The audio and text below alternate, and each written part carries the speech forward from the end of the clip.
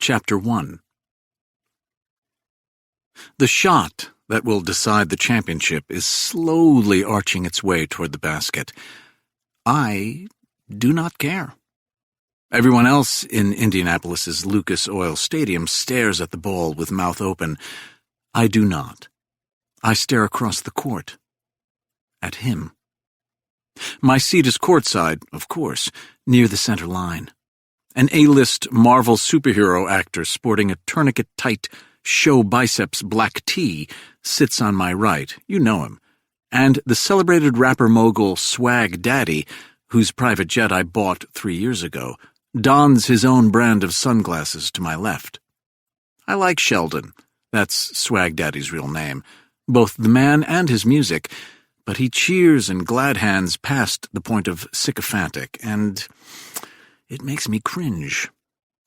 As for me, I sport a Savile Row hand-tailored suit of pinstripe azure, a pair of Bedfordshire bespoke Bordeaux-hued shoes created by Basil, the master craftsman at C.J. Cleverley's, a limited-edition Lilly Pulitzer silk tie of pink and green, and a specially created Hermes pocket square, which flares out from the left breast pocket with celestial precision.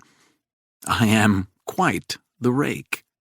I am also, for those missing the subtext, rich. The ball traveling in the air will decide the outcome of the college basketball phenomenon known as March Madness. Odd, that, when you think about it.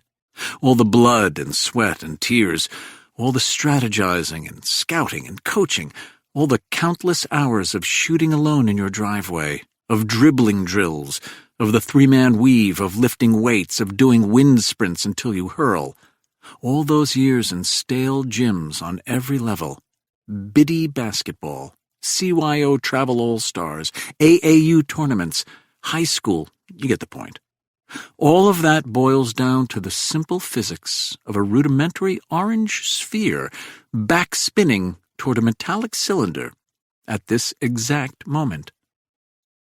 Either the shot will miss and Duke University will win, or it will go in and South State University and their fans will rush the court in celebration.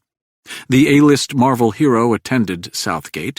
Swag Daddy, like yours truly, attended Duke. They both tense up. The raucous crowd falls into a hush. Time has slowed. Again, even though it's my alma mater, I don't care. I don't get fandom in general. I never care who wins a contest in which I, or someone dear to me, am not an active participant. Why, I often wonder, would anyone? I use the time to focus on him. His name is Teddy Lyons. He is one of the too many assistant coaches on the South State bench. He is 6'8" and beefy, a big slab of aw-shucks farm boy. Big T, that's what he likes to be called, is 33 years old, and this is his 4th college coaching job. From what I understand, he is a decent tactician, but excels at recruiting talent. I hear the buzzer go off. Time is out, though the outcome of the contest is still very much in doubt. The arena is so hushed that I can actually hear the ball hit the rim. Swag grabs my leg. Mr. Marvel A-list swings a muscled tricep across my chest as he spreads his arms in anticipation. The ball hits the rim once, twice, then a third time, as though this inanimate object is teasing the crowd before deciding for itself who lives and who dies. I still watch Big T. When the ball rolls all the way off the rim and then drops toward the ground, a definite miss. The Blue Devil section in the arena explodes. In my periphery, I see everyone on the South State bench deflate. I don't care for the word crestfallen. It's an odd word, but here it is apropos. They deflate and appear crestfallen. Several collapse in devastation and tears as the reality of the loss sinks in. But not Big T. Marvel A-lister drops his handsome face into his hands. Swag Daddy throws his arms around me. "We won, Win!" Swag shouts. Then, thinking better of it, or should I say, "We win, Win!" I frown at him. My frown tells him I expect better. "Yeah, you're right," Swag says. I barely hear him. The roar is beyond deafening. He leans in closer. "My party is going to be lit!" He runs out and joins the celebration. En masse, the crowd charges the court with him, exuberant, rejoicing. They swallow Swag from my view. Several slap me on the back as they pass. They encourage me to join, but I do not. I look again for Teddy Lyons, but he is gone. Not for long, though. 2 hours later, I see Teddy Lyons again. He is strutting toward me. Here is my dilemma. I am going to put a hurting, as they say, on Big T. There is no way around that. I'm still not sure how much of one, but the damage to his physical health will be severe. That's not my dilemma. My dilemma involves the how. No, I'm not worried about getting caught. This part has been planned out. Big T received an invitation to Swag Daddy's blowout. He is entering through what he believes is a VIP entrance. It is not. In fact, it is not even the location of the party. Loud music blasts from down the corridor, but it is just for show. It is only Big T and I in this warehouse. I wear gloves. I have weaponry on me, I always do, though it will not be needed. Big T is drawing closer to me, so let's get back to my dilemma. Do I strike him without warning, or do I give him what some might consider a sporting chance? This isn't about morality or fair play or any of that. It matters to me none, what the general populace would label this. I've been in many scrapes in my day.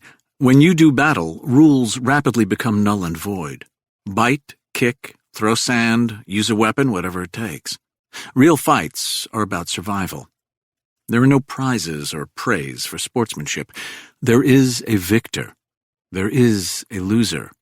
The end. It doesn't matter whether you cheat. In short, I have no qualms about simply striking this odious creature when he's not ready. I am not afraid to take, again, to use common vernacular, a cheap shot. In fact, that had been my plan all along. Jump him when he's not ready. Use a bat or a knife or the butt of a gun. Finish it. So why the dilemma now?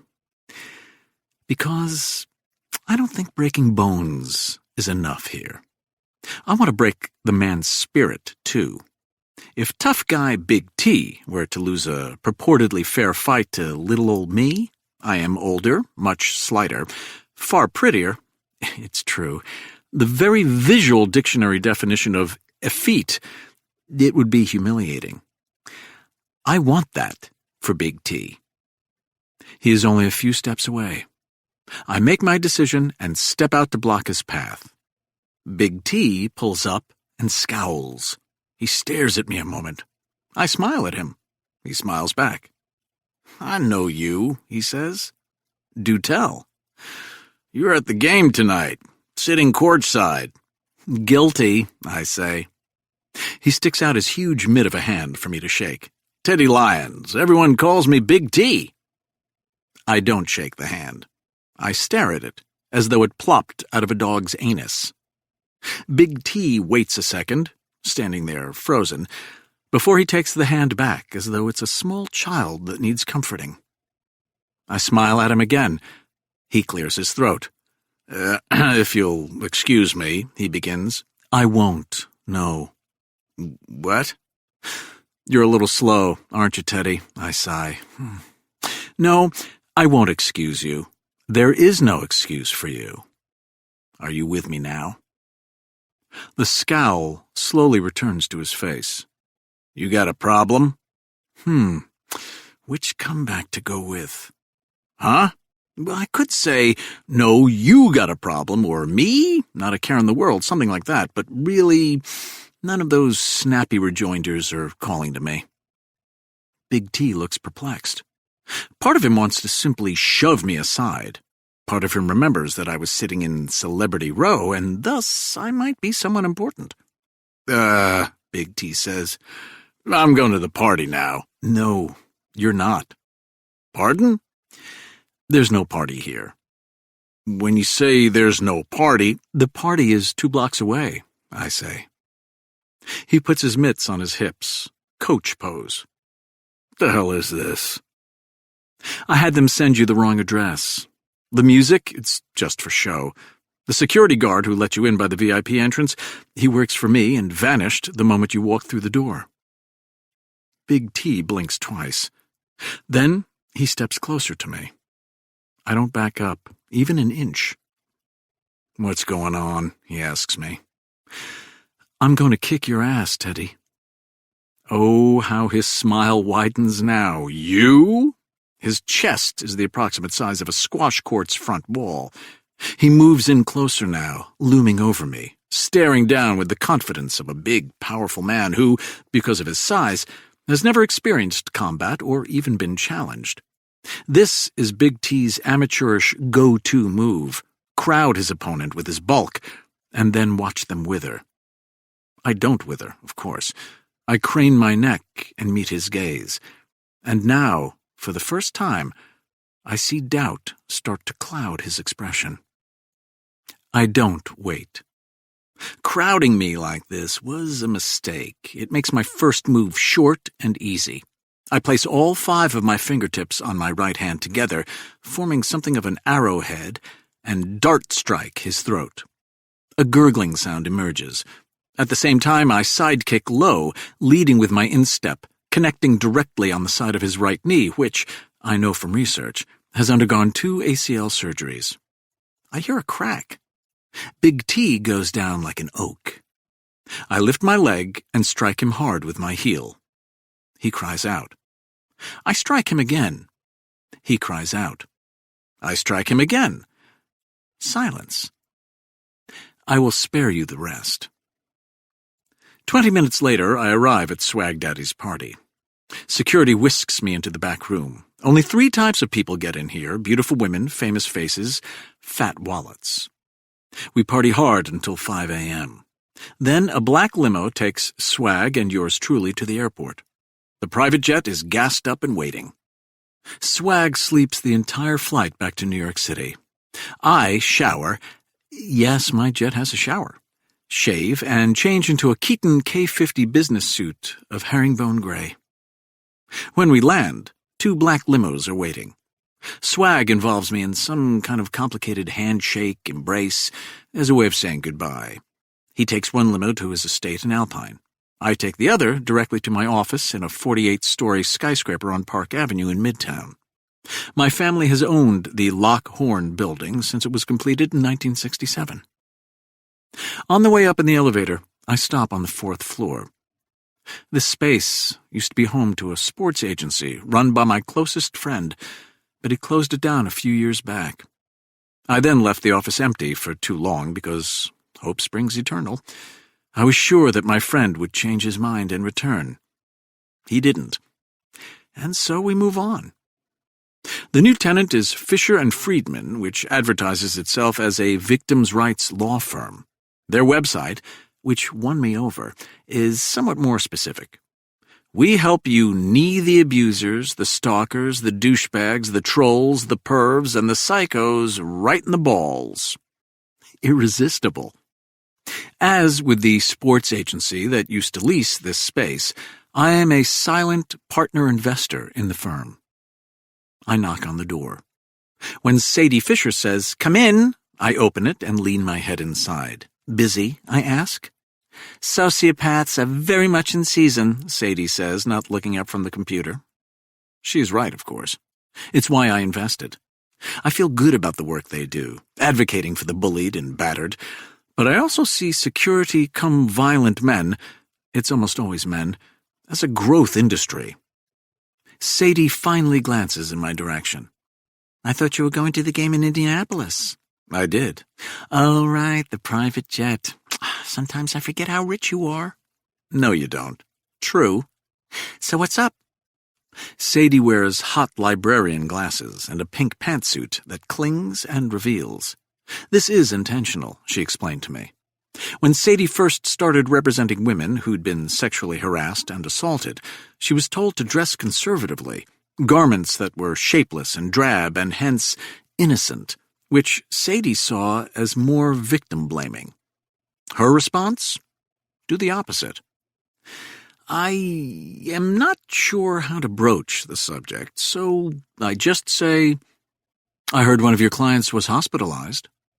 That gets her attention. Do you think it would be appropriate to send her something? I ask. Like what, Win? Flowers, chocolates. She's in intensive care. A stuffed animal. Balloons. Balloons? Just something to let her know we are thinking about her. Sadie's eyes turned back to the computer screen. The only thing our client wants is something we don't seem to be able to give her. Justice. I open my mouth to say something, but in the end I stay silent, opting for discretion and wisdom over comfort and bravado. I turn to leave when I spot two people, one woman, one man, walking toward me with purpose. Windsor Horne Lockwood, the woman says. Even before they whip out their badges, I know that they are in law enforcement.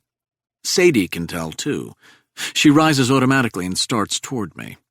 I have a slew of attorneys, of course, but I use those for business reasons. For personal affairs, my best friend, the sports agent/lawyer who used to inhabit this office, always stepped in because he had my full trust. Now, with him on the sidelines, it seems that Sadie has instinctively slid into the role. Windsor Horne Lockwood, the woman says again. That is my name. To be technically correct, my full name is Windsor Horne Lockwood III.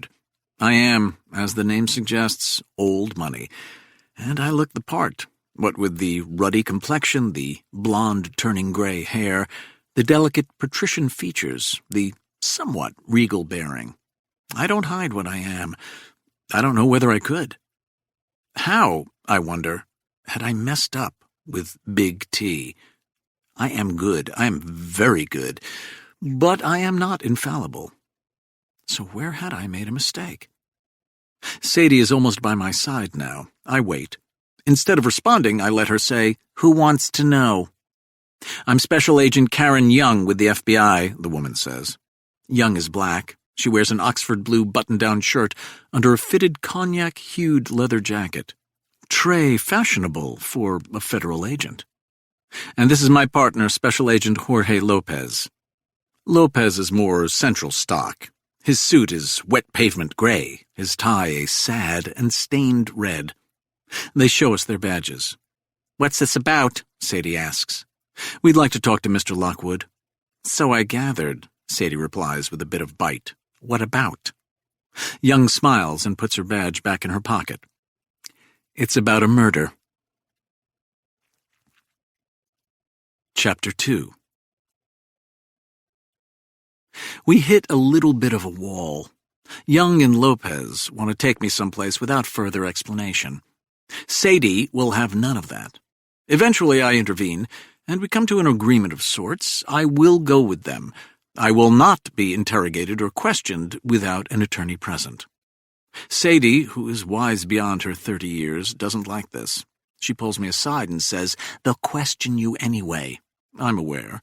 This isn't my first run-in with the authorities, nor my second or third, but Sadie does not need to know this. I don't want to continue stalling or being lawyered up for 3 reasons. 1, Sadie has a court appearance, and I don't want to hold her up. 2, if this does involve Teddy Big T Lyons, I would prefer that Sadie not hear about it in this rather head-on manner, for obvious reasons. 3, I'm curious about this murder and preternaturally overconfident. Sue me. Once in the car, we travel uptown. Lopez drives. Young sits next to him. I am in the back seat. Oddly enough, anxiety is coming off them like tangible sonar. They are both trying to be professional, and they are, but under that, I can sense the undercurrent. This murder is something different, something out of the ordinary. They are trying to hide that, but Their excitement is a pheromone I cannot fail to smell. Lopez and Young start off by giving me the customary silent treatment. The theory is a rather simple one. Most people hate silence and will do anything to break it, including saying something incriminating. I'm almost insulted that they are trying this tactic on me. I don't engage, of course. I settle into the back seat, steeple my fingers, and stare out the car window as though I'm a tourist on my first visit to the big bad city. Finally, Young says, "We know about you." I reach into my jacket pocket and press down on my phone. The conversation is now being recorded. It will go straight to a cloud in case one of my new FBI friends discovers that I'm recording and opts for deletion or phone breakage. I am nothing if not prepared. Young turns to face me. I said, "We know about you." Silence from me. "You used to do some stuff for the Bureau," she says. That they know anything about my relationship with the Federal Bureau of Investigation surprises me, though I don't show it. I did work for the FBI immediately after I graduated from Duke University, but my work was highly classified. The fact that someone told them, it had to be someone on top, again informs me that this murder case is out of the ordinary. "Heard you were good," Lopez says, catching my eye in the rearview mirror. Moving quickly now from the silent treatment to flattery. Still, I give them nothing. We drive up Central Park West, my home street. The odds now seem slim that this murder has to do with Big T. For one thing, I know that Big T survived, albeit not intact. Second, if the feds wanted to question me for anything related to that, we would be headed downtown toward their headquarters at 26 Federal Plaza. Instead, here we are, traveling in the opposite direction toward my own abode in the Dakota, on the corner of Central Park West and 72nd Street. I consider this fact. I live alone now, so it is not as though the victim could be a loved one. It could be that the courts had issued some sort of search warrant for my residence and found something incriminating that they wished to spring on me, but this, too, seems unlikely. One of the Dakota doormen would have warned me of such an invasion. One of my hidden alarms would have buzzed my phone. I'm also not careless enough to leave around anything that might implicate me for authorities to locate. To my surprise, Lopez drives us past the Dakota without a pause. We continue uptown. 6 blocks later, as we reach the Museum of Natural History, I spot 2 NYPD squad cars parked in front of the Beresford, another esteemed pre-war apartment building at 81st Street. Lopez is now studying me in the rearview mirror. I look at him and frown. The Beresford doormen wear uniforms seemingly inspired by Soviet generals from the late 70s. As Lopez pulls to a stop, Young turns to me and asks, "Do you know anybody in this building?" My reply is a smile and silence. She shakes her head. "Fine, let's go." With Lopez on my right and Young on my left, they escort me straight through the marble lobby and into an already waiting wood-paneled elevator. When Young presses the button for the top floor, I realize that we are heading into rarefied air, figuratively, literally, and mostly monetarily. One of my employees, a vice president at Lockhorn Securities, owns a Classic 6 apartment on the 4th floor of the Beresford with limited views of the park. He paid over $5 million for it. Young turns to me and says, "Any clue where we are headed?" "Up," I say. "Funny." I bat my eyes in modesty. "The top floor," she says. "Been there before?" "I don't believe so." "Do you know who lives there?" "I don't believe so." "I figured all you rich guys know each other." "Stereotyping is wrong," I say. "But you've been to this building before, right?" The elevator door opens with a ding before I bother not replying. I figured that we would be let out into a grand apartment. Elevators often open directly into penthouse suites, but we are in a dark corridor. The wallpaper is a heavy maroon fabric. The open door on the right leads to a corkscrew staircase of wrought iron. Lopez goes up first. Young signals for me to follow. I do so. There is junk everywhere. 6-foot stacks of old magazines, newspapers, and books line both sides of the stairs. We need to go up single file. I spot a Time magazine from 1998, and even then we have to turn our bodies to the side to slip through the narrow opening. The stench is suffocating. It is a cliché, but it is a cliché with merit. Nothing smells like a decaying human body. Young and Lopez both cover their noses and mouths. I do not. The Beresford has 4 turrets, one atop each corner of the edifice. We reach the landing of the northeastern one. Whoever lives here, or perhaps more accurately, lived, up high on the top level of one of the most prestigious buildings in Manhattan, was a full-fledged hoarder. We can barely move. 4 crime technicians in full garb with the shower caps are attempting to comb and climb through the clutter. The corpse has already been zipped up. I'm surprised that they haven't moved it out of here yet, but everything about this is odd. I still have no idea why I'm here. Young shows me a photograph of what I assume is the dead man, eyes closed, white sheet pulled up high in the body, right up to the chin. He was an older man with white to gray skin, I would venture to say in his early 70s. He is bald on top with a gray hair ring that's overgrown by the ears. His beard is big and thick and curly and dirty white, so that it looks as though he were eating a sheep when the photograph was taken. "Do you know him?" Young asks. I opt for the truth. "No." I hand the photograph back. "Who is he?" "The victim." "Yes, I figured that, thank you. His name, I mean." The agents exchange a glance. "We don't know." "Did you ask the tenant?" "It is our belief," Young says, "that he is the tenant." I wait. "This tower room was purchased almost 30 years ago by an LLC using an untraceable shell company." Untraceable? I know this all too well. I use similar financial instruments often, not so much to avoid taxation, though that is often a fringe benefit. In my case, as it appears was the case for our late hoarder, such actions are more about anonymity. "No identification," I say. "We haven't found one yet." "The building employees?" "He lived alone. Deliveries were left at the bottom of the steps. The building has no security cameras in the upstairs corridors, or if they do, they aren't admitting it. Co-op fees were paid on time from the LLC. According to the doormen, Hermit, that was their nickname for him, was a big-time recluse. He went out rarely, and when he did, he would wrap his face in a scarf and leave via a secret basement exit. The manager just found him this morning after the smell started wafting down to the floor below." "And no one in the building knows who he is?" "Not so far," Young said. "But we're still going door to door." "So the obvious question," I say. "That being, why am I here?" "The bedroom." Young seems to expect me to reply. I don't. "Come with us." As we start to the right, I can see the view of the Natural History Museum's giant round planetarium across the street, and to the left, Central Park in all its glory.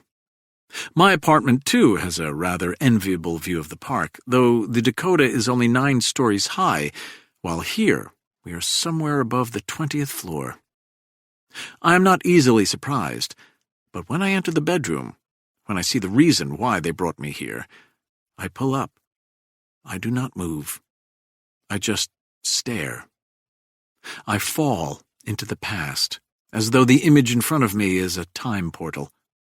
I am an 8-year-old boy sneaking my way into Granddad's parlor at Lockwood Manor. The rest of my extended family are still out in the garden. I wear a black suit and stand by myself on the ornate parquet floor. This is before the family destruction, or perhaps, looking back on it now, this is the very moment of the first fissure. It is Granddad's funeral. This parlor, his favorite room, has been oversprayed with some kind of cloying disinfectant, but the familiar, comforting smell of Granddad's pipe still dominates. I relish it. I'd reach out with a tentative hand and touch the leather of his favorite chair, almost expecting him to materialize in it. Cardigan sweater, slippers, pipe, and all. Eventually, my 8-year-old self works up the courage to hoist myself up to sit in the wing-back chair. When I do, I look up at the wall above the fireplace, just as Granddad so often did. I know that Young and Lopez are watching me for a reaction. At first, Young says, we thought it had to be a forgery. I continued to stare, just as I did as an 8-year-old in that leather chair. So we grabbed an art curator from the Met across the park, Young continues. The Met being shorthand for the Metropolitan Museum of Art.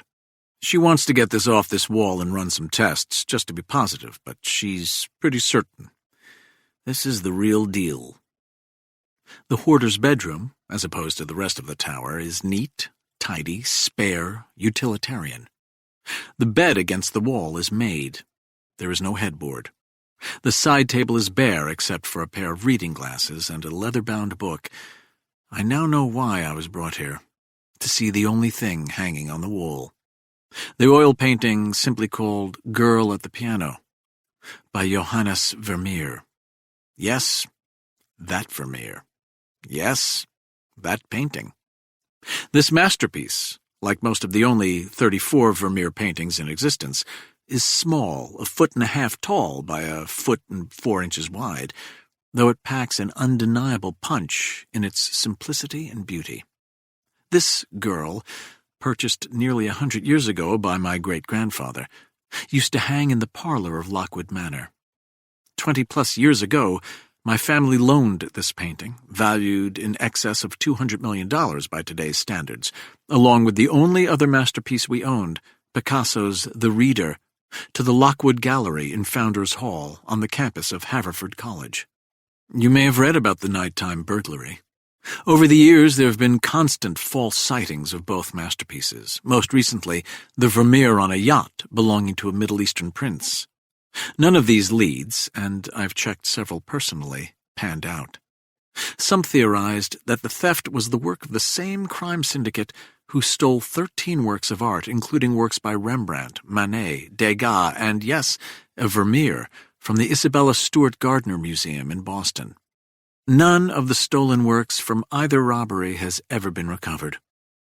Until now. Any thoughts? Young asks. I had put up 2 empty frames in Granddad's parlor, both as a homage to what was taken and a promise that his masterpieces would someday be returned. Now that promise, it seems, will be at least half fulfilled. The Picasso, I ask. No sign of it, Young says.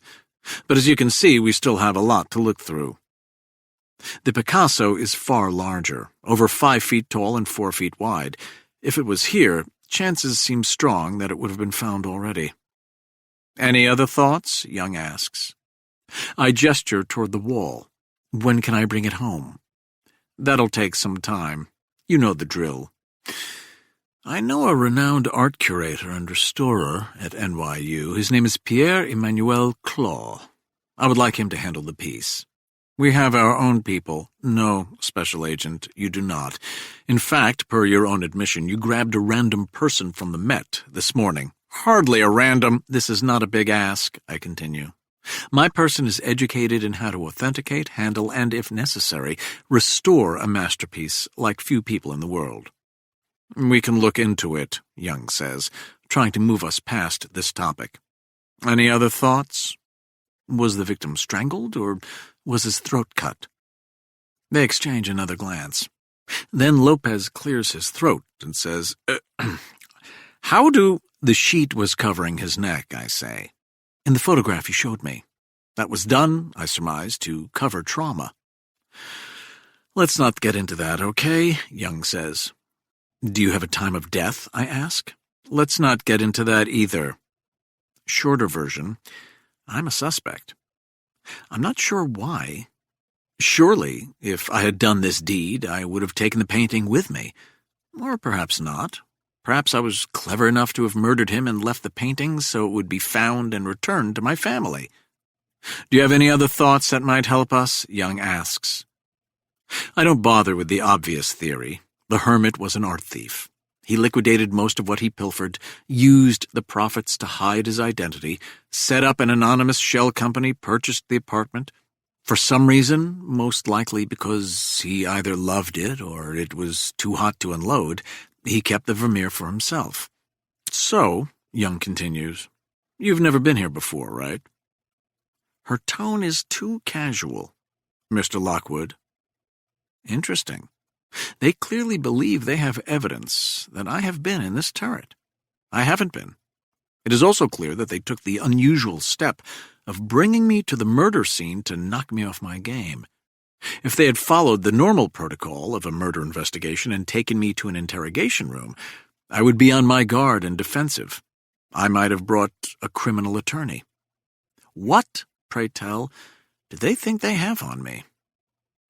On behalf of my family, I'm grateful the Vermeer has been found. I hope this leads to the speedy recovery of the Picasso. I'm now ready to return to my office. Young and Lopez don't like this. Young looks at Lopez and nods. Lopez slips into the other room. One moment, Young says. She reaches into her binder and pulls out another photograph. When she shows it to me, I am yet again puzzled. Do you recognize this, Mr. Lockwood? To buy time, I say, call me Win. Do you recognize this, Win? You know that I do. It's your family crest, is that correct? It is, yes. It will obviously take us a long time to go through the victim's apartment, Young continues. So you said. But we found one item in the closet of this bedroom. Young smiles. She has, I notice, a nice smile. Only one. I wait. Lopez re-enters the room. Behind him, a crime scene technician carries an alligator leather suitcase with burnished metal hardware. I recognize the piece, but I can't believe it. It makes no sense. Do you recognize this suitcase? Young asks. Should I? But, of course I do. Years ago, Aunt Plum had one made up for every male member of the family. They are all adorned with the family crest and our initials. When she gave it to me, I was 14 at the time, I tried very hard not to frown. I don't mind expensive and luxurious. I do mind vulgar and wasteful. The bag has your initials on it. The technician tipped the luggage so I could see the tacky Baroque monogram. WHL3. That's you, right? WHL3, Windsor Horne Lockwood III? I don't move, don't speak, don't give anything away. But without sounding overly melodramatic, this discovery has given my world a shove off its axis. So, Mr. Lockwood, do you want to tell us why your luggage is here? Chapter 3. Young and Lopez want an explanation. I start with the complete truth. I had not seen the suitcase in many years. How many years? Here my memory becomes foggier. Many, I say. More than 10? Yes. More than 20? I shrug. Could I at least confirm that the suitcase had belonged to me? No, I would need a closer look to be able to open it and look at its contents. Young doesn't like that. I didn't think she would, but can't I at least confirm the suitcase is mine just by looking at it? I couldn't for certain. Sorry, I tell them, but those are your initials and your family crest, Lopez reminds me. They are, I say, but that doesn't mean someone didn't make a duplicate suitcase. Why would someone do that? I have no idea. And so it goes. I make my way down the spiral staircase and move into a corner. I text Kabir, my assistant, to send a car right away to the Beresford. No need to get a return ride from my federal escorts. I also have him prepare the helicopter for an immediate trip to Lockwood, the family estate on the main line in Philadelphia. Traffic between Manhattan and Philadelphia is unpredictable. It would probably be a 2.5-hour car ride at this hour. The helicopter takes 45 minutes. I am in a rush. The black car is waiting for me on 81st Street. As we head toward the helipad on 30th Street and the Hudson River, I call Cousin Patricia's mobile. "Articulate," she says when she answers. I can't help but smile. Wise ass. "Sorry, cuz. All okay?" "Yes." "I haven't heard from you in a while." "And I you. So to what do I owe the pleasure?" "I'm about to take a copter into Lockwood." Patricia doesn't reply. "Could you meet me there?" "At Lockwood?" "Yes." "When?" "In an hour." She hesitates, which is understandable. "I haven't been to Lockwood in—" "I know," I say.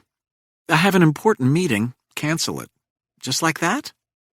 I wait. "What's going on, Win?" I wait some more. "Right," she says. "If you wanted to tell me on the phone, you'd do so." "See you in an hour," I say, and disconnect the call. We fly over the Benjamin Franklin Bridge, which traverses the Delaware River separating New Jersey from Pennsylvania. 3 minutes later, Lockwood Manor rises into view, as though it deserves a soundtrack. The copter, an Augusta Westland AW-169, passes over the old stone walls, hovers in the clearing, and lands in the lawns by what we still call the New Stables. It was coming on a quarter century since I had raised the original stable, a building dating back to the 19th century. The symbolic move was uncharacteristically mawkish on my part. I had convinced myself that a tear-down and rebuild might hurl the memory in the mind's debris. It did not. When I first brought my friend Myron to Lockwood, we were college freshmen on a midterm break, he shook his head and said, "It looks like Wayne Manor." He was referencing Batman, of course, the original television show starring Adam West and Burt Ward, the only Batman that counted to us. I understood his point. The manor has an aura, a magnificence, a boldness, but stately Wayne Manor is reddish brick, while Lockwood is made of gray stone. There have been additions over the years, 2 tasteful, albeit huge renovations on either side. These new wings are comfortable and air-conditioned, brighter and airier, yet they try too hard. They are facsimiles. I need to be in the original stone of Lockwood. I need to experience the damp, the must, the drafts. But, then again, I only visit nowadays. Nigel Duncan, the longtime family butler/attorney, yes, it's a bizarre mix, is there to greet me. Nigel is bald, with a 3-wisps comb-over and double chin. He sports gray-on-gray sweats, gray sweatpants with a Villanova logo, and a tie-string waist around the protruding gut, and an equally gray hoodie with the word pen across the front. I frown at him. "Nice grow-fit." Nigel gives me an elaborate bow. "Would Master Wynne prefer me in tails?" Nigel thinks he's funny. "Are those Chuck Taylor cons?" I ask, pointing to his sneakers. "They're very chic," he tells me. "If you're in 8th grade. "Ouch." Then he adds, "We weren't expecting you, Master Wynne." He is teasing with the master stuff. I let him. I wasn't expecting to come. "Is everything okay?" "Groovy," I tell him. Nigel's sometimes English accent is fake. He was born on this estate. His father worked for my grandfather, just as Nigel works for my father. Nigel has taken a slightly different path. My father paid for him to go to the University of Penn, undergrad and law school, in order to give Nigel more than the life of a butler, and yet handcuff him via obligation to stay on at Lockwood permanently, per his family tradition. P.S.A. The rich are very good at using generosity to get what they want. "Will you be staying the night?" Nigel asks. "No," I say. "Your father is sleeping." "Don't wake him," I say. We start toward the main house. Nigel wants to know the purpose of my visit, but he would never ask. "You know," I say, "your outfit matches the manor's stone." "It's why I wear it. Camouflage." I give the horse stables no more than a quick glance. Nigel sees me do it, but he pretends otherwise. "Patricia will be here soon," I say. Nigel stops and turns toward me. "Patricia, as in your cousin Patricia?" "The very one," I tell him. "Oh my. Will you show her into the parlor?" I head up the stone steps and into the parlor.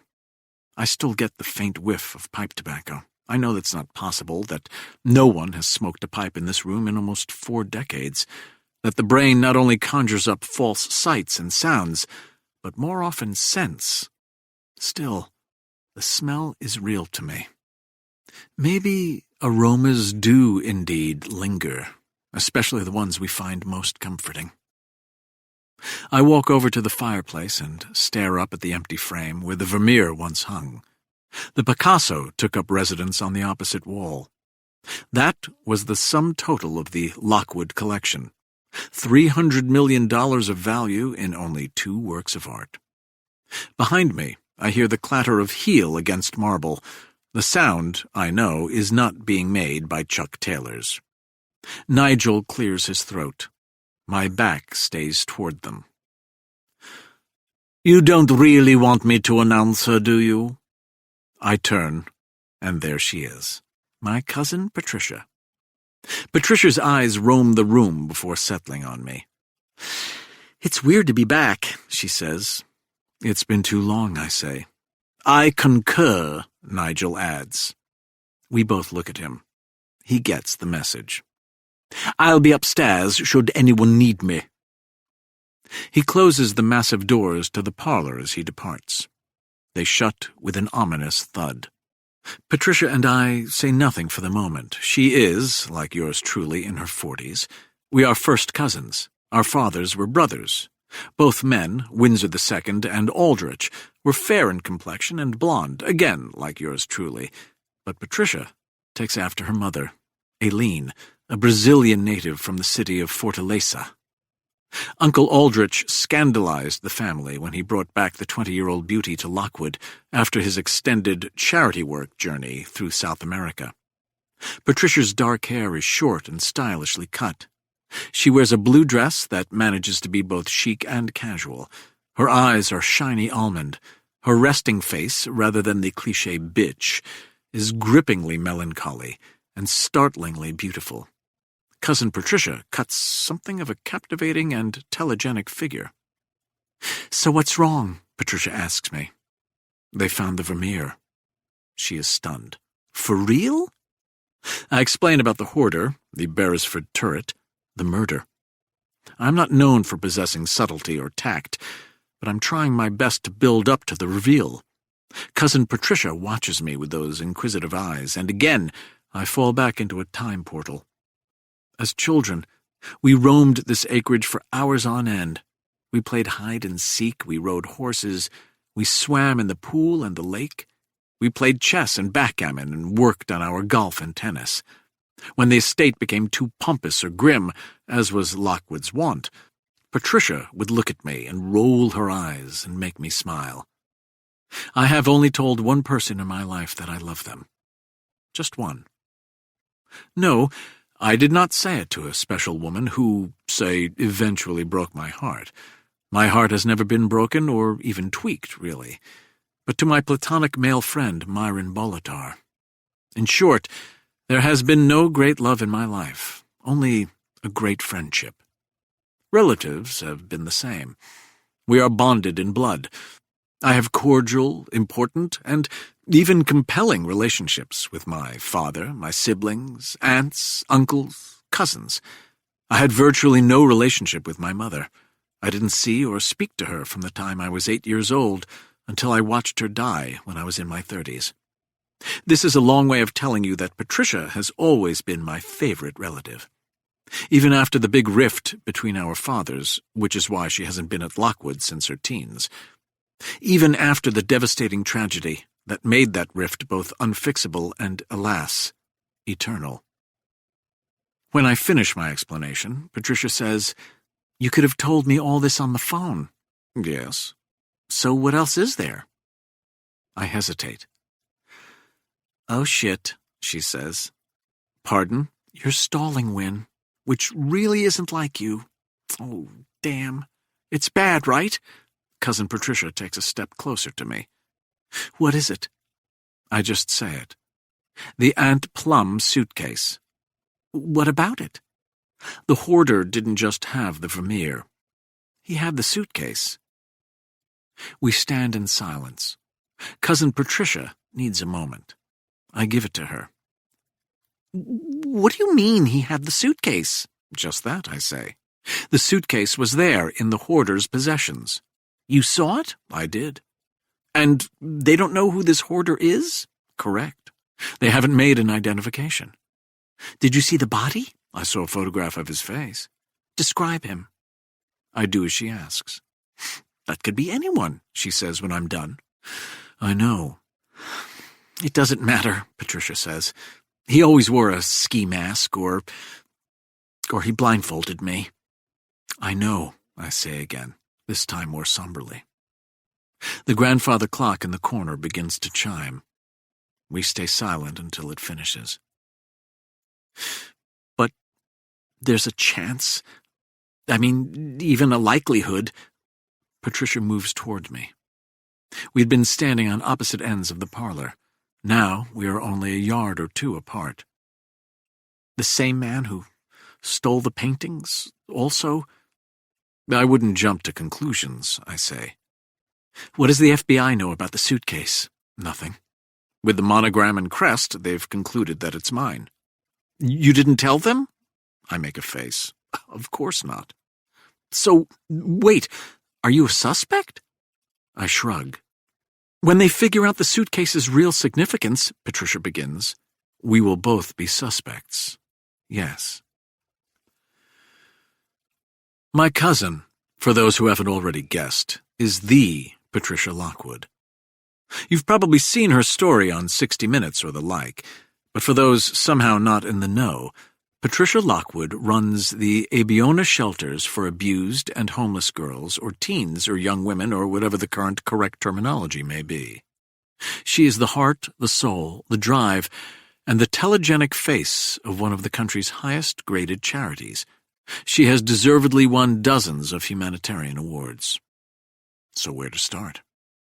I won't go into the family split, how her father and mine had a falling out, how the two brothers battled, how my father, Windsor II, won and vanquished his sibling, because, in truth, I think my father and my uncle would have eventually reconciled. Our family, like many both rich and poor, has a history of fissure and repair. There is no bond like blood, but there is no compound as volatile either. What stopped the potential repair was the great finalizer, death. I will state what happened as unemotionally as possible. 24 years ago, two men in ski masks murdered my uncle Aldrich Powers Lockwood and kidnapped my 18-year-old cousin Patricia. For a while there were sightings of her, a bit like with the paintings, now that I think about it. But they all led to dead ends. There was one ransom note, but it was quickly exposed as a money scam. It was as though the earth had swallowed my cousin whole. 5 months after the kidnapping, campers near the Glen Onoko Falls heard the hysterical screams of a young woman. A few moments later, Patricia sprinted out of the woods and toward their tent. She was naked and covered in filth. 5 months. It took law enforcement a week to locate the small resin storage shed, the sort you'd buy at a chain hardware store, where Patricia had been held prisoner. The shattered manacle she'd managed to break with a rock was still on the dirt floor. So, too, a bucket for her waste. That was all. The shed was 7 feet by 7 feet, the door secured with a padlock. The exterior was forest green and thus nearly impossible to spot. A dog from the FBI's K-9 unit found it. The storage shed earned the headline, "Hut of Horrors," especially after the crime lab located DNA for 9 more young women, teens, girls, ranging in age from 16 to 20. Only 6 of the bodies had been found to this day, all buried nearby. The perpetrators were never caught. They were never identified. They simply disappeared. Physically, Patricia seemed as okay as one could hope. Her nose and ribs had shown signs of past breakage. The abduction had been violent, but those had healed well enough. Still, it took time to recuperate. When Patricia re-engaged with the world, she did so with a vengeance. She channeled that trauma into a cause. Her passion for her fellow females, those who'd been abused and abandoned with no hope, became a living, breathing, palpable thing. Cousin Patricia and I have never spoken about those 5 months. She has never raised it, and I'm not the kind of person who invites people to open up to them. Patricia begins to pace the parlor. Let's step back and try to look at this rationally. I wait, let her gather herself. When exactly was the painting stolen? I tell her September 18th and the year. That's, 7 months before? She still paces. Before Dad was murdered. Closer to 8. I had done the math on the helicopter. She stops pacing and throws up her hands. What the hell, Win? I shrug. Are you saying the same guys who stole the paintings came back, murdered Dad, and kidnapped me? I shrug again. I shrug a lot, but I shrug with a certain panache. Win? Walk me through it, I say. Are you serious? As a heart attack. I don't want to, Patricia says in a small voice that is so unlike her. I've spent the last 24 years avoiding it. I say nothing. Do you understand? I still say nothing. Don't give me the silent man of mystery act, okay? The FBI will want to see whether you can identify the murdered hoarder. I can't. I told you. And what's the difference now? He's dead, right? Let's say he was this old bald guy. He's gone. It's over. How many men broke in the night of your abduction, I ask. She closes her eyes. 2. When Patricia opens her eyes again, I offer up another shrug. Shit, she says. Chapter 4. We decide to do nothing for the moment. In truth, Cousin Patricia decides. It is her life that will be turned upside down, not mine, but I concur. She wants to think about it and see what else we can learn first. Once we open this particular door, there is no way to close it again. I look in on my father, but he is still resting. I don't disturb him. Most days he is lucid, some he is not. I climb back into the helicopter and leave Lockwood. I set up a rendezvous with a woman on my app. We decide to meet at 9 p.m. She uses the code name Amanda. I use the code name Myron because he finds this app so repulsive. I asked him to explain why. Myron started with the deeper meaning of love, of connection, of being as one, of waking up and making someone else a part of your life. My eyes glazed over. Myron shook his head. Explaining romantic love to you is like teaching a lion to read. It isn't going to happen, and someone might get hurt. I like that. You don't have this app, by the way. You can't get this app. An hour later, I enter my office. Kabir, my assistant, is there. Kabir is a 28-year-old Sikh American. He has a long beard. He wears a turban. I probably should not mention any of this because he was born in this country and acts more like a stereotypical American than anyone I know. But as Kabir puts it, the turban. You always got to explain the turban. Messages, I ask him. A ton. Any pressing? Yes. Give me an hour, then. Kabir nods and hands me a water bottle. It is a cold beverage with the latest NAD molecules, which help slow down aging. I am provided the latest compound from a longevity doctor at Harvard. The elevator takes me down to the private workout room in the basement. There are free weights, a boxing heavy bag, a speed bag, a grappling dummy, wooden practice swords, bokkins, rubber handguns, a Wing Chun dummy with hardwood arms and legs. You get the idea. I train every day. I've worked with some of the best fighting instructors in the world. I've practiced all the fighting techniques you know. Karate, kung fu, taekwondo, Krav Maga, jiu-jitsu of various stripes, and many you don't. I spent a year in Siem Reap studying the Khmer fighting technique of Bokator, which, roughly though aptly translated, means pounding a lion. I spent 2 college summers outside the Jinhae in South Korea, with a reclusive Su Bak Do master. I study strikes, takedowns, submissions, joint locks, though I don't like them. Pressure points, not really useful in a true battle. One-on-one combat, group attacks, weaponry of all kinds. I am an expert marksman with a handgun. I am proficient with a rifle, but I rarely find a need for it. I've worked with knives, swords, and blades of all sorts, and while I greatly admire the Filipino form of Kali Eskrima, I've learned more from our Delta Force's elite blend of styles. I am alone in my gym, so I take off everything but my underwear, a boxer brief hybrid for those who must know, and start running through a few traditional katas. I move fast. Between sets, I work 3-minute rounds with the punching bag.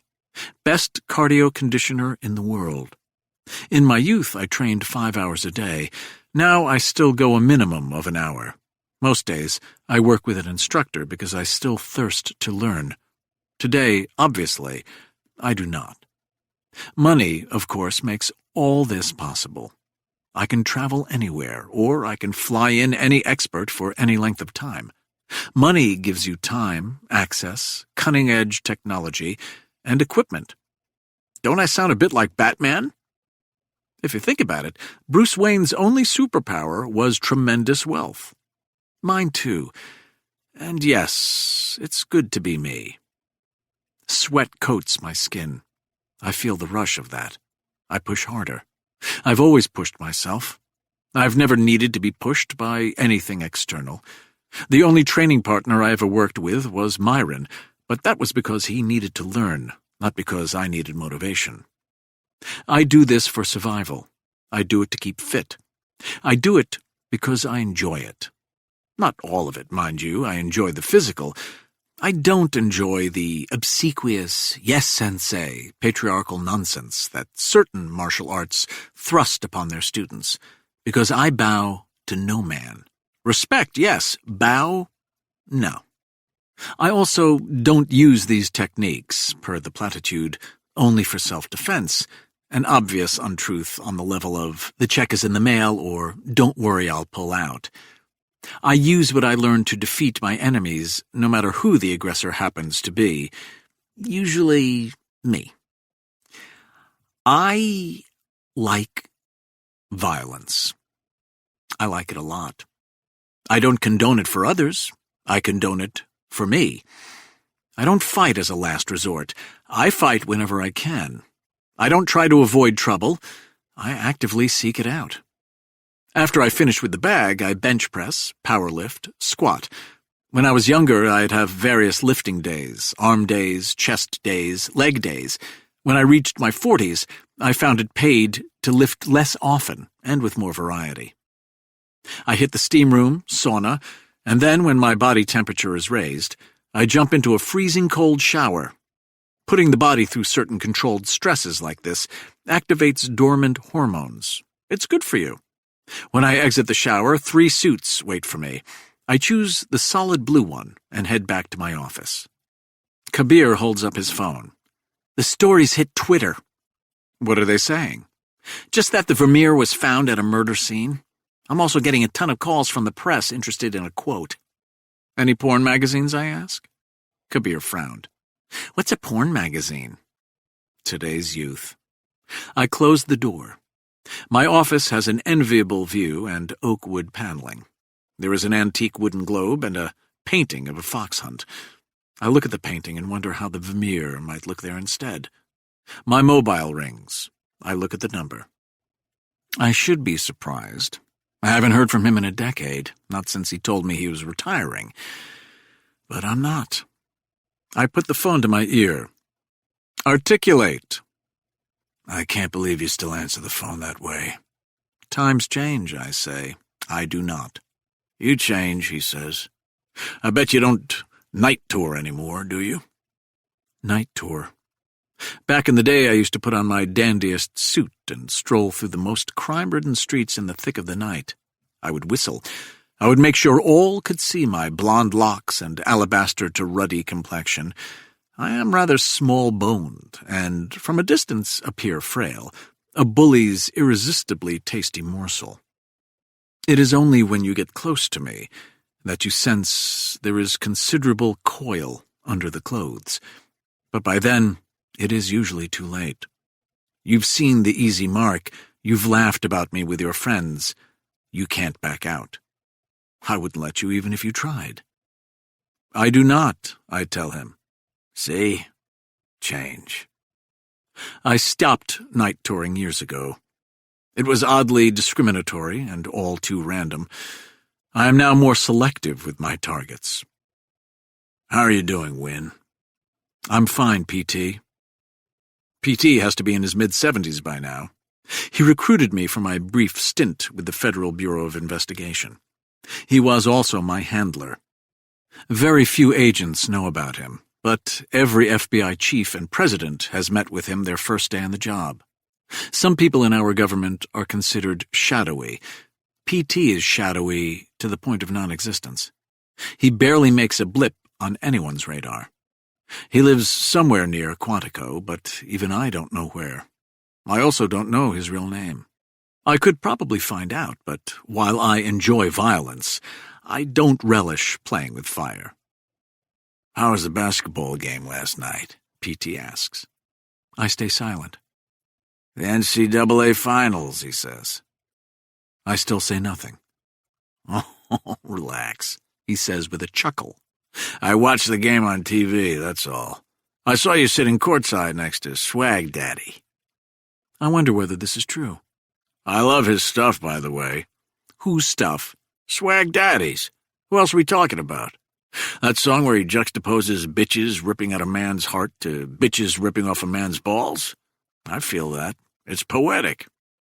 I'll let him know, I say. That would be great. Last time I heard from you, I say, you told me you retired. I did, PT says. I am.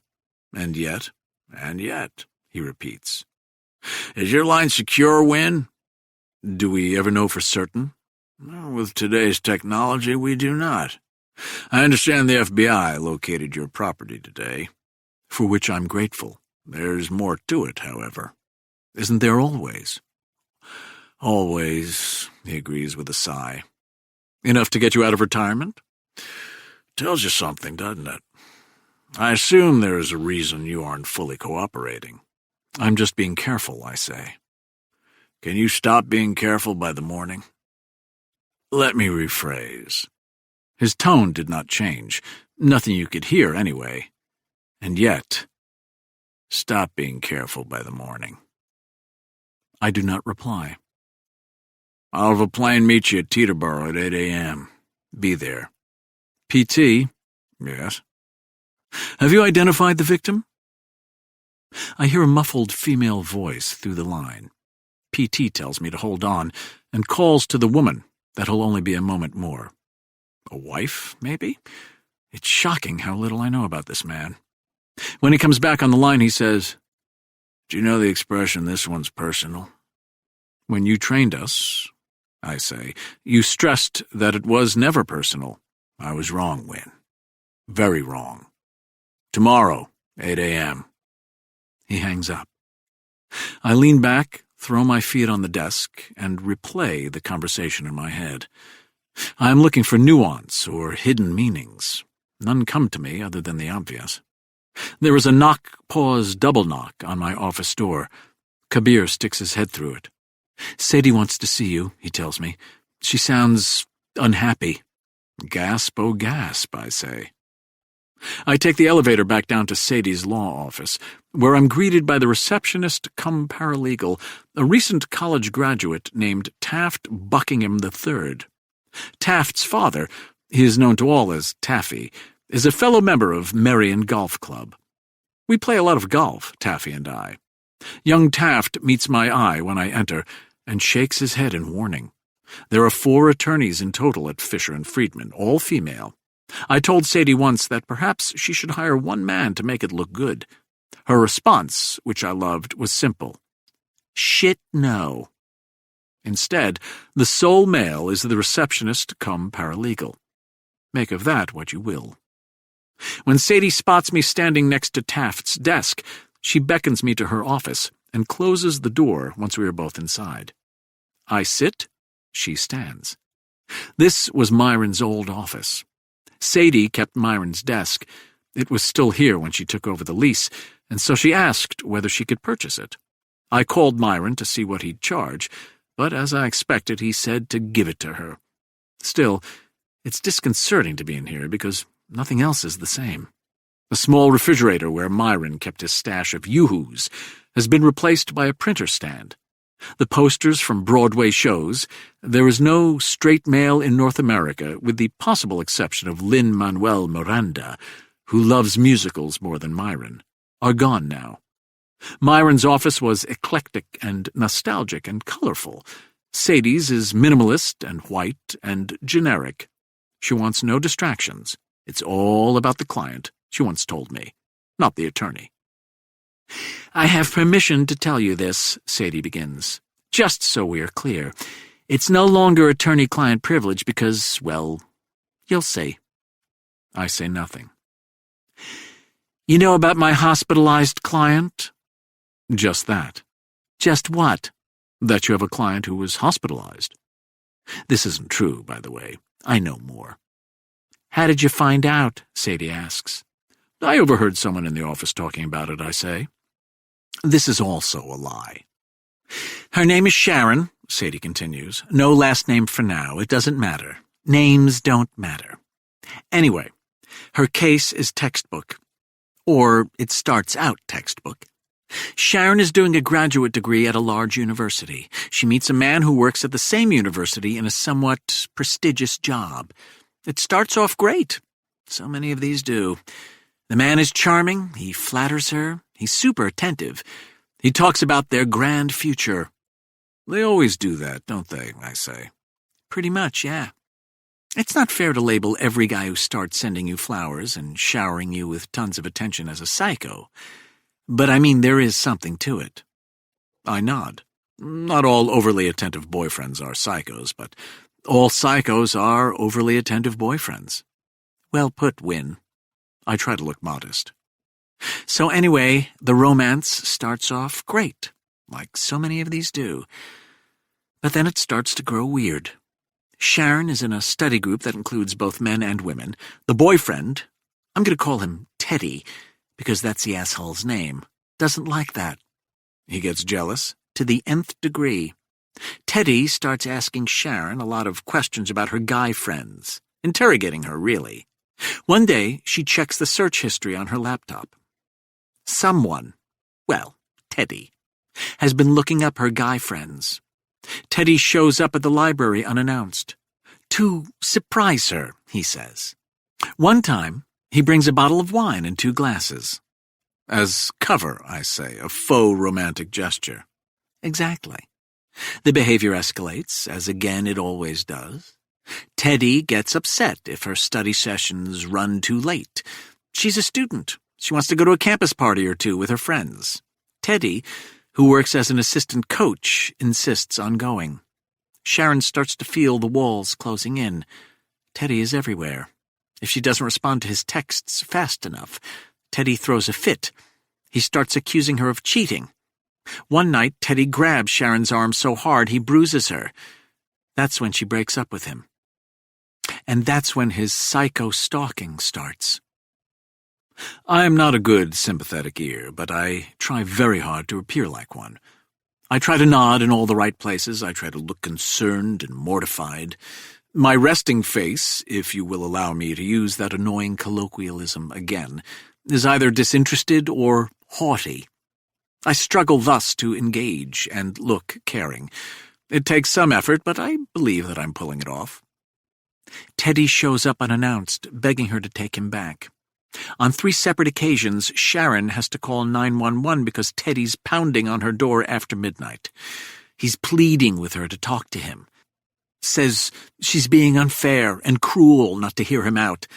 Teddy actually cries, he misses her so bad, and eventually he convinces her that she, here Sadie makes quote marks with her fingers, owes him the chance to explain. And she agrees to meet, I ask, mostly because I worry I've been silent too long. Yes. This, I say, this is the part I never get. Sadie leans forward and tilts her head to the side. That's because while you're trying, Win, you're still too male to get it. Women have been conditioned to please. We are responsible not just for ourselves, but everyone in our orbit. We think it is our job to comfort the man. We think we can make things better by sacrificing a bit of ourselves. But you're also right to ask. It's the first thing I tell my clients. If you're ready to end it, end it. Make a clean break and don't look back. You don't owe him anything. Did Sharon go back to him, I ask. For a little while. Don't shake your head like that, Win. Just listen, okay? That's what these psychos do. They manipulate and gaslight. They make you feel guilty, like it's your fault. They sucker you back in. I still don't get it, but that's not important, is it? Anyway, it didn't last. Sharon saw the light fast. She ended it again. She stopped replying to his calls and texts. And that's when Teddy upped his assholery to the fully psychotic. Unbeknownst to her, he'd bugged her apartment. He's put keyloggers on her computers. Teddy has a tracker on her phone. Then, he starts texting her anonymous threats. He stole all her contacts, so he floods mailboxes with malicious lies about her, to her friends, her family. He writes emails and pretends he's Sharon, and he trashes her professors and friends. On one occasion, he contacts Sharon's best friend's fiancée as Sharon and says she cheated on him. Makes up a whole story about some incident at a bar that never happened. Imaginative, I say. You don't know the half of it. He starts sending Sharon messages, pretending to be her friends, saying what a fool she is to let a sweet guy like Teddy go. I frown. Imaginative, albeit pathetic. Beyond pathetic. These men, sorry, I don't want to sound sexist, but they are almost always men, are insecure losers of biblical proportions. Does Sharon go to the police? Yes. But that doesn't prove helpful, does it? Her eyes light up. Sadie is in her element now. This is why we exist, Win. The law, as it is now, can't really help the Sharons of the world. It hasn't yet caught up to technology, for one thing. Teddy hides himself using VPNs and burner phones and fake email addresses. It's impossible for anyone to prove who's stalking her. That's why the work we do, it's so important. I nod for her to continue. So now that he's been dumped again, Teddy doesn't let up. He sends a naked picture of Sharon to her 91-year-old grandmother. He makes up a video filled with lies about Sharon, that she hates Jews, that she's into all kinds of weird sex, that she's a white nationalist. You can't imagine. Oh, and get this. When Teddy is confronted with what he's done, he claims that Sharon is setting him up, that he dumped her, and she can't move on, and this is her way of getting back at him. I shake my head. Anyway, that's when Sharon finally learned about us. How long ago? February. I wait. Sadie swallows. Yes, I know. I know it's a long time. And we were trying, Win. We dug in deep and found out Teddy has done this before to at least 3 other women.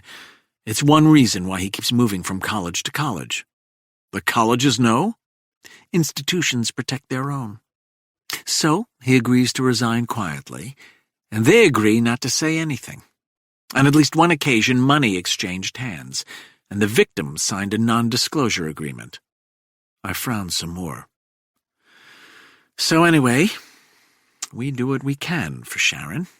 We get her a temporary order of protection against Teddy. I told her to write down everything she remembers, everything Teddy did, and to keep a diary of everything he does from here on out. This is key, to keep a record from the get-go if you can. We go to law enforcement, just so we are on record, but, like I said, this is why our work is so important. Police aren't really trained in digital forensics. I lean back and cross my legs. So far, this sounds like a classic case for your firm. You're right, she smiles sadly.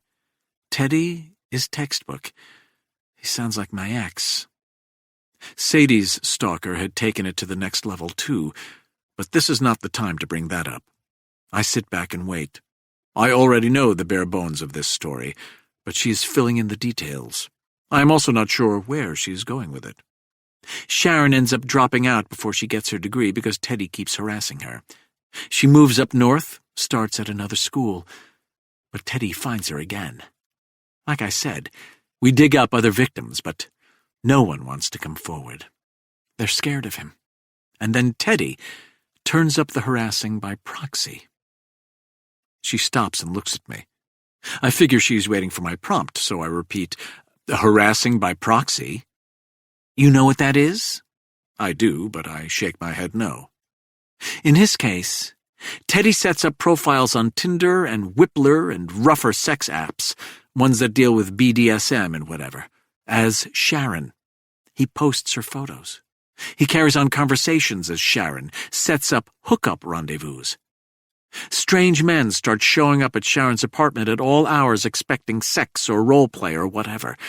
Some get mad when she turns them away, call her a cocktease and worse. Teddy works it hard. And then Sadie stops. I wait. Then Teddy begins a flirtation with one guy on an underground site, as Sharon. It lasts for 6 weeks. 6 weeks, Win. I mean, that's devotion, right?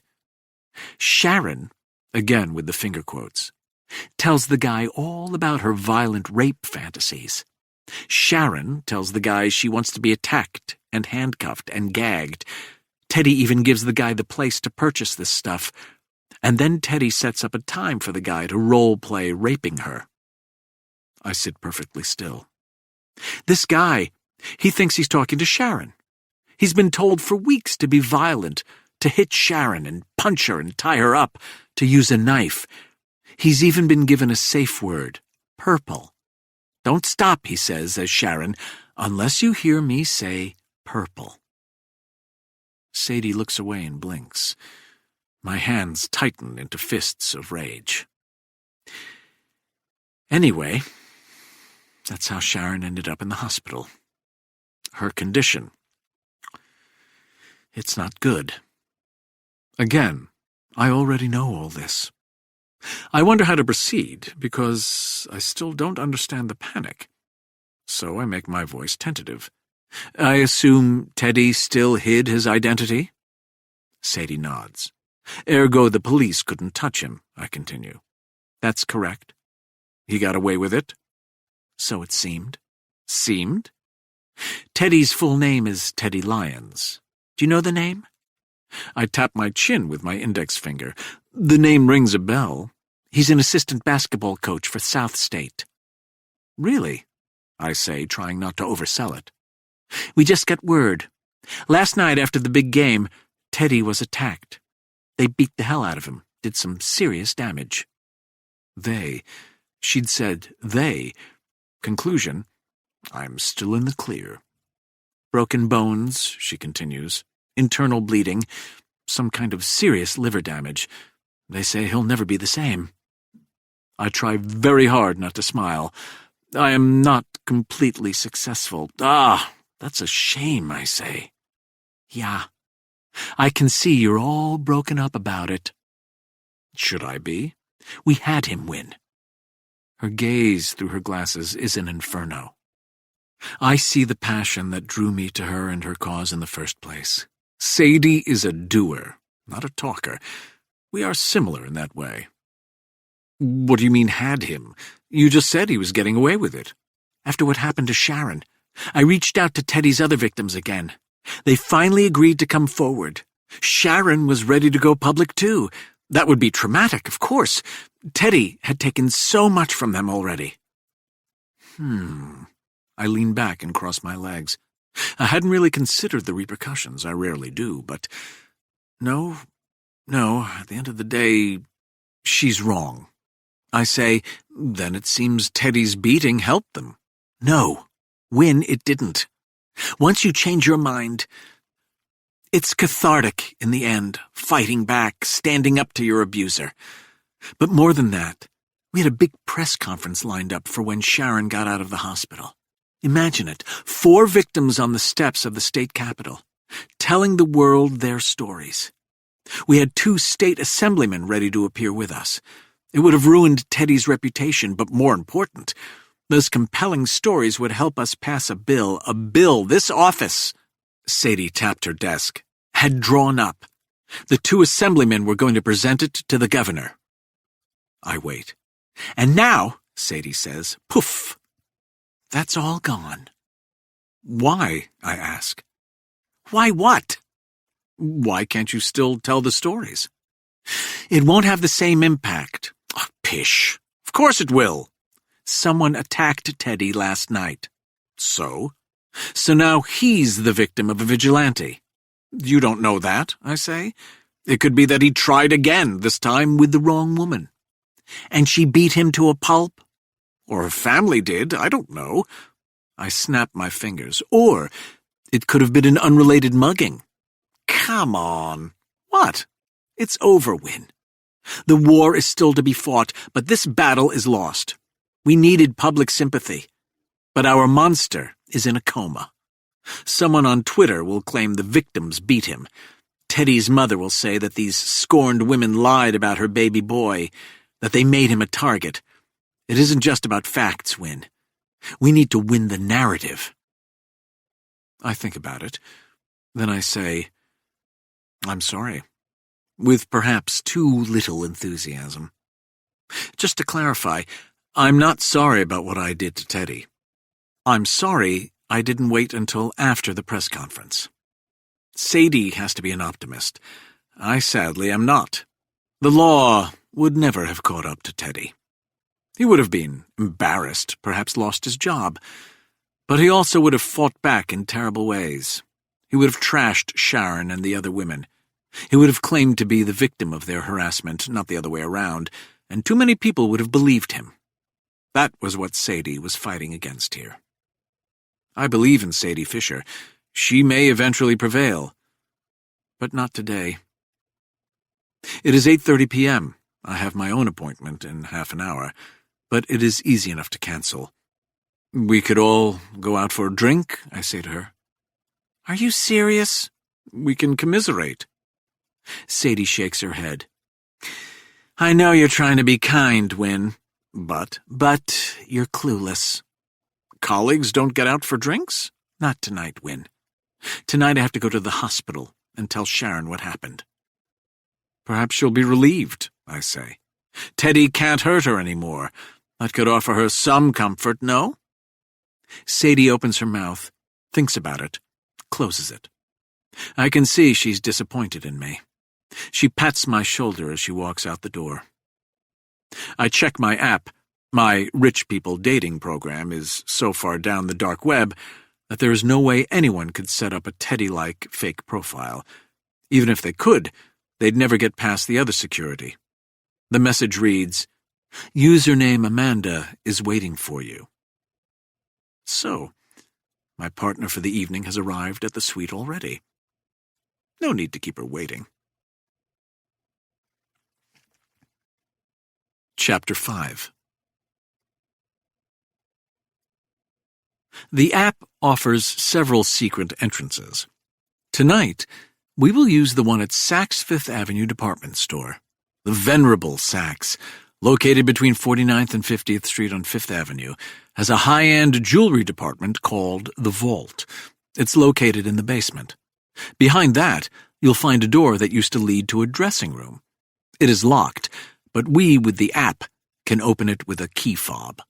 You enter through the door and take the steps down a level to an underground passage. The passage leads to an elevator under a high-rise on 49th Street, near Madison Avenue. The elevator only stops on the 8th floor. At this point, it takes an eye scan. If your eye doesn't pass the scan, the elevator doors do not open into the private suite. It's good to be rich. To be approved for this app, you must have a net worth of over $100 million. The monthly costs are exorbitant, especially for someone like me who uses this service frequently. The app's service is simple. Match rich people with other rich people for sex. no strings attached. It is high-end, it is boutique, but mostly it is sex. The app has no name. Most of the clients are married and crave the ultimate in confidentiality. Some are public figures. Some are gay or otherwise LGBTQ+ and fear exposure. Some, like me, are simply wealthy and seek sex with no attachments or repercussions. For years I had picked up women at bars or nightclubs or galas. I still do on occasion, but when you get past the age of 35, this behavior feels somewhat desperate. In my somewhat dubious past, I hired prostitutes. There was a time when, every Tuesday, I would order both dim sum and a woman from a place on the Lower East Side called Noble House, my own version of Chinese night. I believed at the time that prostitution was the oldest and per the house, noble profession. It is not. When I worked a case overseas, I learned about human trafficking and the like. Once I did, I stopped. Like with the martial arts, we learn, we evolve, we improve. With that option gone, I tried working the once fashionable friends with benefits angle, but the problem is, friends, by definition, come with strings. Friends come with attachments. I don't want that. Now, for the most part, I use this app. Username Amanda sits on the bed wearing nothing but the provided satin-trimmed Turkish terry-cloth robe. Veuve Clicquot, la grande dame, a rosé champagne is poured. There are chocolate-dipped strawberries in a silver bowl. A first-rate sound system can play whatever musical stylings suit your taste. I usually leave that to the woman, but I'd prefer no soundtrack. I like to listen to her. Username Amanda rises, smiles, and saunters toward me with a flute of champagne. Myron always says that a woman looks sexiest in a terry-cloth robe with wet hair. I used to poo-poo said sentiment in favor of a specific black corset and matching garter belt, but now I think Myron may be onto something. We learn, we evolve, we improve. The sex tonight is great. It usually is, and when it's not, it is still sex. There's an old joke about a man wearing a toupee. It may be a good toupee, it may be a bad toupee, but it is still a toupee. The same with sex. I've heard often that sex with a stranger is awkward. I've rarely found this to be the case. Part of this might be my expertise. The techniques I traveled the world to learn involve more than fighting. But the secret is simple. Be present. I make every woman feel as though she is the only one in the world. It is not an act. A woman will sense if you lack authenticity. While we are together, this woman and I, it is just us two. The world is gone. My focus is total. I love sex. I have lots of it. Myron waxes philosophical on how sex must be more than what it is, that love or romantic entanglement enhances the physical experience. I listen and wonder whether he is trying to convince me or himself. I don't like love or romantic entanglements. I like sharing certain physical acts with another consensual adult. The other stuff doesn't enhance sex for me. It sullies it. The act itself is pure. Why muddy that with the extraneous? Sex may be the greatest shared experience in the world. Yes, I enjoy going out for a gourmet meal or a good show or the company of dear friends. I appreciate golf and music and art. But do any of those compare to an evening of sex? Methinks not. This is one reason I liked prostitution. It was a straight transaction. I got something, she got something. No one owed anybody anything at the end of it. I still crave that, to leave the room knowing that my partner got out of it as much as I did. Perhaps that's why I am good at it. The more she enjoys it, the less I would feel in her debt. I also have a tremendous ego. I don't do things that I'm not good at. I'm a very good golfer, a very good financial consultant, a very good fighter, and a very good lover. If I do something, I want to be the best.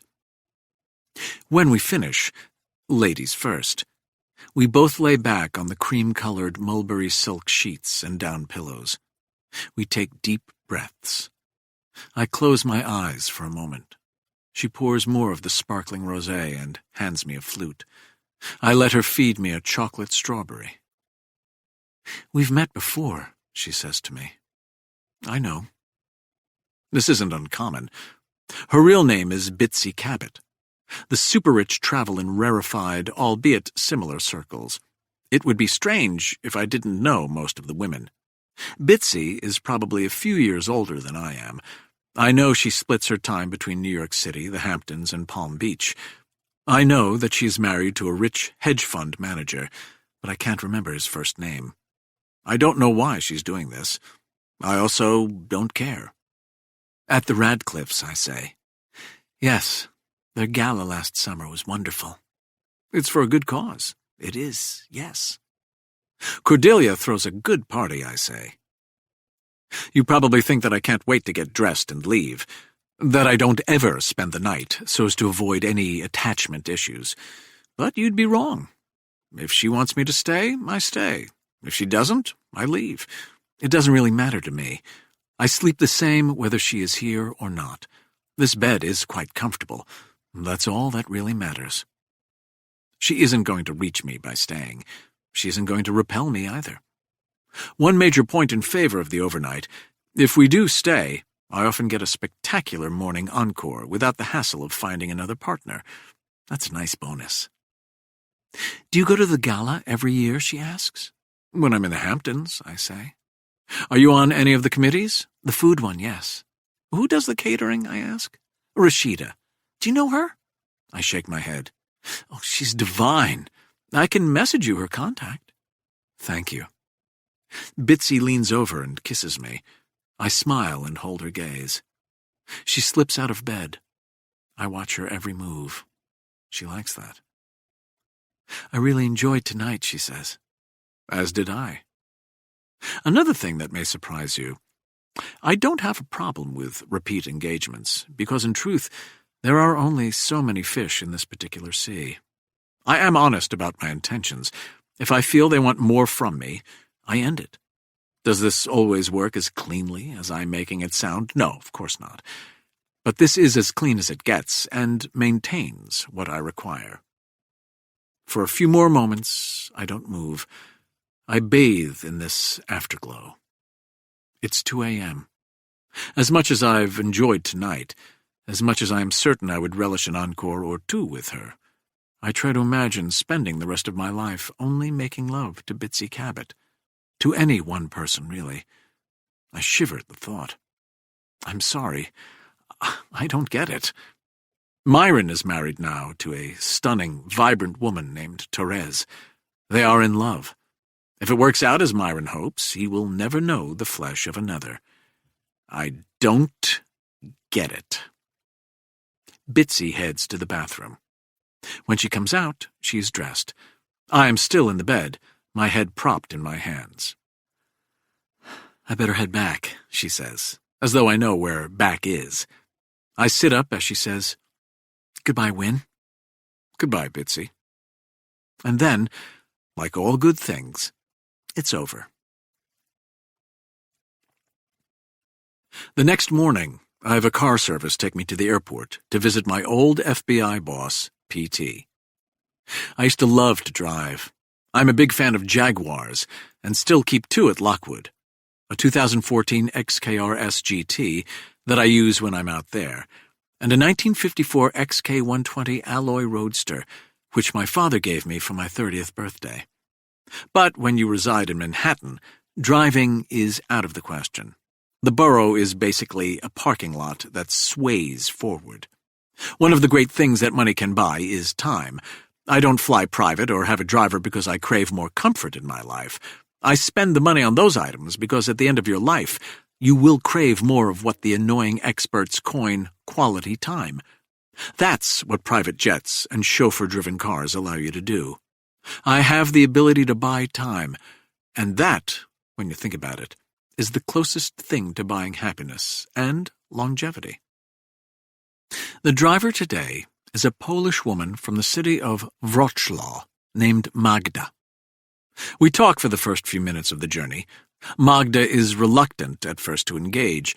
Exclusive drivers are often schooled on not bothering the upscale clientele, but I find every human being is a tale if you ask the right questions. So I probe a bit. I can see her eyes in the rearview mirror. They are a deep blue. Blonde hair peeks out of her chauffeur cap. I wonder about what the rest of her looks like, because I'm a man, and at heart, all men are pigs. It doesn't mean I would do anything about it. Today's vehicle is a Mercedes Maybach S650. The Maybach brand gives you a wheelbase stretch of 8 inches so that your chair can tilt back 43 degrees. The plush seat has a power footrest, a hot stone massage setting, and heated armrests. There is also a folding tray desk so as to get work done, a small refrigerator, and cup holders that can cool or heat depending on your preference. Come to think of it, perhaps I do crave the comfort. Teterboro is the closest airport from Manhattan for private aircraft. I flew into Teterboro with Swag Daddy after our night of quasi-debauchery in Indianapolis. When we reach the well-guarded gate on the south end, Magda is waved through straight to the tarmac. We pull up next to a Gulfstream G700, a plane that hasn't really hit the market yet. I'm surprised. The G700 is expensive, close to $80 million, and government officials, even top echelon, clandestine ones like PT, are not usually that extravagant. Middle Eastern sheiks use the G700, not FBI agents. I have no idea where we are going or when we will be back. I assume that I am to be flown to Washington or Quantico for my meeting with PT, but I really do not know for certain. Magda has been instructed to wait for me. She gets out of the car and comes around to open my door. I would insist on doing it myself, but that may be patronizing. I thank her, climb the plane steps, and step inside. Hello, Win. PT sits up front with a wide smile. I haven't seen him in nearly 2 decades. He looks old, but then again, I guess he is. He doesn't rise from his seat to greet me, and I notice the cane next to him.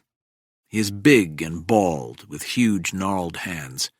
I bend toward him and stretch out my hand. His grip is firm, his eyes clear.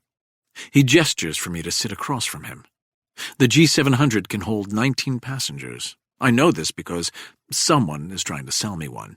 The seats are, as you might expect, wide and comfortable. We sit facing one another. Are we going anywhere, I ask? PT shakes his head. I figured this would be a good spot to meet privately.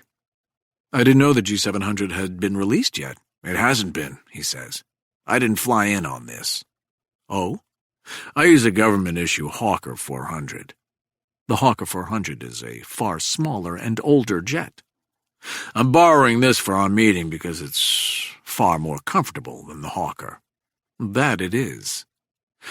And because the Hawker probably has listening devices on board. I see, I say. He looks me over.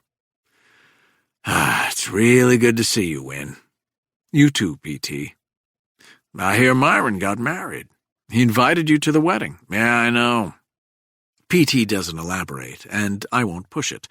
Instead, I try to take the lead. Do you know who the dead hoarder is, PT? Do you? No. You sure, Win? I don't like the glint in his eye. I only saw a corpse photo of his face, I say. If you want to show me more, no need, he says. As I said, PT is a tall man. You can see that even as he sits.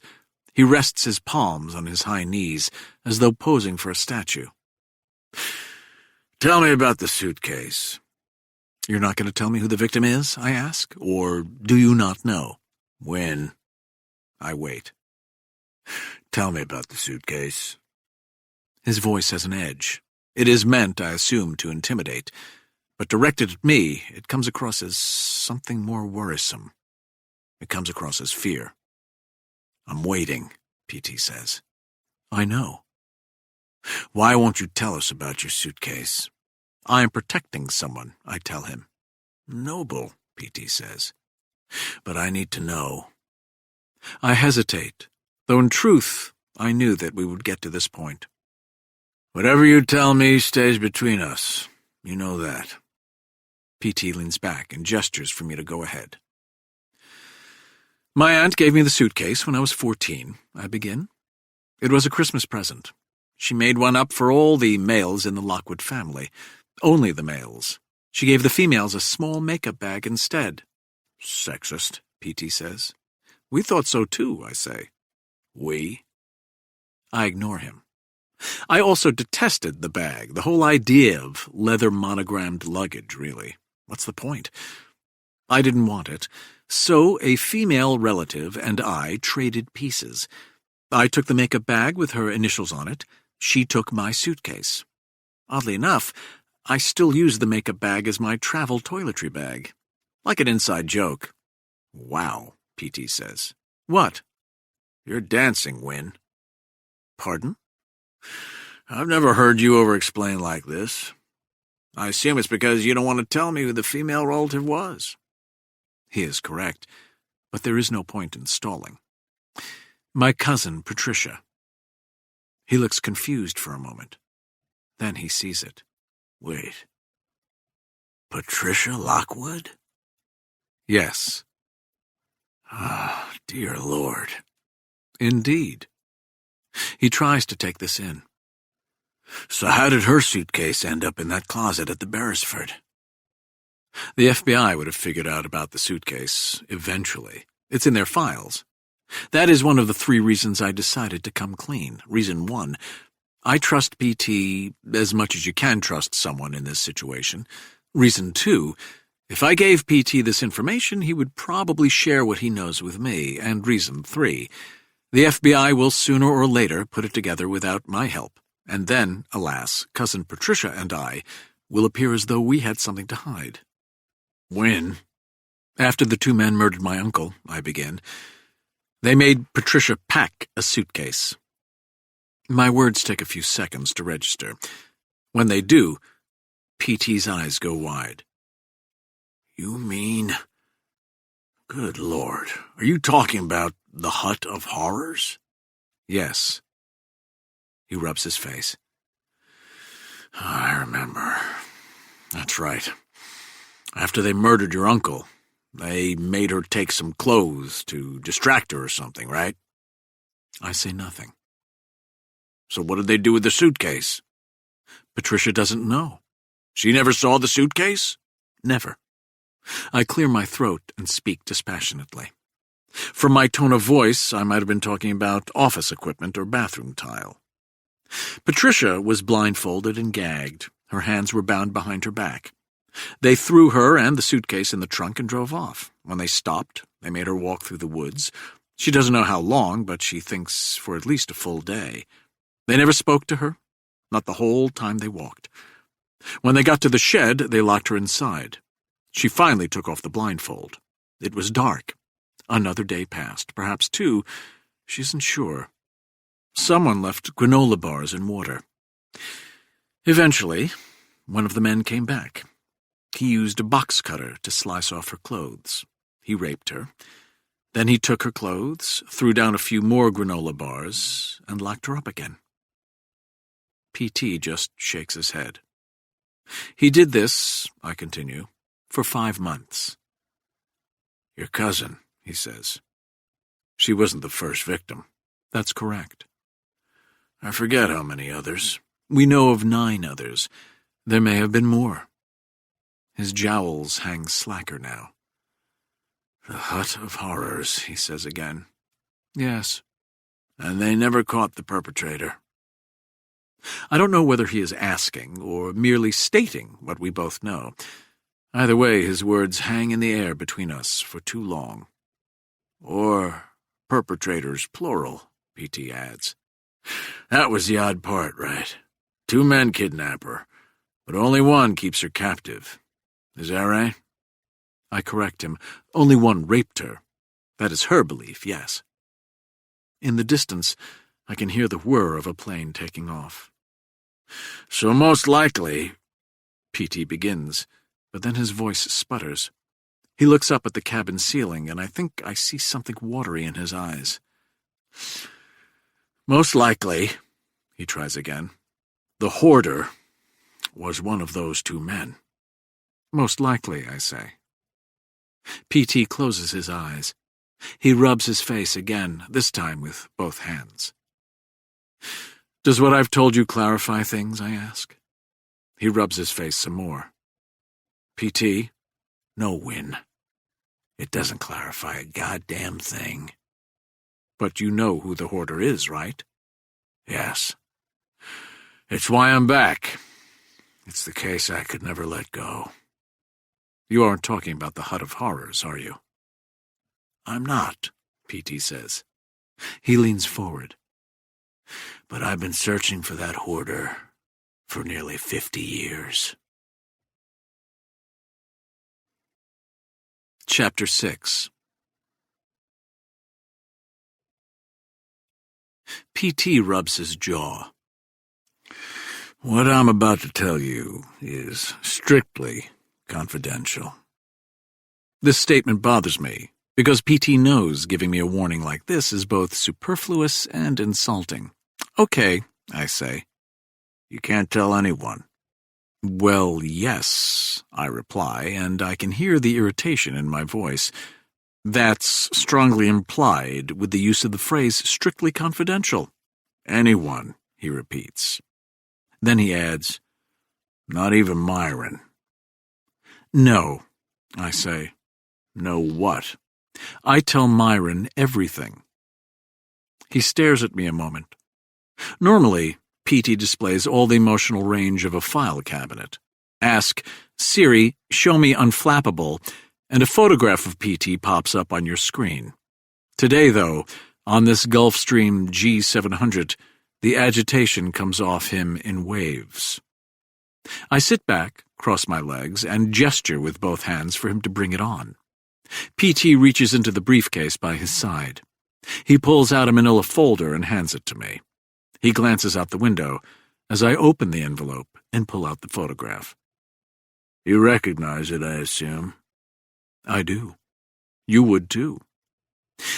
It is one of those iconic photographs that define the anti-war, flower power, feminist, civil rights, counterculture 60s, or perhaps, I can't remember exactly, the very early 70s, along with other defining images of the era, the Chicago 7 trial, Marianne Vecchio kneeling over the dead body of Jeffrey Miller at Kent State, the merry pranksters atop their psychedelic bus, a female demonstrator offering a flower to a National Guardsman, the packed crowd at Woodstock, the black students sit-in at the Woolworth's lunch counter. This notorious shot of 6 New York City college students had been plastered across the front page of every newspaper and had entered the annals of the unforgettable. It was taken the day before the attack, P.T. says. I remember that. How many died again? 7 dead, a dozen injured. The photograph was taken in the basement of a townhouse on Jane Street in Greenwich Village. There are 6 people in the photograph, 4 straggly men, 2 straggly women, all with long hair and garbed in early American hippie. All 6 look elated with huge smiles and bulging eyes. If I blew up the photograph, I'm sure I would see pupils dilated from something in the psychedelic family. All 6 hold wine bottles high in the air in some kind of bizarre victory salute. Wicks jut out of the top. The bottles, the world would soon learn, are loaded with kerosene. The next night, those wicks would be lit, the bottles thrown, and people would die. Do you remember their names? P.T. asks me. I point at the 2 men in the middle, Rye Strauss, of course, and Arlo Sugarman. The 2 leaders were household names. In most famous photographs, people search for some kind of extra meaning in the placement of subjects, almost as you would, to stay on subject, with a great painting. You could see that all here. The 2 men in the middle seemed larger, bathed in a more distinct light. Like Rembrandt's Night Watch, for example, there was a ton going on in the photograph.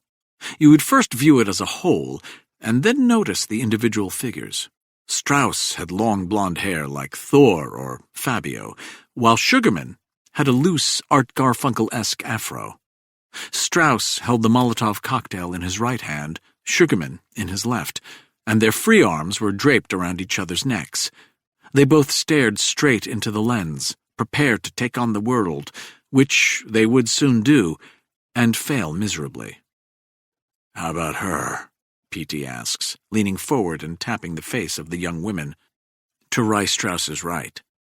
The woman was petite and looked less sure. Her eyes were on Strauss, as though trying to follow his lead. Her bottle was only half raised, her gesture more tentative. "Lark something?" "Lake," P.T. corrects. "Lake Davies." She was the only one caught. More than 2 years later, she turned herself in. There was controversy around her sentence. She served only 18 months. Her defense attorney made a compelling case that her part had been relatively minor. Supposedly, the men wouldn't let the women throw an explosive, and that she'd been young and stupid and in the thralls of her boyfriend, Rye Strauss. Rye was the charismatic leader, the Charles Manson, so to speak, of the group. Arlo Sugarman was more the nuts and bolts guy. Lake Davies also cooperated with us. Cooperated how? Okay, let's go back. P.T. leans forward and points at the various faces as he speaks. Rye Strauss and Arlo Sugarman were the leaders. They were both 21. Lake Davies was 19 years old, a freshman at Columbia University. The other woman, the redhead, was Edie Parker from New Jersey. The final two guys are Billy Rowan, a junior from Holyoke, Massachusetts. Also Edie Parker's boyfriend. And the black guy is Lionel Underwood. Underwood was also a junior at NYU. With me? Yes. This photograph was taken the night before they attacked the Freedom Hall on the Lower East Side. The Freedom Hall was going to hold a USO dance with soldiers and local girls, so their plan was to burn down the hall before the dance. I frown. Attacking a dance. Right? Heroes. Or they were high. These groups believed that the United States was on the precipice of real political change, and that violence would speed it up. I frown. Or they were high. Do you remember what happened that night? I've read about it, I say, but it was a little before my time. The group claimed they never wanted to hurt anyone. It was just going to be property damage. That's why they threw the Molotovs late at night, when they knew the Freedom Hall would be empty. But one of their throws went astray and hit a telephone pole. The wires go down, sparks fly up, and all that distracts a Port Authority bus driver who's on the ramp to the Williamsburg Bridge. In a panic, the driver swerves hard to the right. The bus hits a stone wall, flips over the overpass, and plunges into the East River. The deaths were all by drowning. His voice trails off. So, 2+ years later, Lake Davies walks into the FBI office in Detroit and turns herself in. But the fate of the others, Strauss, Sugarman, Rowan, Parker, Underwood, that's still a mystery. I know all this. There have been countless documentaries, podcasts, movies, novels written about them. There was a hit folk ballad that still got radio time called The Disappearance of the Jane Street Six. Why did she turn herself in, I ask. She'd been on the run with Rye Strauss. That's what she told us, at least. She said a secret network of radicals had been keeping wanted militants hidden from the law. This wasn't news to us. Members of the Weather Underground, the Black Panthers, the Symbionese Liberation Army, the FALN, whatever. They were all on the run and getting help in one way or another. At one point, Davies said, Rye Strauss had cosmetic surgery to alter his appearance, using the same doctor who later worked on Abby Hoffman. She and Strauss kept on the move, staying a step ahead of law enforcement. They ended up on a fishing boat in the Upper Peninsula. The boat capsized and Strauss drowned. That's when she decided to surrender. Strauss drowned, I repeat. Yes. Like his victims. Yes. I point to the afroed Arlo Sugarman. Wasn't Sugarman almost captured? A shadow crosses P.T.'s face. I see his fingers start to flex and unflex. 4 days after the attack, the FBI got a tip that Arlo Sugarman was hiding in a derelict brownstone in the Bronx. As you can imagine, the Bureau was being stretched pretty thin. We had a lot of agents investigating, but with 6 suspects to find and with a lot of tips coming in. He stops and takes a deep breath. He rubs his face again. We only sent 2 agents to the brownstone. No backup? No. Should have waited, I say. I remember this. Sugarman shot one of them, right? A decorated agent named Patrick O'Malley. His rookie partner screwed up. Let him go in through the back door on his own. O'Malley got ambushed. He died on the way to the hospital. Left 6 kids without a father. And Sugarman escaped, I say. P.T. nods. There's been no sign of him since. No sign of any of them? Yeah. The great mystery. Did you have a theory? I did. And? I figured they were all dead. Why? Because I love folklore as much as the next guy. But the truth is, it's hard to stay hidden for 50 years. All those militants who went underground, they'd either surrendered or been caught by the early 1980s. The idea that all of the Jane Street Six could still be alive this whole time without being discovered, it just didn't make sense. I stare at the photograph. P.T.? Yes? I assume the hoarder is one of the Jane Street Six. P.T. nods. Which one? Rye Strauss, he says. I arch my eyebrow. Lake Davies lied then. It would seem so, yes. I consider this. And Rye Strauss, the charismatic face of the Jane Street Six, ends up a reclusive hoarder, living atop a high-rise on Central Park West. With a priceless Vermeer hanging over his bed, P.T. continues. That he stole from my family. Before kidnapping and assaulting your cousin.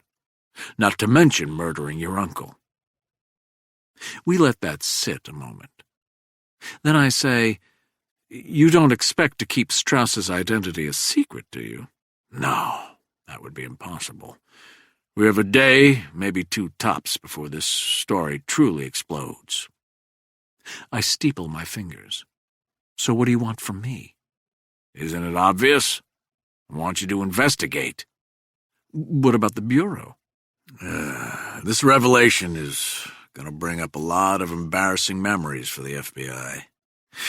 You probably don't remember the Church Committee in 1975, but it revealed a whole host of illegal surveillance activities by us on civil rights groups, feminists, anti-wars, the whole of what we called back then the New Left. I don't see what that has to do with me. The FBI will have to play this strictly by the rules, he says, giving me a meaningful glance. Do I need to add, you don't?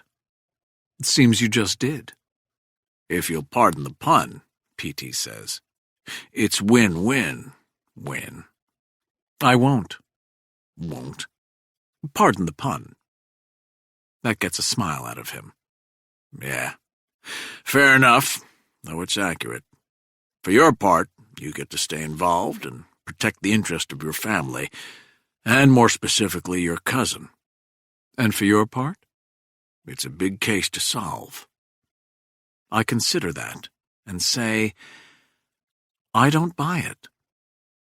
He doesn't reply. The last thing you need, I continue, is another notch in your retired, undefeated championship belt. There are a lot of questions, but one keeps bubbling to the surface, so I ask it. Why is this so important to you? P.T. answers in 2 words. Patrick O'Malley. The agent Sugarman shot? I was the rookie partner who screwed up. Chapter 7. My plane is fueling up as P.T. walks me through the telephone book thick file. There's a lot for me to digest, but time is also of the essence. We both agree the first person I should speak to is Lake Davies. She changed her identity after being released, PT says. Not unusual, I reply. Not unusual, but in this case, suspicious. At first, she just got an official name change. Okay, fine. But 2 years later, after she figured that we'd stopped keeping tabs on her, she set up with an entirely fake ID. But of course, PT had never stopped keeping tabs. Her name now is Jane Dorchester. She owns a dog boarding business on the outskirts of Lewisburg, West Virginia, with her husband, a local real estate developer named Ross Dorchester. No biological kids, but then again, they got married 20 years ago, so she would have been mid-40s. Ross has 2 grown girls from his first marriage. Does the husband know her real identity? Can't say. There is no reason to waste time. We are already at Teterboro Airport. Kabir quickly arranges for my plane to take me to Greenbrier Valley Airport. Less than 2 hours after I say goodbye to PT, the jet's wheels are touching down in West Virginia. I keep sets of clothes on board, so I can change into the closest thing I own to local garb. Slim-fit Adriano Goldschmidt faded blue jeans, a Saint Laurent plaid flannel shirt, and Moncler Bernays hiking boots. Blending in. A vehicle awaits my arrival on the tarmac, a chauffeur-driven Chevy Silverado pickup truck. More blending in. 15 minutes after the plane is slowed to a stop, the Chevy Silverado pulls up to a long ranch house on the end of a cul-de-sac, a depressingly cheerful sign in the yard, one where every letter is a different color, reads, "Welcome to the Ritz Snarl Fun, Hotel and Resort." I sigh out loud, and under that, in smaller lettering, West Virginia's top-rated doggy spa, Hounds Down. I sigh again, and wonder about state-mandated justification for discharging my firearm. The website, which I scanned through on the flight, touts the rated 5 Paws pet hotel and all its merit. The facility is a cage-free canine establishment for both daycare and overnight stays for the posh pup. There was an oversaturation of appropriate buzzwords/phrases, pampering, grooming, positively reinforcing, and, I'm not making this up, Zen wellness. For a dog. The hotel, as it were, is a generic ranch-style suburban home with extended eaves and low-pitched roofs. Barking dogs serenade me up the walk and through an open front door. A young woman behind the desk offers up a toothy smile and too much enthusiasm. "Welcome to the Ritz Snarl Fun." "How many times a day do you have to say that?" I ask. "Huh? Does a sliver of your soul leave your body every time?" The young woman does maintenance on the toothy smile, but there is nothing behind it anymore. Can I help you with something?" She leans over the desk and looks down by my feet. "Where's your dog?" "I'm here to see Jane Dorchester," I say. "I can take care of you." She hands me a clipboard. "If you can just fill out—" No. I need to see Jane first, I protest. "I was told by my good friend Billy Bob," more blending in, "to ask specifically for Jane Dorchester before I fill out any paperwork." She slowly puts the clipboard back on the desk and rises. Okay. Let me see if she's available. Your name?" "They call me Win." She looks at me. I give her a reassuring smile. She leaves. My phone rings. It's Cousin Patricia. I don't answer, instead text replying, "I'll fill you in later." I don't yet know how much of what PT told me I should share with Patricia, but it can wait. Do one thing at a time, as my father, who rarely did even that much, always told us. I prefer the way Myron's mother said the same thing with a delivery that rivaled the greatest of the Borscht Belt. "You can't ride 2 horses with one behind." At the time, she was talking to me about my womanizing, so her point didn't really take root with me, but I adore Harlan Bolitar and her wisdom just the same. On my right, I see a multi-hued playroom of sorts, slides, tunnels, ramps, chew toys. There are rainbows painted on the walls. The floor is made of large rubber tiles that snap together in green, yellow, red, and orange. The place is bursting with more color than a preschool. A big man comes out, led by his big gut. He frowns at me. "Can I help you?" I point to the playroom. "Aren't dogs colorblind?" He looks confused. Then he asks again, this time allowing a little more irritation into his cadence. "Can I help you?" "Are you Jane Dorchester?" I ask. Big Gut doesn't like that. "Do I look like a Jane Dorchester?" "Maybe in the boob area." He doesn't like that either. "If you want to sign up your dog for a stay—" "I don't," I say. "Then I think you better leave." "No, thank you. I'm here to see Jane Dorchester." "She isn't available." "Tell her I was sent here by a Miss Davies. Miss Lake Davies." His reaction would have been about the same if I had landed a roundhouse kick on the gut. No doubt. He knows Jane Dorchester's true identity. I'm thinking that this man must be her husband, Ross.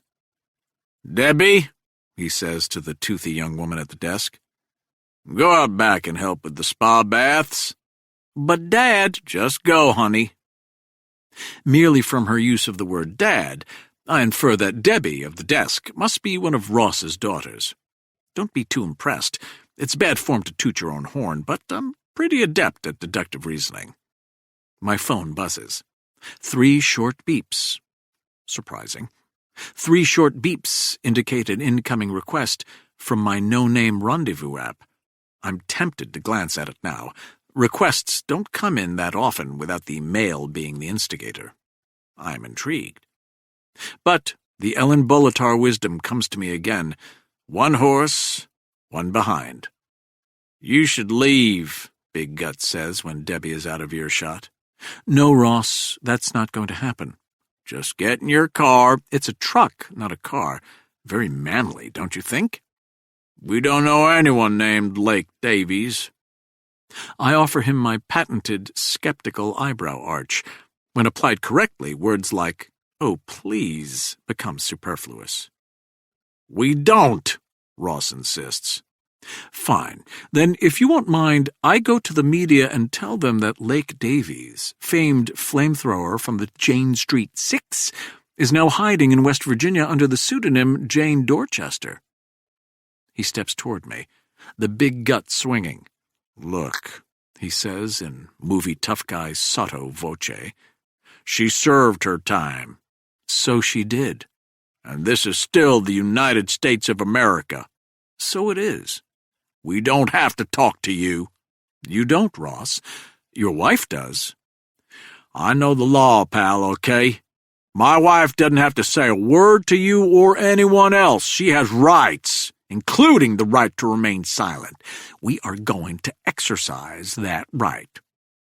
His belly is so close I'm tempted to pat it. "And you don't exercise that often, do you, Ross?" He doesn't like that either. But to be fair, it isn't my best work. He inches closer. The belly is almost touching me now. He looks down on me. Big men so often make this mistake, don't they? "Do you have a warrant?" he asks me. "I do not." "Then you're on a private property.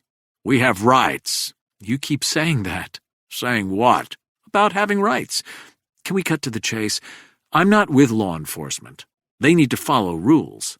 I don't." "Don't have to—" He shakes his head in amazement. "Are you for real?" "Let me explain. If Jane refuses to talk to me, I will go to the press and reveal her true identity as the notorious Lake Davies. I have no problem with that. But it won't end there. I'll hire subordinates to hang around your home, your businesses, your upscale canine auberge, barraging her with questions wherever she goes. That's harassment." "Shh! Don't interrupt. I already spotted a 1-star review for your hotel on Yelp from a woman who claims her poodle was bitten by a Bichon Frise whilst in your care. I'll encourage her to sue, give her my personal attorney to handle the case pro bono, perhaps locate others to join a class action lawsuit against you. I will hire investigators to look into every aspect of your personal and business life. Everyone has something to hide, and if I can't find something, I'll make it up.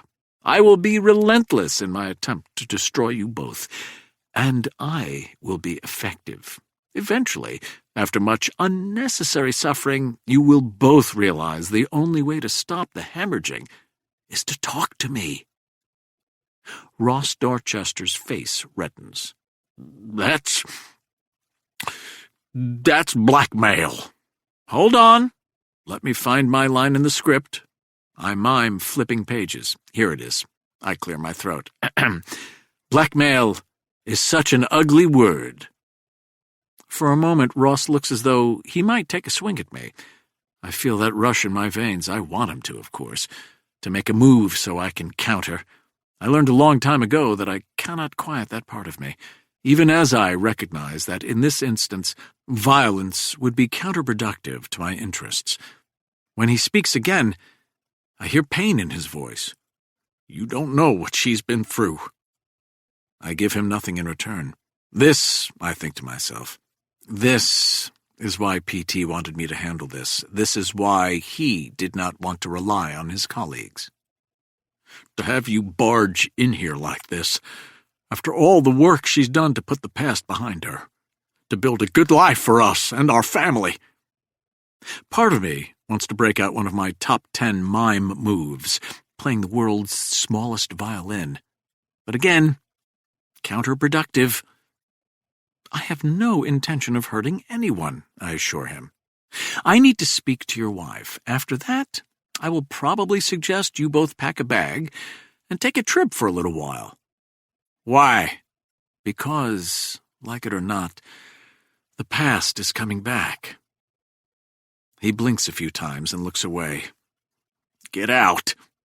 No, I said. Then another voice says, Ross. I turn. Her hair is short and white. She wears denim pants, an oversized brown work shirt rolled to the elbows, tired gray sneakers. Her gloves are latex, and she's carrying a bucket. Her eyes find me, perhaps hoping for mercy or understanding. When I don't give her any, I can see the resignation slowly cross her face. She turns her gaze back to her husband. You don't have to, Ross begins, but Jane Lake shakes him off. We always knew this day would come. Now he, too, has the look of surrender. What's your name? She asks me. Call me Win. Let's take a walk out back, Win. Chapter 8.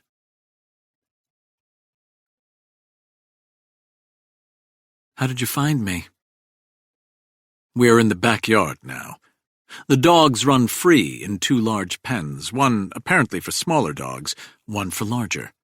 A bearded collie is being groomed on a table. A bull mastiff is taking a bath. The sun is bright. She waits for my answer, so I simply say, I have my ways. It was a long time ago. I don't say this as an excuse, and my role was small. I don't say that as an excuse either, but not a day goes by that I don't think about that night. I feign a yawn. She gives me a little laugh. Okay, yeah. Maybe I deserve that. Maybe that was a bit sanctimonious. Oh, just a bit, I reply. She strips off the gloves, washes her hands thoroughly, dries them with a towel. She beckons me with her head to follow her toward a path in the woods. Why are you here, Win? I ignore the question by saying, Tell me about the day Rye Strauss drowned in Michigan. Her head is down as she walks. She sticks her hands in her back pockets. I'm not sure why, but I find this gesture endearing. Rye didn't drown, she says. Yet you told the police that. I did. So you lied. I did. We walk deeper into the woods. I'm guessing, she says, that Rye has surfaced. I do not reply. Is he dead or alive?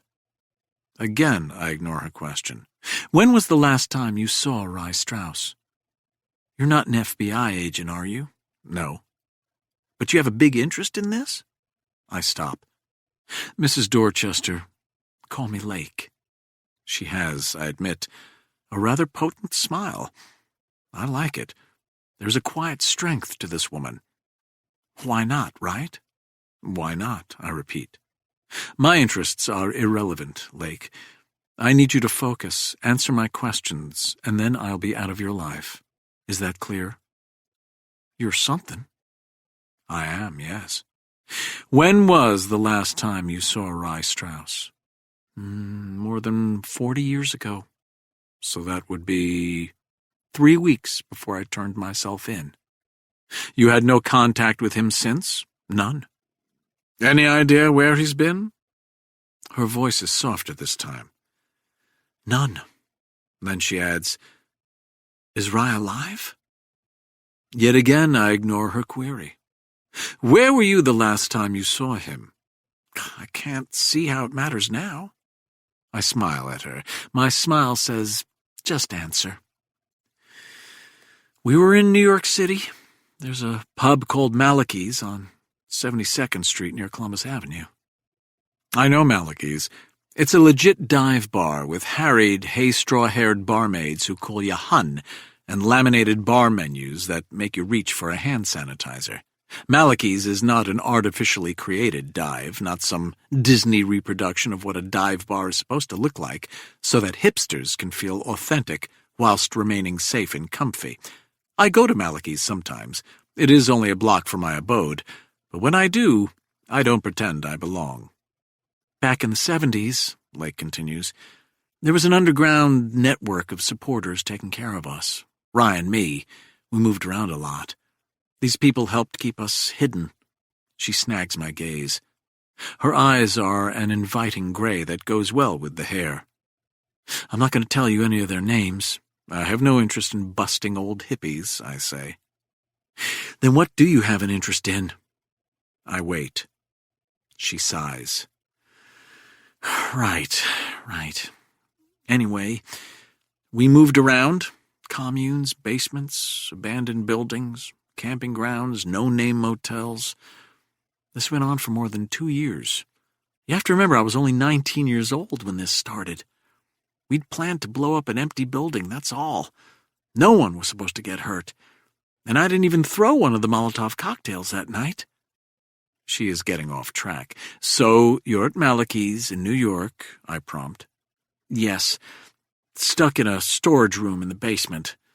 The smell was awful, stale beer and vomit. It still haunts me, I swear. But the big thing is, Rye?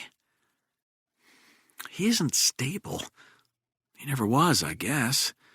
I can see that now. I don't know what part of me was so broken I thought only he could fix it.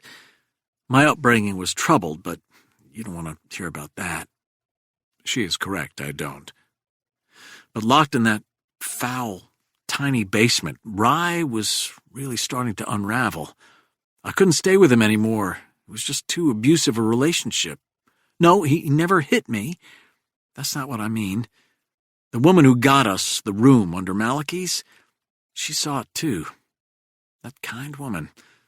I'll call her Sheila, but that's not her real name. Sheila could see I needed help.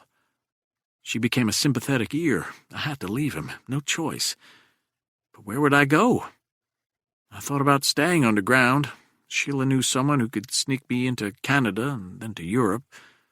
But I had been on the run for 2 years now. I didn't want to live the rest of my life this way.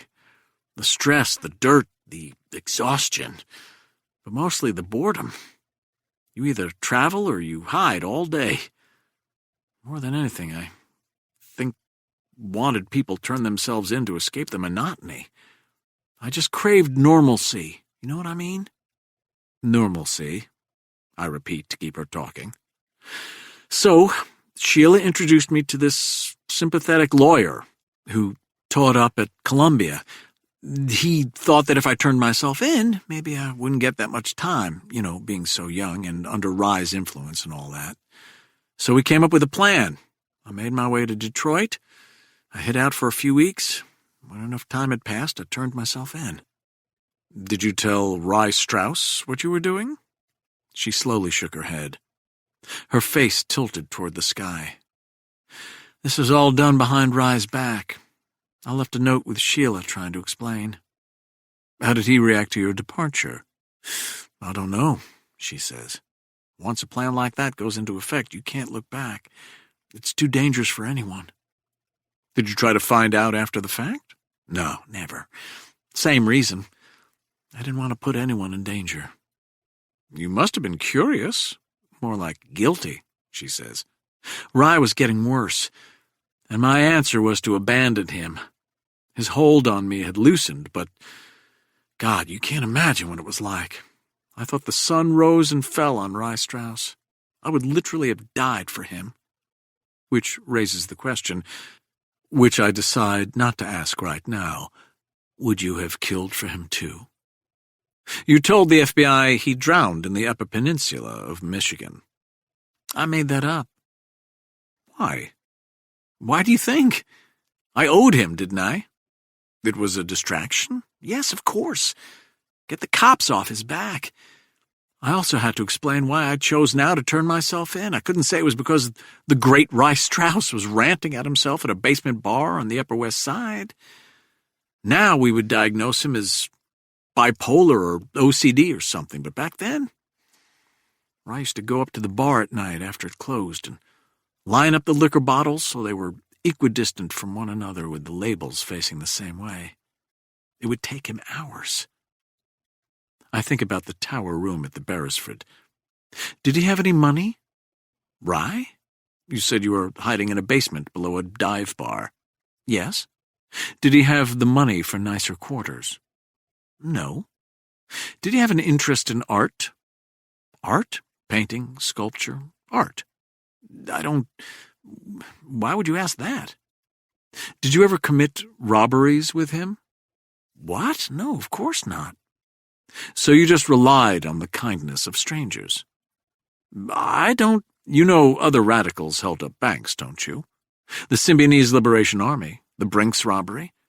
Did you and Strauss ever do anything like that? I don't care about prosecuting you. My guess is the statute of limitations would be up anyway. But I need to know. A teenage boy walks by us with 3 dogs on leashes. Lake Davies smiles at him and nods. He nods back. I wanted to turn myself in right at the start. He wouldn't let me. Wouldn't let you? Part of all worship is abuse. That's what I've learned. Those who love God the most also fear God the most, too. God-fearing, right? The most devout, who won't shut up about God's love, are always the ones raving about fire and brimstone and eternal damnation. So, was I in love with Rye, or was I scared of him? I don't know how thick that line is. I'm not here to get mired down in a philosophical discussion, so I shift gears. Did you see on the news about a stolen Vermeer being found?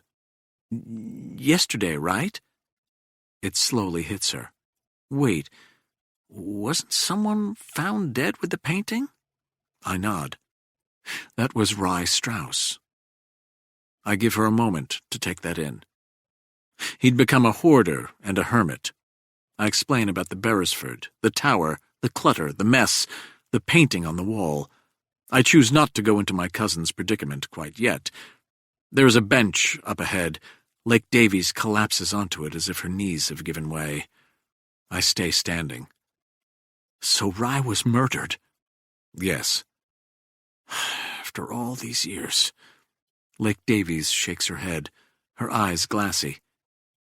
I still don't see why you're here. My family owned the Vermeer. So you're what, here to find the other painting? I do not reply. I don't have it. When were the paintings stolen? I tell her the date. That was way after I turned myself in. Did you ever see any of the other Jane Street 6 after the murders? She winces at the word murders. I used it intentionally. The underground divided us up. You can't have 6 people traveling together. That's not what I asked. Just one. When she stops talking, I put my hand to my ear. I'm listening. We stayed 2 nights with Arlo. Arlo Sugarman? She nods.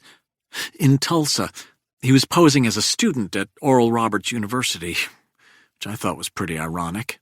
Why's that? Arlo was raised Jewish, but prided himself on his atheism. I remember something I saw in the file. Sugarman claimed he wasn't there that night. We all did, so what? Fair enough. Wasn't he a fine arts major at Columbia? Yeah, maybe. Wait, you think Arlo and Rye... Do you? No. I mean, I don't know for sure, but... I think now about Cousin Patricia and the horror of what she went through. You mentioned Rye Strauss hurting you. She swallows. What about it? You changed your entire identity. You pretty much went off the grid. Yet you found me. I try to look modest. Then I ask, were you afraid Rye would try to find you? Not just Rye. Who? She shakes me off, and I can see she is starting to close down. There is a chance, I say, that Rye Strauss was involved in something more sinister than stolen art. How much more sinister? I see no reason to sugarcoat it. Abducting, raping, and eventually murdering young women. Her face loses all color. Perhaps with a partner, I add. Then I ask, do you think Rye could have been involved in something like that? No, she says softly. And I really think you should leave now.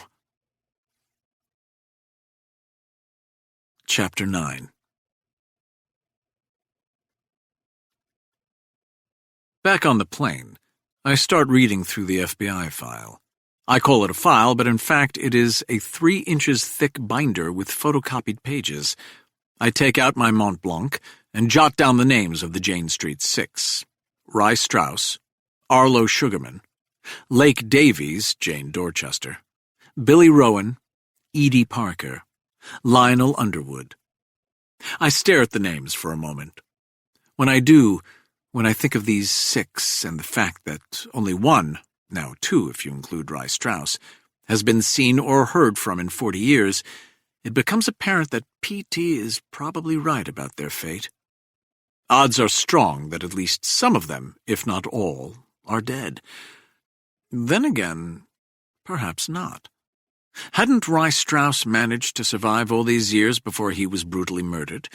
If Strauss could hide in the center of the largest city in the country, why couldn't the others stay underground? Oddly enough, I am not buying my own rationale. 1 could stay hidden, 2 perhaps, but 4? Unlikely. I start with the timeline and write down the following question. Who has been seen since the night of the Molotov cocktails? Day 1, 2, and 3 post-attack, there were no credible sightings of any of the Jane Street 6. Pretty remarkable when you think of the manhunt. On day 4, there was finally a break. The FBI received an anonymous tip that Arlo Sugarman was holed up at a brownstone in the Bronx. Alas, we know how that turned out. Special Agent Patrick O'Malley ends up being shot and killed on the stoop.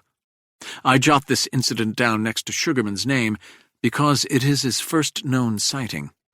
The second sighting, according to what I just learned from Lake Davies, places Arlo Sugarman in Tulsa, Oklahoma as a student at Oral Roberts University in 1975. I mark that down, too. That's it on Sugarman. No third sighting. I move on to Billy Rowan. According to the FBI file, Rowan was spotted only once since the attack, 2 weeks later, by Vanessa Hogan, the mother of one of the victims, Frederick Hogan, a 17-year-old from Great Neck, New York. Vanessa Hogan, a devoutly religious woman, had gone on television almost immediately after her son's death to say she had forgiven those who harmed young Frederick. God must have wanted my Frederick for a higher purpose, she said at the press conference. I hate this sort of justification. I hate it even more when it's reversed, if you will, when a survivor of a tragedy claims something to the effect that God spared me because I'm special to him, the subtle implication being that God didn't give a damn about those who perished.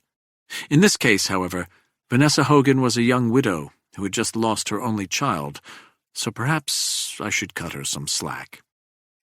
I digress. According to the FBI report, 2 weeks after Vanessa Hogan's press conference, when the intensity of the search had waned just enough, Billy Rowan, who had also been raised in a devoutly religious home, knocked on Hogan's back door at approximately 9 p.m. Vanessa Hogan was home alone in her kitchen at the time. Billy Rowan had purportedly seen her on TV and wanted to apologize in person before he went fully underground. Okay, fine. I note this next to Rowan's name, first and only sighting. I move on to the rest. E.D. Parker, no sightings. Lionel Underwood, no sightings. And of course, when I was handed the file, Rye Strauss, no sightings. I tap my lip with my Mont Blanc and mull it over. Let's suppose that they had all successfully stayed underground for all these years. Do I really believe that they never, not once, reached out to family members? I do not. I scan through the file and jot down the names of close relatives I could potentially question.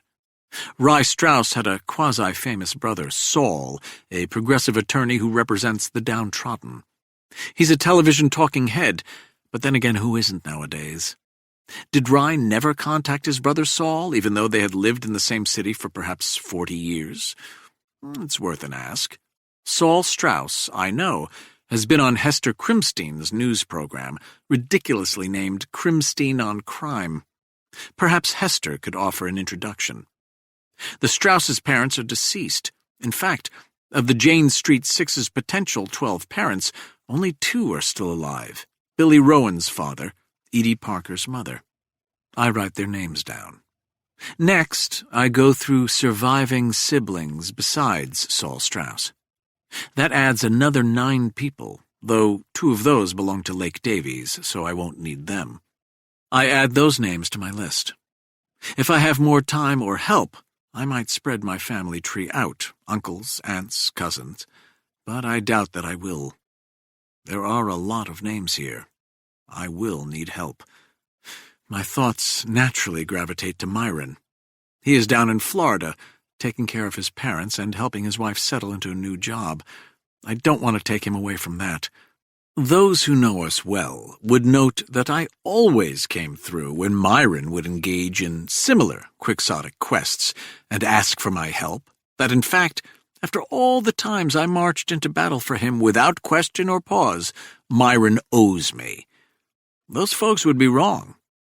Let me clue you in on the advice Myron's father, one of the wisest men I know, gave his son and his son's best man, that would be yours truly, on Myron's wedding day. Relationships are never 50-50. Sometimes they are 60-40, sometimes 80-20. You'll be the 80 sometimes, you'll be the 20 others. The key is to accept and be okay with that. I believe this simple wisdom is true for all great relationships, not just marriages. So, if you add it up, how my friendship with Myron has improved and enhanced my life? No. Myron owes me nothing. My phone pings a reminder that I have not yet responded to my rendezvous app. I doubt there will be time tonight, but it would be rude to not reply. When I click the notification and scan the request, my eyes widen. I quickly change my mind and set up a meet for 8 p.m. tonight. Let me explain why. The Rendezvous app has a rather unusual bio page. No, it's not like the dating apps where you spew out exaggerated nonsense about how you like pina coladas and getting caught in the rain. This page starts about akin to ratings one might give an Uber, but because most members use the app on rare occasions, unlike yours truly, the developers have supplemented personal ratings with what could crudely be called an appearance ranking. It's a far more complicated algorithm than that, scoring in many specific physical fields and on many levels. One of the app rules states that if you ask another client about your ranking, or if that client tells you, you are both immediately forced to relinquish your membership. I, for example, do not know what my rankings are. I am confident that they are high. No need for false modesty, is there? To give you an idea, Bitsy Cabot's aggregate ranking was an accurate 7.8 out of 10. The lowest I would go for is a 6.5. Well, okay, once I went with a 6.0, but nothing else was available. The app's scoring is very tough. A 6 on this app would be considered at least an 8 anywhere else. The highest ranking I've seen on the app? I was once with a 9.1. She'd been a renowned supermodel before she married a famous rock star. You know her name. That was the only woman above a 9 I'd ever seen. The woman who had currently pinged me for a rendezvous? Her ranking was a 9.85. There is no way I was passing that up. PT calls me. How'd it go with Lake Davies? I started with the obvious. She lied about Strauss being dead. I then fill him in on the rest of our conversation. So what's your next step? Go to Malachi's pub. 40 years later? Yes. Long shot. Is there any other kind I counter? What else? I've compiled a list of people I may want to interrogate. I need your people to get me current addresses. Email me the list. I know how PT works. He gets the information before he gives the information. Now that I've done my part, I prompt him. Anything new on your end? We got week-old CCTV footage from the Beresford. We think it's from the day of the murder, but... I wait. We don't know how helpful it'll be, he says. Is the killer on it? Likely, yeah, but we can't really see much. I'd like to view it. I can email you a link in an hour. I mull this over for a moment. I'd rather stop by the Beresford and have one of the doormen show it to me. I'll set it up. I will go to Malachi's first. One more thing, Win. I wait. We can't keep the ID quiet any longer. Tomorrow morning, the director is going to announce the body belongs to Rye Strauss. Ain't you a good-looking fella? Yes, I say. Yes, I am. Kathleen, the longtime barmaid at Malachi's, cackles a half-laugh, half-cigarette cough at that one. She has a wry, I mean that in two ways, smile, and yellow, as opposed to blonde, hair. Kathleen is comfortably north of 60 years old, but she wears it with confidence and an old-world sultry appeal that some might describe as burlesque. She is buxom and curvy and soft.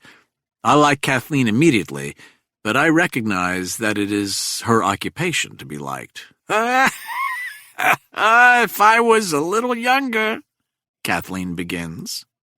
Or if I were a little luckier, I counter. Oh, stop. I arch an eyebrow. It's one of my trademark moves. Don't sell yourself short, Kathleen. The night is young. Oh, you're being fresh. She playfully slaps me with a dish rag, last laundered during the Eisenhower administration. Charming. Good looking as hell, but fresh. On the stool to my right, Frankie Boy, who is closer to 80, wears a tweed flat cap. Thick tufts of hair jut out of his ears like troll dolls turned on their side. His nose couldn't be more bulbous without cosmetic surgery. I have been to Malachi's perhaps 5 times prior to tonight. Frankie Boy is always at this stool. Buy you a drink? I say to him. Okay, Frankie slurs. But just for the record, I don't think you're that good looking. Sure you do, I say. Yeah, maybe, but that doesn't mean I'm gonna have sex with you. I sigh. Dreams die hard in here. He likes that. As I said before, Malachi's is a legit dive bar. Poor lighting, stained, and I mean that in two ways, wood paneling, dead flies in the light fixtures, patrons so regular that it's sometimes hard to see where the stool ends and their butts begin.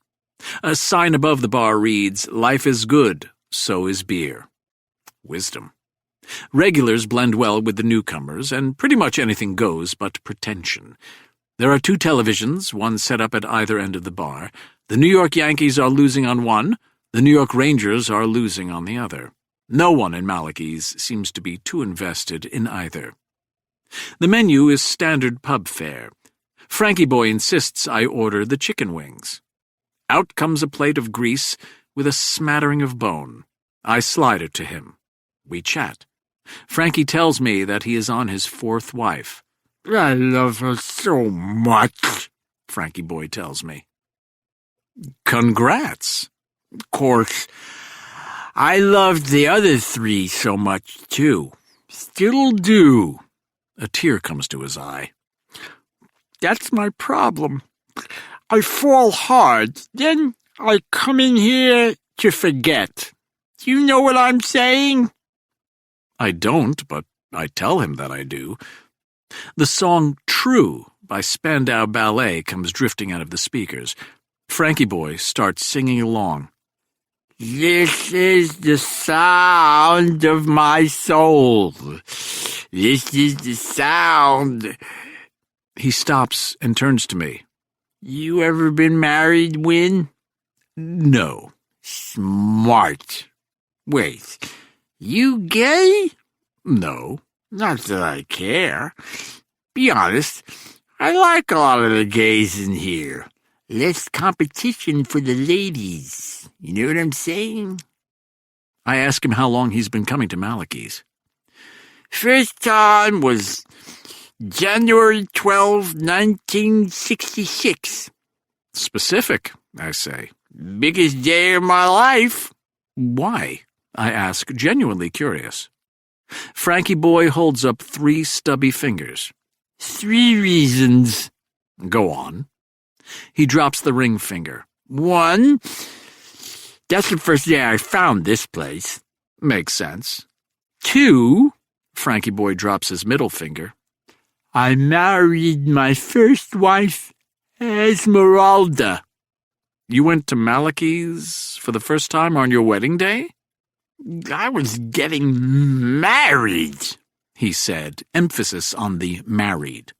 Who'd blame a man for needing a stiff drink or two beforehand? Not I. My Esmeralda was so beautiful, big as a barn. She wore a bright yellow wedding dress. In our wedding pictures, I look like a tiny planet orbiting a giant sun, but beautiful. And what's reason 3? I ask. You may be too young, but did you ever see the TV show Batman? Oh, yes. This, I think to myself, is kismet. Myron and I have watched every episode at least 1,000,000 times. I nod. Adam West, Burt Ward. Exactly. The Riddler, the Penguin. Oh, don't even get me started on Julie Newmar as the Catwoman. I would have ripped off Esmeralda's right arm and slapped myself silly with it just to sniff Julie Newmar's hair. No offense. None taken. And nowadays, we have all these, finger quotes, method actors losing 100 pounds or whatever to play the Joker. But back then, Cesar Romero didn't even bother shaving his mustache. Just threw white makeup over it. That, my friends, was acting. I see no reason to disagree. And reason 3? He scoffed. I thought you were a fan. I am. So what villain appeared in the very first episode? The Riddler, I say, played by Frank Gorshin. Correct answer. And when did it first air? Frankie Boy smiles and nods. January 12th, 1966. I want to kiss this man. So, to summarize, I say, on your wedding day, you went for drinks at Malachi's, and then you watched Batman debut on TV. Frankie Boy nods solemnly and stares down at his drink. 50 years later, Malachi's is still in my life. 50 years later, I can still watch Batman on my old VCR. Big shrug. But Esmeralda, she's long gone. We drink in silence for a moment. I need to get to the point of my visit, but I'm really enjoying this conversation. Eventually, I work my way to asking Frankie Boy whether he remembers a waitress or barmaid named Sheila or Shelley or something like that. I hope that perhaps Lake Davies slipped up and gave me the real name, and he scratches his head. Kathleen! He shouts. What? You remember Sheila who worked here a long time ago? Huh? Kathleen is smiling, but I detect something awry in her body language. Perhaps it is the smile that suddenly seems forced. Perhaps it is the way her grip tightens on the beer tap. Who wants to know? Our good-looking friend Win here, Frankie Boy says, slapping my back. Kathleen heads back toward us. She has the dish rag over her shoulder. Sheila what? I don't know, I say. She shakes her head. Don't remember a Sheila. How about you, Frankie? He shakes his head, too, and jumps down from the stool. Gotta take a massive whiz, he tells us. With your prostate, Kathleen counters. Let a man dream, will ya? Frankie Boy hobbles off. Kathleen turns back to me. She has the kind of expression that tells you she has seen it all at least twice. Google world weary, and her photograph pops up.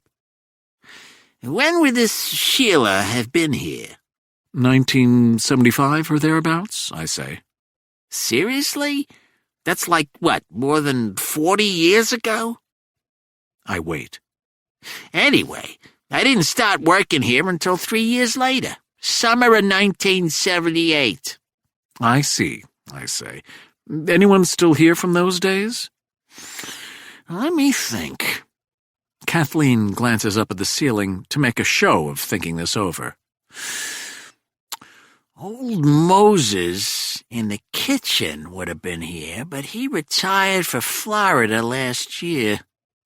Other than that, well, I'm the most senior employee, I guess. With that subject dismissed, she points to my empty glass and says, Get you another, hun? There is a time for the subtle. There is a time for the blunt. I confess that I'm far better with the blunt.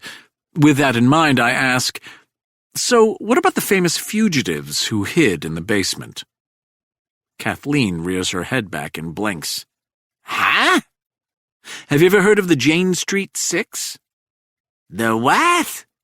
How about Rye Strauss? Her eyes narrow. That name rings a bell, I think, but I don't see... Rye Strauss and his girlfriend Lake Davies were wanted for murder. They hid in Malachi's basement in 1975. She doesn't reply for a few moments.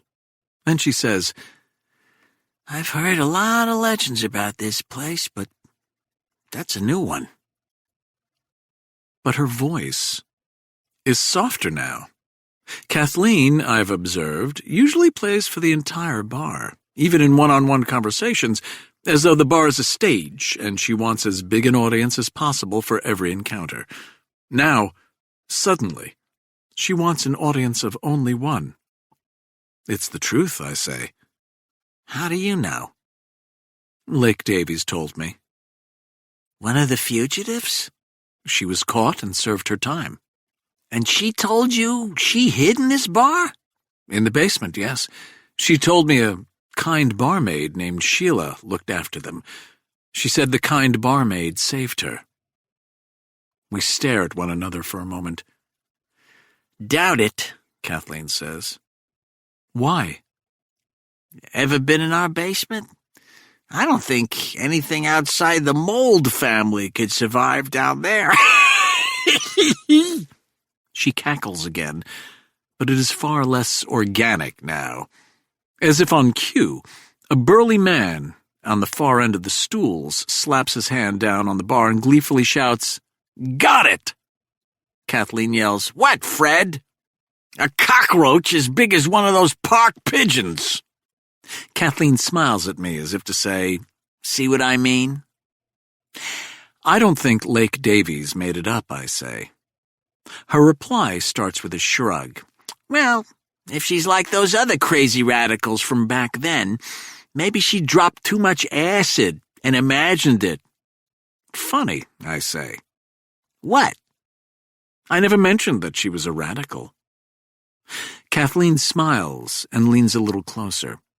I get the cigarette smell again, though it's not entirely unpleasant.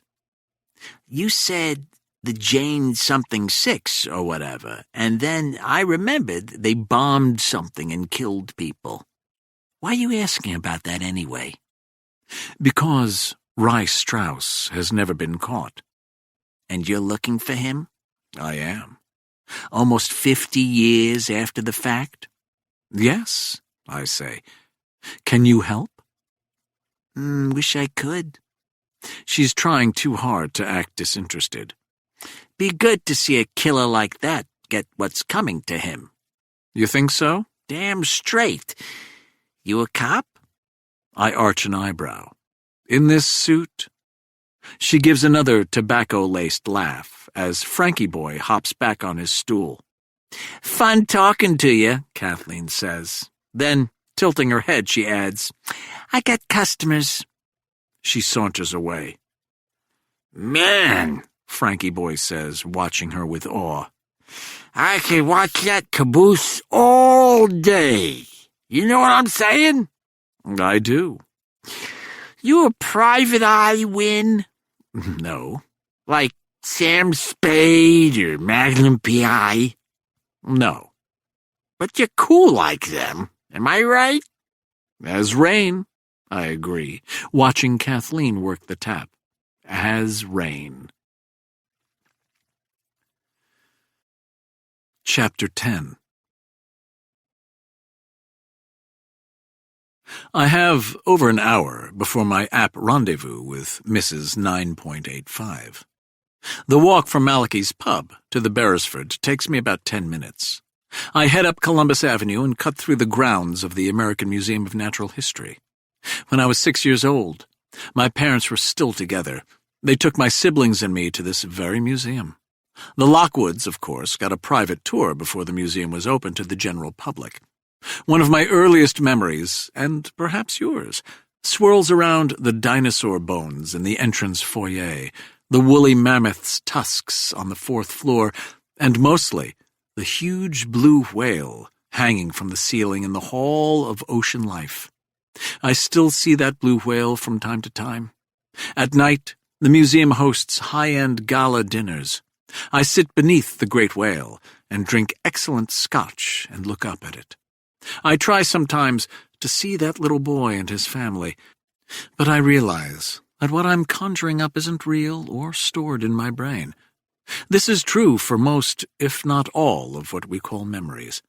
Memories aren't kept on some microchip in the skull or filed away in a cabinet somewhere deep in our cranium. Memories are something we reconstruct and piece together. They are fragments we manufacture to create what we think occurred, or even simply hope to be true. In short, our memories are rarely accurate. They are biased reenactments. Shorter still, we all see what we want to see. The doorman at the Beresford is waiting for me. He leads me to the security monitors behind the desk. There, queued up on the screen, is a black and white image of two people walking single file. I can't make out much, The shot is from above, the quality not great. The person in front is likely Rye Strauss. He has a hoodie pulled over his head.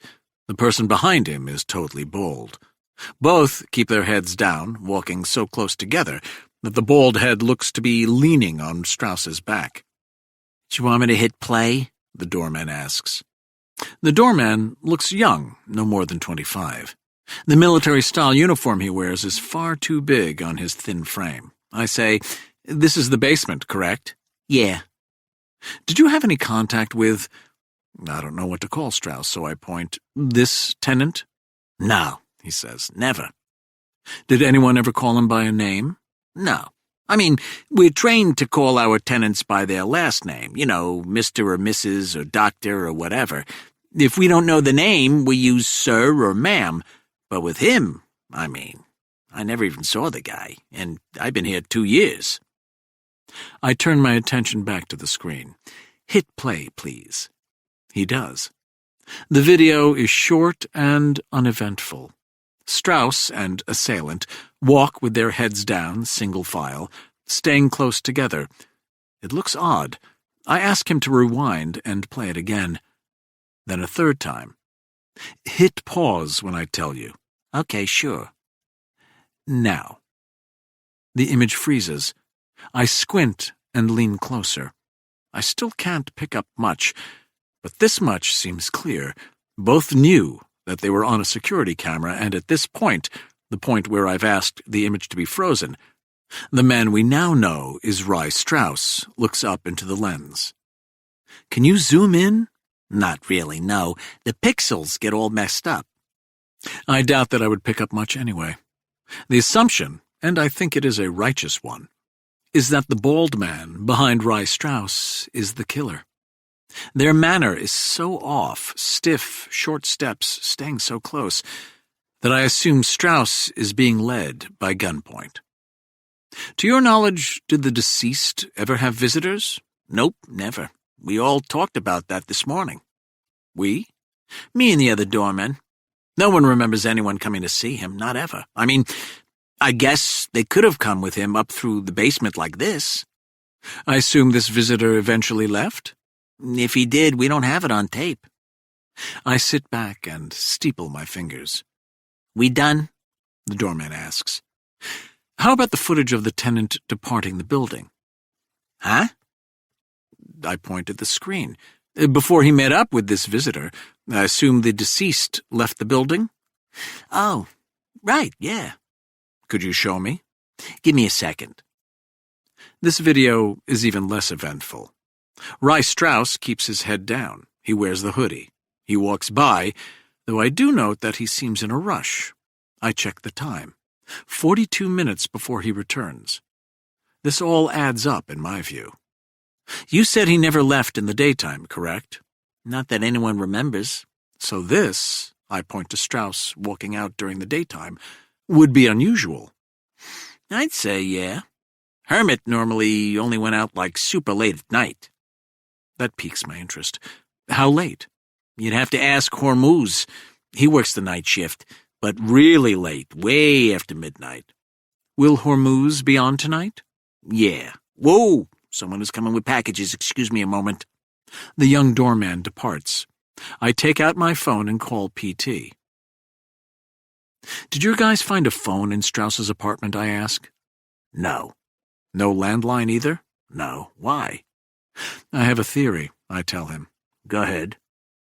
"Someone called Strauss on a phone and told him something worrying. Perhaps that his cover was blown. We can only speculate, but someone called him and told him something so worrying that the hermit left his apartment during daylight hours. My suspicion is it was a setup." "How do you figure?" "The killer placed the call to Strauss and said something on the phone they knew would get Strauss to react. When Strauss leaves the building, the killer intercepts him at gunpoint and forces Strauss to bring him back to his apartment." "Where the killer shackles him to the bed and kills him?" "Yes." "And leaves the Vermeer behind. Why?" "The obvious answer," I say, "is that his murder wasn't about the stolen art." "So what else would it be about?" "It could be a lot of things. But I think we know the most obvious one. The Hut of Horrors, he says. We are silent for a while. The Bureau hasn't put that part together yet, Win. I say nothing. They still don't know why your suitcase is there. When they do, they'll want alibis for your cousin, and for you. I nod to myself. His is a solid analysis. It seems likely, I say, that Rye Strauss was involved in some way with the Hut of Horrors. His voice is grave. It does. I feel a chill at the base of my neck. So I'm wondering. Wondering what? Everyone has always believed that Uncle Aldrich and Cousin Patricia were random victims of serial predators.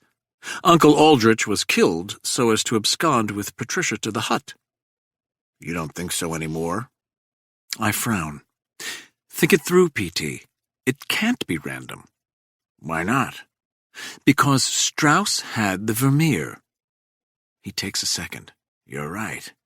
That can't be a coincidence. And that means Patricia wasn't a random victim. She was targeted. We fall into silence. Let me know how I can help, Win.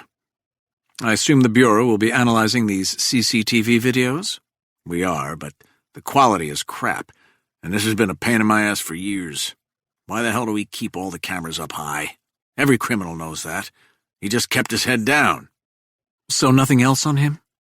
They're still analyzing, but all they can tell us is he's slight, short, bald. It's more important that you scour the nearby buildings for CCTV, I tell him. We need to figure out where Strauss went when he left the Beresford, and who he encountered. On it. Where are you going now? I check my watch. Enough work for the moment. My mind shifts quickly to the 9.85 rating. Saks Fifth Avenue, I say.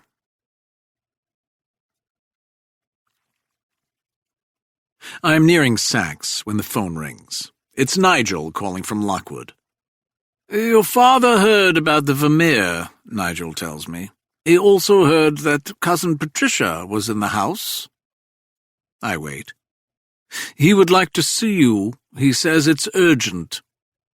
I push the door open and enter Saks by the men's suits department. Urgent as in tonight? Urgent as in tomorrow morning. Done, I say. One favor, Win. Name it. Don't upset your father. Okay, I say. And then I ask, how is he, Nigel? Your father is very agitated. Over the Vermeer or Cousin Patricia? Yes, Nigel says, and hangs up.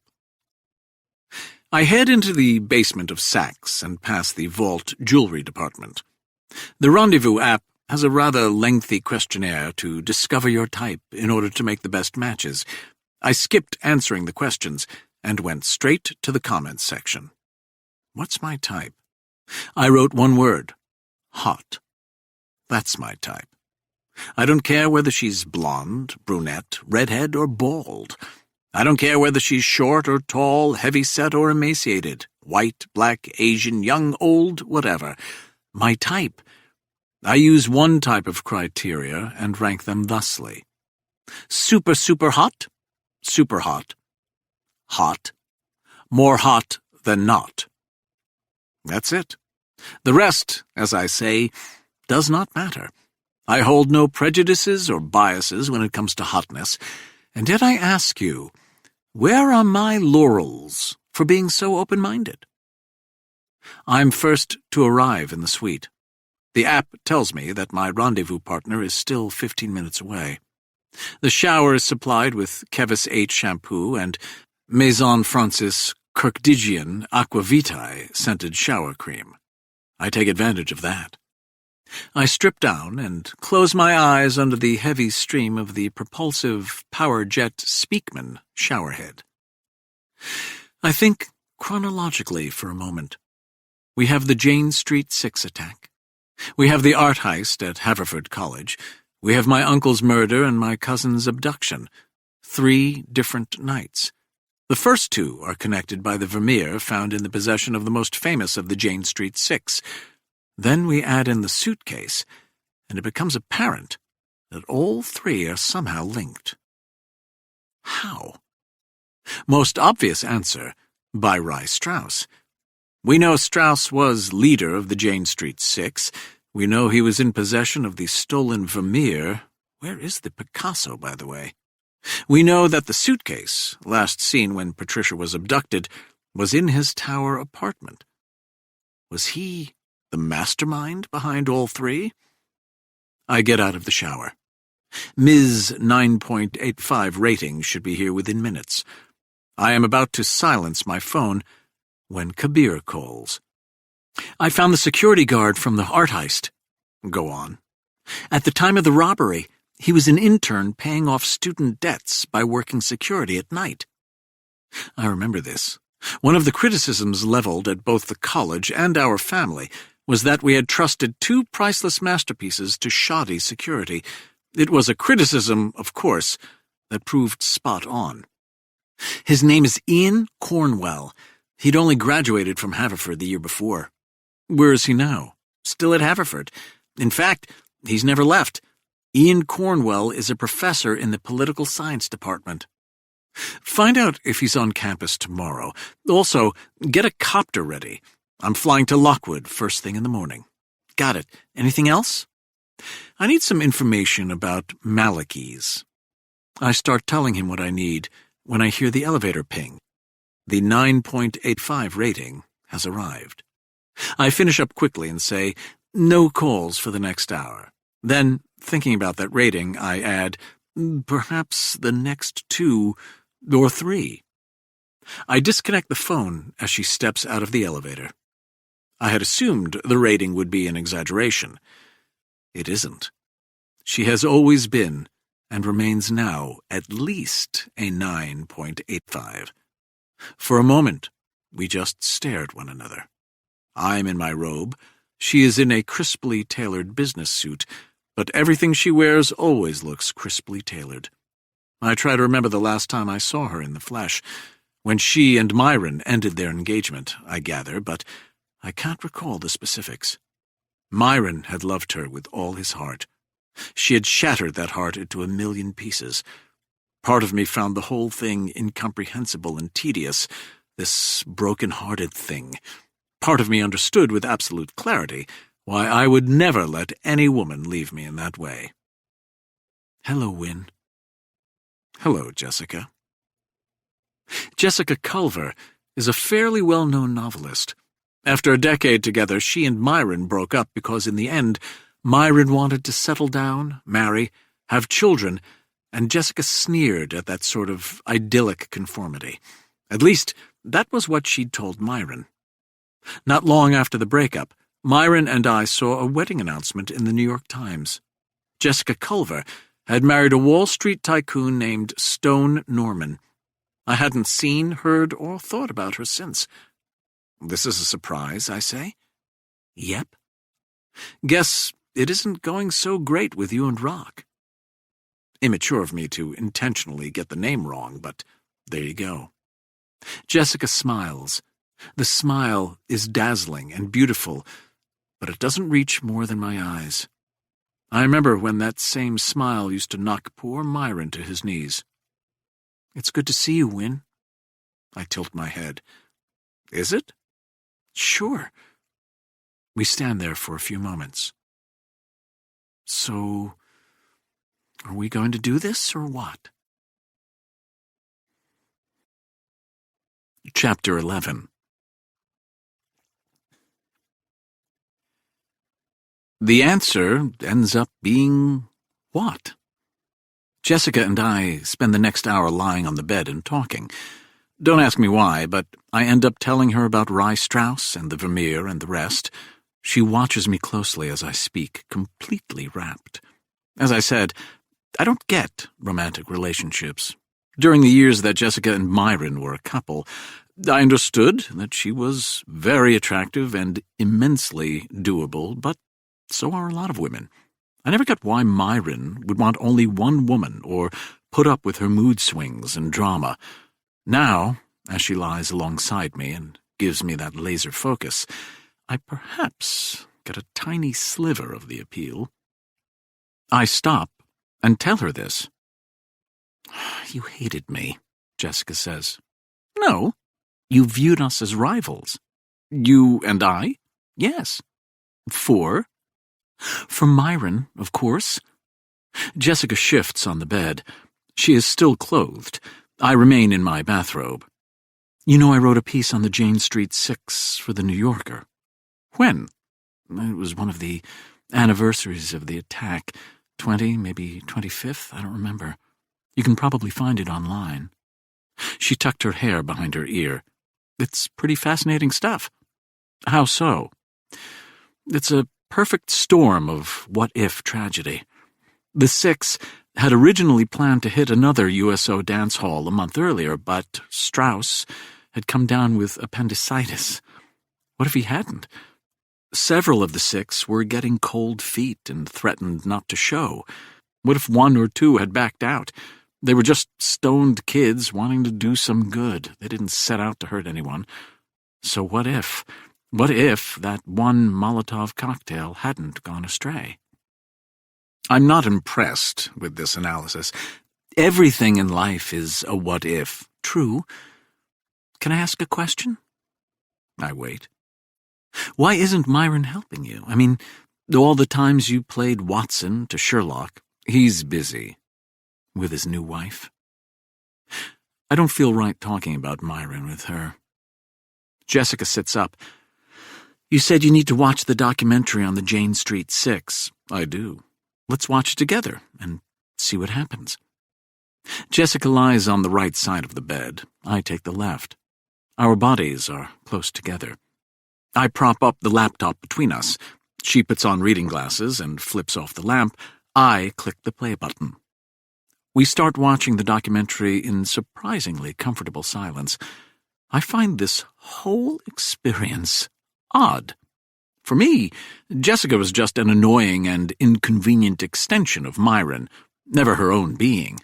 To see or experience her with no attachment to him feels somehow uneasy, not in spite of the comfort, but because of it. For the first time, I am seeing her as her own entity, not just Myron's hot girlfriend.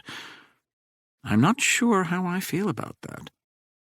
The documentary begins by pointing out that the group was never called the Jane Street 6. They were just 6 seemingly random college students, a ragtag splinter quasi-group from the Weather Underground, or Students for a Democratic Society. The nickname Jane Street 6 was given to them by the media after that disastrous night for the very simple reason that the famed photograph of the 6 of them had been taken in the basement of a townhouse on Jane Street in Greenwich Village.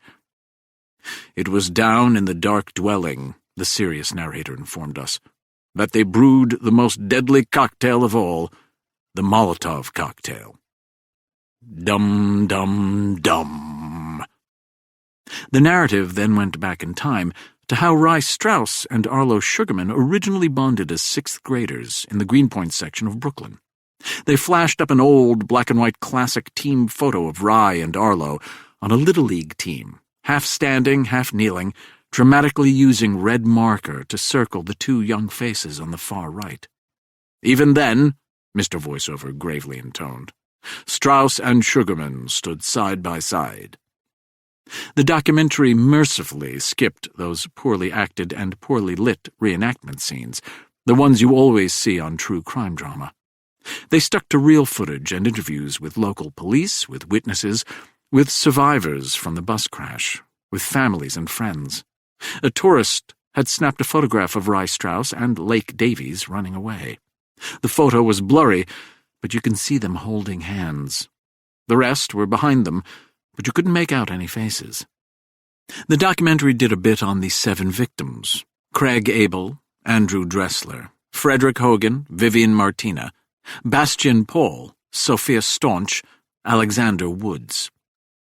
Jessica says, "Remind me to tell you about Sophia Staunch when we're done."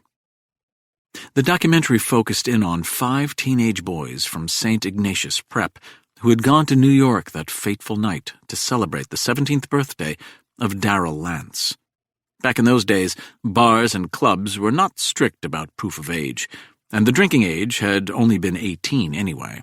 It came out later that the boys had gone to a strip club with the subtle moniker 69 before hopping on the late-night bus heading back out to Garden City.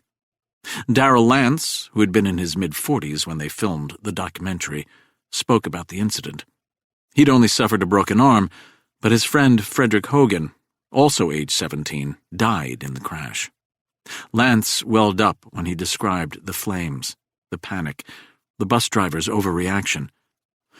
I could see the driver turn the wheel too hard. We went up on just 2 wheels. I could see the bus start to careen out of control and head for that stone wall. And then we plunge off the road, almost in slow motion. Then they replayed the press conference where Vanessa Hogan absolved the 6. I forgive them totally because it's not my place to judge, only God's. Perhaps this was God's way for Frederick to pay for his own sin. I turned slightly toward Jessica. Is she saying God executed her son for going to a strip club? Apparently, she says. I interviewed her for my story. The doc moves on to Billy Rowan's surprise visit to Vanessa Hogan. On the screen, an older Vanessa Hogan spoke to the documentarian about it. We sat right here, right at this very kitchen table. I asked Billy if he wanted a Coke. He said yes. He drank it so fast. What did you talk about? Billy said it was an accident. He said they didn't mean to hurt anyone, that they only wanted to make a statement against the war. What did you think of this? I kept thinking how young Billy was. Frederick was 17. This boy was only a few years older. What else did Billy Rowan say? He saw me on the television. He said he wanted to hear me forgive him with his own ears. Did you? Yes, of course. That couldn't have been easy. The path isn't supposed to be easy. It's supposed to be righteous. Jessica looks at me. Good line. Indeed. She used it on me, too. But? Jessica shrugs. It sounded too rehearsed. Back on the screen, Vanessa Hogan says, I tried convincing Billy to surrender, but he was so scared. His face. Even now I think about Billy Rowan's scared face. He just ran out my kitchen door. I whisper, she's kind of hot. Ew. You don't think so? You haven't changed, Win, have you? I smile and shrug. What was your take when you met her? 2 words, Jessica says. Batshit crazy. Because she's religious? Because she's a nut and a liar. You don't think Billy Rowan visited her? No, he did. A lot of evidence proves it. So? I don't know. Vanessa Hogan's reactions were just all off. I get the belief that your son has gone to a better place or that it's God's will, but there were no tears, no mourning. It was almost as though she expected it, like it wasn't a surprise. We all grieve in different ways, I say. Yeah, thanks for offering up the comforting cliché, Win. But that's not it. Jessica rolls on her side to face me. I do the same. Our lips are inches apart. She smells incredibly good. Sophia Staunch, she says. Another Jane Street 6 victim. What about her? Her uncle was Nero Staunch. Nero Staunch was a huge name in organized crime back in the day. I roll on my back and put my hands behind my head. Interesting, I say. How so? Lake Davies not only changed her name, but she changed her entire identity and moved to West Virginia. I asked her if she did that because she was afraid Rye Strauss would find her. What did she say? Her exact words were, not just Rye. So she was afraid of someone else, Jessica says. And who better than Nero Staunch? When we finish the documentary, Jessica asks to see my list of people to question. I show it to her. We add Vanessa Hogan. Why not? She was the last person to see Billy Rowan. "Is Nero Staunch still alive?" she asks me. I nod. "He's 92. So out of the game." "You're never really out of that game, but yes." I add his name to the list too. We are still in the bed. Jessica meets my gaze and holds it. "Are we going to do this, Win?" I move to kiss her, but I stop. She smiles. "Can't, huh?" It's not that," I say. I don't quite understand what I am feeling, and that annoys me. Jessica and Myron have been over for a long time. He's happily married to another woman. She is mind-bendingly beautiful, super hot, and willing. Jessica then reads my next thought and says it out loud. "If sex is such a casual thing to you, why can't you?" I don't reply. She rolls out of bed.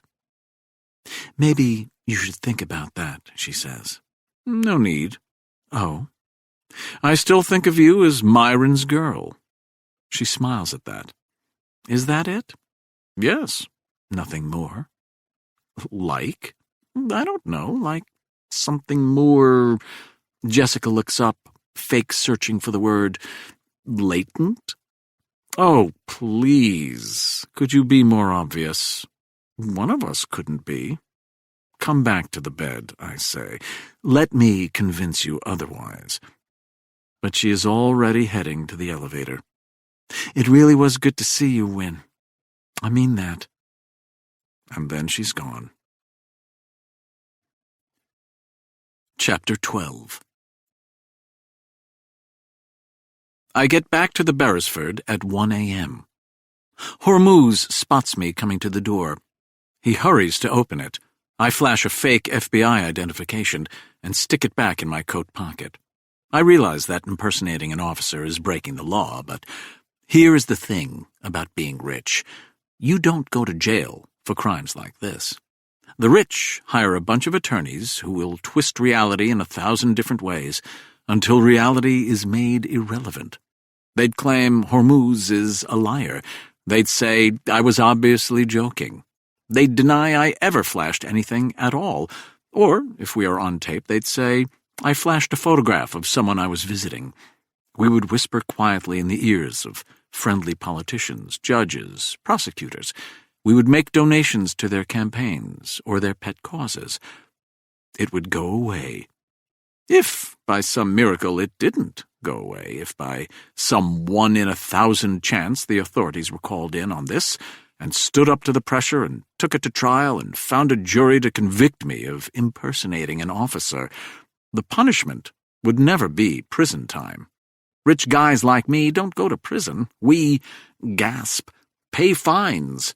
Since I have a ton of money already, 100 times more than I could spend in a lifetime at the very least, why would that deter me? Am I being too honest? A similar calculation is made in my business all the time. It is why so many choose to bend the rules, break the rules, cheat. The odds of getting caught? Slim. The odds of being prosecuted? Slimmer. If you do somehow get caught, the odds of simply paying a fine that will be lower than the amount of money you stole? Great. The odds of doing any kind of real prison time? A mathematical formula constantly approaching zero. I detest that. I don't stand for cheaters or thieves, especially those who aren't doing it to feed a starving family. Yet, here I am with my fake ID. Do I appear the hypocrite? "Yeah, Hermit was like a vampire," Hormuz tells me. "Only came out at night, I guess." Hormuz has eyes so heavily lidded, I don't get how he sees anything. He has a bowling ball paunch and one of those dark faces that appear to be 5 o'clock shadowed seconds after a shave. "You want something to drink?" he asks me. "Coffee?" Hormuz shows me his mug. which probably began life as something in the White family but has now stained the color of a smoker's teeth. No, I'm good. I understand the mystery tenant used the basement exit. Yep, which was weird. Why weird? Because he'd come out over there to the left. Then he'd circle in front of the building anyway. He'd walk right past me. So he took more steps this way? More steps, longer elevator ride. Just didn't make sense. Except the lobby has a ton of cameras, but from his elevator to the exit in the basement, there was only the one. Made sense. Did he ever talk to you? The guy in the tower? Yes, not once. He'd go just past me like clockwork every Wednesday night. Or, well, it was 4 a.m., so maybe that was Thursday morning. Still dark out, though. He shakes his head. Doesn't matter, whatever. He'd walk past me. For years, this would happen. I would nod and say, "Good evening, sir." I'm polite like that. He's one of my tenants. I treat him with respect, no matter how he treats me. Most tenants, well, they're great. They call me by my first name, tell me to do the same with them, but I don't. I like to show respect. You know what I'm saying? I've been here 18 years, and I would say I still haven't met half of the people who live here. They're in bed by midnight when I come on. But the tower guy? I'd nod to him every time. I would say, "Good evening, sir." He just kept his head down, never said anything, never looked up, never acknowledged I even existed. I say nothing. Look, I don't want you to get the wrong idea. I know he's dead and all, so I shouldn't speak bad about the man. I think he had issues, you know. Glenda, my wife, she watches some show on hoarders and whatnot. It's a real illness, Glenda tells me, so maybe that was it. It's not like I'm happy he's dead or anything. You said every Wednesday night. Huh? You said he walked past you every Wednesday night. Or Thursday morning. It's weird having a midnight gig, like tonight. I arrived Wednesday night, but what time is it now? I checked my watch. Almost 1:30. Right, so it's not Wednesday night anymore. It's Thursday morning. Let's call it Thursday morning, I say, because this subject is irrelevant and boring me. Yeah, okay. You said you saw him walk past you every Thursday morning at 4 a.m. Yep, that's right. So it was a routine. Yeah. How long had he been doing this? Oh, years and years. Summer, fall, spring, winter? Yeah, I think so. I mean, look, there were times he missed, I'm sure of it. There were months I wouldn't see him at all. Like maybe he flew to Florida for the winter, I don't know. And there were nights, well, the job is quiet. I sit, I may stick in my AirPods and stream something on Netflix, you know what I'm saying? But as soon as someone touches the door, bam, I'm up. We lock it after midnight, so maybe sometimes he walked by and I didn't see. Did you ever see him leave at other times? No, I don't think so. Always 4 a.m. or right around then. I think about that. And what time did he come back? He didn't stay out long. I think he just took a walk. He was back within an hour, maybe sometimes more. I don't think it was consistent. Look, I figure he's a weirdo, wants to be alone, so he takes night walks. I've heard of stranger things, right? When he walked past you heading out, I continue, what direction was he going? East. I glance down across the street in the direction where he's pointing. Into the park? Yep. Every time. I figured he was taking a walk, like I said. Strange time, and I know the park is a lot safer now than it used to be, but you wouldn't see me strolling around in there at 4 a.m. I think about this. 4 a.m. I wonder whether that is a clue. I think it is. When was the last time you saw him going out like that? I ask. Recently, last week maybe, or the week before. I realize that would have been the day before he was murdered. Rye Strauss goes out for his usual Thursday morning 4 a.m. walk. On Friday he goes out again, for the first time in forever during the daytime, and comes back with, in all likelihood, his killer. I have a plan. I stand in the shadows across the street from Malachi's. The time is 4 a.m. By law, New York City bars must stop serving alcohol at 4 a.m. Coincidence? I, for one, hope not. They say New York is the city that never sleeps. That may be true, but right about now, her eyes are blinking closed and her head is nodding in exhaustion. My lizard brain, that survival instinct, is wary of shutting itself down. It prefers preparedness. Even as I move about my day, the lizard brain seeks out potential, or erroneously perceived, enemies and threats. I stay hidden and watch Malachi's door. I've changed into jogging attire and a sweatshirt with a hood. No, it's not a hoodie. It's a sweatshirt with a hood. I would never wear a hoodie. I am patient. I wear earphones. I'm listening to a playlist Kabir created for me, featuring Meek Mill, Big Sean, and 21 Savage. Somewhere in the past year or two, after initially scoffing at what I could not comprehend, I've come to love what we call rap or hip-hop. I know that this music, like Malachi's Pub, was not created for me, but the underlying anger appeals. I also enjoy the humanism in the desperate posturing and bravado. They want to appear tough, but their neediness and insecurity shine through so brightly, I assume they must know that we are in on the joke. Right now, as Kathleen and a male bartender lock up for the night, Meek Mill is bemoaning the fact that he can't trust women because he has issues. I hear you, my troubled friend. Kathleen waves goodbye to the bartender. He heads west toward Broadway, probably to the 1 train. Kathleen crosses Columbus Avenue and continues to walk with purpose east on 72nd Street. She lives, I know from Kabir's research, on 68th near West End Avenue. In short, she is not going home. I follow from across the street. 2 minutes later, she walks past the Dakota and crosses into Central Park. At this hour, the park is pretty much abandoned. I see no one else. Trailing her will be difficult. We all possess lizard brains, don't we? And in a situation where you are a woman alone in a park, and a man in a hooded sweatshirt, however tasteful that hooded sweatshirt may be, is following you, you take notice. When she heads north on the sidewalk running along what is simply called the lake, I take a parallel path west of her that goes through the brush. This path is dark and in some ways not the safest at night, but 1, I am always armed, and 2, if you are any sort of experienced mugger, you wouldn't set to pounce in an area so remote that you'd have to wait days, weeks, or months for a profitable target to happen by, would you? I lose sight of Kathleen for seconds at a time, but so far this appears to be working. She's making her way north toward the entrance to the wildlife thicket known as the Ramble on the north shore of the lake.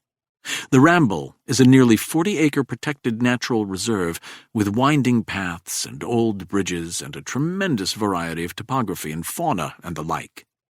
There is birdwatching, yes, but in a less enlightened day, the Ramble was best known for hosting homosexual encounters. It was a spot where gay men would cruise, as we used to say. It was supposedly the safest place to avoid being assaulted by those who meant them harm, which is to say, of course, it hadn't been very safe at all. Kathleen stops on the bridge that crosses over the lake and into the heart of the Ramble. The moon glistens off the water, and I can see her silhouette. A minute passes. She doesn't move. There is no reason to pretend any more. I come down the path. Kathleen hears my approach and turns expectantly.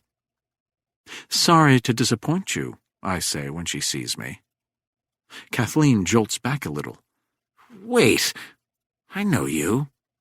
I don't reply. "What the hell, are you following me?" "Yes." "What do you want?" "Rye Strauss won't be coming tonight." "Huh? Who?" But I can see the fear in her eyes. "I don't know what you're talking about." I move closer so she can see my disappointed frown. "You can do better than that."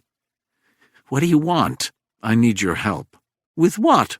"Rye was murdered." I just say it like that, too matter-of-factly. Breaking bad news is not my forte. He was murdered, yes. Tears push into her eyes. Kathleen makes a fist and places the back of it against her mouth to stifle a cry. I wait, give her a moment or two. She puts the fist down and blinks into the moonlight. Did you kill him? She asks me. No. Are you going to kill me? If that were my plan, you'd be dead by now. That doesn't seem to comfort her much. What do you want with me? I need your help, I repeat. With what? With trying to catch his killer. Chapter 13. Kathleen doesn't say a word as we head back down Central Park toward 72nd Street and my abode.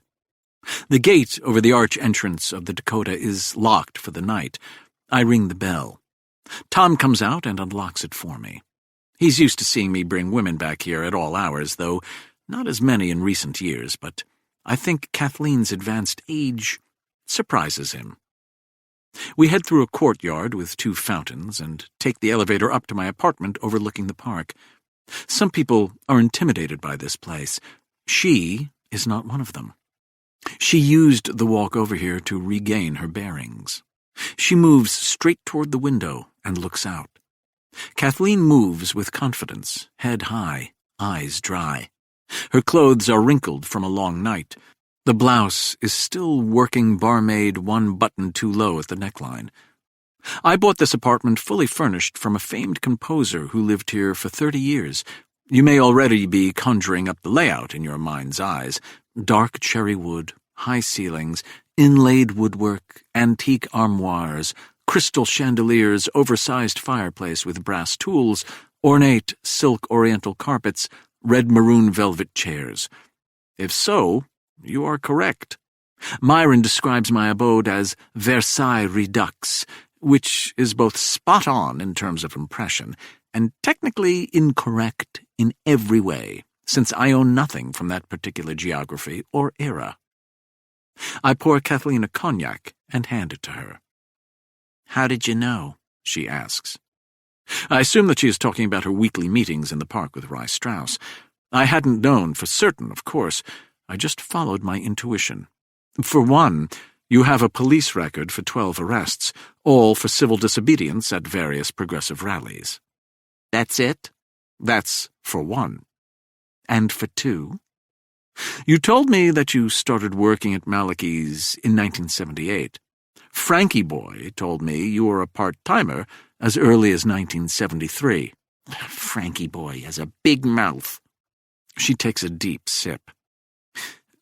Is Rye really dead? Yes. I loved him, you know. I loved him for a very long time. I had figured this. Kathleen hadn't rescued Lake Davies, or if she had, only inadvertently. Her real goal in facilitating Lake's surrender was simpler: remove the competition for Rye Strauss's affection. Who killed him? She asks. I was hoping that perhaps you could help me with that. I don't see how, she says. Did the police have any suspects? Not a one. Kathleen takes a deep sip and turns back to the window. Poor, tormented soul. All of them, really. The Jane Street Six. They never meant to hurt anyone that night. So I keep hearing. Idealistic kids. We all were. We wanted to change the world for the better.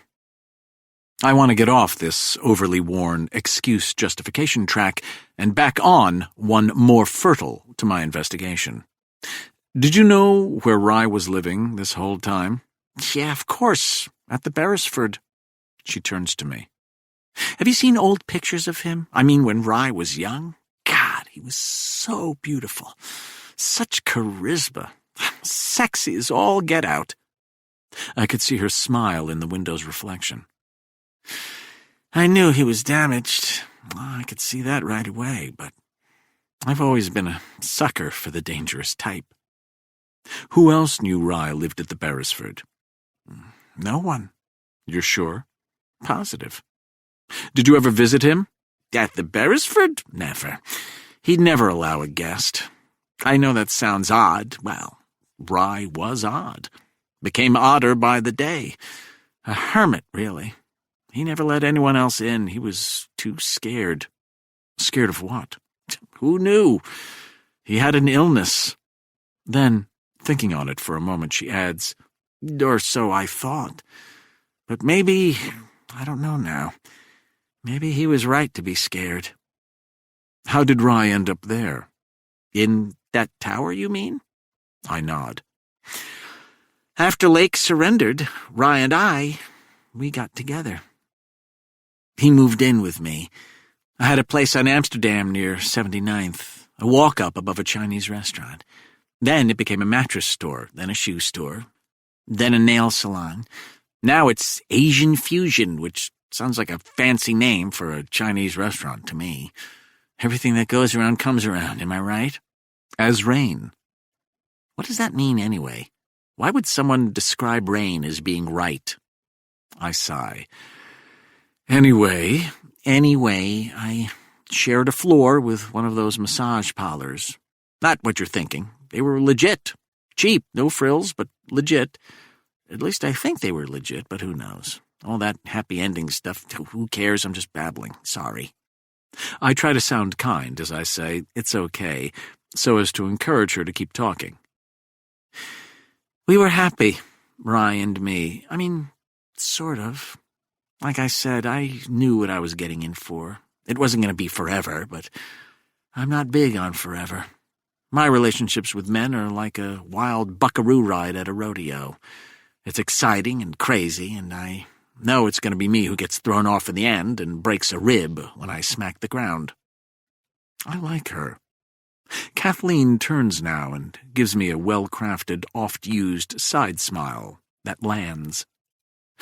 That ride lasted longer than I would have thought. How long? As a couple?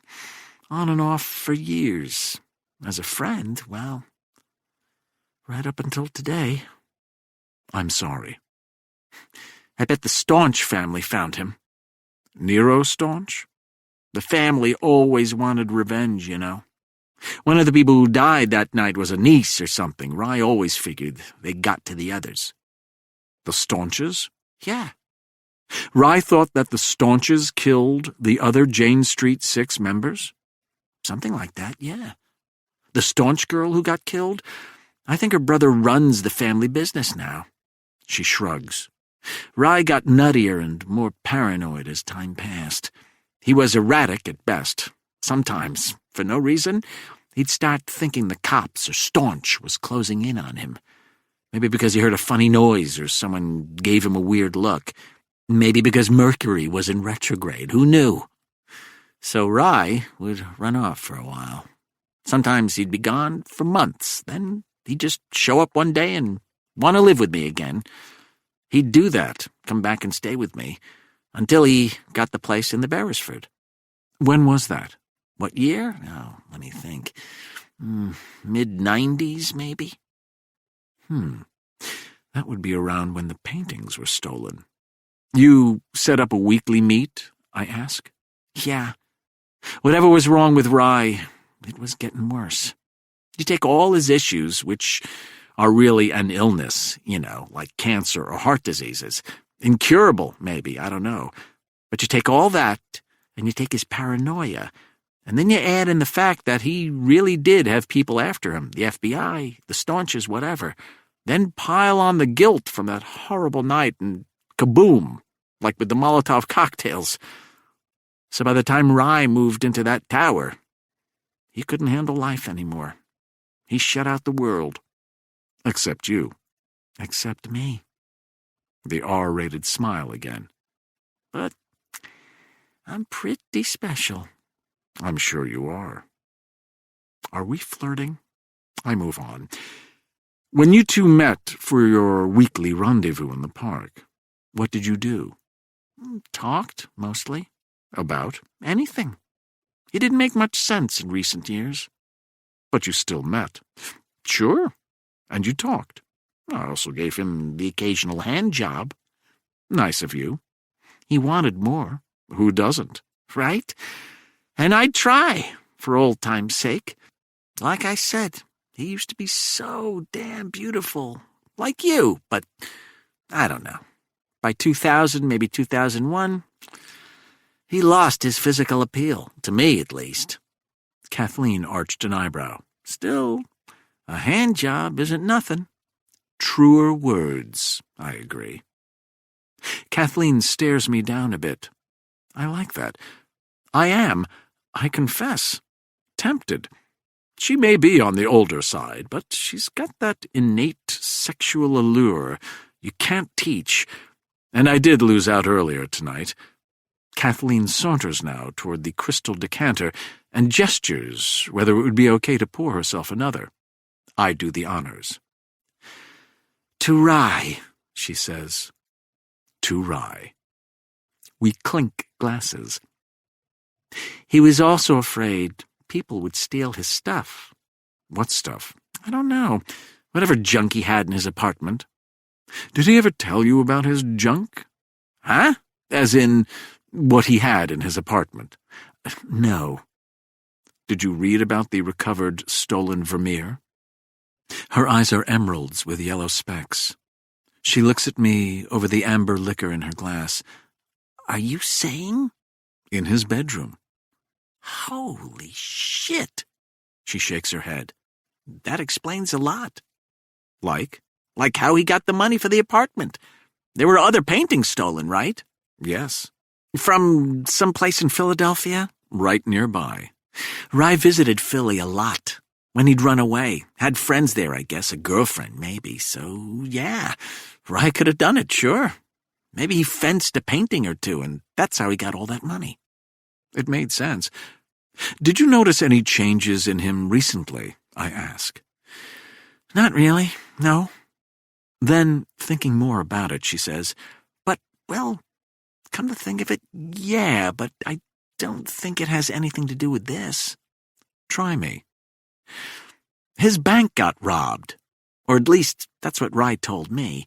He was freaking out about it. I told him not to worry. Banks have to make you whole if they got robbed, I said. That's true, right? Pretty much. But he wouldn't calm down. I consider this. Was he imagining it, or— No. It was in the Post. Bank of Manhattan on 74th. He even told me, last time I saw him, come to think of it, that the bank had left a message. On his phone? Dunno, come to think of it. Did he own a phone? Just a burner I bought for him at Duane Reade. It let you keep the same number for years. I don't know the details. No phone, I knew, had been found at the murder scene. Interesting. He never kept it on, she continues. He was afraid someone could track him. He'd, check for messages once or twice a week. And the bank left him a message? I guess. Or at the front desk. Whatever. They wanted him to come down to the branch or something. Did he? I don't know.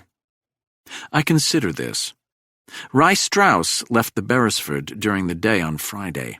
Less than an hour later, he came back with someone. Back to his apartment?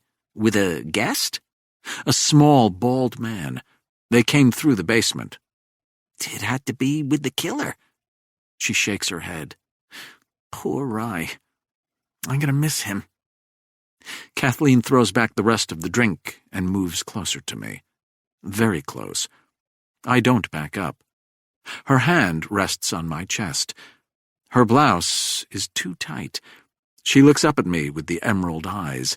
Then her hand slides slowly down my body, and she cups my balls. I don't think I want to be alone tonight, she whispers, giving me just a perfect little squeeze. And so she stays. Chapter 14. I sleep, though sleep may be the wrong word choice on this particular night, in an antique, Baroque, four-poster canopy bed made of carved mahogany and an embroidered lace topper. The bed is a bit much, I confess, dominating the room in every way, the four posts nearly scraping the ceiling, but it still sets the mood. At sunrise, Kathleen kisses my cheek and whispers, "Find the bastard who killed him."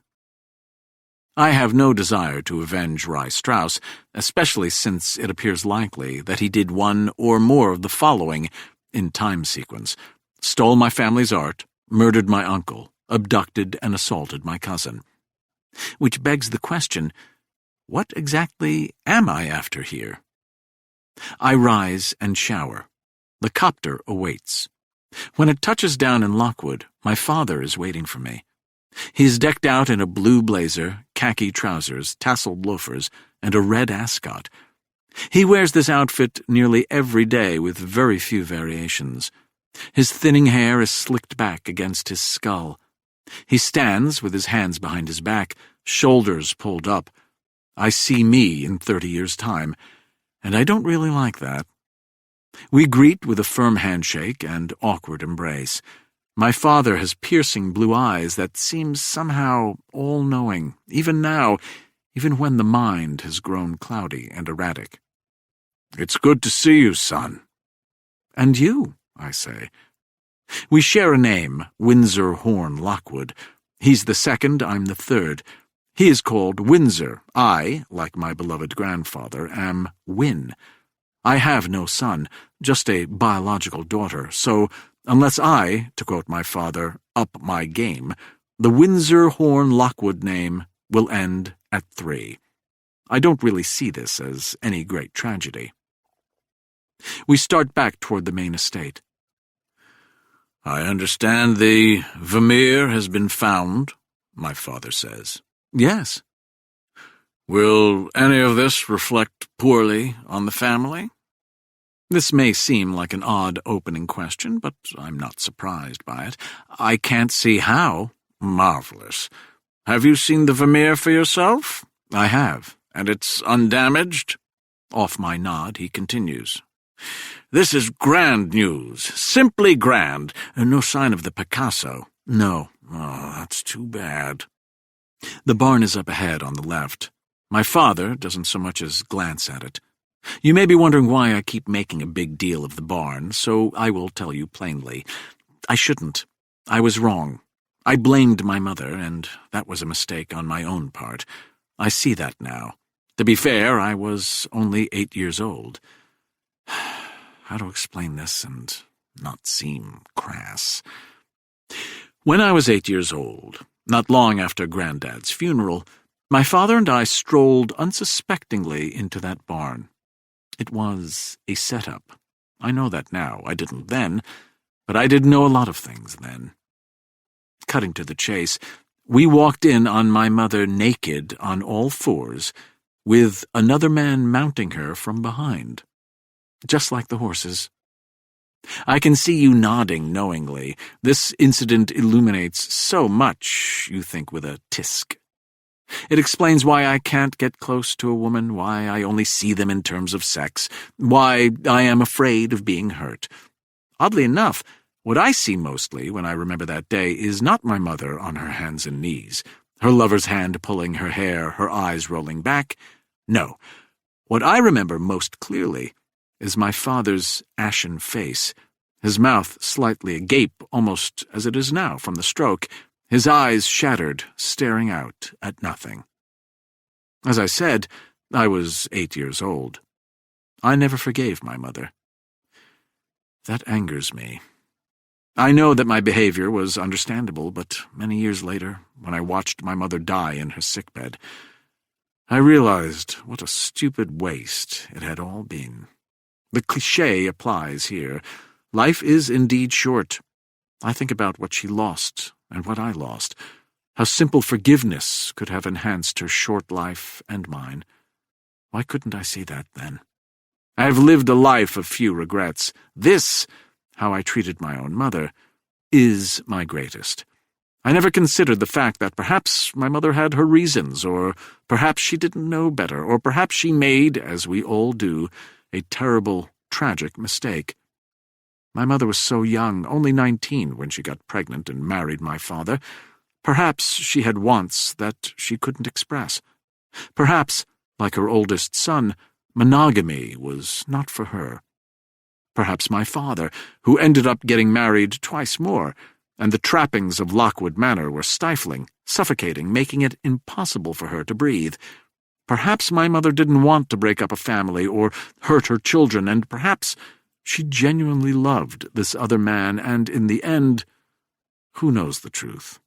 Not me, because I never asked, never gave her the chance to explain, refused to listen, until it was too late. I was only a child, but I was stubborn. Originally, I razed that barn to rid myself of the awful memory of what my father and I had witnessed, but now I see the new edifice as more a monument to my own foolishness and stubbornness, a monument to my wasteful, judgmental blunder.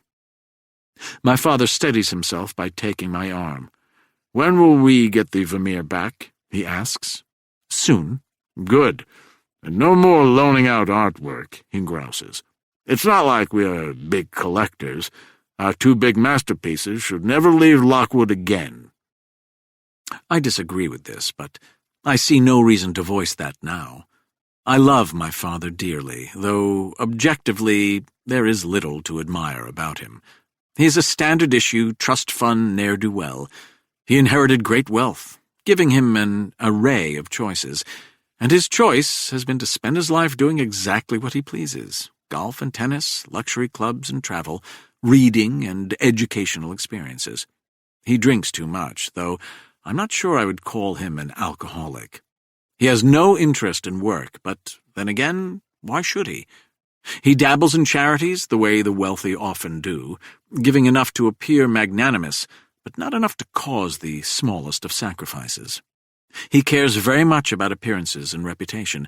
There is an odd psychology amongst those who inherit great wealth, because deep down inside, they realize that they did nothing to earn it, that it really was just a matter of luck, and yet how can it be that they are not special?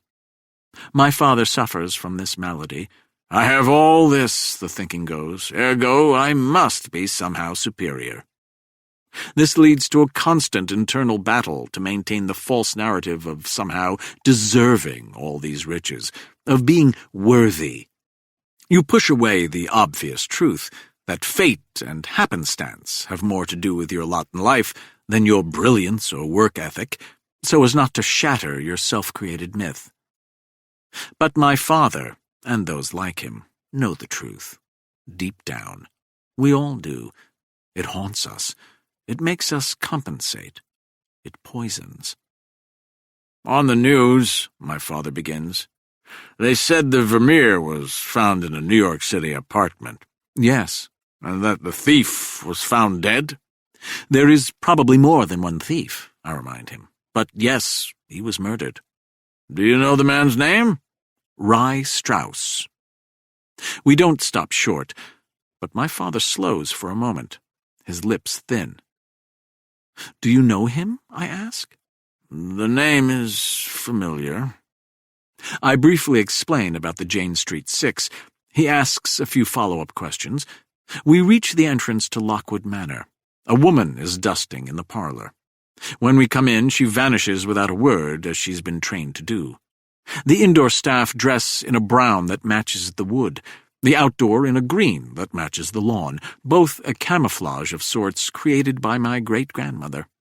The Lockwoods treat help well, but they are always just the help.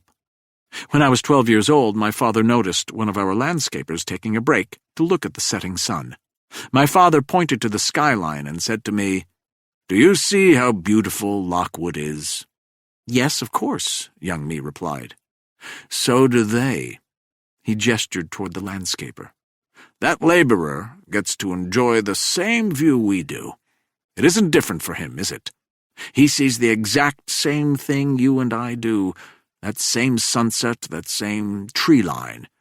Yet, does he appreciate that?" I don't think I realized at the time how utterly clueless my father was. We are all masters of self-rationalization. We all seek ways to justify our narrative. We all twist that narrative to make ourselves more sympathetic. You do it too. If you are reading this, You were born in the top 1% of history's population, no question about it. You've experienced luxuries that painfully few people in the history of mankind could have even imagined. Yet, instead of appreciating that, instead of doing more to help those beneath you, we attack those who got even luckier for not doing enough. It is human nature, of course. We don't see our own faults. As Harlan Bolitar, Myron's mother, likes to say, "The humpback never sees the hump in his own back." Nigel peeks in on us. "Do we need anything?" "Just some privacy," my father snaps. He says privacy with the short I, as though he's suddenly British. Nigel rolls his eyes and gives my father a mock salute. To me, he glares a quick warning before closing the doors. We sit across from one another in the red velvet chairs near the stone fireplace. My father offers me a cognac. I pass. He starts to pour his own, but his arm is slow and uncooperative. When I offer to help, he shakes me off. He can manage. It's still early in the morning. You must think he has a drinking problem, but that's not it. He just has nowhere else he needs to be. "Your cousin Patricia was here with you," he says. "Yes." "Why?" "She is a member of the family," I say. My father lances me with the blue eyes. "Please, Win, let's not insult my intelligence. Your cousin hasn't been to Lockwood in over 20 years, correct?" "Correct." "And it isn't a coincidence that the day the Vermeer is found she came back, is it?" "It is not." "So, I want to know why she was here." This is my father, the somewhat bullying interrogator. I haven't experienced much of this side of him since his stroke. I'm glad to see his ire, even though it is aimed squarely at me. There may be a connection, I say, between the art heist and what happened to her family. Dad's eyes start blinking in astonishment. "What happened to her?" His voice trails off. "You mean her abduction?" "And Uncle Aldrich's murder," I add. He winces at his brother's name. We stay silent. He lifts the glass and stares at the amber liquid for far too long. "I don't see how," he says. I stay still. "The paintings were stolen before the murder, correct?" I nod. "A long time before, if I recall. Months? Years?" "Months." "Yet you see a connection. Tell me why." I do not want to go into details, so I switch topics. What caused the rift between you and Uncle Aldrich? His eyes flare at me from over the crystal. "What does that have to do with anything?" You never told me. He takes a moment to think of the word. Our dissolution took place years before his murder." I know. I stare into his face. Most people claim that they cannot see family resemblances when it comes to themselves. I can, almost too much. Do you ever think about that? "What do you mean?" If you and Aldrich hadn't, I make quote marks with my fingers, dissolved, do you think he would still be alive today? My father looks stunned, hurt. "My God, Win, what a thing to say." I realized that I'd wanted to draw blood, and apparently I succeeded. Do you ever think about that possibility? "Never," he says too forcefully. "What has gotten into you?" He was my uncle. "And my brother." And you threw him out of the family. I want to know why. "It was so long ago." He raises the glass to his lips, but now it is shaking. My father has gotten old, an obvious observation, alas, but we are often told how aging is a gradual process. Perhaps that's true, but in my father's case, it was more like a plummet off a cliff.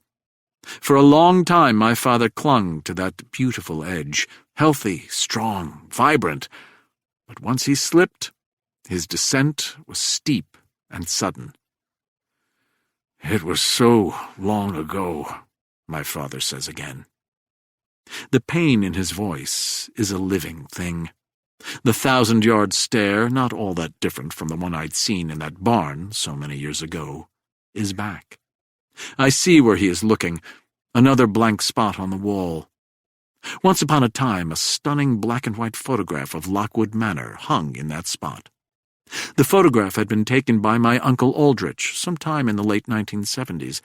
It, like my uncle, was long gone now. I'd never really thought about that until now, that even Uncle Aldrich's artistic contributions to this estate had been scrubbed away when he was hurled out of the family circle. "You told me that it was some sort of money issue," I say. "You implied Uncle Aldrich embezzled." He doesn't respond.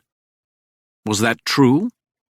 He snaps out of it with a fury. "What difference does it make? That's the trouble with your generation. You always want to unearth unpleasantness. You think dragging the ugly out in the sunlight will destroy it. It doesn't. Just the opposite. You give the ugly thing life, nourishment. I never spoke of it. Your uncle never spoke of it. That's what being a Lockwood means. We both knew that many people thrive on our familial misery.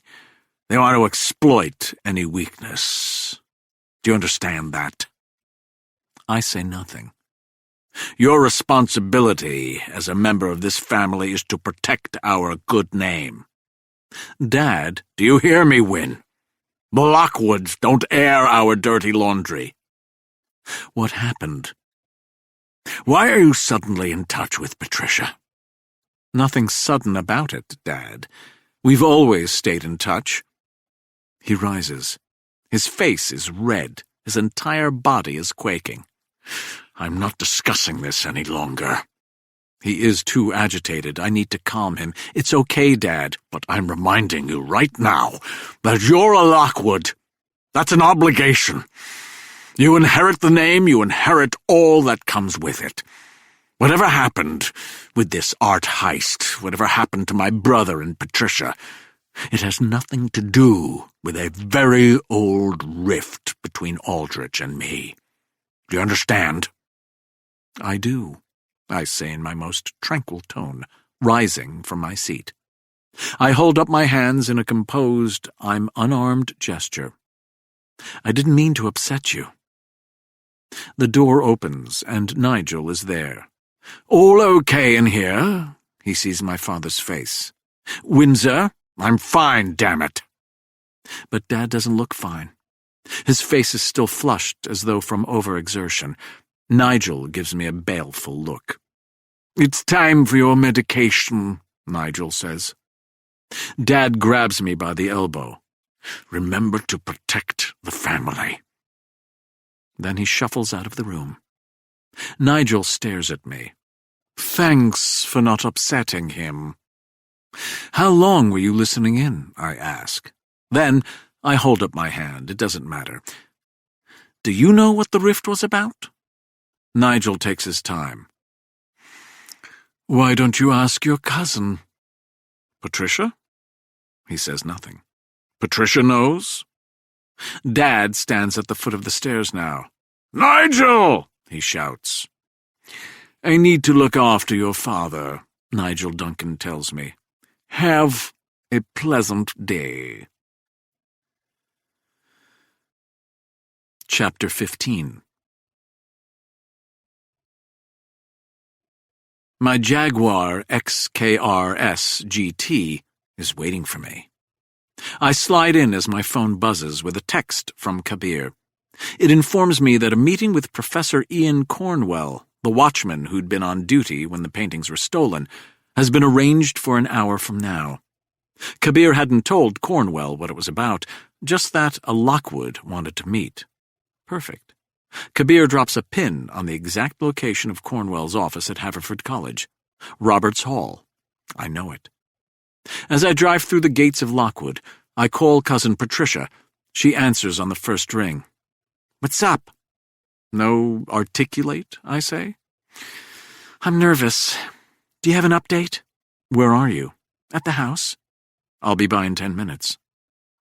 Cousin Patricia lives in the same home from when she was abducted and where her father was murdered. It's a modest Cape Cod at the end of a cul-de-sac.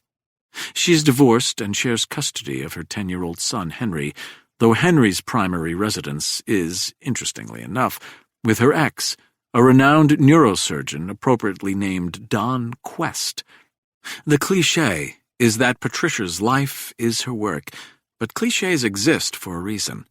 She travels a great deal for her charity, the Abiona Shelters, making speeches and doing fundraisers the world over. Patricia was the one who suggested this somewhat unconventional custody arrangement, a fact that makes the local hoity-toity tisk-tisk over what they want to see as maternal neglect. When I pull into her driveway, Patricia is standing outside on the gravel drive with her mother, my Aunt Aileen.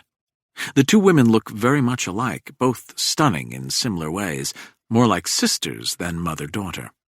Sometime in the 70s, Uncle Aldrich, the progressive in our rather staid family, quit college to spend 3 years doing charity work and photojournalism in South America.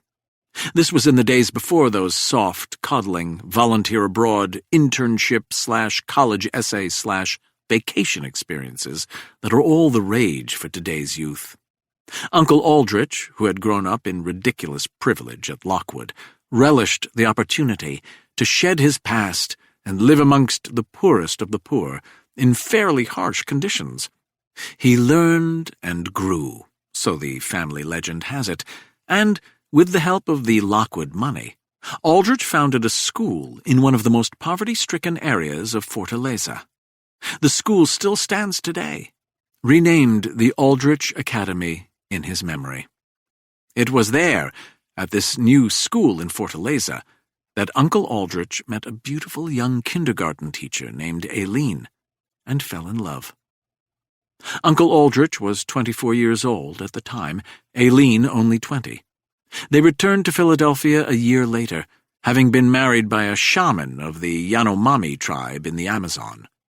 The Lockwood family was not amused by this development, but Uncle Aldrich made Aunt Aileen his legal wife under American law anyway. Not long after, Patricia was born. Aunt Aileen steps toward me as I get out of the car. Patricia shakes her head at me, a warning, perhaps, not to divulge anything, and I give her the slightest nod in return. "Win," Aileen says, hugging me. Aunt Aileen. It's been too long. It was Aunt Aileen who found Uncle Aldrich's body in the front foyer of this very house that night. She was the one who called 911. I've heard the tape of that call. Aileen distraught, hysterical, her voice occasionally breaking into Portuguese. She kept screaming Aldrich's name, as though she hoped to rouse him. At the time of the call, Aileen hadn't yet realized that her 18-year-old daughter had been kidnapped. That realization, the realization that the nightmare of finding her husband murdered was only the beginning, would come later. I oft wonder how Aileen coped. She had no family here, no real friends, and, of course, the police found her decision to go shopping by herself late suspicious. When Patricia didn't come home that night, there were those who whispered that Aileen had offed her own daughter, too, and hidden the body. Others believed that Cousin Patricia was in on it somehow, that mother and daughter had murdered the father, and now Patricia was in hiding. People want to believe these sorts of things. They want to believe that there is a reason for such tragedies, that the victim is in some way to blame, that there exists a rationale beyond chaos, and thus said tragedies can't happen to them. It comforts us to think that we have control when we don't. As Myron always quotes, "Man plans, God laughs." "I know you two need to talk," Aunt Aileen says, still with a hint of a Brazilian accent. "So I'm going to take a walk." Aileen power strides up the drive wearing running shoes, a tight lycra top, and yoga pants. I watch her for a moment, impressed with what I see, as Patricia sidles next to me. "Are you ogling my mother?" "She's also my aunt," I say. "That's not really an answer." I kiss her cheek, and we step inside. We now stand in the foyer where her father was killed. Neither of us is superstitious, so it isn't a question of bad luck or ghosts or whatever woo-woo nonsense often sends people away from something like this. But I've always wondered about something more concrete, the memory. Patricia, who lives here alone, had watched her father get murdered in this spot. Isn't that something to avoid? Years ago, I asked her about that. I like the reminder. It fuels me. Her devotion to the cause crosses the border into obsession, but that is the case with most worthwhile endeavors. Cousin Patricia and the Abiona shelters she has built do good. Legitimately. I know her work well and support it. I tell her all that I've learned. The wall in this front foyer is something of a shrine to Patricia's father. Uncle Aldrich took photography somewhat seriously, and while I don't know much about how such things are judged, his work is considered substantial. The foyer is loaded up with black and white prints, mostly ones he took during his long sojourn in South America. The subjects are varied: landscapes, urban squalor, indigenous tribes. To complete the shrine effect, the framed photographs surround a single shelf that holds but one item: Uncle Aldrich's beloved camera, a rectangular-shaped Rolleiflex with twin lenses, the kind you hold at chest level rather than up to your eye. That's how I still see Aldrich clearest when I think back on him, with this camera that seemed dated even in its heyday, carefully snapping portraits of the family and, as I mentioned earlier, Lockwood Estate in general. "What's our next step?" Patricia asks when I finish. "I'm going to talk to the security guard at Haverford who was tied up during the art heist." She frowns. "Why?" "We now have a link between the Haverford heist and what happened in this very room. We have to go back and review it all." "I guess that makes sense." She doesn't sound convinced. I ask her why. "I never put what happened here fully behind me, of course," she says, weighing her words before they leave her mouth. "But over the years, I think I've successfully channeled it." I tell her she has. I just don't want anything interrupting that." "Not even the truth?" I say, realizing how overly melodramatic that sounds. "I'm curious, of course, and I want justice, but—" Her voice trails off. "Interesting," I say. "What?" "My father wants me to drop this, too." "Whoa, Win, I'm not saying I want you to drop it." Then, thinking about it, she adds, "Is your father worried how this will all reflect on the family? Always and forever. And that's why you're here?" "I'm here to see you," I say, "and to find out why our fathers fell out." "Did you ask your father?" "He won't tell me." "What makes you think I know?" I look directly at her. "You're stalling, for one thing." She turns away from me, walks toward the sliding glass door, and peers out into the backyard. "I don't see how any of this is relevant." "Oh, good," I say. "What?" "More stalling." "Don't be an ass." I wait. "Do you remember my sweet 16? I do. It had been a lavish, albeit tasteful affair at Lockwood. I say tasteful because a number of our nouveau riche friends tried to outdo one another with expensive cars and name rock bands and zoo safaris and celebrity appearances and, sir, show me gauche. Patricia, on the other hand, only had her closest friends attend for a simple evening on the lawn at Lockwood.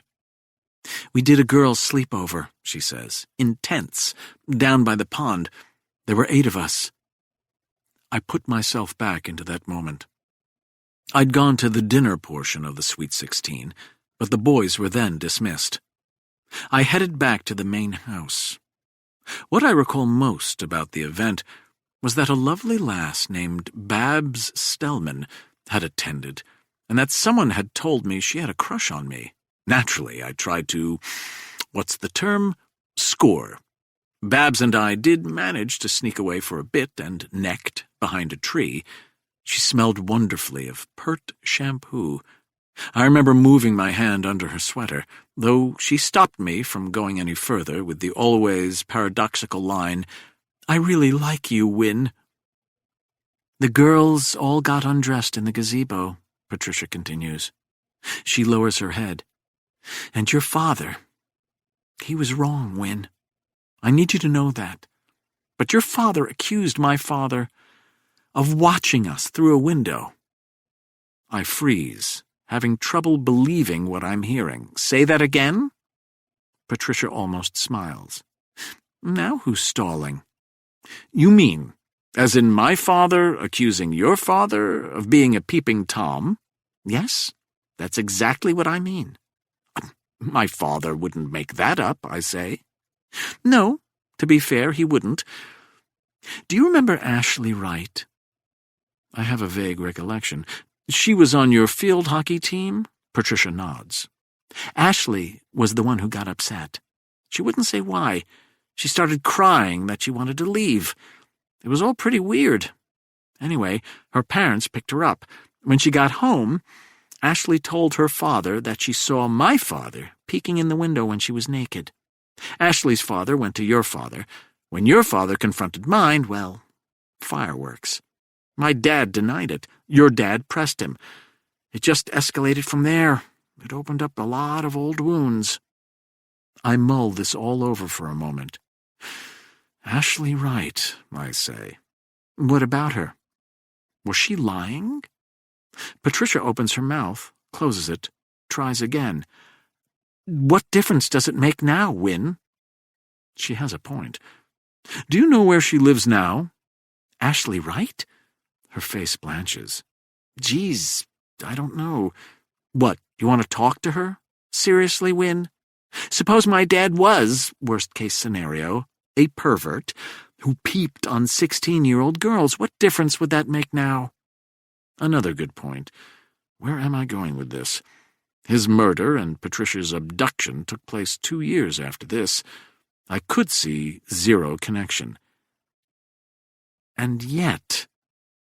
"Win?" I look at her. Patricia's eyes are on that wall, on that camera, on the photographs. "I miss my father like hell. I want justice. And the fact that the man who hurt me, who did that to all those girls, could still be doing this, that's haunted me for over 20 years. I wait. But it now seems pretty clear that Rye Strauss did both, right? And if that's the case, maybe we don't want this dug up." Again, she sounds like my father. I nod at her. "What?" "You want this to go away," I say. "Of course I do." "It won't." I remind her that in a few hours the world will know about Rye Strauss's death and the Jane Street Six and their link to the stolen Vermeer. It is only a question of time before the connection to that suitcase gets figured out by the FBI, or her connection in this is outed in some other way. I watch her deflate as I tell her all of this. Patricia moves toward me and sits hard on the couch. I know how this is going to go. She just needs to process. Finally, she says, "I got to come home. I can never forget that." Patricia starts to chew her thumbnail, a move I remember from our childhood. "I got to come home," she says again. "Those other girls never did. Some. We still haven't found their bodies." She looks up at me. But what can I add to that? I've made it my life mission to rescue kids in need. And here I am, cowering in the dark. I realize that I've been queued up to say something comforting here, such as, "I understand," or "It's okay." Instead, I check my watch, do a quick calculation of how long it will take me to get to Haverford College, and say, "I have to go." As she walks me to the Jag, I see her working the thumbnail again. "What is it?" I ask. "I never thought it mattered. I still don't." "But?" I prompt, sliding into the driver's seat. "But you kept harping on about our father's rift. What about it? You think it's relevant. correction. I don't know whether it's relevant. I don't know what, if anything, we're looking into is relevant. This is how I was taught to investigate. You ask questions, you poke around, and perhaps you jar something loose. They spoke one last time. Who spoke one last time? Your dad and mine, here, at the house. When?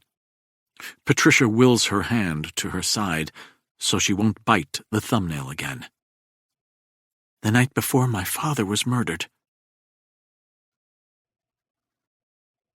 Chapter 16.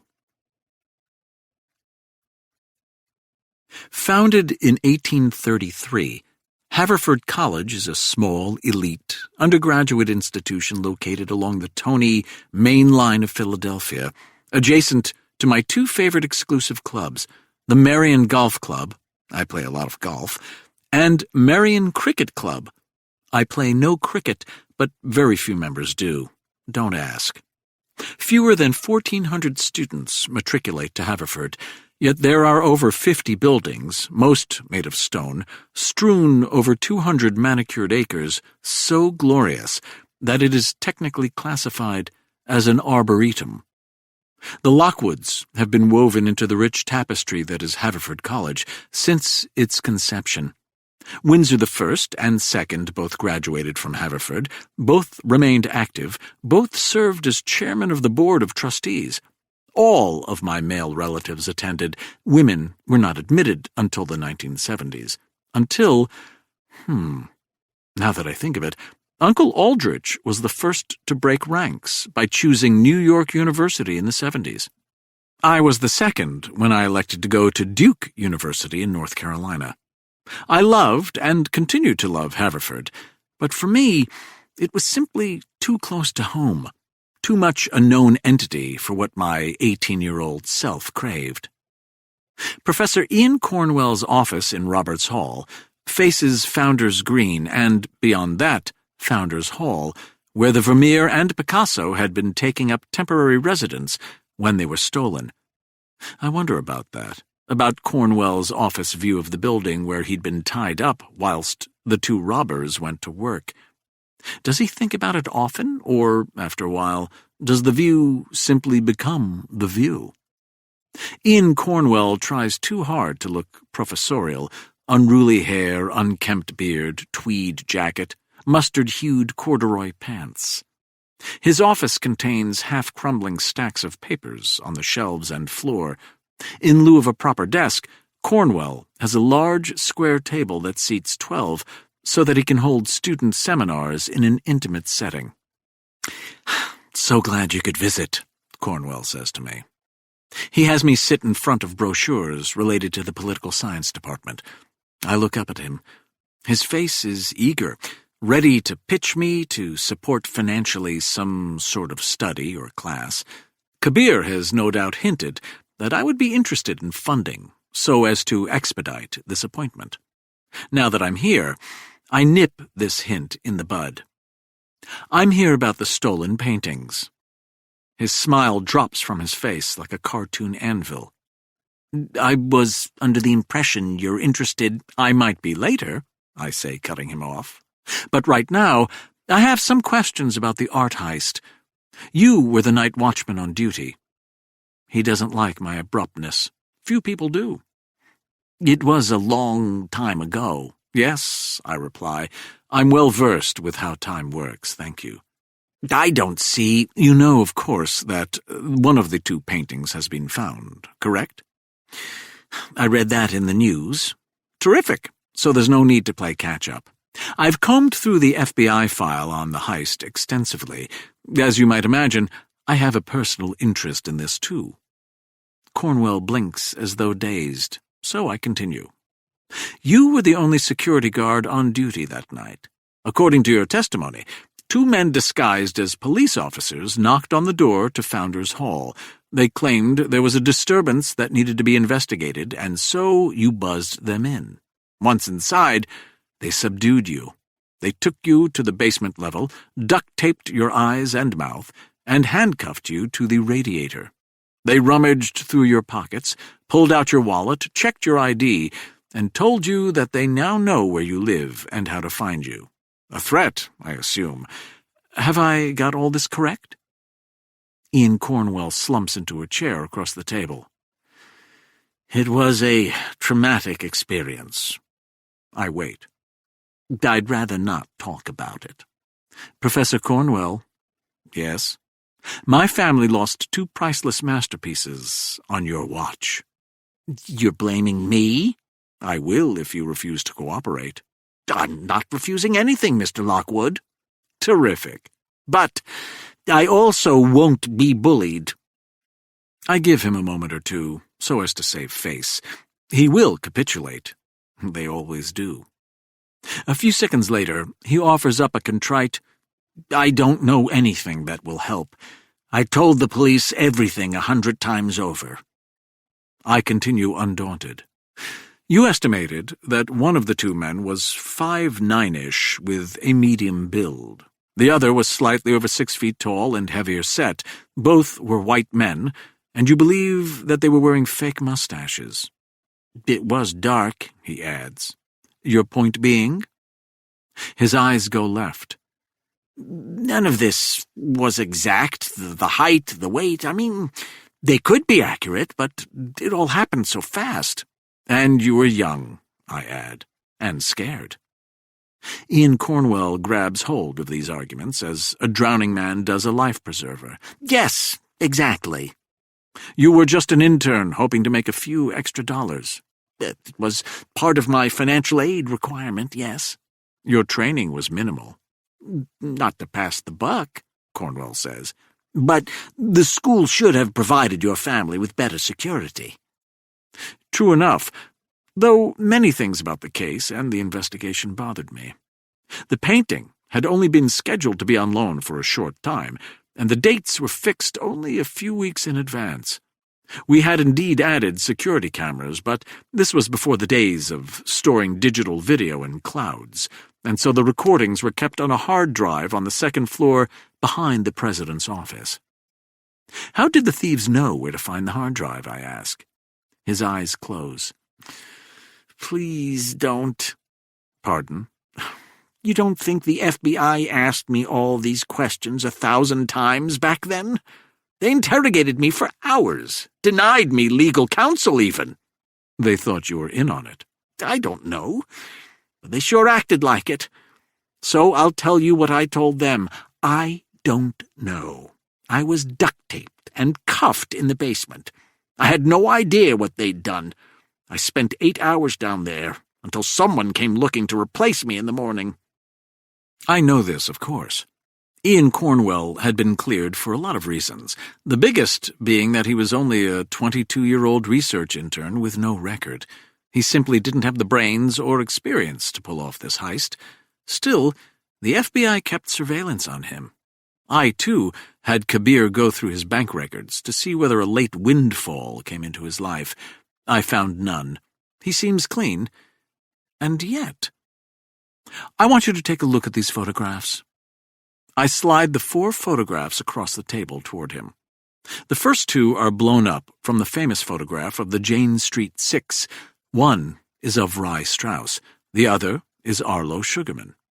The next 2 are the same photographs, but using a new age progression software program, so both Strauss and Sugarman looked some 20 years older, in their early 40s, as they would have at the time of the art heist.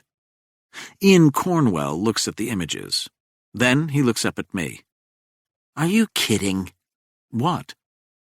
"That's Rye Strauss and Arlo Sugarman," he says. "You think they—" "Do you?" Ian Cornwell looks back down and seems to be studying the photographs with renewed vigor. I watch him closely. I need to gauge a reaction, and despite what you may read, no man is an open book. Still, I see something going on behind the eyes, or at least I imagine that I do. "Hold on a second," he says. He reaches into a cabinet near the bookshelf and pulls out a black Sharpie pen. He gestures toward the photographs. "Do you mind?" "Be my guest." He carefully draws mustaches on the male faces. When he's satisfied, he straightens up and then tilts his head as though he is an artist studying his handiwork. I don't look at the photographs. I keep my focus on his face. I don't like what I see. "I couldn't swear one way or the other," he pronounces after he's taken some more time. "But it is certainly possible." I say nothing. "Is there anything else, Mr. Lockwood?" Just the statute of limitations, I say. "Pardon?" It's up. I don't understand. So, if you had something to do with the robbery, you couldn't be prosecuted. If you, for example, gave the thieves some inside information, if you were an accessory of some sort, it's been over 20 years. The statute of limitations for this type of offense in Pennsylvania is only 5 years. In short, you're in the clear, Professor Cornwell. He frowns. "Clear for what?" For the Lincoln assassination, I say. "What?" I shake my head. Now do you see my issue with you? "What are you talking?" You just said clear for what, when it is so obvious that I am referring to the art heist. I mimic him and repeat, clear for what? It's overkill, Ian. It's suspicious behavior. Come to think of it, everything about your testimony is suspicious. "I don't know what you're talking about." For example, the 2 robbers disguised as police officers. What about them? That's precisely what happened in Boston during the Gardner Museum heist. 2 men, same heights you describe, same build, same fake mustaches, same claim of needing to investigate a disturbance. "You find that odd?" he counters. I do, yes. "But the FBI believed that it was the same M.O. M.O.? Method of operation." Yes, I'm aware what the term means, thank you.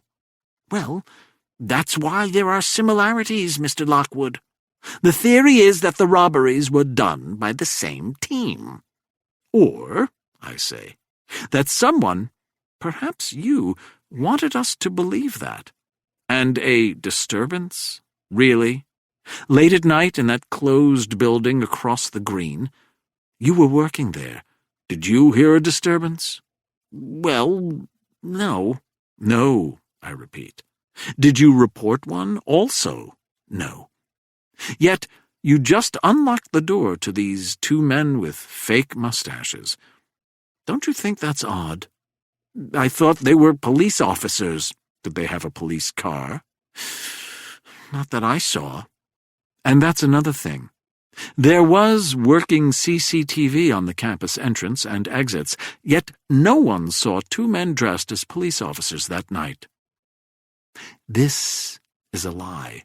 The campus didn't have that kind of surveillance back then, but it's a lie that draws blood. "I've had enough," Ian Cornwell snaps, rising to his feet. "I don't care who you are." "Shh, excuse me. Did you just—" I stare him down.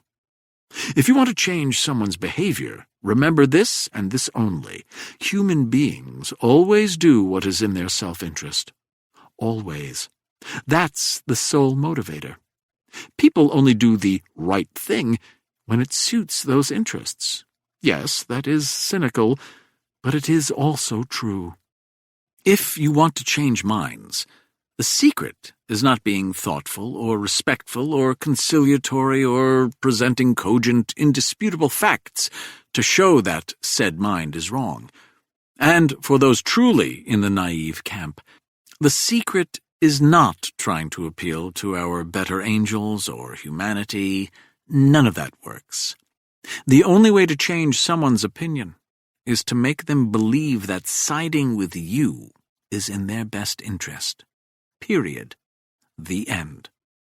I know what you're thinking. I'm too lovely a creature to be this cynical, but stay with me on this. Here is my proposal, I say to Professor Cornwell. You tell me the truth about what happened that night. "I have told—" "Shh." I put my index finger to my lips. Listen and save yourself. You tell me the truth, the full truth, just me. In return, I promise that it never leaves this room. I will tell no one, not a soul. There will be no repercussions. I don't care whether the Picasso is hanging above your toilet or if you burned it for kindling. I don't care if you were the mastermind or a pawn. Do you see what I'm offering you, Professor? The beauty of it? The chance at freedom? You simply tell me the truth, and suddenly the burden is gone. Not only that, but you have an ally for life, a grateful, powerful ally, an ally who can get you promoted or fund whatever academic, and I mean that word in two ways, dream project you have set your heart upon. Carrot done. Now, it's stick time. I lower my voice so he has to strain to hear. Strain he does. But if you choose not to accept my generous offer, I begin to dig into your life. Really dig. You probably feel confident. After all, the FBI turned up nothing 24 years ago. You feel secure in your lie. But that security is now an illusion. The Vermeer is back. There is at least one dead body connected to it. The FBI will revisit the theft now with vigor, yes, but more important to your world, I will do what law enforcement cannot. I will build upon what they do, and, using my resources, I will raise that intensity, aimed in your direction, to the 10th power. Do you understand? He says nothing. Time to toss the lifeline. This is your chance, Professor Cornwell. Your chance to end the turmoil and deceptions that have haunted you for over 20 years. This is your chance to unburden yourself. This is your chance, Professor. And if you don't take it, I pity you and all those Cornwells who have come before and after you. I don't bow as I finish, though I feel perhaps that I should. As I wait for his reply, as I gaze out the window and onto the green where my father, grandfather, great-grandfather all roamed as young men, a curious thought enters my brain, distracting me, pulling me out of this moment. I'm thinking about Uncle Aldrich, bucking family tradition by not coming here. Why am I thinking about that? I don't know, but it's niggling at me. I hear a chime and turn toward the sound. There is a grandfather clock in the far corner signaling the quarter hour. The door to the office bursts open, and students flow in with backpacks and expected post-lunch cacophony. Ian Cornwell says to me, "You're wrong about me. There is nothing." He shakes off the stunned look and gives the entering students a beatific smile. I can see that he is at home here. I can see that he is happy and that he is a beloved teacher. I can see that he is good at his job. But mostly, I can see that he is lying to me. Chapter 17. My father is asleep when I get back to Lockwood. I debate waking him. I need to ask him about his visiting his brother the night before Aldrich's murder, but Nigel Duncan warns me that he is medicated and will be unresponsive. So be it. Perhaps it is best if I learn more before I confront my father.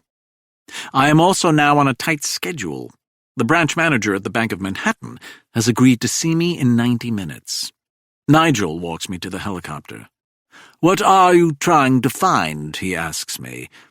Should I dramatically pause, spin toward you, and then exclaim, "The truth, damn it?" Nigel shakes his head. "You're a funny guy, Win." The helicopter gets me back to Chelsea in time. As Magda drives me toward the Upper West Side branch of the bank, I pick up the tail. It's a black Lincoln town car. The same car had been following me this morning. Amateurs. I'm almost insulted that they aren't trying harder. Small change of plans, I tell Magda. Oh? Kindly swing by the office on Park Avenue before we head up to the bank. You're the boss. I am indeed. My next step isn't complicated. The crosstown traffic is mercifully light. When we arrive at the Lockhorn building, Magda moves my car to my usual drop-off point. She puts the car in park. Don't get out, I say. I use the camera function on my iPhone to watch behind me. The black Lincoln Town car is 3 cars back, double parked. Such amateurs. I wait. This won't take long. I see Kabir sneaking up behind the Lincoln. He stops behind it and bends down as though to tie his shoe. He's not. He's placing a magnetic GPS under the bumper. Like I said, this isn't complicated. Kabir rises, nods to let me know the tracker is secure on the Lincoln's bumper, and heads back the other way. Okay, I tell Magda. We can proceed. I call Kabir as we head uptown. He will keep an eye on the car. I'll also run the license plate, he tells me. I thank him and hang up. As we approach the bank, I add up the pros and cons of losing the tail. It wouldn't be difficult, and decide that I would rather not tip them off. Let them see me go into the branch of a bank on the Upper West Side. So what? 5 minutes later, I'm in a glass-enclosed office that looks out over the main floor. The bank itself is a lovely old building on Broadway and 74th Street. Way back when, this very structure was, well, a bank, from the days when banks were cathedral-like and awe-inspiring, as opposed to today's storefronts that have all the warmth of a motel chain lobby. The branch still had the marble columns, the chandeliers, the oak wood teller stations, the giant round safe door. It was one of the few of said buildings that hadn't been converted into a party space or upscale dining facility. The bank manager's name, which is on her desk plate, is Jill Garrity. Her hair is pulled back into a bun so tight, I worry her scalp might bleed. She wears horned-rimmed glasses. The collar of her white blouse is stiff enough to take out an eye. It's wonderful to meet you, Mr. Lockwood. We do a lot of business with the bank. She hopes that my visit means more. I don't dissuade her of this notion, but time is a-wasting. I tell her I need a favor.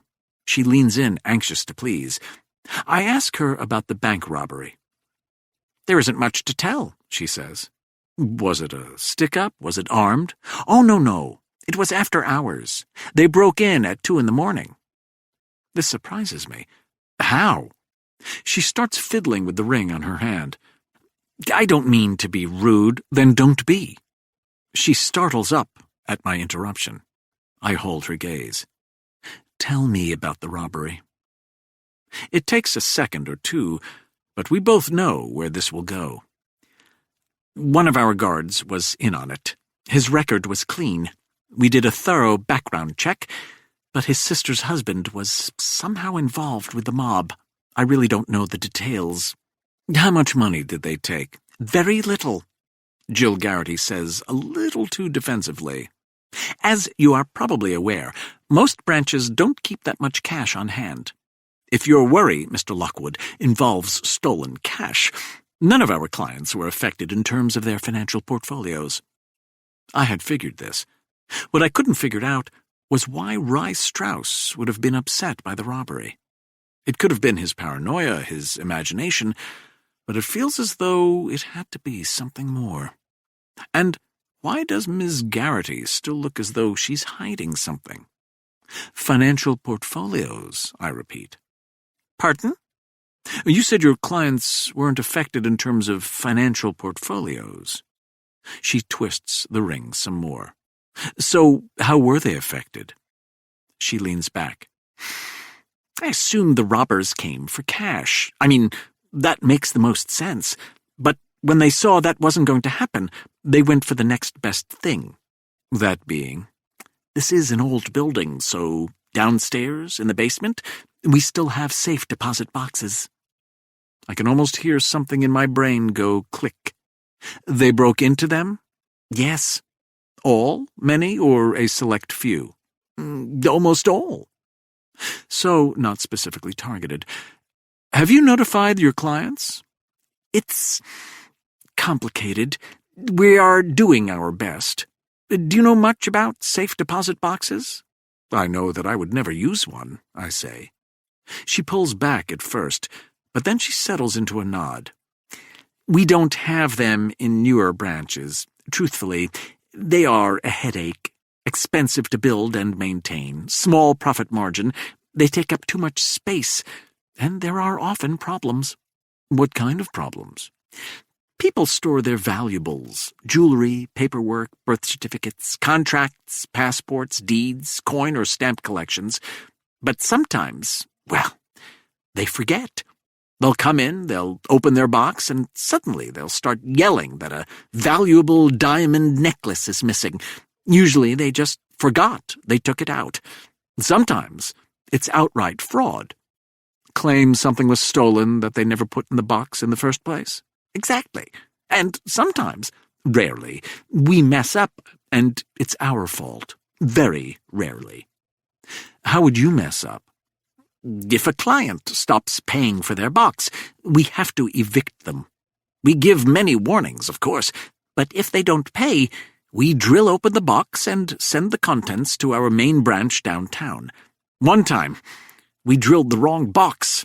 The man came in, opened his box, and all his belongings were gone. It is starting to make sense.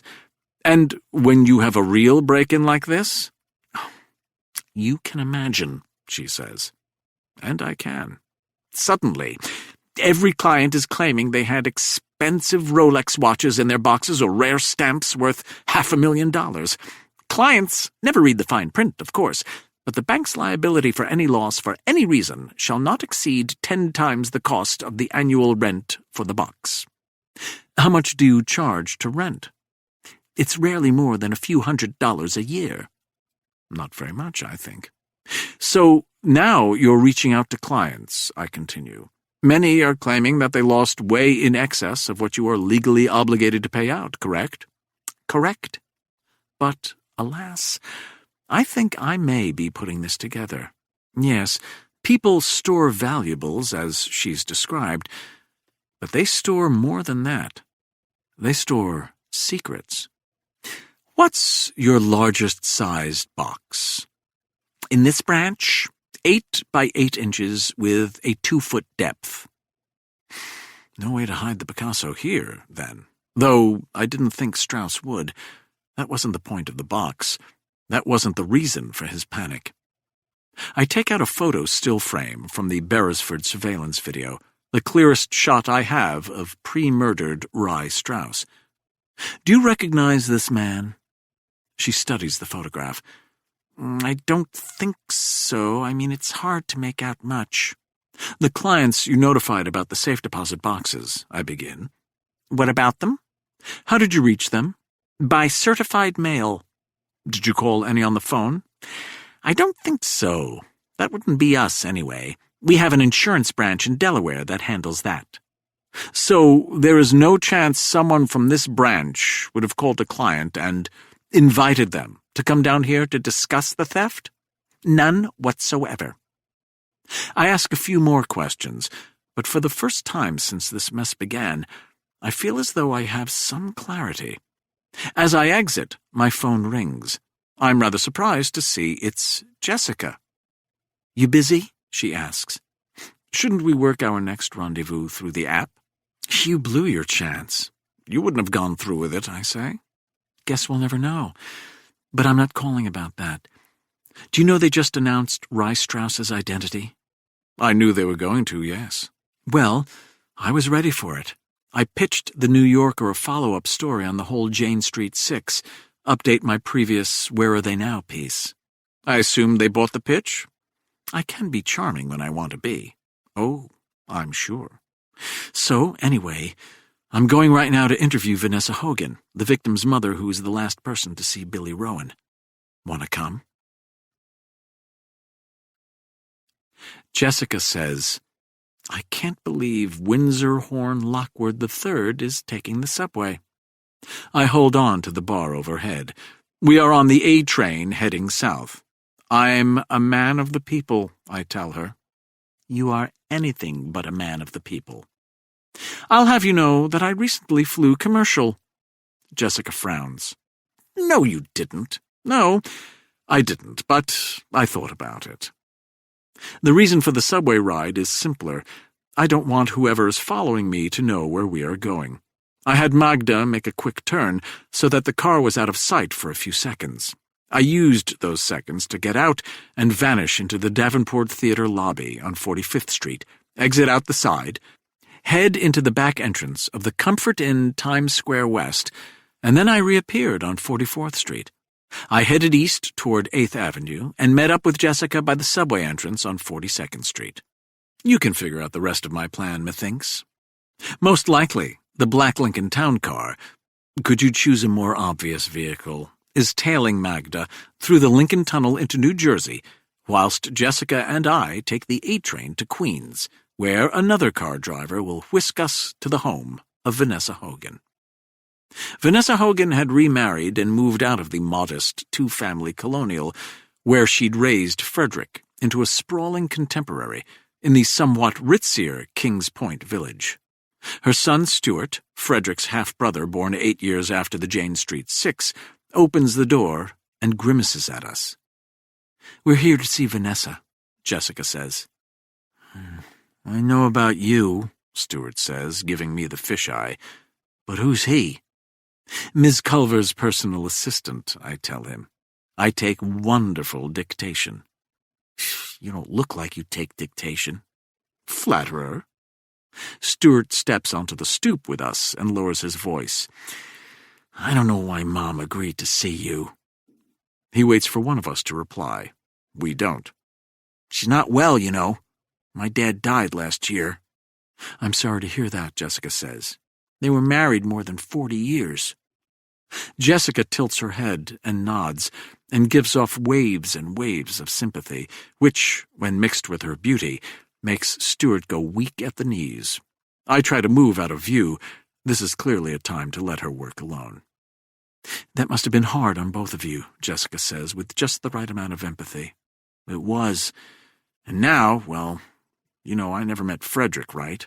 "Yes, of course." "My dad met my mom after, Frederick was killed in that crash, but I've heard about him my whole life. It's not like Mom just got married and moved on." He looks off and lets out a long breath. "Point is, Frederick's been dead a long time, but it still causes her tremendous pain." Jessica says, "That must have been very hard on you, Stuart." I try not to roll my eyes. "Just don't upset her any more than you have to, okay?" She nods. He looks to me. I mimic her nod. Stuart then leads us into a living room with high ceilings and skylights and blonde hardwood floors. Vanessa Hogan, who is now over 80, is a shriveled thing, propped up by pillows on an armchair. Her skin is sallow. The top of her head is wrapped in a kerchief, the telltale sign of chemotherapy or radiation or something in that eroding vineyard. Her eyes seem huge in her shrunken skull, wide and bright and denim blue. Jessica starts toward her, hand extended, but Vanessa waves us both toward the couch across from her. She has not taken her eyes off me. "Who is this?" she asks. Her voice is youthful, not so different from the one in her "I forgive them" press conference from back in the day. "This is my friend, Wynne," Jessica says. Vanessa Hogan gives me a quizzical look. I expect a follow-up in my direction, but she instead shifts her attention back to Jessica. "Why did you want to see me, Ms. Culver?" "You know about the discovery of Rye Strauss?" "Yes." "I would like your thoughts." "I have no thoughts." "It must have been hard," Jessica says, "having it all brought back." "Having what brought back?" "The death of your son." Vanessa smiles. "Do you think a day goes by that I don't think about Frederick?" That, I think, is a pretty good reply. I glance at Jessica. She tries again. "When I heard that Rye Strauss had been found, I forgave him," Vanessa Hogan interjects. "A long time ago. I forgave them all. I see, Jessica says. So where do you think he is now? Rye Strauss? Yes. Burning in hell? Vanessa replies, and a mischievous smile comes to her face. I may have forgiven him, but I don't think the Lord has. She slowly turns her eyes back to me. What's your last name? Lockwood. Win Lockwood? Yes. He stole your painting. I don't reply. Is that why you're here? In part. You lost a painting to Rye Strauss. I lost a son. I'm not comparing, I say. Neither am I. Why are you here, Mr. Lockwood? I'm trying to find some answers. The skin on her hands looks like parchment paper. I can see the bruises from the intravenous needles. There's another painting that's still missing, she says. I saw that on the news. Yes. Is that what you're looking for? In part, but only a small part. Am I right? Our eyes meet, and something akin to understanding passes between us. Tell me what you're really after, Mr. Lockwood. I glance at Jessica. She leaves it up to me. Have you ever heard of Patricia Lockwood? I ask. I assume she's related to you, my cousin. She sits up and gestures for me to say more, so I do. During the 90s, approximately 10 teenage girls were kidnapped and held against their will in a storage shed in the woods outside of Philadelphia. They were brutalized for months, perhaps years, raped repeatedly, and then murdered. Many were never found. Her eyes stay on mine. You're talking about the Hut of Horrors. I say nothing. I watch a lot of true crime on cable, Vanessa Hogan tells us. The case was never solved, if I remember. That's correct. She tries to sit up. So, you think Rye Strauss? There's evidence he was at least involved, I say. He may not have acted alone, though. And one girl escaped. Would that be my cousin? Yes. Oh, my. Her hand flutters and settles down on her chest. And that's why you're here? Yes. But why come to me? You may forgive, I say, but you don't, she finishes for me. I shrug. Someone murdered my uncle. Someone abducted my cousin. You should leave it in God's hands. No, ma'am. I don't think I will. Romans 12:19, vengeance is mine. I will repay, saith the Lord. I'm impressed, Mr. Lockwood. Do you know what it means? I don't care what it means, I say. What I do know is that men who do things like that don't stop. They kill again, always. They don't get cured or rehabilitated or, apologies, find God. They just keep killing. So tonight, when you hear on the news a young girl has gone missing, perhaps it's those same killers. Unless Rye Strauss acted on his own, she says. That could be, but it's unlikely. My cousin said 2 men grabbed her. She gives me a small smile. You seem determined, Mr. Lockwood. Your son was murdered. An FBI agent named Patrick O'Malley, a father of 6, was murdered. My uncle Aldrich was murdered. I pause, more for effect than anything else. Now add in the brutality and murder of those young girls in the insufficiently dubbed Hut of Horrors. I lean toward her, aiming for dramatic effect. Yes, Miss Hogan. I'm determined. And if you find the truth? She asks. I say nothing. What if you find the truth, but you can't prove it? Vanessa Hogan's face is animated, her tone more enthused. Let's say you find the guilty party. But there is no way you can prove it in a court of law. What would you do then? I look over at Jessica. She's waiting for the answer, too. I don't like lying, so I quasi-divert with a question. Are you asking me if I would let a mass murderer and rapist go free? Vanessa Hogan holds my gaze. I try to move us back to the subject at hand. Billy Rowan visited you, I say. She blinks, sits back. He seemed so nice when he came to my kitchen, so full of remorse. Then, thinking about it more, she gives a little gasp. Do you think Billy Rowan had something to do with that awful hut? I don't know, but I do know it's all tied together somehow. The Jane Street Six, the murder of your son, the stolen paintings, the hut of horrors. And that's why you're here. Yes.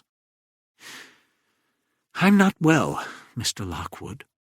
What did Billy Rowan tell you when he came to see you? He asked for my forgiveness, and I gave it to him. Vanessa Hogan does not blink. She keeps her gaze steady. Her mouth barely moves, but I am convinced that she is smiling. Then I say, You know where Billy Rowan is, don't you? She doesn't move. She doesn't so much as blink. Of course not, she says in a voice that's not even trying. It's getting late. I'd like you both to leave now. Chapter 18. Vanessa Hogan shuts down after that. Kinda blew that one, Jessica says as we head out the door. We hadn't, but I don't want to get into that now. As we slip into the back of the car, my phone rings. I put it to my ear and say, Articulate. Jessica rolls her eyes. Kabir says, You want the whole story, or should I cut to the chase? Oh, please draw it out and be extra verbose. You know how I love that. The Black Lincoln tailing you belongs to Nero Staunch's crew. I would ask him how he knows, but I'd encouraged him to cut to the chase, and so he had. Kabir tells me anyway. It was registered to a craft beer place the family uses as a front. By the way, do you know who runs the Staunch crew now? I do not. Leo Staunch. Okay, I say, and that matters because Leo Staunch is Nero's nephew. More to the point, Leo is Sophia Staunch's baby brother. Ah, I say, interesting. Not to mention dangerous. Where is this Black Lincoln now? Open up the Map app on your iPhone. I've dropped a pin from the tracker device so you can keep tabs on it. Okay, good. Anything else? Remember how yesterday tons of media outlets wanted interviews because your Vermeer had been found at a murder scene? Yes. Now imagine adding on to that, the murder victim was Rye Strauss. It would indeed be a feeding frenzy. What are you telling them? I've learned how to say no comment in 12 languages. Thank you. E commentia, Kabir says. That's Finnish. Anything else? Tomorrow morning, you have Ema for breakfast. The one appointment I would never miss or forget. I hang up. Jessica stares out the window. Would you like to go for an early dinner? I ask her. She considers it for a moment and then says, Why not? We arrive at the grill room at the Lotos Club, an elegant private social club whose early members include Mark Twain. It's located in a French Renaissance townhouse on the Upper East Side. The grill room is in the basement. It is all dark woods and rich burgundy walls. The bar is front and center. Men must wear a jacket and a tie, something you rarely find in Manhattan anymore. Some consider this dress code outdated, but I relish these old-world touches. Charles, the head waiter, recommends the Sol Meunier, and Jessica and I both choose it. I select a Chateau Haut-Bailly, a Bordeaux wine from the Pessac-Léognan appellation. Their whites are underrated. I feel my phone buzz and excuse myself. You never pull out your phone at the Lotos Club. You instead make your way into a private phone booth, the only place where you are allowed to use it. As expected, it's PT. I answer. Articulate. Sorry it took me so long to get back to you, PT says. As you can imagine, it's been an insane day. Anything new on your end? Nothing worth reporting. You any closer to catching my killer? Killers, I say, plural. Do you think there's more than one? You don't? I'm really only interested in the one. PT was talking about Arlo Sugarman, of course, the man he'd witnessed shoot his partner, Patrick O'Malley. Here, I say, our interests may differ. That's fine, he says. What do you need from me? There was a robbery at the Bank of Manhattan 4 months ago, I say. Okay, so? I need to know everything I can about it, especially suspected perpetrators. Bank of Manhattan, he repeats. I think we caught one of them. That surprises me. Where is he? How do you know it's not a she? Where is she? It's a he. I just want you to be woke, Win. I wait. I'll look into it. Also, do you have anything on the shell company Strauss set up to buy his apartment and pay his bills? It's anonymous. You of all people know how hard it is to get information. Oh, I do. You can still find out the setup date, the state, the attorney, perhaps even the bank used to pay the bills. Someone was paying for Rye Strauss to live in the Beresford. On it. I rejoin Jessica. The wine is opened. Jessica is, no surprise, delightful company. We laugh a lot. We finish one bottle and open a second. The soul is superb. Odd, she says. What's that? Have we ever been alone before? I don't think so. We always had Myron in the room. Feels like we still do, I say. Yeah, I know. Jessica blinks and reaches for the glass. I really messed up. I don't correct her. My marriage sucks, she says. I'm sorry to hear that. Are you? I am now. Did you hate me when I left Myron? Hate probably isn't the right word. What is? Loathe. She laughs and raises her glass. Touché. I'm joking, I say. In truth, you never mattered to me. That's honest. I never saw you as a separate entity. Just a part of Myron? Yes. Like an appendage? Not that relevant, frankly. Like an arm or a leg? No. Never that important. She tries again. Like a small satellite orbiting him? Closer, I say. In the end, you caused Myron pain. That's all I cared about, how you affected him. Because you love him. I do, yes. That's sweet. So, maybe you understand better now. I don't, I say, but go on if you wish. Myron was such a big presence, Jessica says. Still is. Exactly. He sucks all the air out of the room. He dominates by just being there. When I was with him, my writing suffered. Did you know that? I try not to scowl. And you're blaming him? I'm blaming us. He's not a planet I'm orbiting. He's the sun. When I was with him too much, the intensity, I was afraid I would disappear into it. Like the gravity would draw me too close to his flames, overwhelm me, drown me. Now, I do scowl without reservation. What? She says. Ignoring your mixing metaphors, are you drowning or burning up? That's such complete and utter nonsense. He loved you. He took care of you. That intensity you felt was overwhelming? That was love, Jessica. The bona fide ideal, the rarest of the rare. When he smiled at you, you felt a warmth you'd never known before, because he loved you. You were lucky. You were lucky, and you threw it away. You threw it away not because of what he did, but because you, like so many of us, are self-destructive. Jessica leans back. Wow. Tell me how you really feel. You left him for a boring rich guy named Stone. Why? Because you had true love, and it terrified you. You couldn't handle the loss of control. It's why you kept breaking his heart, so you'd have the upper hand again. You had a chance at greatness, but you were too scared to grasp it. Her eyes glisten now.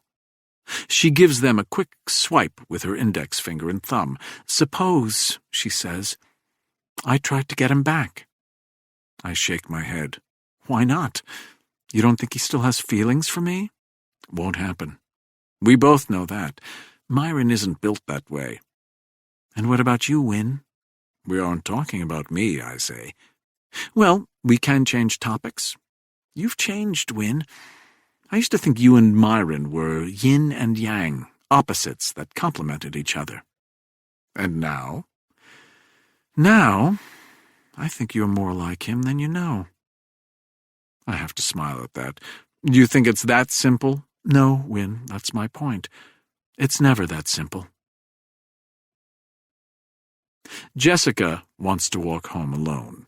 I don't insist otherwise. In fact, even though the car is waiting for me, I choose to do the same. She heads south, I head west, and start crossing Central Park by the 66th Street Transverse. It's a beautiful night, and it's a beautiful park, and the walk soothes me for perhaps 3 minutes, until my phone buzzes. The call is coming from Sadie Fisher's iPhone. I have a bad feeling about this. Before I have a chance to offer up my customary greeting, Sadie half snaps, "Where are you?" I do not like the timbre in her voice. There is anger, and there is fear. I'm strolling through Central Park. Is there a problem?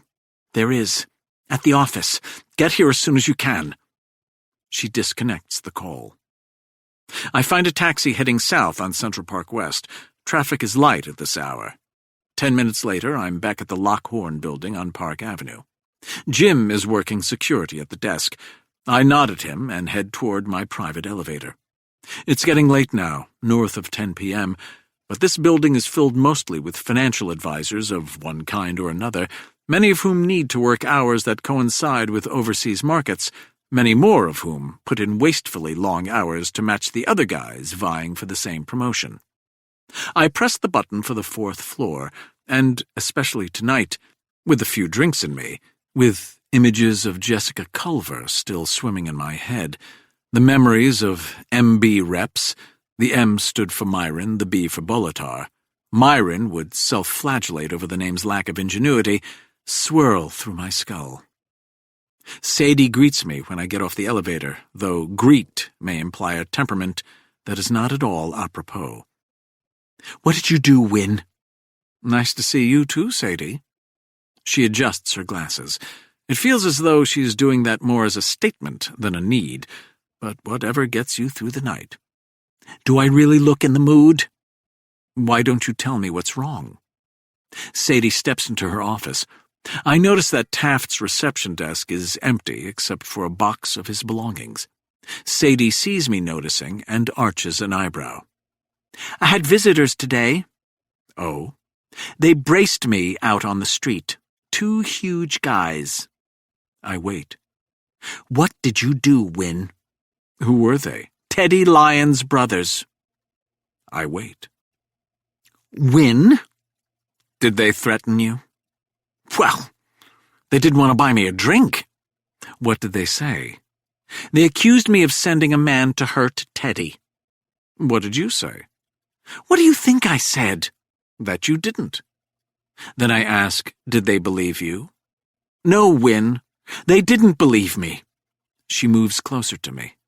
You were at that basketball game. So were 70,000 other people. Are you really going to lie to me? What exactly do you think I did, Sadie? That's what I'm asking. It has nothing to do with you. No, Win. That isn't true. Sadie gestures to the empty desk. Taft told you what Teddy Lyons did to Sharon, didn't he? As did you. Not until after he was hurt. You know Teddy Lyons may never walk again. Seems he's able to talk, though, I say. So you fired Taft?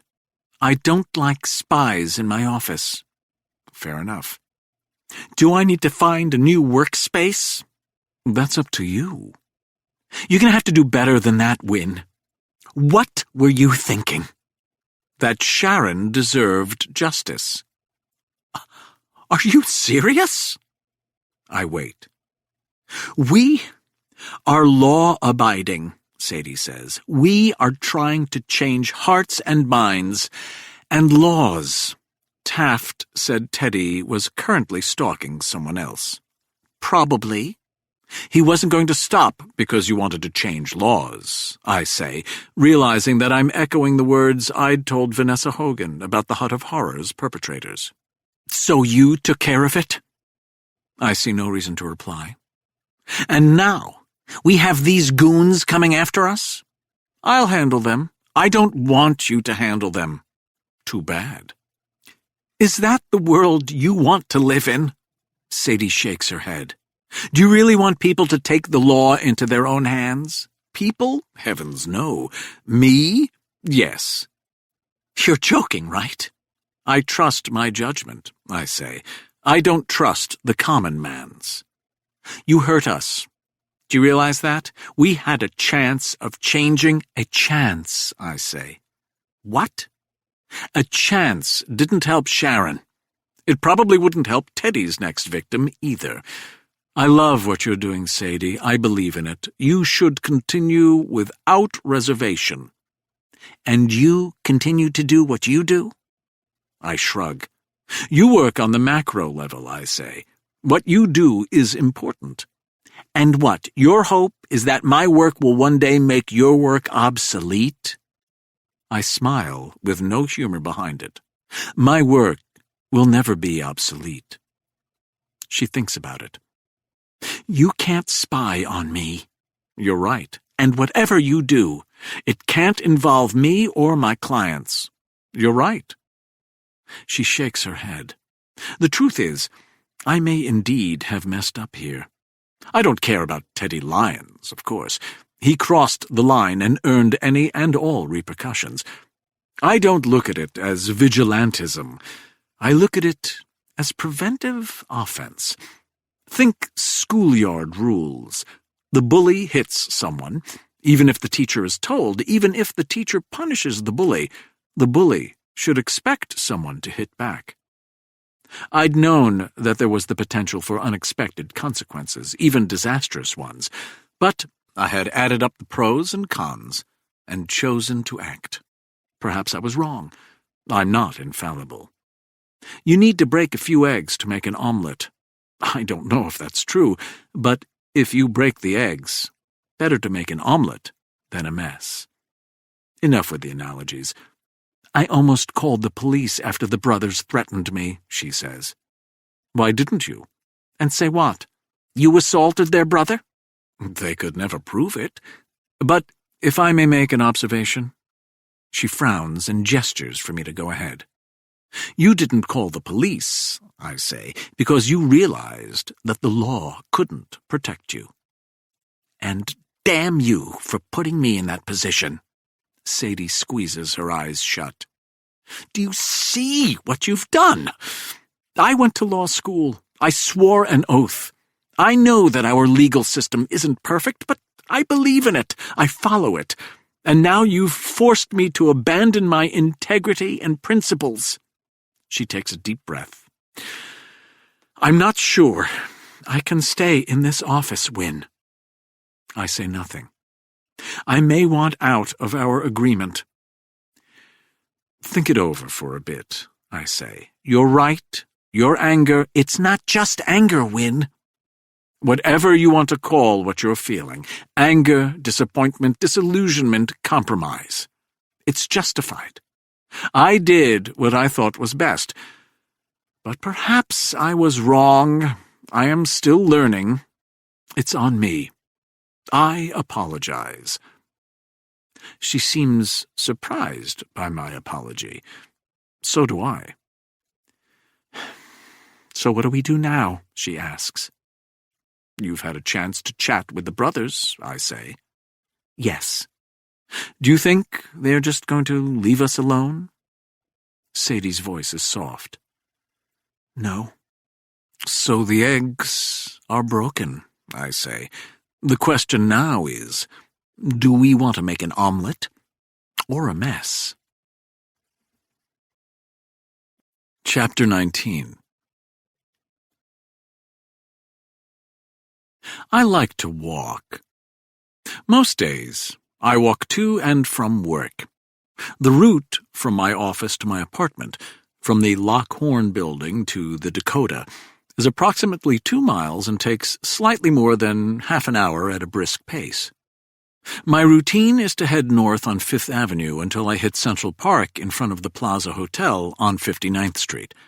I stay to the left of the Central Park Zoo, diagonally traipsing north and west until I hit Strawberry Fields, and then my home in the Dakota. During my morning walk, I often stop for coffee at Le Pain Quotidien, which is located in the middle of the park. The dogs run free in this area, and I enjoy watching that. I don't know why. I've never owned a dog. Perhaps I should remedy that. It's dark now. The park's so hushed, I can hear the echo of my footsteps on the pavement. Times may be better, but most people still don't stroll through Central Park at night. I recall my rather violent youth when I would night tour the most dangerous areas of the city. As I mentioned earlier, I no longer trawl for trouble in these so-called mean streets, craving to right some vague wrong, whilst satisfying certain of my own cravings.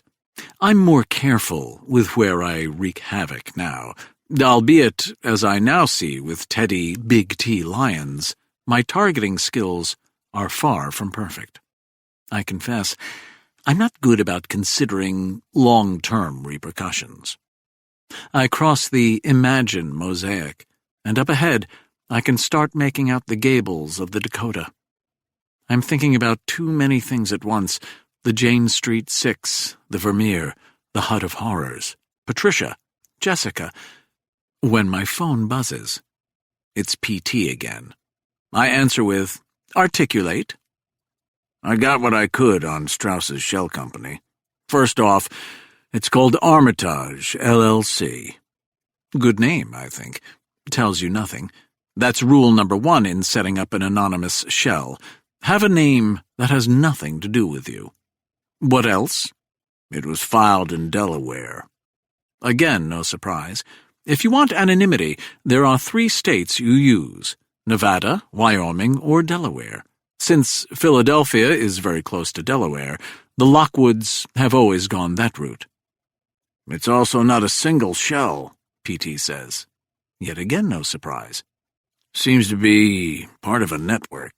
You probably understand this better than I do. But LLC-X owns LLC-Y, which owns LLC-Z, which owns Armitage LLC, so it's very difficult to trace back.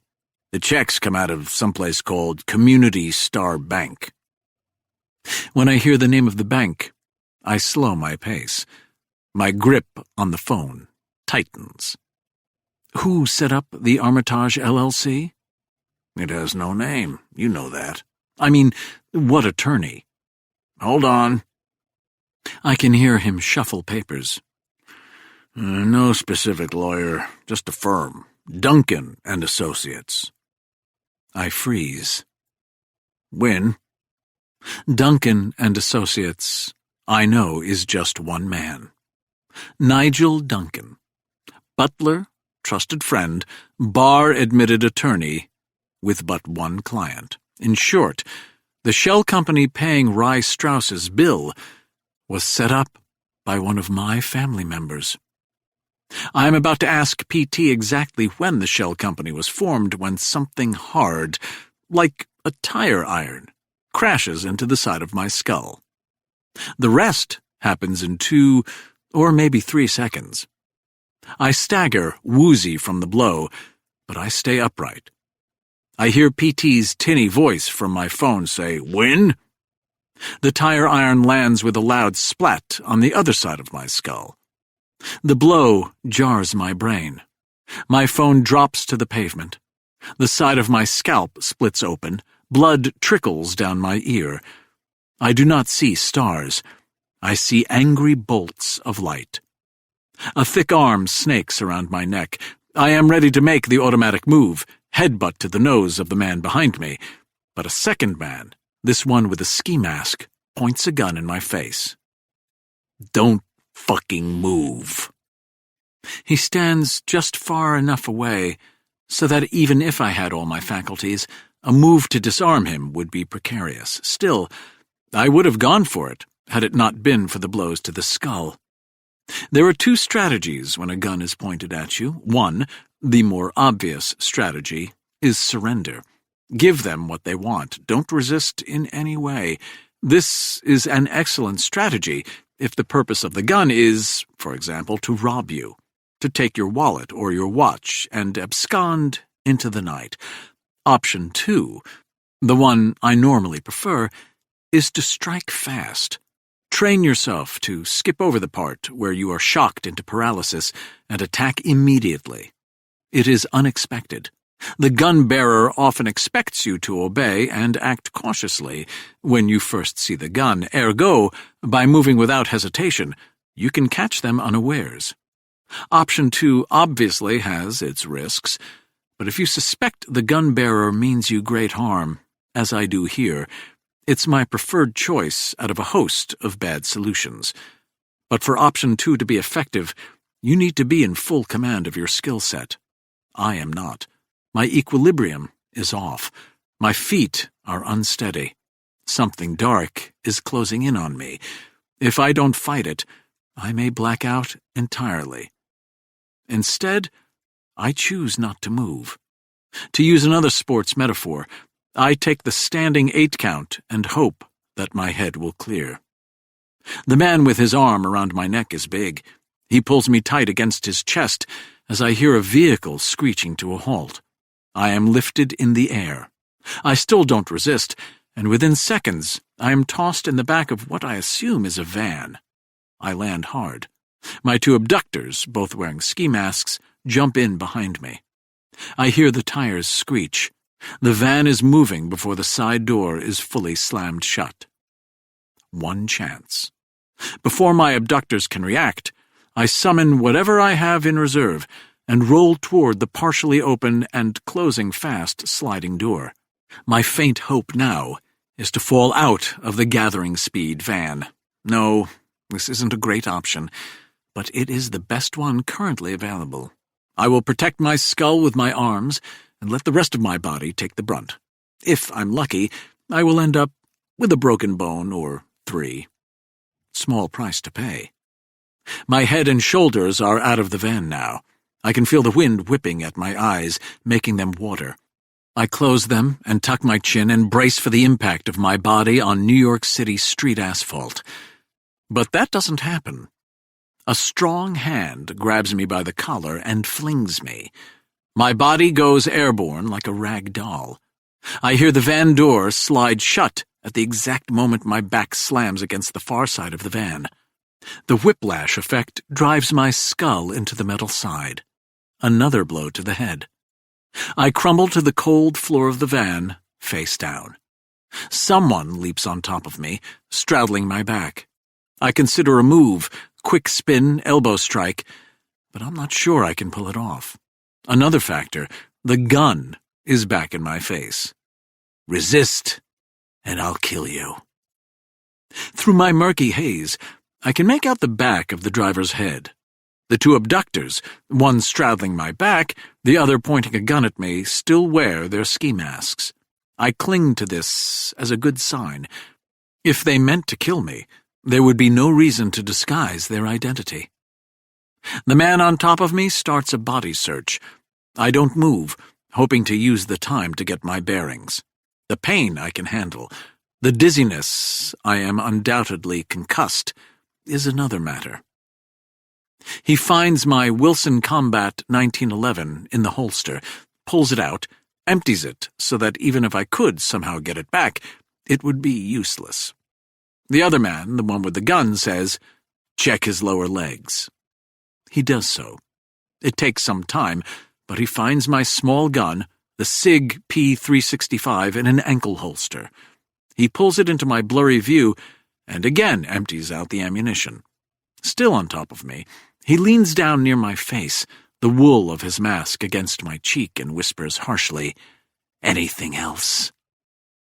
A move I could make if my head was clear. Bite him. He is that close.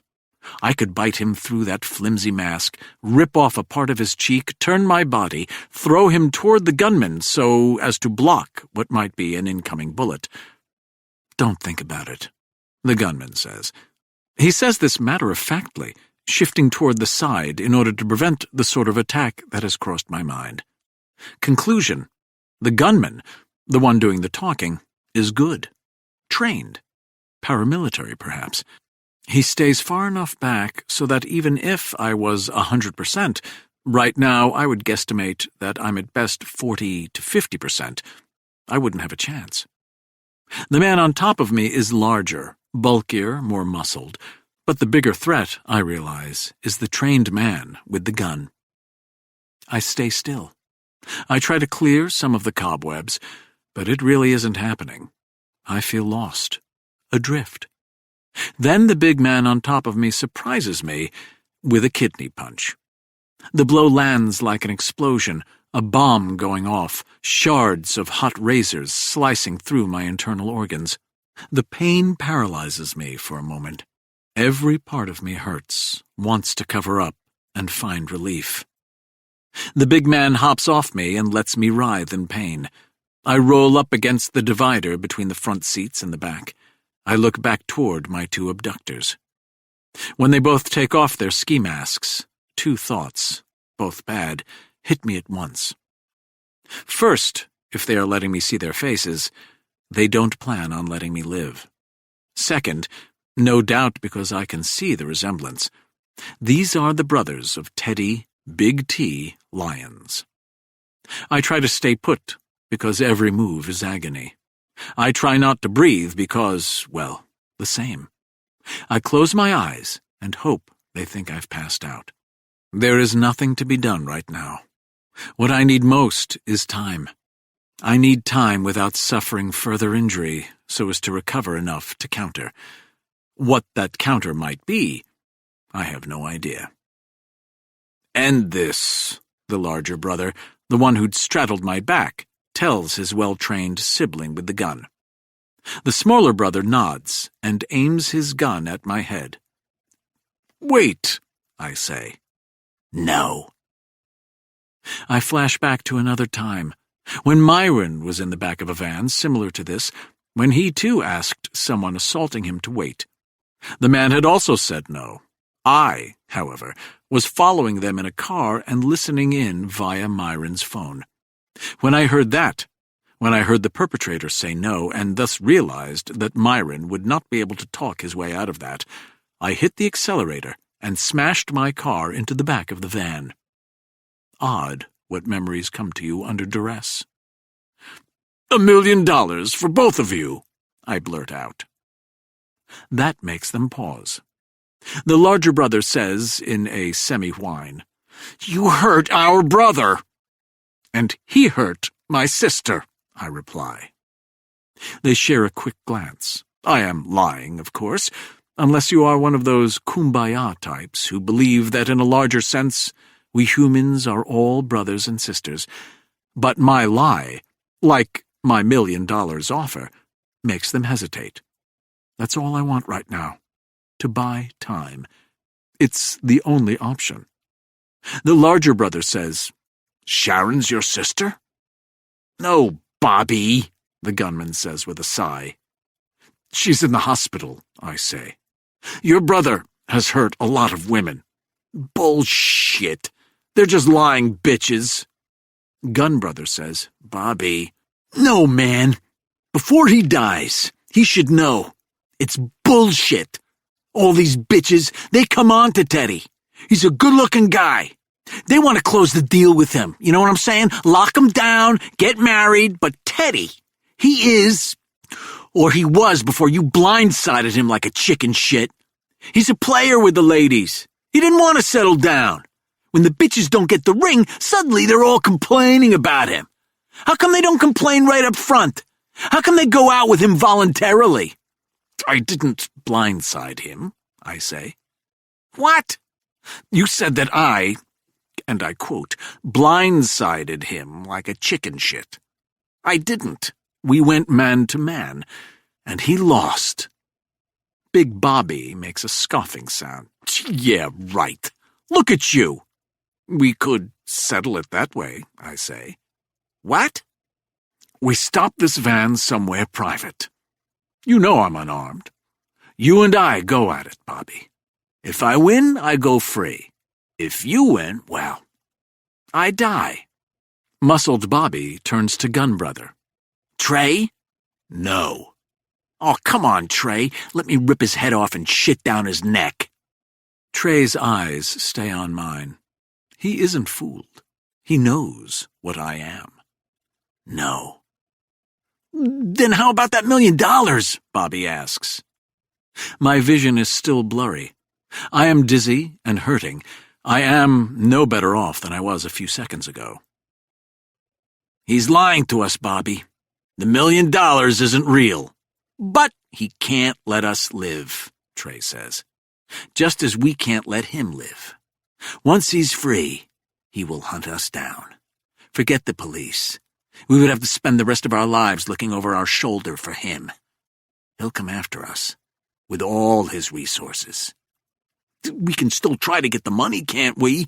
Let him wire or some shit. Then we shoot him in the head? When Trey shakes his head, I realize that I am out of time and options. This was all decided the moment we grabbed him, Bobby. It's us or him. Trey is, of course, correct. There is no way we can let the other side live. It is too much of an unknown. I will never trust that they won't come back for me. The same, Trey has realized, is true for them.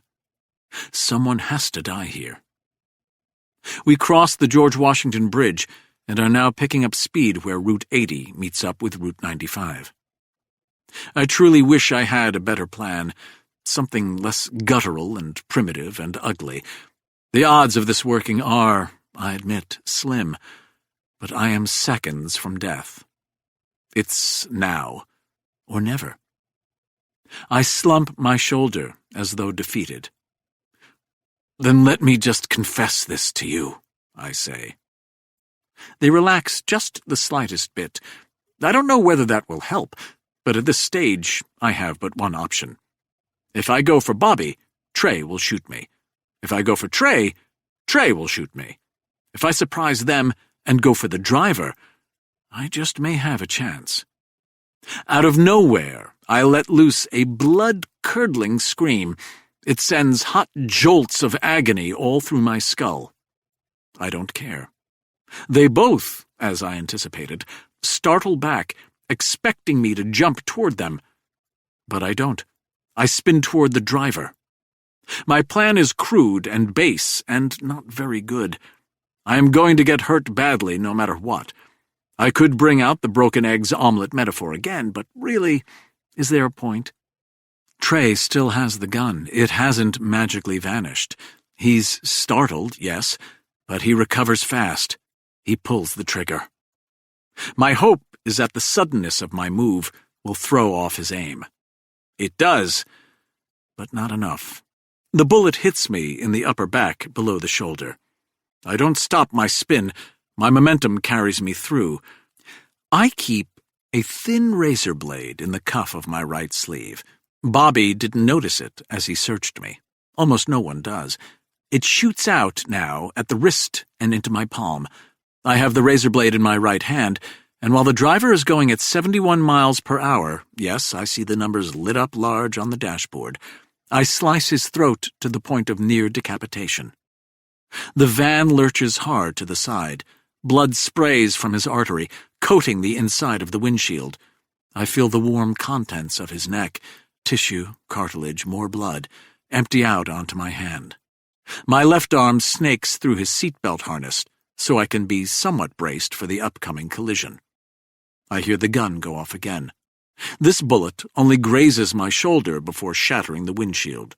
I grab the steering wheel and spin it. The van jerks off the road and teeters onto two wheels.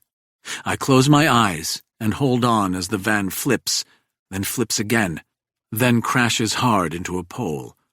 And then, for me, there is only darkness.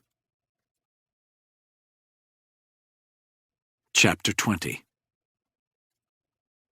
All superheroes have an origin story. All people do, when you think about it.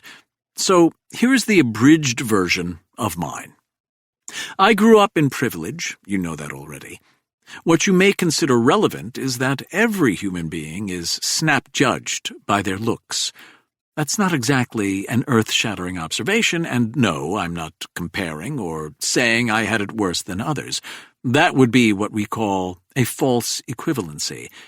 But the fact is, many people detest me on sight. They see the tow-headed blonde locks, the ruddy complexion, the porcelain features, my haughty resting face. They smell the inescapable stink of old money that comes off me in relentless waves, and they think smug, snob, elitist, lazy, judgmental, undeservedly wealthy ne'er-do-good, who was born not only with a silver spoon in his mouth, but with a 48-piece silver place setting with a side of titanium steak knives. I understand this. I, too, sometimes feel that way about those who inhabit my socio-economic sphere. You see me, and you think I look down on you. You feel resentment and envy toward me. All your own failures, both real and perceived, rise up and want to target me. Even worse, I appear to be a soft, easy, pampered target. Today's teenagers might dub my face punch-worthy. Inevitably, all of the above led to ugly incidents in my childhood. For the sake of brevity, I will talk about one. During a visit to the Philadelphia Zoo when I was 10 years old, decked out in a blue blazer with my school crest sewn onto the chest pocket, I wandered away from my well-heeled pack. A group of inner-city students, yes, you can read into that as you might, surrounded me, mocked me, and then beat me. I ended up hospitalized, in a coma for a short time, and in a suddenly interesting life cycle, I nearly lost the same kidney Bobby Lyons had so recently pummeled. The physical pain of that beating was bad. The shame that 10-year-old boy felt from the cowing, from feeling helpless and terrified, was far worse. In short, I never wanted to experience that again. I had a choice then. I could, as my father urged, stay amongst my own, hide behind those wrought-iron gates and well-manicured hedges, or I could do something about it. You know the rest. Or at least you think you do. Human beings, as Sadie noted, are complex. I had the financial means, the motivation, the past trauma, the innate skills, the disposition, and perhaps, when I'm most honest with myself, some sort of loose screw, or primitive survival mechanism, that allows me to not only thrive, but take some pleasure from acts of violence. Take all those components, puree them in a blender, and voila! Here I am. In a hospital bed. Unconscious. I don't know how long I've been here. I don't know whether I dreamed this or not, but I may have opened my eyes and seen Myron sitting bedside. I did that for him, when we scraped him off the pavement after our own government tortured him. Other times I hear voices, my father's, my biological daughter's, my deceased mother's. But since I know for certain that at least one of those voices cannot be real, perhaps I am imagining the rest. I am, however, alive. per my plan, I use that word in the loosest sense possible, I'd managed to fold enough of my body across the driver's seatbelt harness before the crash. It kept me strapped in during impact. I don't know the fate of Teddy's two brothers. I don't know what the authorities believed happened. I don't know how many hours or days it has been since the crash. As I begin to swim up to the surface of awareness, I let my mind wander.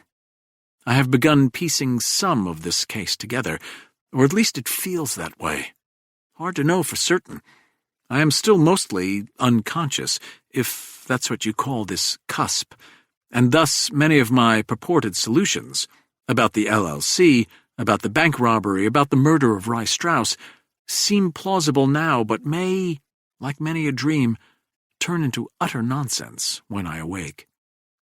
I reach a stage where I can sense consciousness, yet I hesitate. I'm not sure why.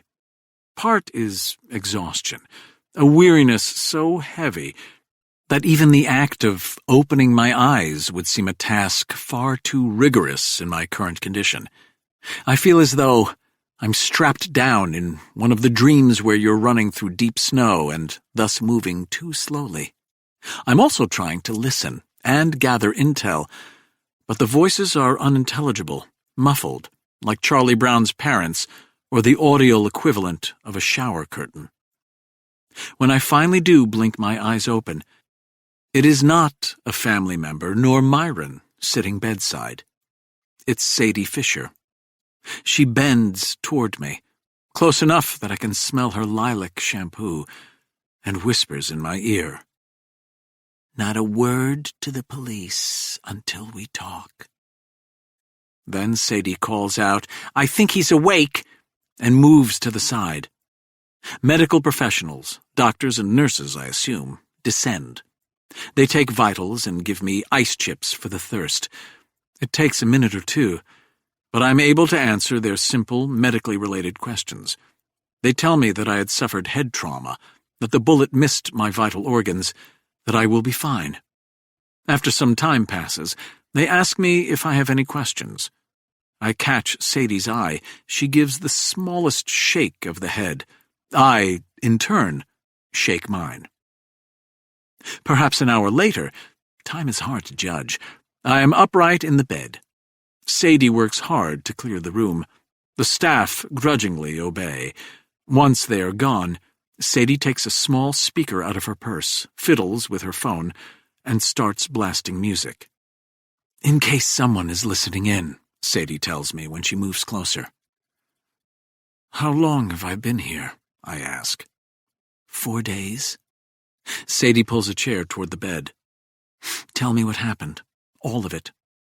I do, though the pain medication is making me loopy. She listens without interrupting. I ask for more ice chips while I tell the tale. She pours them into my mouth. When I finish, Sadie says, "The driver, as you already know, is dead. So is one of the two assailants, Robert Lyons. He flew through the windshield on impact. The other brother, he goes by Trey, suffered broken bones, but since there wasn't enough to hold him on, he's gone home to convalesce in western Pennsylvania." "What did Trey claim?"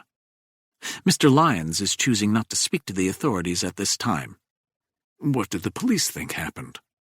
"They aren't saying, except for the fact that they've pieced together that the driver had his throat slit by you. They have some forensics, the position of your body behind the corpse, the way the blade fit into your sleeve, the blood on your hands, stuff like that. It probably isn't court-conclusive, but it's enough so that the cops know." "Did you tell them about the brothers threatening you?" I ask. "Not yet. I can always do that later. If I tell them now, they will want to know why they threatened me. Do you understand?" "I do." "The cops are already connecting the dots between what happened to Teddy Lyons in Indiana and what happened in that van. For your sake, as my client, I don't want to help them." "Logical." "Advice?" I ask. "The police are here. They want you to make a statement. I say we don't give them one." "I already forgot what happened anyway," I say. Head trauma, you know. And you're still too weak to question, Sadie adds. I am, yes, though I still want to be released as soon as possible. I can recuperate better at home. I'll see whether I can arrange it. Sadie rises. We kept this quiet, Win. Out of the papers. Thank you. There were other people who wanted to stay bedside. I advised against it because I wanted to make certain you spoke to me first. They all understood. I nod. I don't ask who. It doesn't matter. Thank you, I say. Now get me out of here. But it isn't that easy. 2 days later, I am moved out of the ICU into a private room. It is there, at 3 a.m, while I'm still blessedly riding the edge between the morphine highway and full slumber, that I sense, more than hear, my hospital room door open. This is not uncommon, of course. Anyone who has endured a prolonged stay in a medical facility knows that you are prodded and probed at the strangest hours of the night, almost as though the intent is to keep you from any true REM sleep. Perhaps, to again use a superhero analogy, my spidey senses were tingling, but I somehow knew that whoever was broaching was not a nurse or physician or a member of the custodial crew. I stay very still. I do not have a weapon on me, which is foolish. I also do not have my customary reflexes or strength or timing. I carefully open my eyes just a smidge, but between the drugs and the late hour, my vision is that of a man looking through gauze. I do, however, see movement. I could perhaps open my eyes a bit wider, but I don't want whoever is entering to know that I'm awake. Still, I make out a man. My first thought is one that makes my pulse spike. It's Trey Lyons, but I can see now that this man is too large. He stays in the doorway. I can feel his eyes on me. I consider my next move. The call button. Every hospital room has one, of course, but being that I am not good about asking for help, I had paid little heed when the nurse explained it all to me. Hadn't she wrapped the cord about the bed railing? Yes. Had that been on my left or right? Left. With my body still under the covers, I try to snake my left hand toward the call button without being seen. A male voice says, "Don't do that, Win." So much for playing possum. I open my eyes all the way now. My vision is still murky and the lights are low, but I can see the big man, and he's very big, I see now, standing by the door. I make out a long beard and a cap of some kind atop his head. Another man, swept-back gray hair, expensive suit, steps fully into the room. He is the one who warned me off the call button. He nods at the big guy. The big guy steps out of the room and closes the door behind him. Swept-back grabs a chair and pulls it up to me. "You know who I am?" he asks me. The Tooth Fairy? It's not my best line, but gray hair still smiles. My name is Leo Staunch. I had guessed that. My men were following you. Yes, I know. You picked up the tale fast. Amateurish move, I reply, almost insulting. My apologies, Staunch says. What's your involvement with Rye Strauss? He had my painting. Yeah, we heard. What else? That's it, I say. So, all your snooping, it's just about an art heist? It's just about an art heist, I repeat. Also, did you use the word snooping? He smiles, leans closer to me. We all know your rep, he whispers. Do tell. People describe you as crazy, dangerous, a psycho. Nothing about my natural good looks or supernatural charisma? I realize my rather feeble attempts at humor may seem out of place. If you think these lines are cringeworthy, you really must meet Myron. But they do serve a purpose. You never show fear, not ever. My reputation, which I've carefully cultivated, is to appear unhinged. That's intentional. Cracking wise during moments like this lets your opposition know that you will not be easily intimidated. Staunch pulls the chair a little closer. You're looking for Arlo Sugarman, aren't you? I don't answer. Instead, I ask, did you kill Rye Strauss? And he predictably replies, I'm the one asking questions. Can't we both? Staunch likes that one, though Lord knows why. I had nothing to do with Rye Strauss's murder, though I can't say I'm sorry. I try to read his face. I can't. Staunch says, You know they murdered my sister, right? I do, yes. So, where is Arlo Sugarman? Why? I ask. His eyes turn black. You know why. And yet, I continue, you want me to believe you had nothing to do with Rye Strauss? Didn't you just tell me this is only about an art heist to you? I did, yes. Leo Staunch turns both palms to the sky and shrugs. Then you don't give a shit who killed Strauss, do you? Staunch has me there. We sit in silence for a moment. In the distance, I can hear a beeping noise. I wonder how they got in, but I imagine hospital security is nothing for a man like Leo Staunch. When he speaks again, I can hear the anguish in his voice. She was my only sister. You get that? I wait. Sophia. She had her whole life in front of her. And then, poof, gone. Our poor mother, happiest woman you ever met before that day. She cried every day for the rest of her life, every single day, for 30 years. When Mom finally died, all everybody kept saying at the funeral was, at least she's with her Sophia again. Staunch looks down at me. You believe in that stuff? That my mom and my sister are reunited somewhere? No, I say. Me neither. It's just the here and now. He straightens his back and puts his hand on my forearm. So I'm going to ask you one more time. Do you know where Arlo Sugarman is? No. The door opens, and the big guy leans his head in. Leo Staunch nods at him and rises. When you find him, you'll let me know first. It wasn't a question. Why Sugarman? I ask. What about the others? Leo Staunch moves to the door. Like I said before, I know your rep. If we go to war, you'll probably take a few of my men down. But I don't care about the casualties. You don't want to cross me, Win. The price will be too high. Chapter 21. 3 days later, I am transported by helicopter to Lockwood Manor. I am better, of course, but I recognize that I am nowhere near 100%.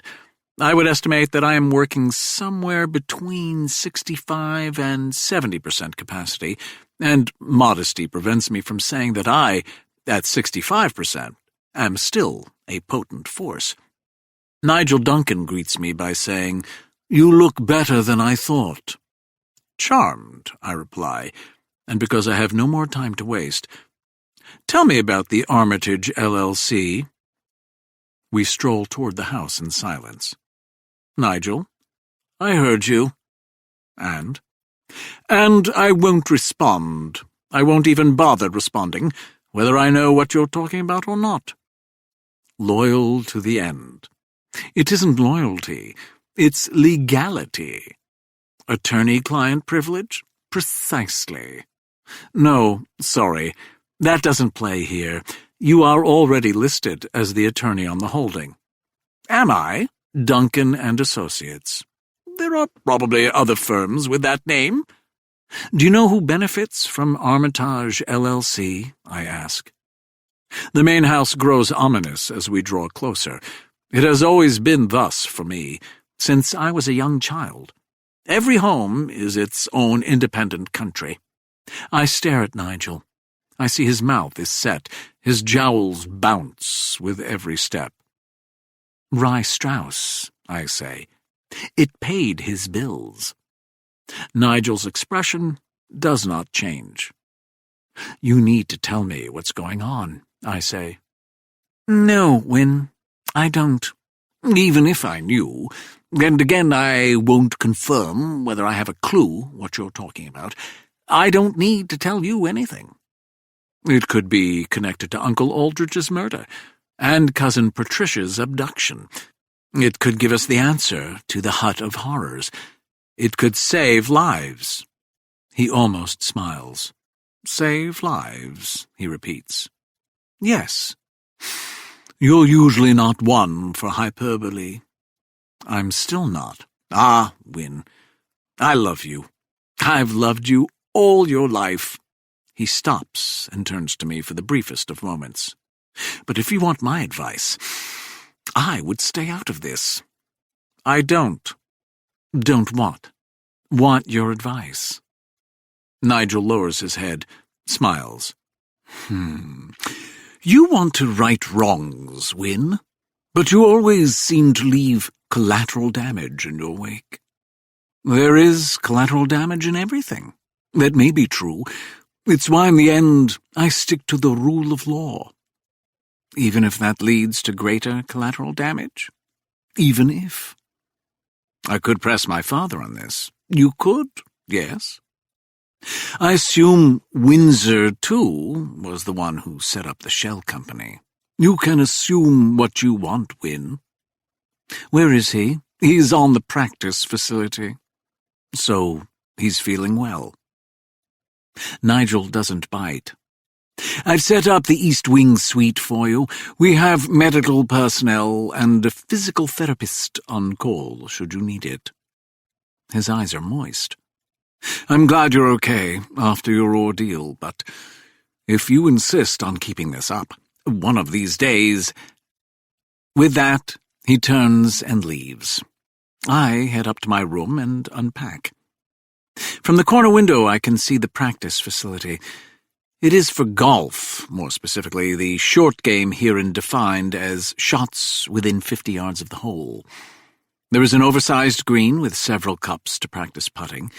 There's a bunker so as to work on sand shots. The grass around the facility is cut to various lengths to duplicate chips and pitches from a multitude of lies. I change into golf khakis and a polo shirt with the famed logo of Merion Golf Club, a wicker basket atop a pin rather than a flag. I will let you in on a secret that most people don't know. Several of your most exclusive courses sell shirts and paraphernalia to visitors and guests. This is big business. But if the name of the club is written under the logo, it means that you are a tourist. If the name is not there, as it is not on mine, if there is only the logo and no words, that indicates that the wearer is a bona fide club member. Class distinctions. They exist everywhere. There is a pair of golf shoes in the closet. I slip them on and pad out to where my father is practicing pitch shots from 30 yards out. He turns and smiles as I approach. We don't bother with hello. This is golf. Words become superfluous. I grab a 60-degree Vokey wedge. My father goes first in our endless rounds of closest to the cup. In his youth, Dad was a champion golfer. He won the Patterson Cup, Philadelphia's top amateur prize, when he was only 21. A lot of his game has deteriorated with age, but he still has that feathery touch around the greens. He's using his old Callaway 52-degree pitching wedge. When he pitches, he keeps the ball flight low. The ball lands at the start of the green, follows the break, and curls up within 2 feet of the cup. Merion Golf Club is down the road and around the corner. My father and I would walk there with our carry bags on our shoulder. That was where we played. My best childhood memories all revolve around being on the golf course, mostly with my father. We rarely spoke as we strolled. We didn't have to. Somehow my father and golf were able to convey life lessons to me. Patience, failure, humility, dedication, sportsmanship, practice, small improvements, missteps, mental error, fate, doing everything right and still not getting the desired result, without words. You may love the game, but, as in life, no one gets out unscathed. It is my turn. I open the club face all the way so as to hit with a high lofted trajectory with maximum spin, what is commonly called a flop shot. The ball sails into the sky and lands softly with minimal roll. My shot ends up 6 inches closer to the cup. My father smiles. Nice. Thank you. But the low roller is the higher percentage shot, he reminds me.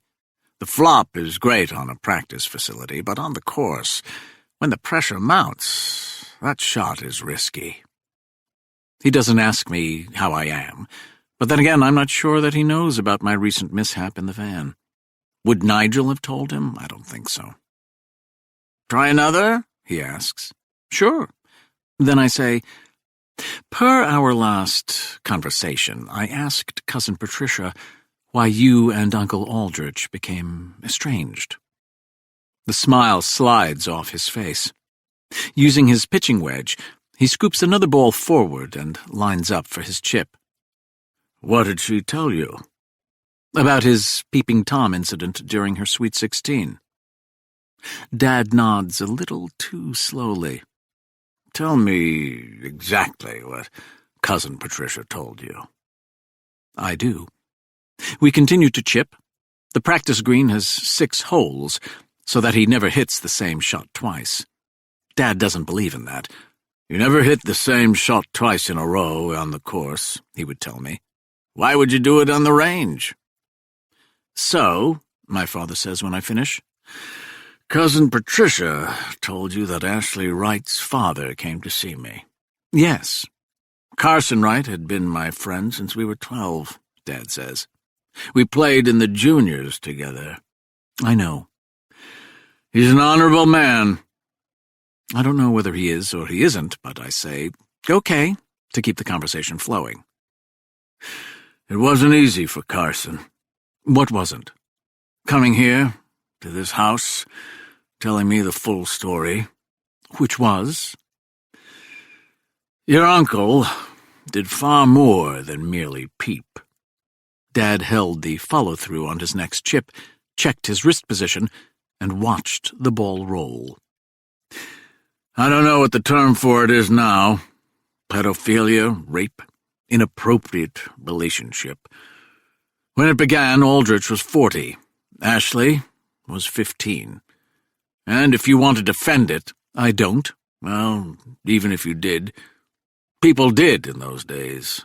You're 16, you're beautiful, you're mine. Young girl, get out of my mind, songs like that.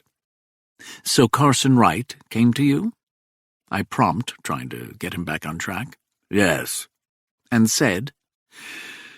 That a few months before the party, when your uncle wouldn't return her calls, his daughter Ashley swallowed pills.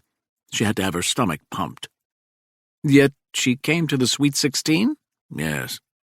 Why? You don't know? I wait. Normalcy. That was the way it was, Win.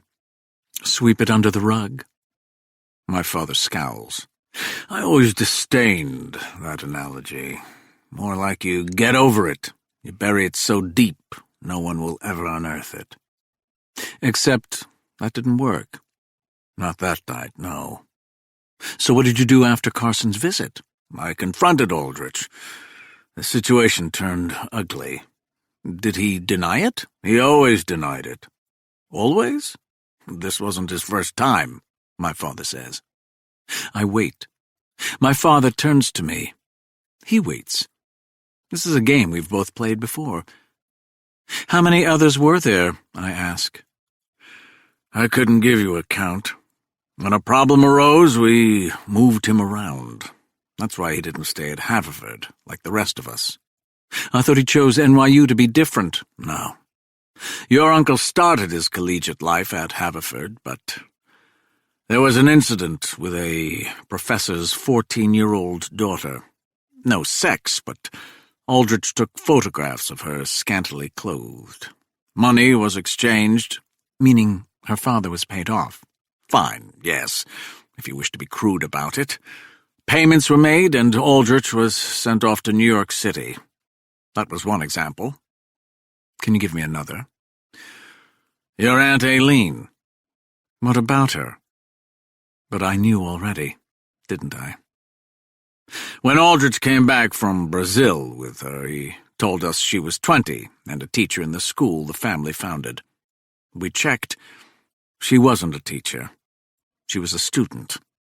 She wasn't the first he groomed, just the one he liked best. Our best guess? Aileen was 14 or 15 when he brought her home. Even our investigator couldn't say for certain. I didn't gasp. I don't bother with the inane, why didn't anyone report him line of questioning. We are a powerful family. As my father said, money was exchanged, often accompanied by threats both subtle and crude. It was also, as my father pointed out, a different era. That didn't excuse it. It puts it in context. There is a difference. So how does the Armitage LLC fit into this, I ask? My father does not do coy well. He is not an actor nor a liar. When he looks genuinely baffled by my question, I am thrown. I don't know what that is. A shell company, set up by Nigel. Did you think I set it up? It stands to reason. I didn't. There is no reason to follow this line. If he denies it, he denies it. When was the last time you saw Uncle Aldrich? I don't recall. There was a family function at Marion, perhaps 6 or 8 months before his murder. Perhaps then, but we didn't speak. How about the night before he was murdered? My father stops in his backswing. I have never seen him do that, never. Once he is committed to his swing, you'd have to shoot him to stop it. Pardon? Cousin Patricia says you were at their house the night before he died. Did she? Yes. But I just told you that I hadn't seen Aldrich for at least 6 to 8 months before his murder. So you did. I would call that a conundrum. I would as well. My father strolls back to the house. Good luck with that. Chapter 22. Sir Arthur Conan Doyle, through his legendary character Sherlock Holmes, said, "Once you eliminate the impossible, whatever remains, no matter how improbable, must be the truth." I am thinking about this quote, even though it is not fully apropos to the situation. Based upon what I am learning, and assuming I believe that my father is telling the truth about not setting up the shell company, the answer, as to the creator of Armitage LLC, becomes rather obvious. My grandparents. Sexism has always ruled, of course, but whenever you see a family like ours, a family that has managed to hang on to its power and prestige across generations, the hoary, patronizing chestnut of behind every successful man there is a woman doth usually apply. When my grandfather died, it wasn't my father who stepped up, except perhaps in a ceremonial manner. My grandmother ran the show. I wish I could talk to her. She would know what to do. Grandmama is still alive, but she is 98 and hasn't spoken a word in a year. Still, I know where the answer lies. In the wine cellar. As I start down the steps, I hear Nigel ask, "Where are you going?" You know where. "I think it's best if you leave this alone, Win." Yes, I keep hearing that.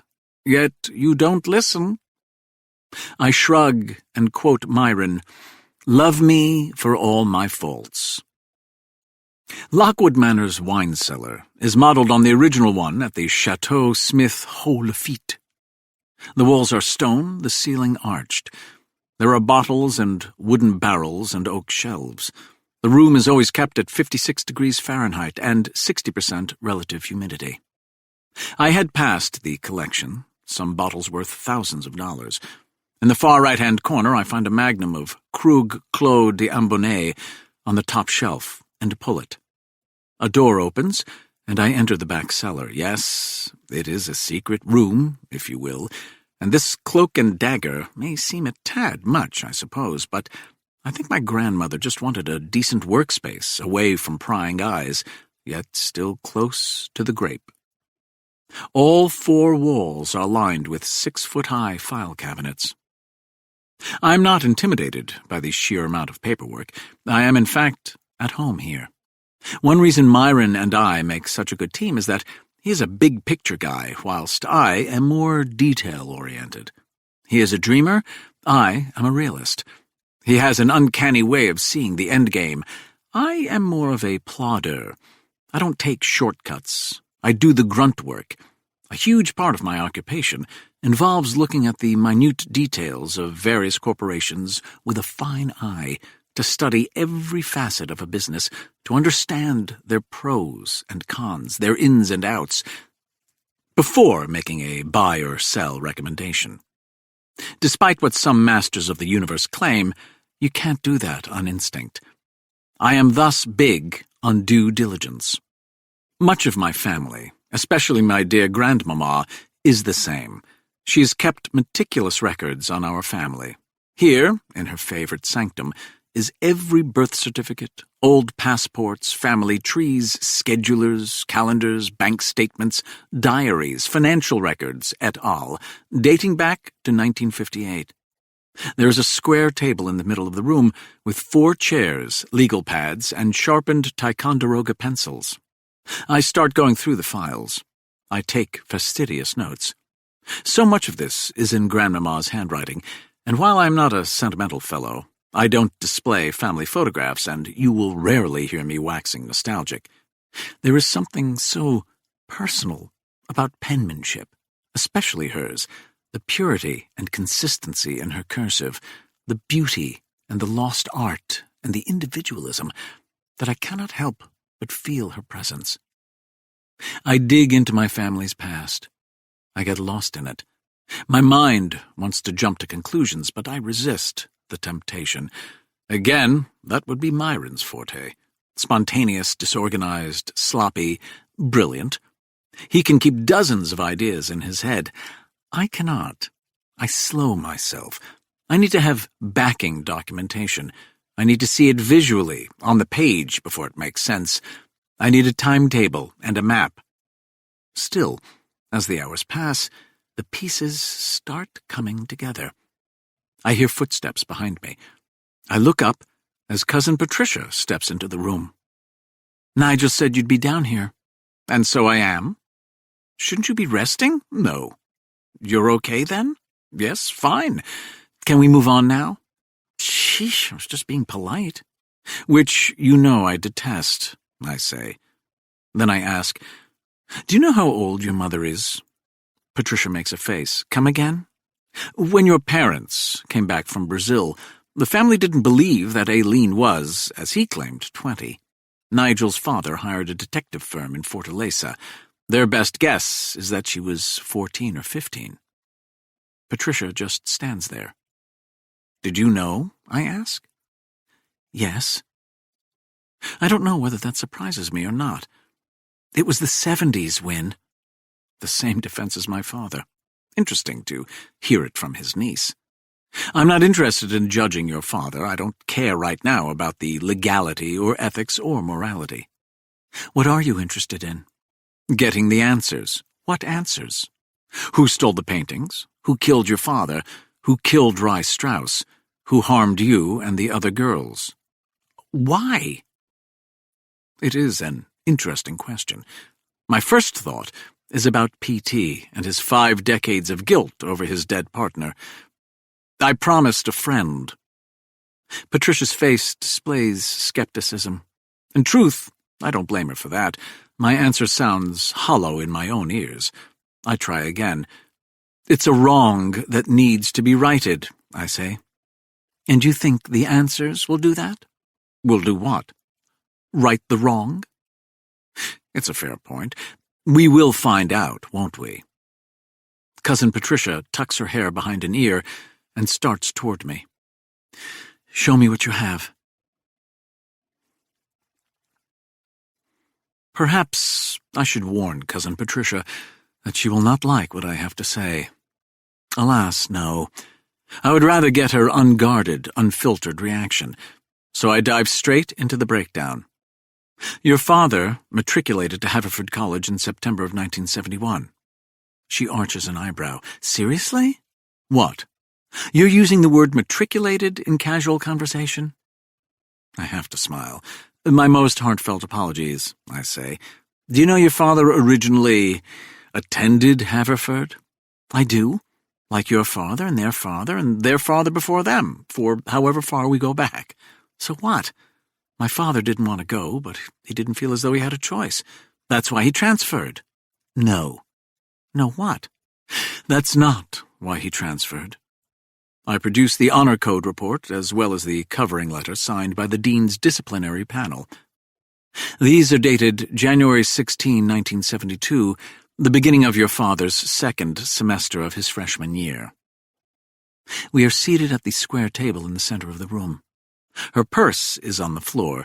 Patricia reaches down and pulls out a pair of reading glasses. I wait for her to skim through the report.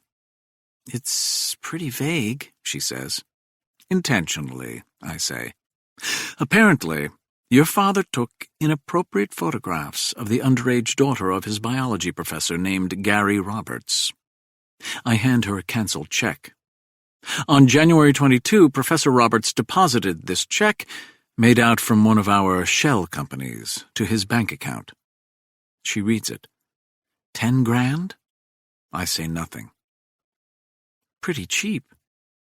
It was the early 70s. Still. And I'm not sure he had a choice. Scandals like this never saw the light of day. If it did, Professor Roberts was probably convinced that his young daughter would be the one blamed and made worse for wear. Patricia read the letter again. Do you have a photograph of her? Of the daughter? Yes. No. Why? Dad liked young women, she says. Girls, even. Yes. But there is a difference between a physically mature 15-year-old and, say, a 7-year-old. I stay silent. Patricia has asked me no question, so I see no reason to speak. I mean, she continues, sorry to sound anti-me too, and I'm not defending him, but have you seen photographs of my mother at their wedding? I have. My mother was curvy. I wait. She was built, right? What I'm saying is, I don't think my father was a pedophiliac or anything. You prefer ephebophilia, I say. I'm not sure what that is. Mid to late adolescence, I say. Maybe. Patricia? Yes? Let's not get bogged down in definitions right now. It will only cloud the issue. He's dead. I see no reason to pursue his punishment at this moment. She nods, sits back, and lets loose a deep breath. Go on, then. I look down at my notes.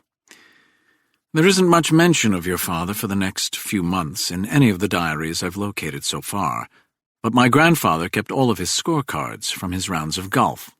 You're kidding. I'm not. He saved scorecards? He did. So I assume my father's name is on some? Yes. He played quite a bit, starting in April. With my father, our grandfather, family members. I'm sure he played with his friends too, but of course I wouldn't have those cards. What was his handicap? Pardon? I'm trying to light the mood, Win. What does that prove? That he was in Philadelphia throughout the summer. Or at least he golfed here. Then, according to the calendar, a Lockwood staff member drove Aldrich to Lipton Hall, his residence housing on Washington Square, on September 3, 1972. Where he started at NYU. Yes. So then what? For the most part, it seems everything is calm for a while. I need to go through the files more thoroughly, but as of now, nothing major pops out until your father arrives in Sao Paulo on April 14, 1973. I show her the relevant stamp from Brazil in his old passport. Wait, Grandmama kept his old passport? All of our old passports, yes. Patricia shakes her head in disbelief. She turns to the photograph in the front and stares down at the image of her father. The passport was issued in 1971 when her father was 19 years old. Her head tilts to the side as she stares at the black-and-white headshot. Her fingertip gently brushes her father's face. Aldrich was a handsome man. Most Lockwood men are.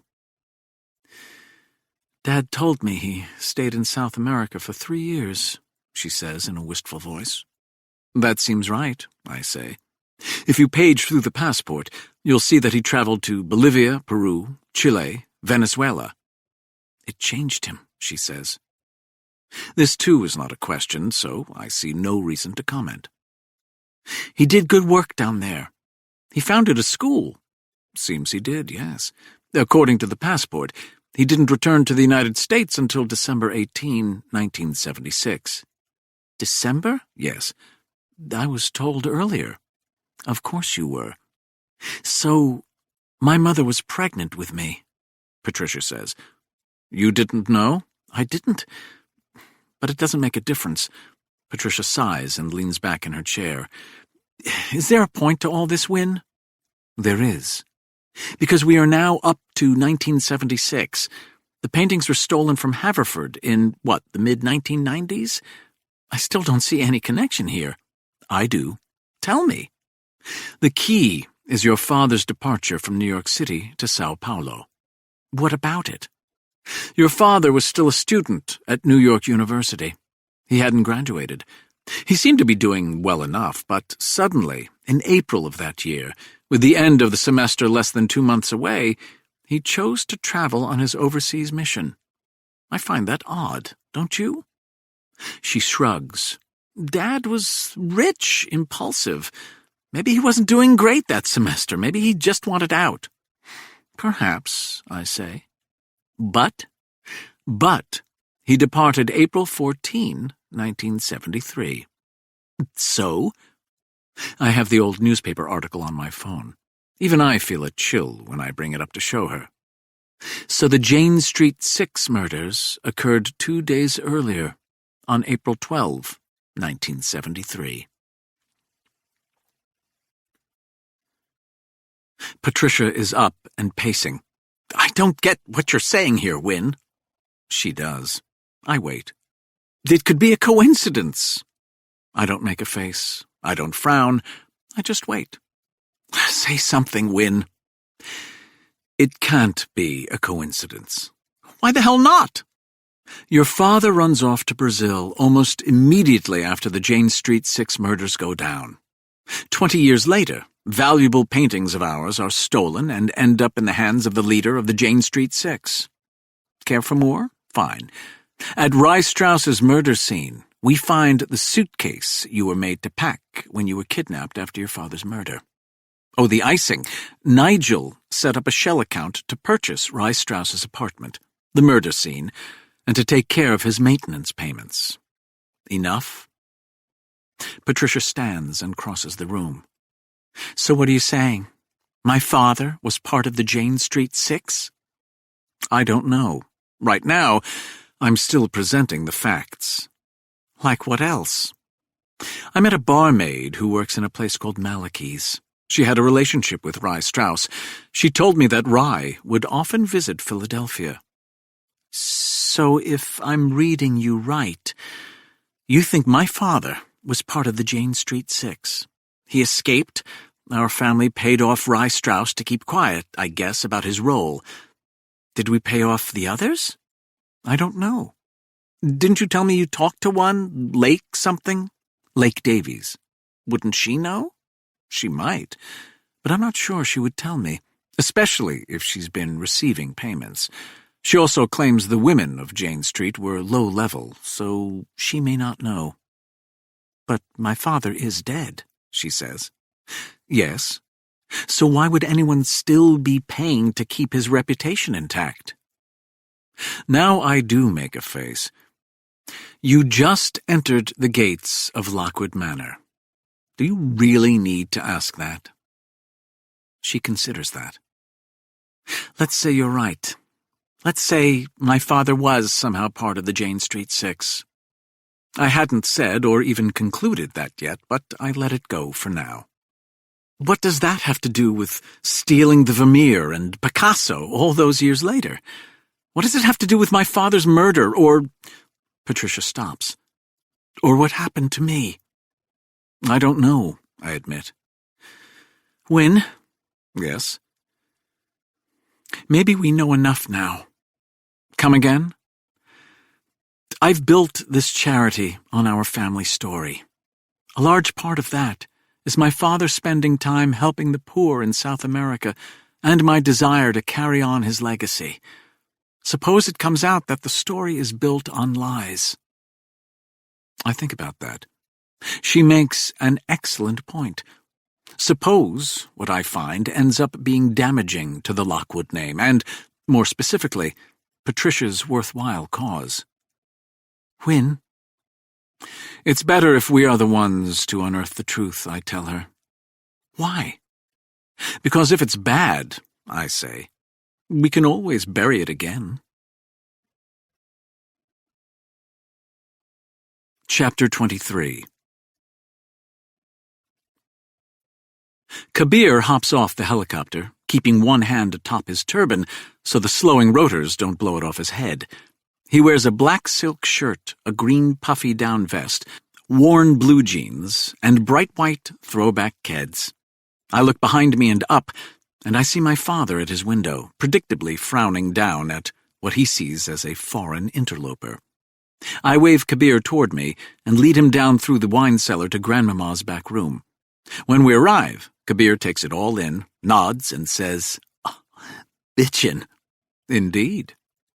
When the press finally learned that Rye Strauss had been the murder victim found with the stolen Vermeer, the story, as you might imagine, generated enormous headlines. In the past, those headlines would have lasted for days, weeks, even months. Not today.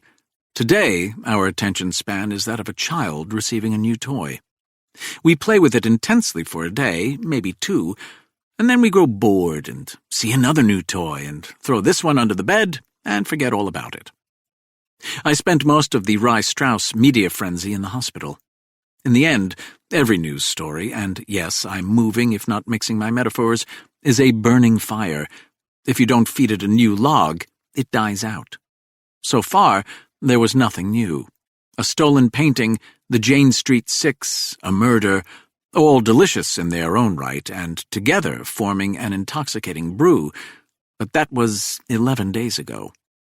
The media had not yet learned about the suitcase with my initials found at the scene, or the case's links to Cousin Patricia and the Hut of Horrors. That is good, in my view.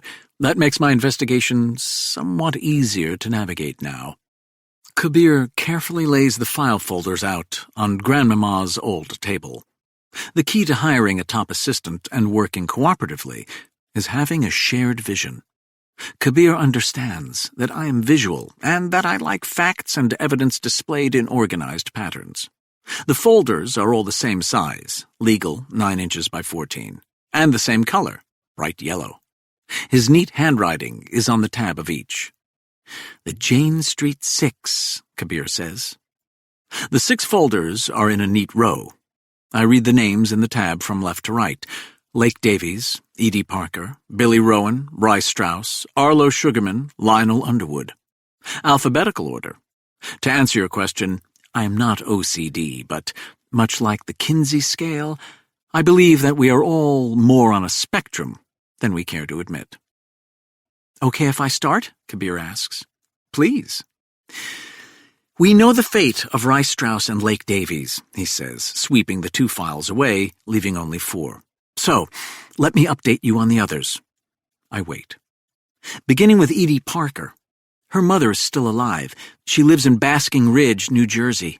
She claims to have not seen or heard from her daughter since that night. She has also refused to talk to the media, but she will talk to you. Why me? Because I told her it was your painting found with Rye Strauss. I may have also hinted that you know more about the Jane Street Six's whereabouts than reported. Tisk tisk, Kabir. Yeah, you're a bad influence on me, boss. Let's move now to Billy Rowan, okay? I nod. It seems that Billy and Edie were getting pretty serious, more so than people realized. Billy Rowan's father is still alive. The mother died 12 years ago. But here's the kicker. 10 years ago, Rowan's father retired and moved from Holyoke, Massachusetts, to an assisted living facility in Bernardsville, New Jersey. I consider that. Bernardsville is right next to Basking Ridge. Yes. So Mrs. Parker and Mr. Rowan now live within miles of one another. 1.2 miles to be exact. That can't be a coincidence, I say. I don't think it is either, Kabir says. Think they're doing the nasty? The nasty? The nasty. The ugly, knocking boots, boning. Playing hide? Yes, I say. Thank you for the thesaurus-like clarification. Of course, they both got to be near 90s. Kabir makes a face as though he's gotten a whiff of Eurotrash cologne. He quickly shakes it off. Anyway, I couldn't get William Rowan, that's his name, on the phone, but Mrs. Parker said that both she and Rowan's father would meet you at his assisted living facility tomorrow at 1 p.m., if you're up for it. I'm up for it. Anything else? On Parker and Rowan? No. He lifts the Parker and Rowan folders and places them in the same stack as the Strauss and Davies ones. That leaves only 2. And, if I can go out of order, I have nothing new on Lionel Underwood either. He adds Underwood's folder to the pile. That leaves only 1 folder. Arlo Sugarman. I glance at Kabir. He is smiling. Pay dirt, Kabir says. Go on. As you know, for years there's been 0 sign of Arlo Sugarman. Nothing since that FBI raid that killed an agent. But of course, you got new information from Lake Davies. That he was in Tulsa, I say. Exactly. More to the point, Lake told you that Arlo Sugarman was posing as a student at Oral Roberts University. You didn't tell PT about that, did you? I shake my head. Right. Based on when Lake was still on the run, I figured that she and Rye would have had to have crossed paths with Arlo sometime between 1973 and 1975.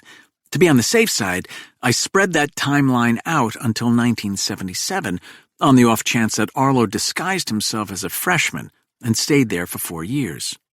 And then I started digging. Oral Roberts University has a pretty impressive alumni page. I started there. He tilts his head. Did you know that Kathy Lee Gifford graduated from Oral Roberts? I say nothing. Anyway, I used a Photoshop app to change photographs of Arlo Sugarman. In all the famous ones, he has long hair and a huge beard, kind of like me when you think about it, right? As Rain. Come to think of it, that would have been a good disguise. What would have been? A turban. Except you guys are terrible at tying them. Anyway, using the software, I made Arlo look clean-shaven with short hair. I mean, Oral Roberts University. It isn't exactly a spot for campus radicals, right? Then I tried some alumni contacts from that era. Class officers, people like that. The groups are pretty active on Facebook. I got a fair amount of responses. Most were useless, but 2 people thought the image looked like a guy named Ralph. Ralph what? That's the thing. They didn't know. It was all very vague, which I thought was what you'd want if you were kind of hiding out. Still, I had a first name. I had the years he may have been on campus. So my next step was, I had to get hold of the yearbooks from those years. Did you? Yes. How? E-Yearbook. It's a website. They have full scans of every page from tons of yearbooks. High schools and colleges. You can see them online if you pay a fee. If you pay a slightly higher fee, they'll send you a scan of your entire yearbook. Kabir is trying my patience. So, you looked through them for the name Ralph? Right. Looked through the headshots. There were several Ralphs, but none that looked like Arlo Sugarman. He was probably smart enough to skip picture day. Probably, yeah. Am I taking too long telling you this? I think it would be best to pick up the pace. Okay, cutting to the chase. This may sound a little complicated, but when I ran a facial recognition search through the yearbook scan pages, I came up with this. Kabir opens Arlo Sugarman's folder and pulls out a black and white image. This is page 138 of the Oral Roberts University yearbook from 1974. He hands me the page. The heading reads, Theater Moments. There are 5 photographs spread across 2 pages. One features a woman wearing angel wings. One features what looks like the balcony scene from Romeo and Juliet. One features 4 men dressed in medieval garb playing musical instruments and singing. The second from the right, playing a mandolin, is Arlo Sugarman. Whoa, I say out loud. In the old image, Sugarman wears black-framed glasses, which he hadn't in any previous photographs I had seen. He is clean-shaven. The curly locks are cut shorter. You wouldn't recognize him unless you were looking closely, which, it seems, the facial recognition software had been. Long story short, I located the student who directed that show. His name is Fran Shovlin. He works at a megachurch in Houston. Nice guy. He remembers Ralph as Ralph Lewis. What's interesting is, there was a Ralph Lewis in that class, but he was sick and didn't seem to attend any classes, so I think Arlo just used his name. Makes sense. According to Shovlin, the only thing he really remembers about Ralph was that he dated a woman named Elena. I looked her up. She's Elena Randolph now. She's divorced and owns a beauty salon in Rochester, New York. I called her, but as soon as I mentioned the name Ralph Lewis, she hung up on me. I've called back, but she refuses to talk. Interesting, I say. And I assume you've done every kind of search under the name Ralph Lewis. Kabir nods. Nothing pops up. Not surprising.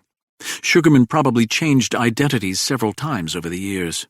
There was a chance that Ralph Lewis was never an identity, that he just used that name knowing the confusion with the real Ralph Lewis would cause enough confusion to keep him off the radar.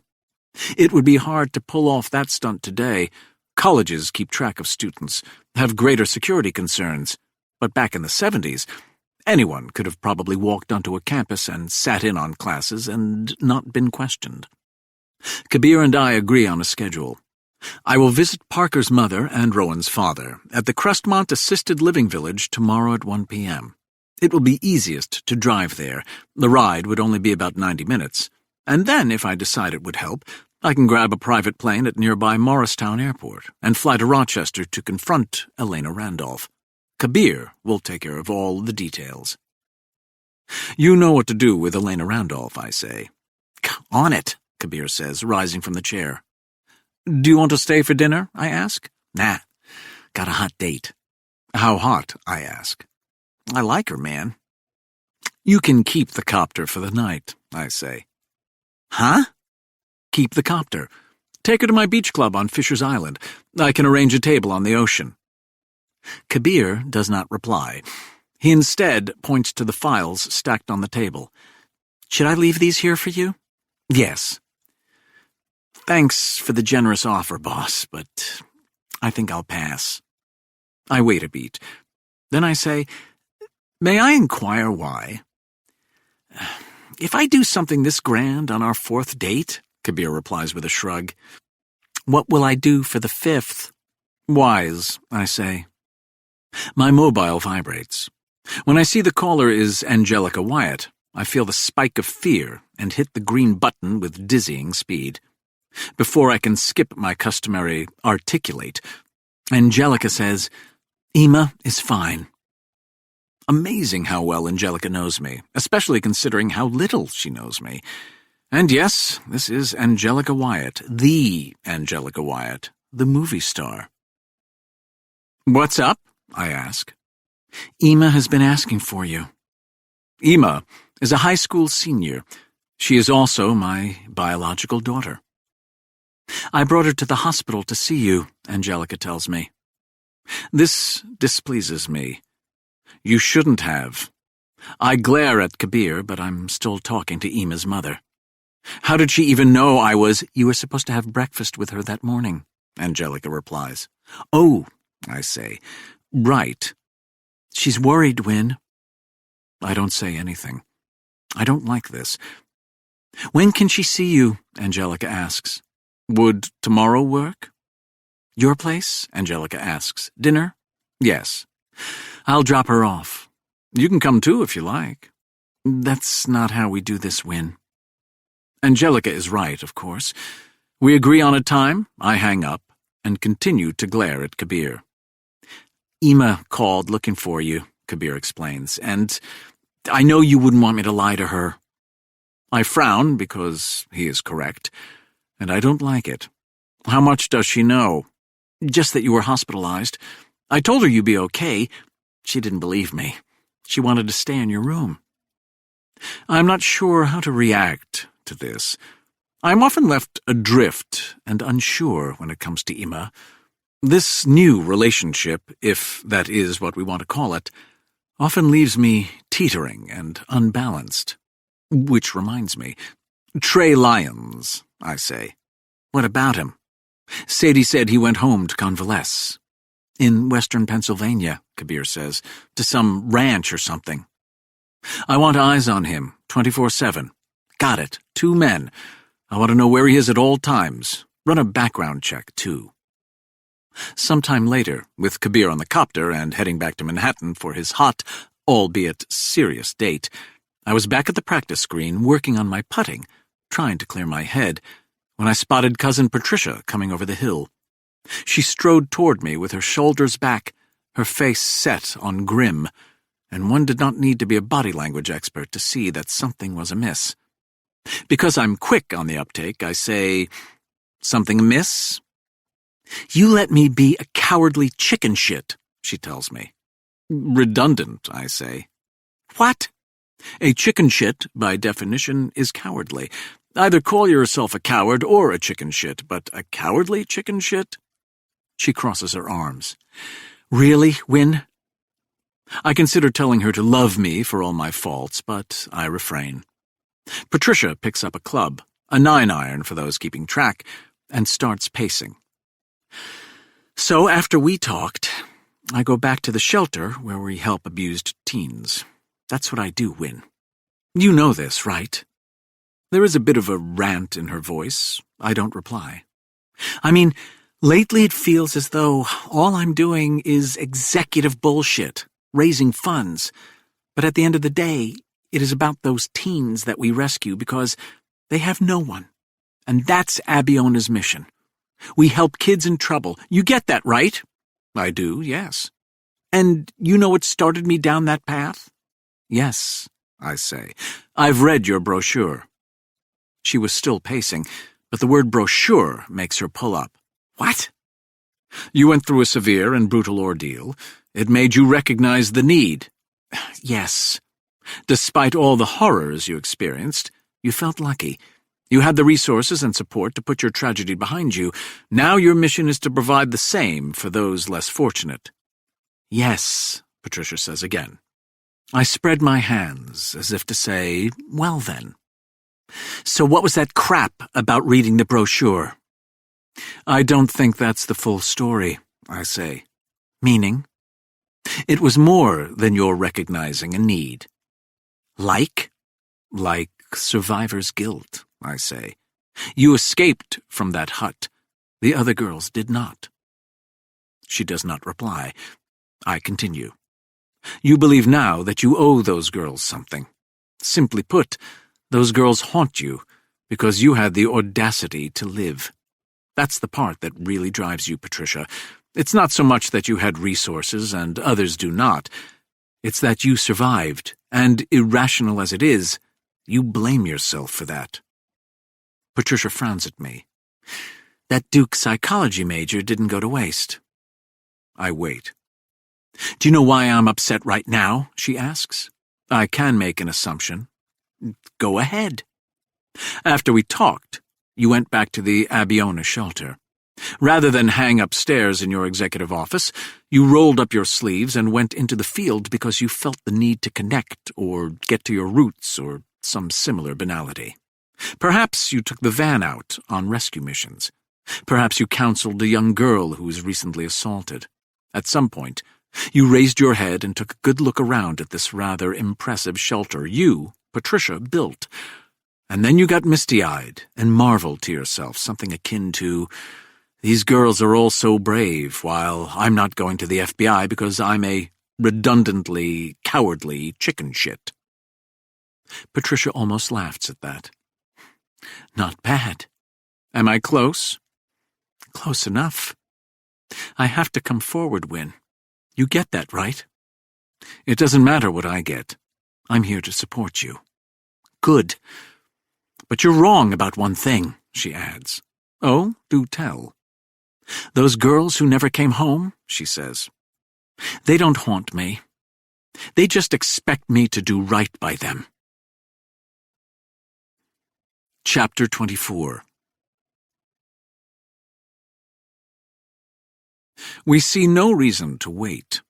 I call PT and tell him that Patricia is ready to talk.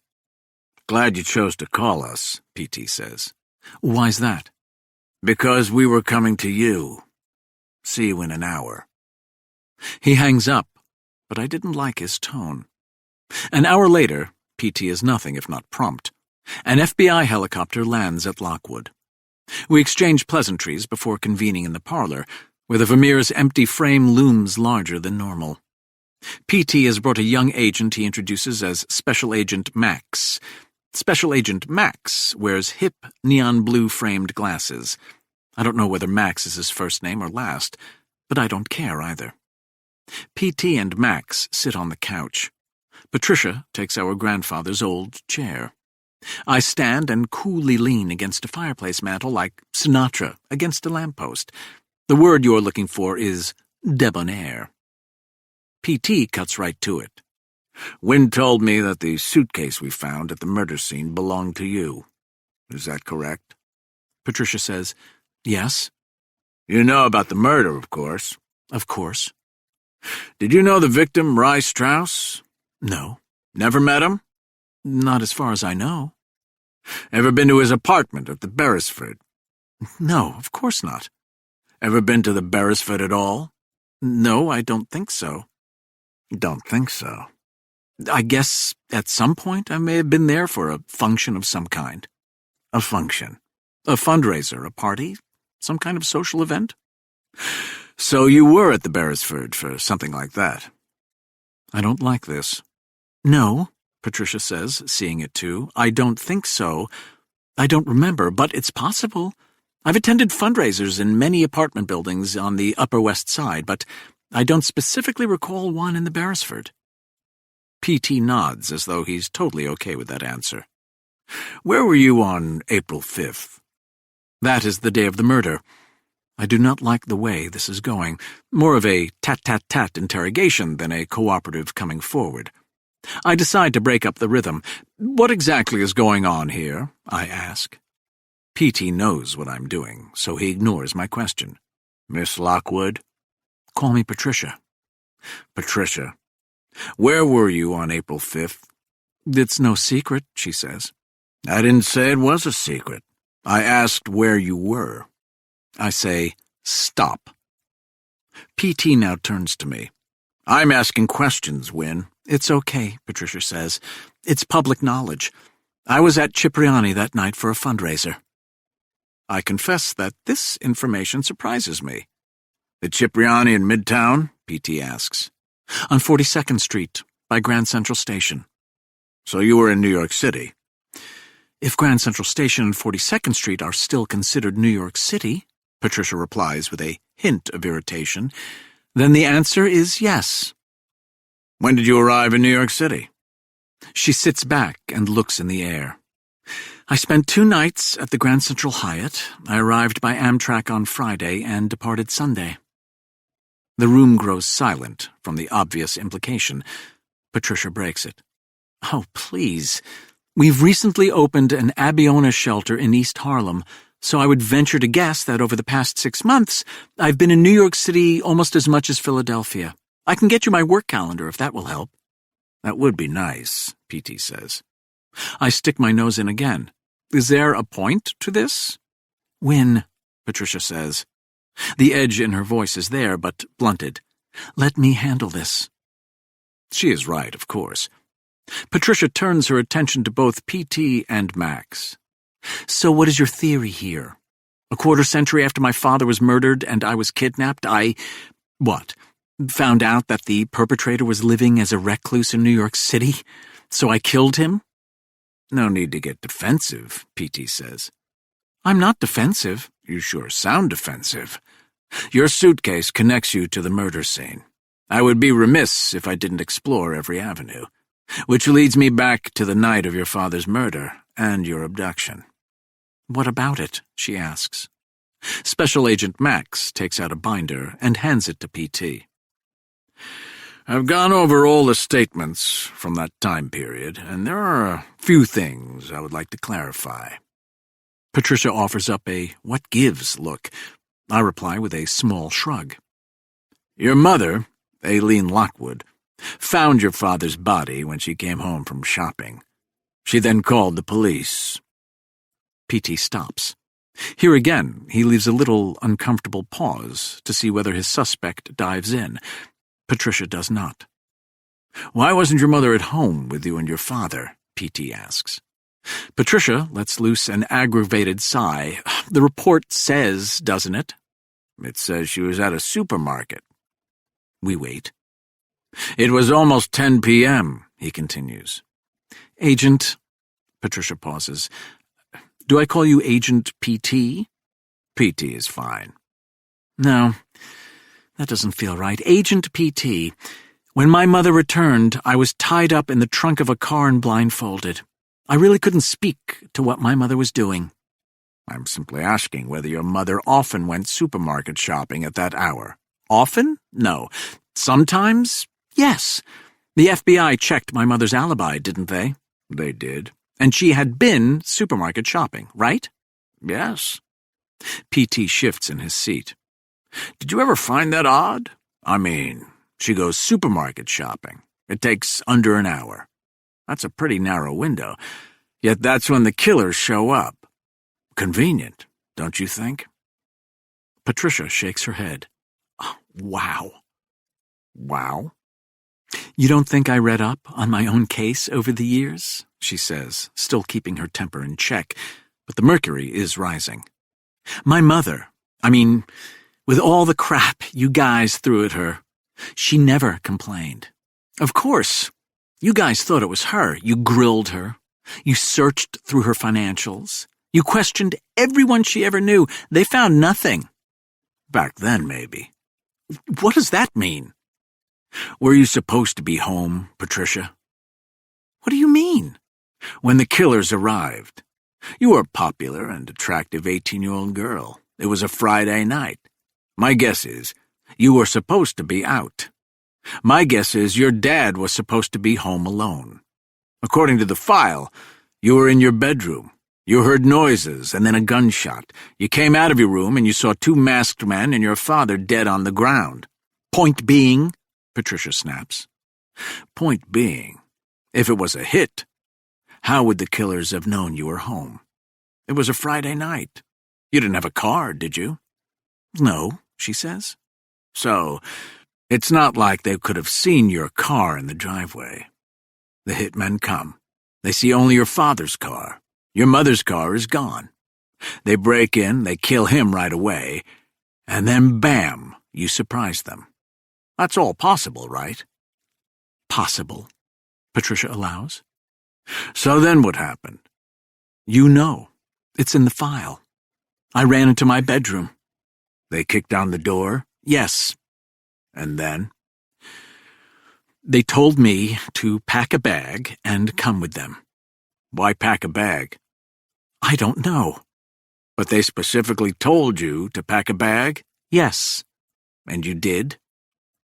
Patricia nods numbly. This is the part we in the FBI, PT nods towards Special Agent Max, have never understood. We didn't understand it back when your father was murdered. We don't understand now, over 20 years later. Patricia waits. This whole suitcase thing. I don't want to cast aspersions or anything, but it has never quite added up. Do you know what my colleagues back then concluded? I mean, once they found out about the suitcase being packed. Oh, and your mom didn't tell them. Seemed she didn't notice. One of the agents went through your room, saw clothes missing from a hanger. Patricia does not move. We don't understand the suitcase, Patricia. Do you? Her eyes well up.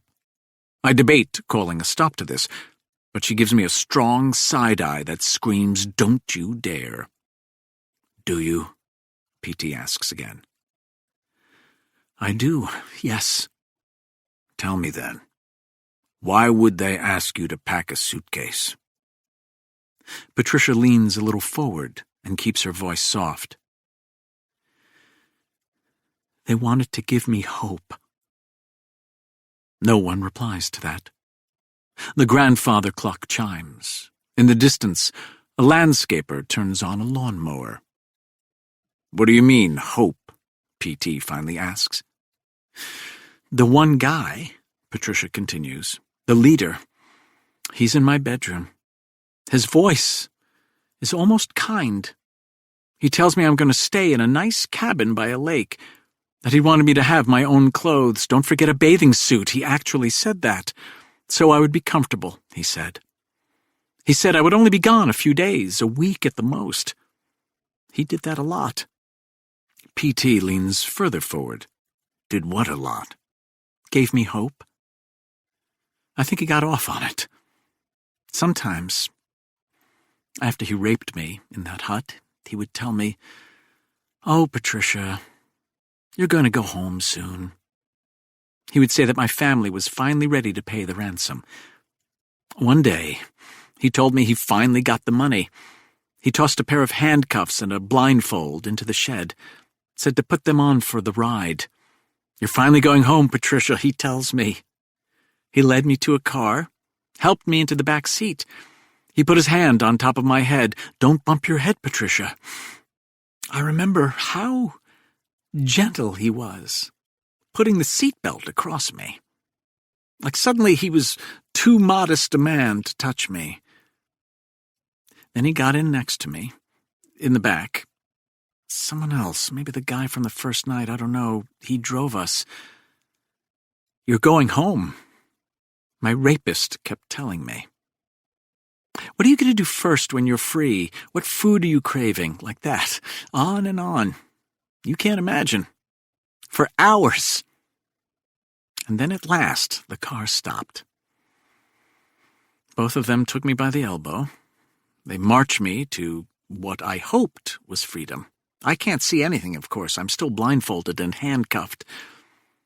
"Your mom is right up ahead," he whispers. "I can see her. But now I know." For a moment, no one moves. "Know what?" P.T. asks. But Patricia doesn't seem to hear him. They lead me through a door. The room is completely silent, as though even the walls are holding their breath. "And I know for sure," she says. "Know what?" P.T. asks again. "That familiar stench." I don't understand. "You don't forget that stench." Patricia raises her head and meets his gaze. "I was back in that same shed. They just drove me around in circles. I can hear them both laughing now. I'm back in the hut, and I'm handcuffed and blindfolded. So they both come in." She wipes her eyes, shrugs, forces up a smile. For a while, no one says anything. Even the creaks of this old home stay respectfully silent. After some time passes, P.T. gestures at Max, and Max pulls out a sheet of paper. "Could this be the man who raped you?" P.T. asks in his gentlest voice. He slides a sheet with 6 different images of Rye Strauss. The first was a close-up of the famed Jane Street 6 image. The last was Rye Strauss in death. The 4 between them had probably been created using age progression software. One image would theatrically be Rye Strauss at 30, another at 40, at 50, at 60. In some, Strauss had facial hair. In others, he did not. Patricia stares at the photographs. Her eyes are dry now. I am still trying to sort the possibilities in my head. Did Rye Strauss know my Uncle Aldrich? I'm assuming so. Did Rye Strauss coerce or blackmail Aldrich or my family into giving him substantial financial assistance? Again, I'll assume that it was an affirmative. So what happened next? Why the art heist? Why kill Aldrich? Why kidnap Patricia? What am I missing? I don't know, Patricia says with a shake of her head. I could have seen this man years ago. The kidnapper always wore a mask, but this could be him. P.T. puts the images away. After you escaped, you found a way to turn your personal tragedy into some good. It is a compliment, of course. The words, that is. The tone, however, tells a different story. We seem to be at this interrogation's conclusion, but there is still something hanging in the air. I have found that in these circumstances, it is best not to force it. To be clear, P.T. says, I'm talking about your creating the Abiona shelter. She wants to move this along, so she says, "Thank you." May I ask how you came up with the name? The name? Abiona. I snap. Why, P.T.? I instantly regret it. P.T. is no fool. He doesn't ask dumb or pointless questions. I cannot see how the name of her shelters could possibly matter, but I know that his interrogatory here is not a casual one. Abiona is the Roman goddess of safe passage, Patricia explains. When a child first leaves from home, Abiona is there to protect and guide them. P.T. nods. And your logo, the butterfly with what looks like eyes on the wing? A Tisiphone Abiona, Patricia says, as though she has answered this question 1,000 times, which she probably has. Yes, P.T. says. But how did you come up with it? Come up with what? The idea of using the Roman goddess Abiona and the Tisiphone Abiona butterfly logo. Was it your idea? It was. Did you study ancient Roman religions? Were you, I don't know, a collector of butterflies? P.T. leans forward, and suddenly his tone is inviting. Kind. What inspired you? I'm trying to read Patricia's expression right now, but the signals are mixed. Her face has lost color. I see confusion. I see fear. I see what might be some sort of dawning realization. But really, who can tell? I don't know, Patricia says in a distant tone I don't think I've ever heard come from her. P.T. nods as though he understands. With his eyes still on Patricia, he stretches his hand toward Max. Max is ready and drops the sheet into his hand. P.T. slowly and almost tenderly hands it to her. I look over his shoulder. It's a photograph of a forearm. And on the forearm is a tattoo of that logo, a Tisiphone Abiona butterfly. This is Rye Strauss's arm, P.T. says. It's the only tattoo we found on him. Chapter 25. It is much later in the evening, one too many cognacs o'clock, to be more precise, when Patricia finally says, "I remember the tattoo." We are alone in Granddad's parlor. I am sprawled on the couch, my head tilted back, staring up at the Art Deco inlaid tile ceiling. Patricia sits in Granddad's chair. I wait for her to say more. "It's funny what you forget," she continues, and I hear the slur of the cognac in her voice. "Or what you make yourself forget. Except, I guess, you never totally forget, do you? You want to forget, and you even do forget, but you don't. Am I making sense?" Not yet, I say, but keep going. I hear the clink of ice being dropped in her snifter. It is something of a crime to drink this particular lineage on the rocks, but I'm not in the judging business. I stare up at the ceiling and wait. When Patricia is settled back in Granddad's chair, she says, "You push the memories away. You force them down, you block. It's like..." The slur seems to be growing. It's like there's a basement in my brain, and what I did was I packed that awful shit into a suitcase, kind of like that damned monogrammed suitcase you gave me. And then I dragged that suitcase down the basement stairs, and I jammed it into a dank back corner, and then I rushed back upstairs and locked the door behind me and hoped I'd never see that suitcase again. And now, I say, to keep within your colorful analogy, that suitcase is upstairs and open. Yes, she says. And then she asks, "Wait, was that an analogy or a metaphor?" "An analogy." I'm terrible with that stuff. I want to reach out and put a hand on my cousin's arm, or do something innocuously comforting. But I'm very comfortable on the couch, enjoying the buzz, and I'm too far from her perch in Granddad's chair, so I don't bother. "Win?" "Yes." "The shed had a dirt floor." I wait. "So, I remember when he was on top of me. In the beginning, he would pin my arms down. I would close my eyes and just try to ride it out. After a while, you can't keep your eyes closed forever. You can try, but you can't. I would look up. He wore the ski mask, so I could only see his eyes. And I didn't want to. I didn't want to look at his eyes. So I would turn my head to one side, just trying to ride it out. And he'd be holding himself on top of me, and I remember his arm.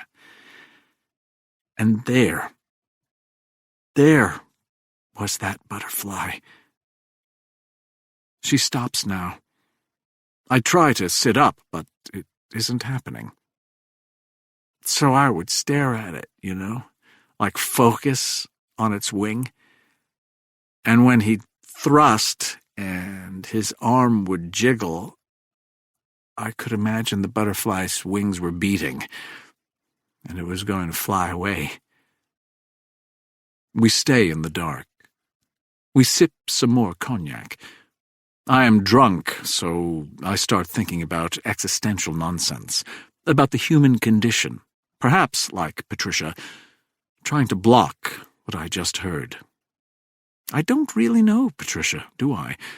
She doesn't really know me. Do we all ever know one another? Man, am I drunk. I'm enjoying this silence. Too many people don't get the beauty of silence. It is bonding. I bonded with my father when we would golf in silence. I bonded with Myron when we would watch old movies or television shows in silence. Still, I feel compelled to break it. You were in New York City the day Rye Strauss was murdered. Patricia says, "I was, yes." I wait. "I told your friend P.T. the truth, Win. I go to New York City all the time."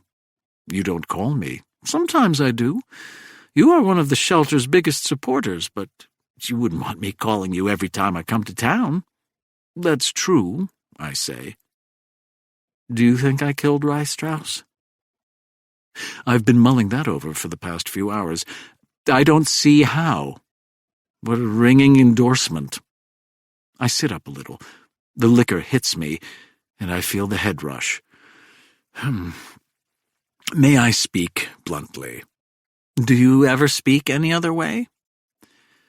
Hypothetically, if you did kill Rye Strauss, I didn't, ergo my use of the term hypothetically. Go on.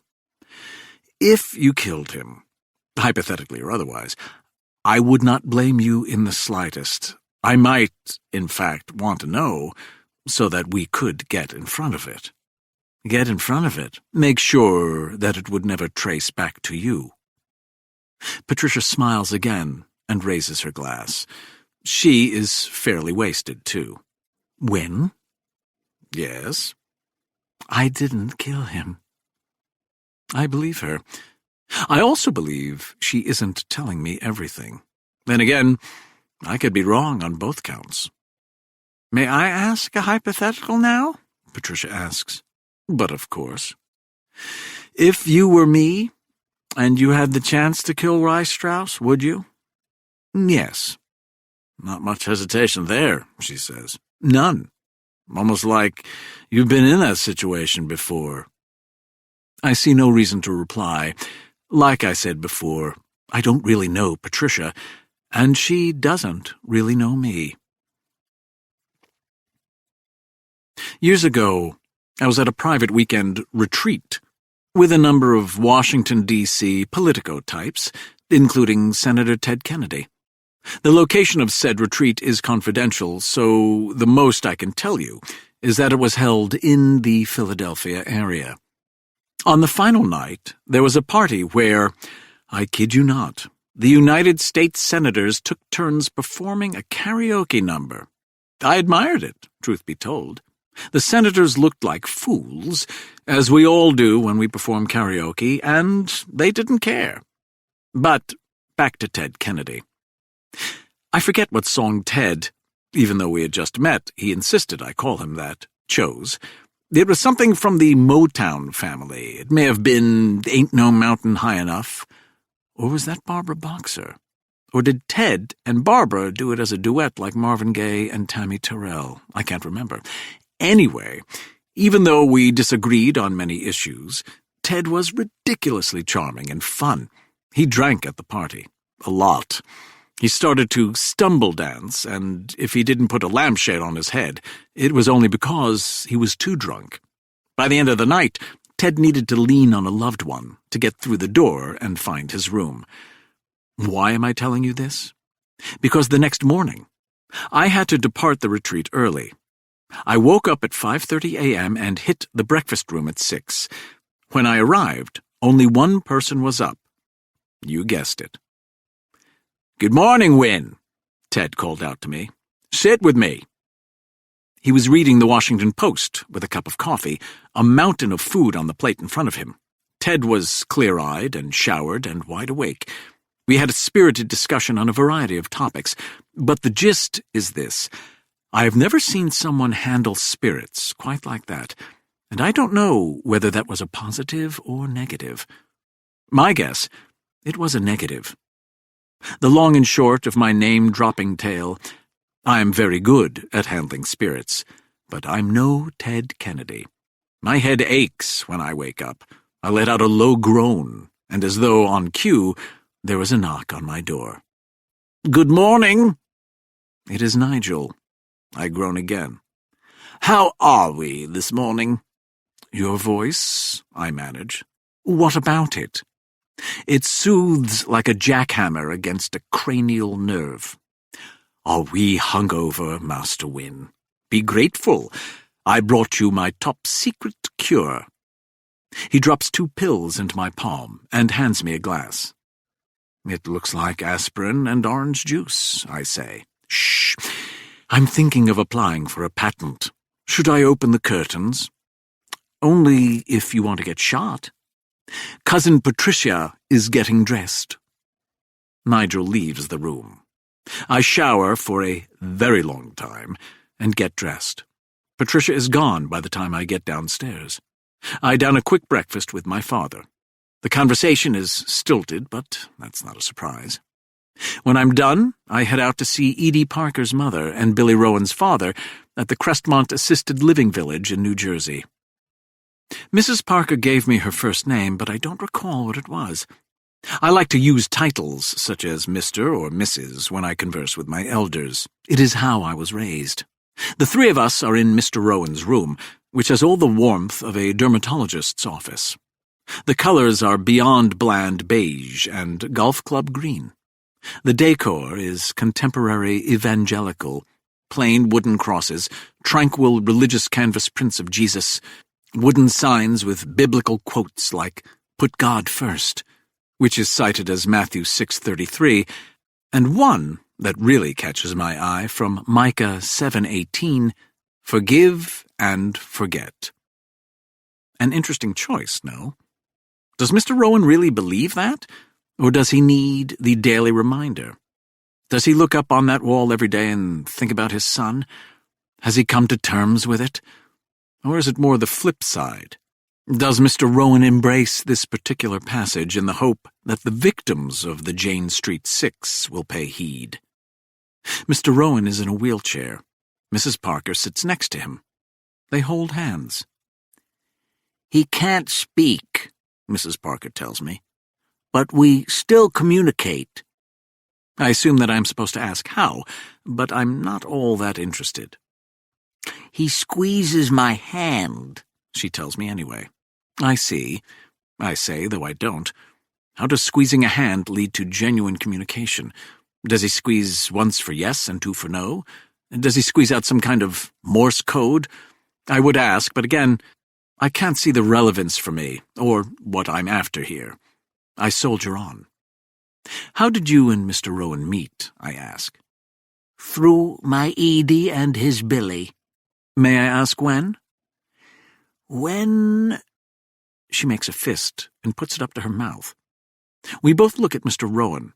He stares at me. I don't know what, if anything, he sees. Oxygen cannulas run from his nostrils to a tank attached to the right side of his wheelchair. "When Edie and Billy disappeared." Billy and Edie were dating, though, yes? "Oh, more than that," Mrs. Parker says. "They were engaged." She hands me a framed photograph. Sun and time have faded the colors, but there were college students Billy Rowan and Edie Parker, cheek to cheek. They were on a beach, the ocean behind them, their smiles as bright as the sun, the sweat leaving a sheen on their deliriously happy, or so it appeared, faces. Mrs. Parker says, "They look so in love, don't they?" And the truth is, they do. They look young and in love and untroubled. "They're beautiful, aren't they?" I let myself nod. "They were just dumb kids, Mr. Lockwood.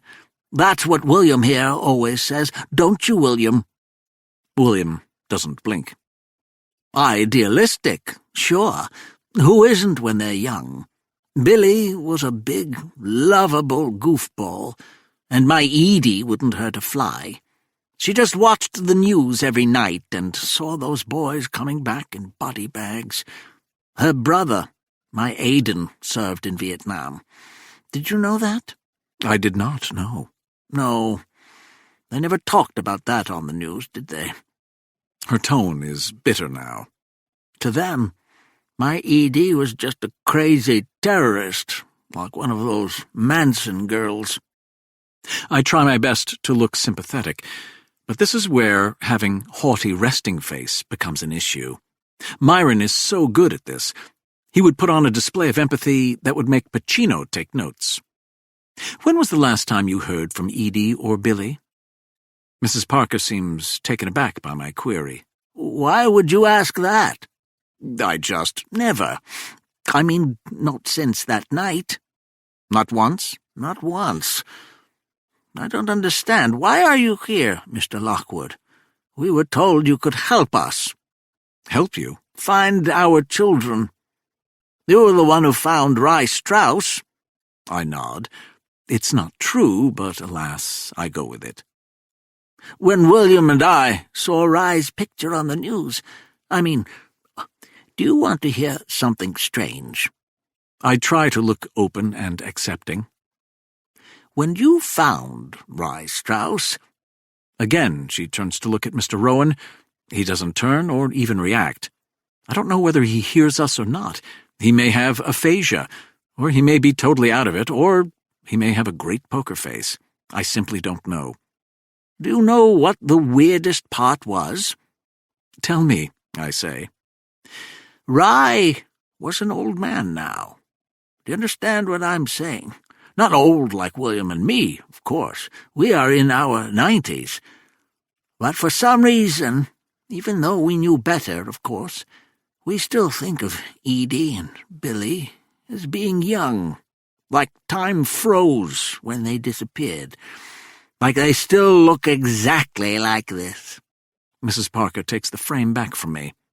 Her finger touches down on her daughter's image, and her head tilts tenderly as it does so. Do you think that's strange, Mr. Lockwood? No. She taps Mr. Rowan's hand. William here. He was a golfer. Do you play? She asks me. I do, yes. Then you'll get this. William used to joke that he and I were on the back nine of life. Now he says the two of us are walking up the fairway on the 18th hole. See, we still call Edie and Billy our children, but his Billy would have just turned 65 years old. My Edie would be 64. She shakes her head in disbelief. Normally, I would find all of this tedious and beside the point, but in truth, this is why I am here. I don't suspect that I will get any useful information from Mr. Rowan or Mrs. Parker. That's not really the point. What I want to do is cause a stir and see what happens. Let me explain. If Edie Parker and Billy Rowan have been alive this whole time, chances are they would have reached out to their families at some point. Perhaps not the first year or two when the heat was on them, but it has now been over 45 years since the Jane Street Six went on the run. If her Edie and his Billy were alive, it is reasonable to assume that at some point they would have been in touch. That doesn't mean, of course, that Mrs. Parker, let's leave the silent Mr. Rowan out of this for now, would tell me. Just the opposite. She would do all in her power to persuade me that she has not seen her daughter in all these years, even if she had. So, is Mrs. Parker telling me the truth, or is she playing me? That's what I'm trying to discern. How did you hear about the, what is the tactful word to use here, incident involving the Jane Street Six? Do you mind if we don't call them that? Sorry? The Jane Street Six, Mrs. Parker says. It makes them sound, well, like the Manson family. Yes, of course. So much for my attempt at tact. How did you hear about the incident? A bunch of FBI agents crashed into my house. You'd have thought they were looking for Al Capone the way they busted in. Scared me and Barney half to death. I know this already. I've looked at the file. Again, I'm not trying to gather information. I'm trying to gauge truthfulness and perhaps, as you'll see in a bit, cause a reaction. I try to make my voice properly solemn. And you never saw your daughter again? She nods once. No words. Not much emotion, just a nod. And you never spoke to her either? I spoke to her, she says. I wait. That night, an hour before the FBI came. What did she say? Edie was crying. She looks over at Mr. Rowan.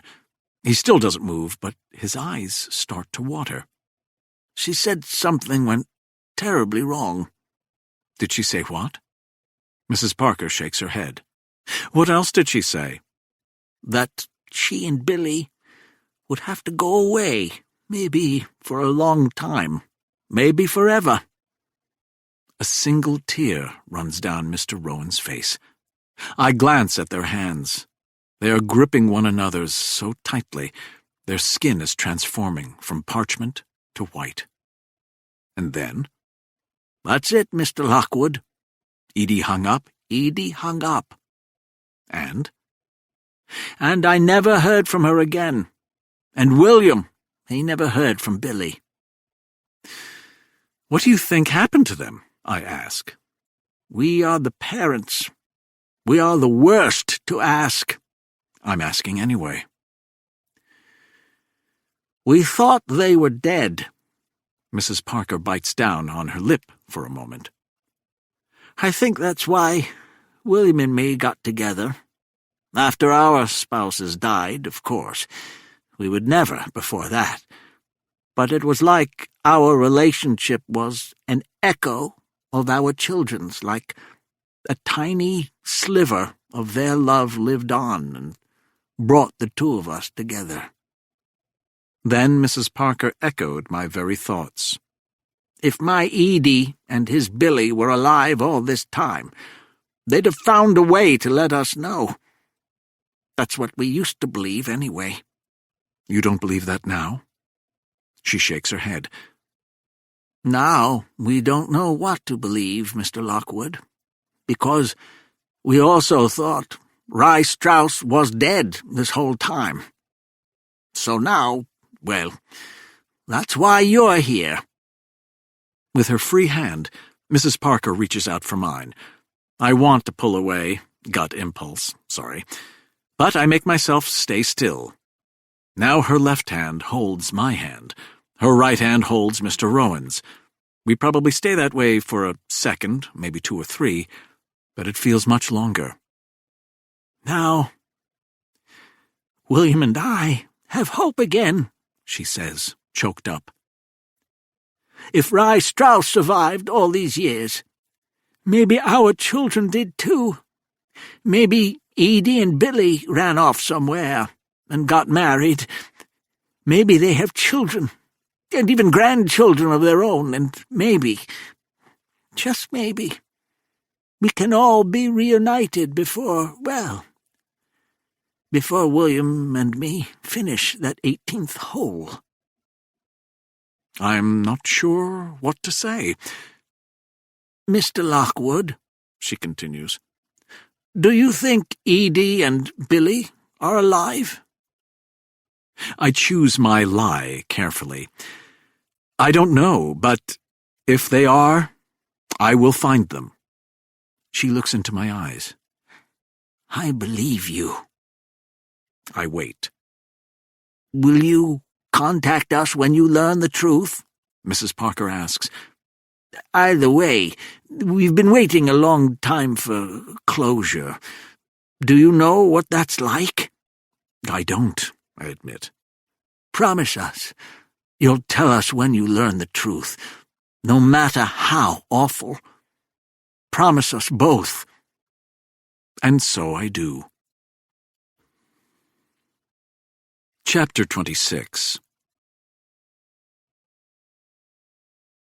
I sit in the passenger seat of a parked tow truck, driven by a man named Gino. I know his name because the name is sewn in red cursive on his work shirt. So now what? Gino asks me. I'm watching Elena Randolph, the woman who purportedly dated Arlo Sugarman at Oral Roberts University, through her storefront window at the Citygate Plaza in Rochester, New York. The other strip mall tenants include a psychic, a tax service, a dollar palace, cue my shudder, and a subway, cue my double shudder.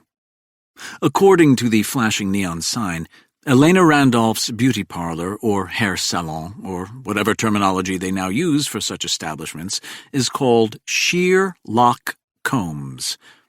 I don't know whether to applaud or put a bullet through the sign. Elena Randolph's 2013 Honda Odyssey has the vanity plate Do or Die. I frown. I wish Myron were here. He enjoys these sorts of puns. He and Ms. Randolph would, no doubt, get along. We just gonna sit here? Gino asks. My phone rings. It's Kabir.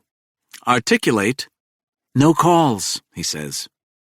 I'm not surprised. We'd been monitoring Mrs. Parker and Mr. Rowan since I'd left a little more than an hour ago.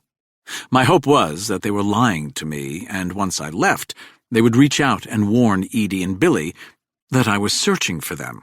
But alas, that didn't happen. Onward. Anything else?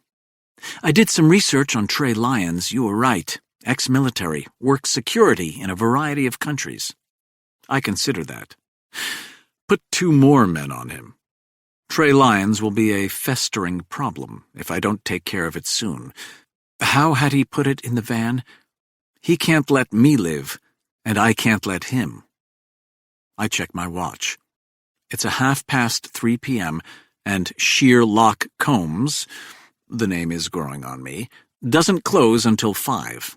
Enticing as the prospect of chilling with Gino for the next 90 minutes may be, I choose to forego the pleasure and get moving. Wait for my signal, I tell Gino. You're the boss. I step out of the tow truck and head toward the salon's door. When I enter, all eyes turn to me, though some do so via mirrors. There are 3 chairs, all in use. 3 women clients in black chairs, 3 women beauticians. 2 more women lounging in a waiting area.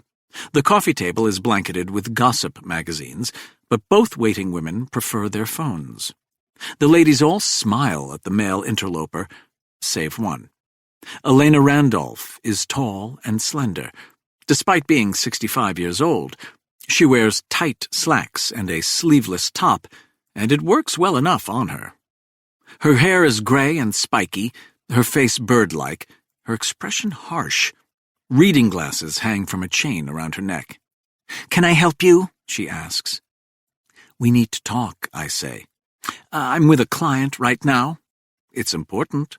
We close at 5. No, sorry, that won't do for me. There is what some might call an uncomfortable silence, but, as I think we've established by now, I find no silence is uncomfortable. The fleshy red-headed beautician working the chair next to Elena's says, I can finish Gertie for you. Elena Randolph just stares at me. The redhead bends down to an old woman whose hair is covered in tinfoil. I can finish you up, can't I, Gertie? Gertie shouts, Ha! Elena Randolph slowly puts down a comb and scissors, places both hands on Gertie's shoulders, bends down and says, I'll be right back, Gertie. Huh? Elena's eyes shoot daggers at me. I deflect them with a smile that could best be described as disarming. She marches out the door, so that we are now both in front of the window of her salon. All eyes stay on us. No one goes back to work. And you are? Elena asks. Windsor Horne Lockwood III, I say. Am I supposed to know you? I believe you spoke to my assistant Kabir on the telephone. She nods as though she expected this. I have nothing to say to you. It would be wonderful if we could just skip this part, I say. Pardon? The part where you say you won't talk to me, and then I start my barrage. It really is such a waste, and in the end, you will cave. She puts her hands on her narrow hips. Are you a cop? I frown. In these threads? That almost makes her smile. Tell me about Ralph Lewis. I hand her the scan from the yearbook with the medieval band. You two dated at Oral Roberts University. Elena doesn't so much as glance at the page. I don't know what you're talking about. I sigh dramatically. I had hoped to avoid this, but my patience is wearing thin. I raise my hand and snap my fingers. 2 seconds later, the tow truck pulls into the lot and stops behind her Honda Odyssey. Gino jumps out, slips on a thick pair of gloves, and pulls a lever to start lowering the flatbed. Hey! Elena shouts. What do you think you're doing? That's my main man, Gino, I say. He's repossessing your car. But he can't. I hand her the orders. You are in heavy debt, Ms. Randolph.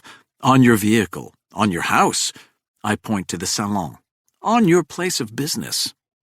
I've made arrangements, she says. Yes, with the old collection agency, but I've purchased your debt, so now you owe me. I've examined your financial situation and feel that you are a bad risk. Ergo, per my rights, I'm foreclosing on your assets, as of right now. Gino here will take the Honda. I have 2 men who are at this moment padlocking the front door of your home. In 10 seconds, I will open the door to your business and inform your customers that they will have to vacate the premises immediately. Elena Randolph's wide eyes scan down the first page. You can't do this. I sigh, though this time with a tad less spectacle. Your denials are tiresome. I reach for the salon's door. Elena shifts her body to block me. I don't know where Ralph is, I swear. I didn't say you did. So what do you want from me? I would put my hand on my chest and say the truth, but I feel it would be over the top. Don't you? Elena is not in the mood. I don't blame her. I'm not naturally a needler, but this is something else I learned from Myron. Needling keeps your adversary off balance. And if I don't cooperate, she asks. Really? Have I not made this obvious? Your car, your house, your business will all be mine. By the way, what's the redhead's name? I'm going to fire her first. There are laws. Yes, I'm aware. They favor me. I know my rights. I don't have to tell you anything. That's correct. The flatbed reaches the ground. Gino looks at me. I nod for him to go ahead. You can't! Tears spring to Elena's eyes. This is bullying. You just can't. Of course I can. I don't enjoy this, but I don't mind much either. People used to buy the everyone is equal rationale we Americans brilliantly sold throughout our esteemed history, though lately more and more get what has always been obvious. Money tilts all scales. Money is power. This isn't a John Grisham Man Against the System novel. In reality, the little man can't stand up to it. As I warned Elena Randolph at the get-go, she will eventually cave. I'm not sounding like the hero of this story, am I? Is it right that the wealthy can wield this power over you? Of course not. The system isn't fair. Reality is a bothersome thing. I have no interest in hurting Elena Randolph, but I won't lose sleep over this either. She may be harboring a fugitive. At the very least, she has information that I require. The sooner I get it, the sooner she goes back to her own life. You won't quit, will you? She says. My disarming smile returns. Let's go sit in the subway. Subway? I'm appropriately aghast. I'd rather have my kidney removed with a grapefruit spoon. We can talk here, so let's get to it, shall we? You knew Ralph Lewis at Oral Roberts University, correct? Elena wipes her eyes and nods. When did you last see him? More than 40 years ago. If we skip the lies, I'm not lying. Let me ask you something before we get into this. I don't like it, but it may take longer to express that point. Go on. You're not a cop. We've already established that. So why are you after Ralph? Sometimes you play vague, sometimes you go right for the throat. Right now, I choose the throat. You mean Arlo Sugarman, don't you? The remark draws blood. Conclusion? Elena Randolph knew that Ralph Lewis was really Arlo Sugarman. How did you...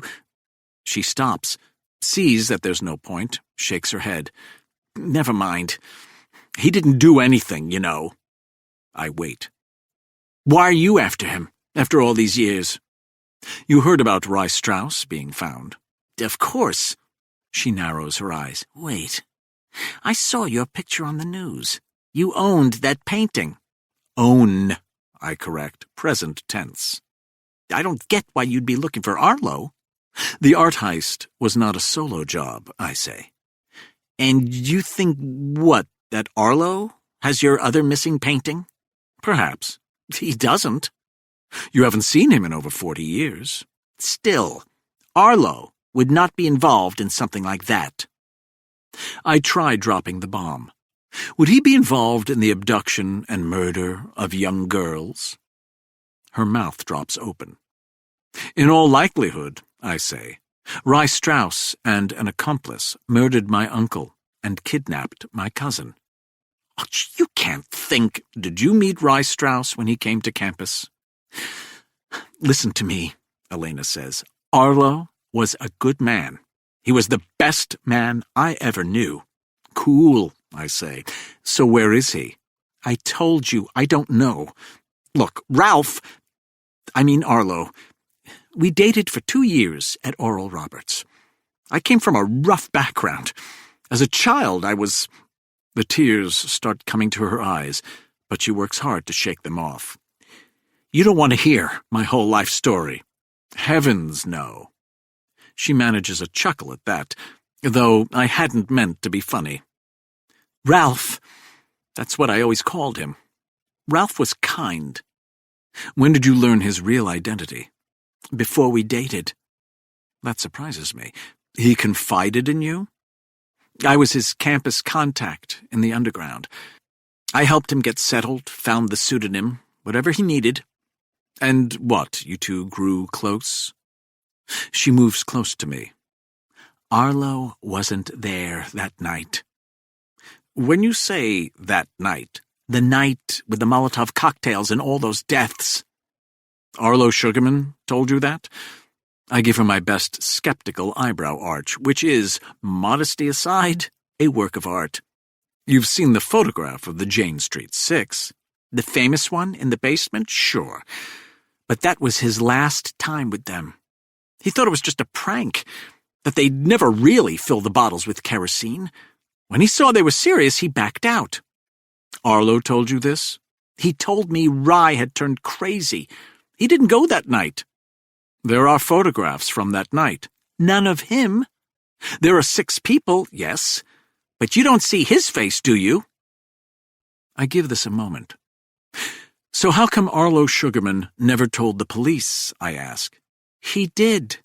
Do you think anyone believed him?" "It could be he was lying to you." "He had no reason to lie to me. I was on his side anyway." "And I suppose he didn't shoot Special Agent Patrick O'Malley either."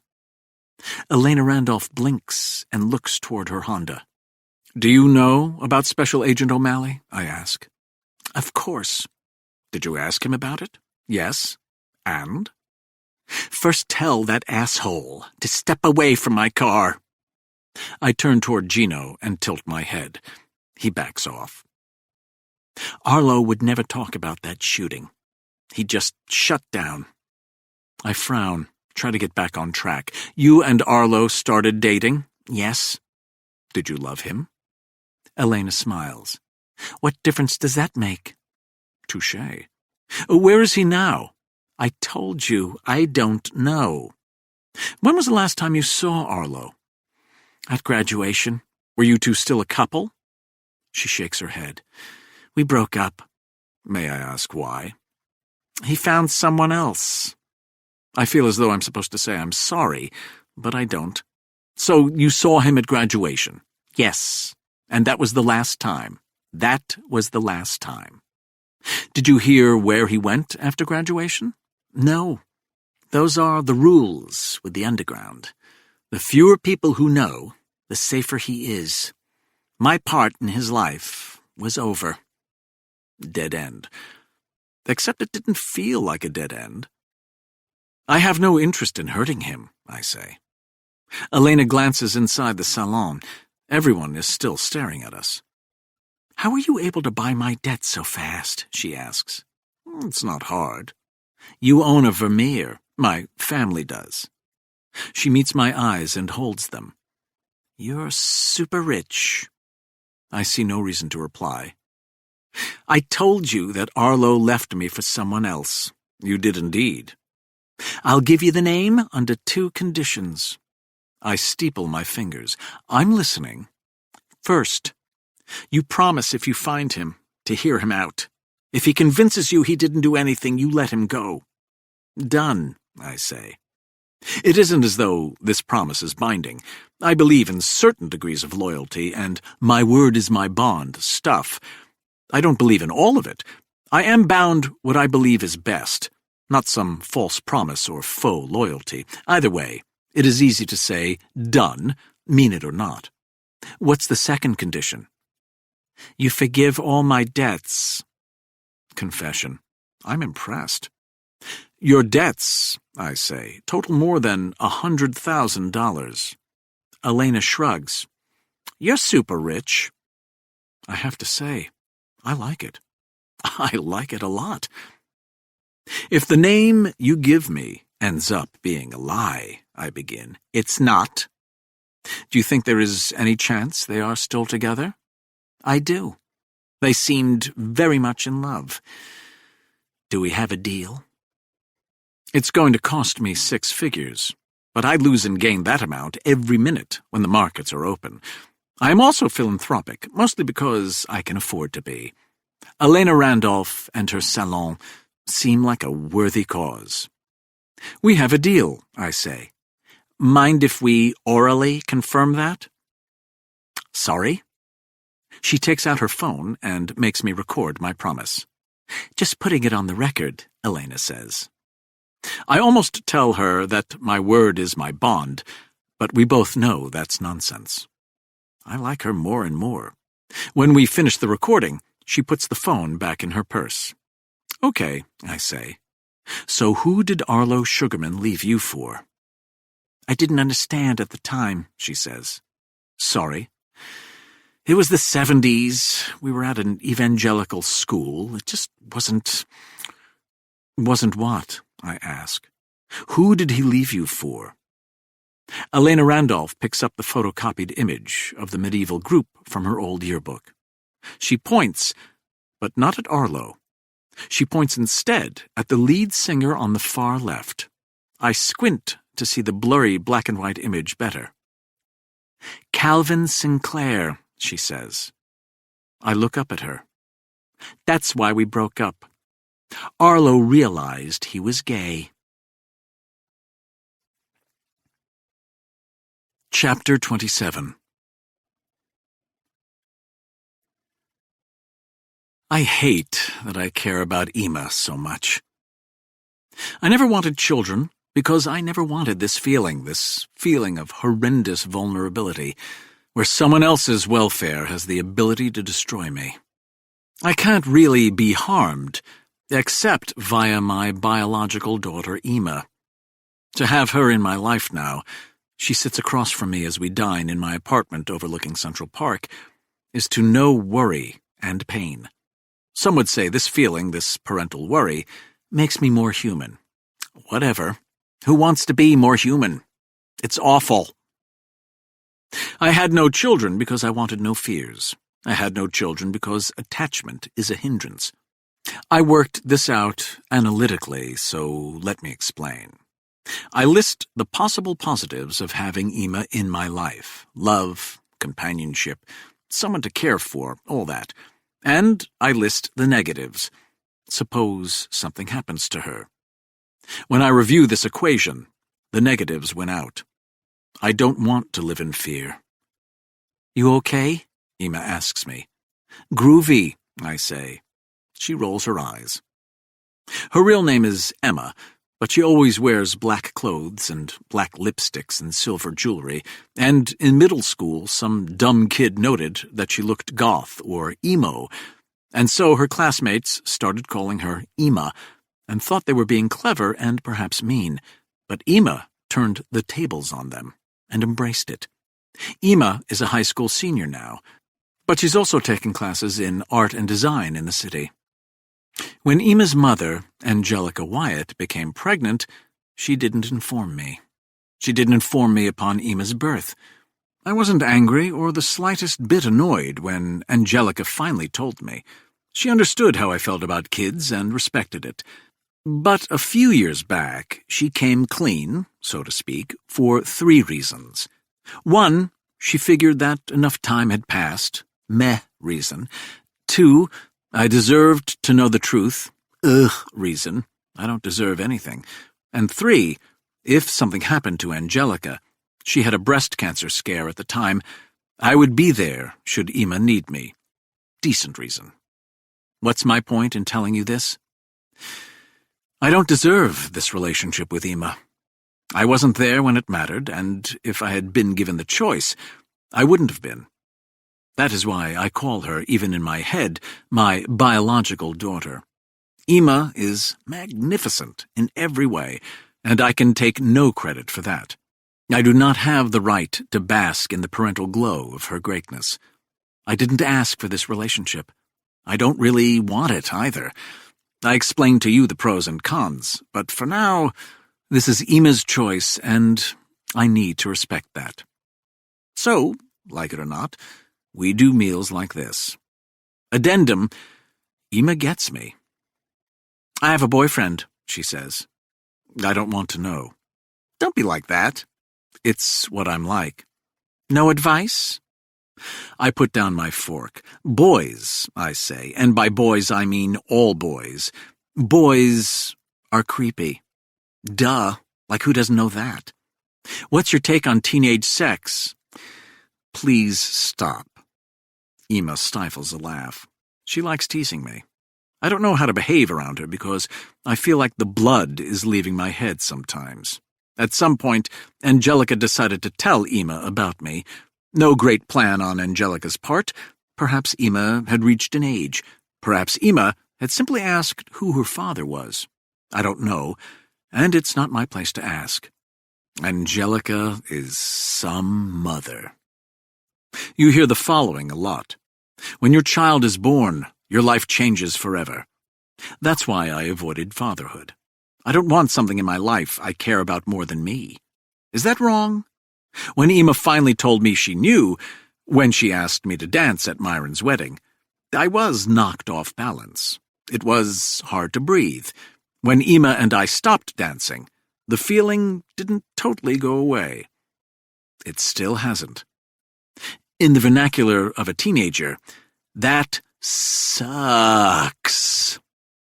I think about my own parents now, especially my mother, what she must have gone through when I cut her out of my life. But dwelling on past mistakes is not good for anyone, so I move on. Emma puts her fork down and looks at me, and while this is obviously some kind of projection, I swear that I see my mother's eyes. Win? Yes.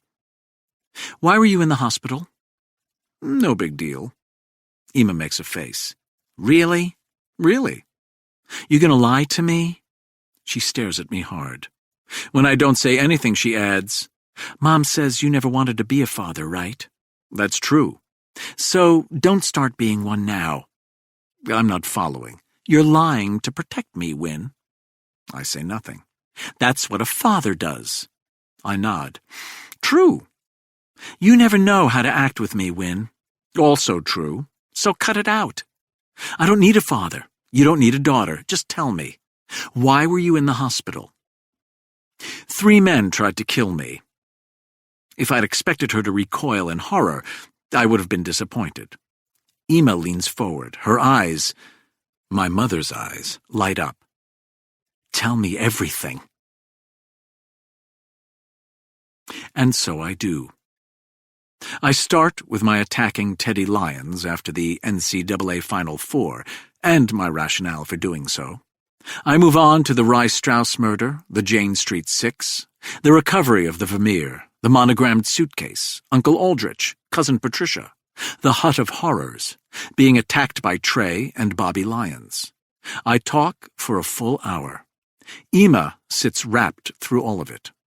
I confess that I am not this good a listener. I lose focus after a while and drift off. I get bored easily, and people see it on my face. Emma is the opposite. She is a great listener. I don't know how much I plan to tell her. I do want to be honest because, well, why not? But something in her mannerisms, in her eyes, in her body language, makes me more open than I intended. Come to think of it, her mother is a bit like that. When I finish, Emma asks, Do you have paper and anything to write with? In the rolling desk. Why? She rises and heads toward it. I want to go through all this again in more detail and write stuff down. It helps me to see it on paper. She opens the rolling desk. When she spots the legal pads and the number 2 pencils, her face lights up. Whoa, sweet, Emma says, grabbing a pad and 3 exquisitely sharpened pencils. She heads back toward me and pulls up. What? Nothing. Why are you smiling at me like a dork? Am I? Stop it, Win. It's creepy. We go through it again. She takes notes, just like, well, you know. She tears off sheets. She slides them around the table. We lose track of time. Her mother calls. It's getting late, Angelica says. She is ready to pick Emma up. Not now, Mom, I say, "Tell her I'll get you home."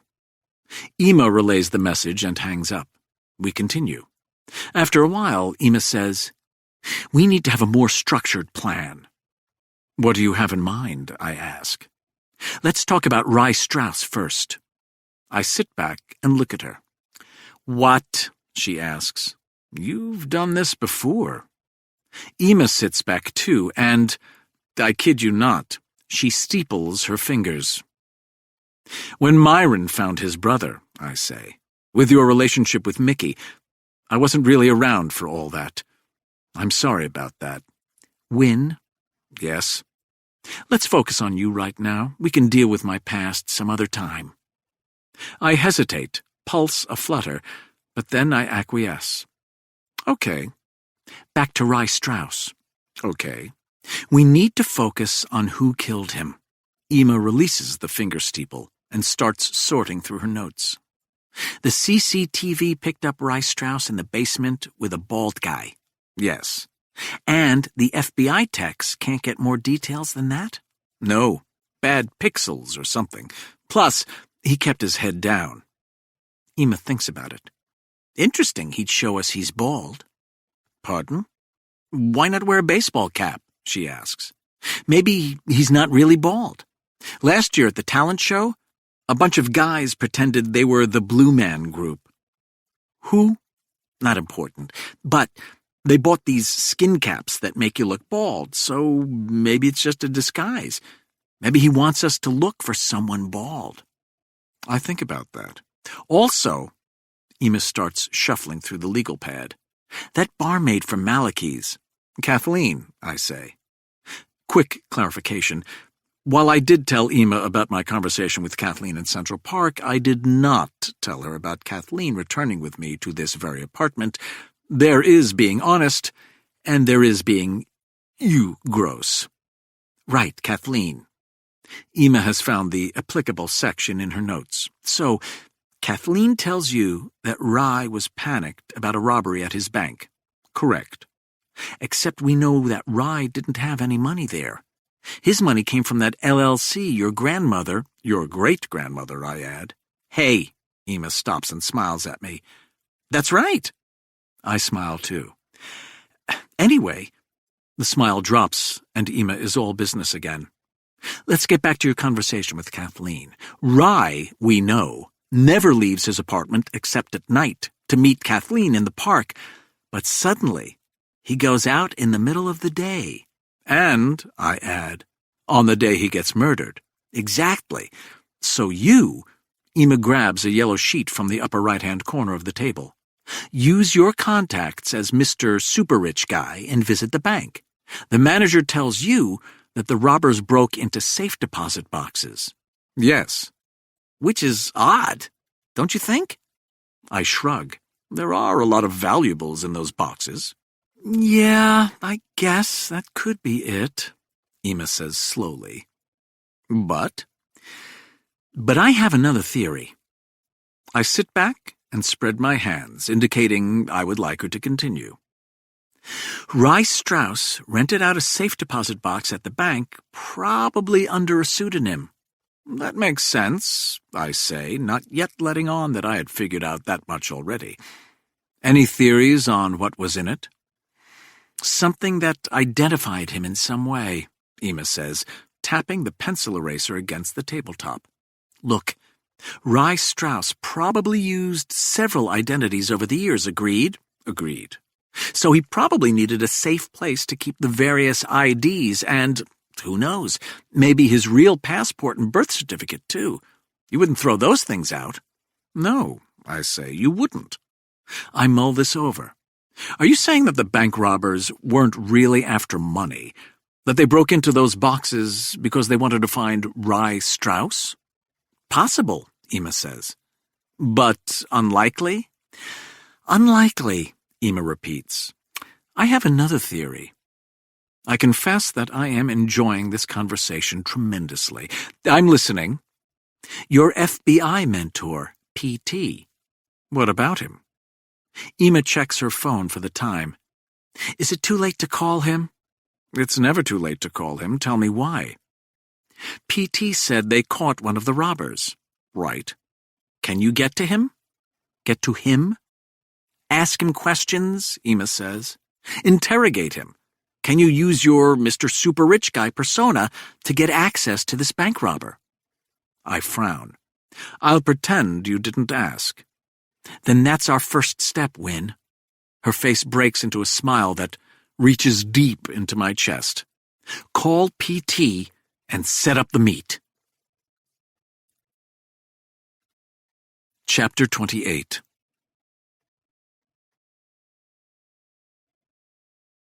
If you'd expect an FBI interrogation room to look like what you see on TV, you would be correct. We are in a tight, windowless, airless room with a generic table in the middle. There are 4 generic metal chairs, of which 3 are taken. I sit alone on one side of the table. Steve, the captured robber, and his attorney Fred are across from me. My client has already cut a deal in respect to the alleged bank robbery, Fred begins.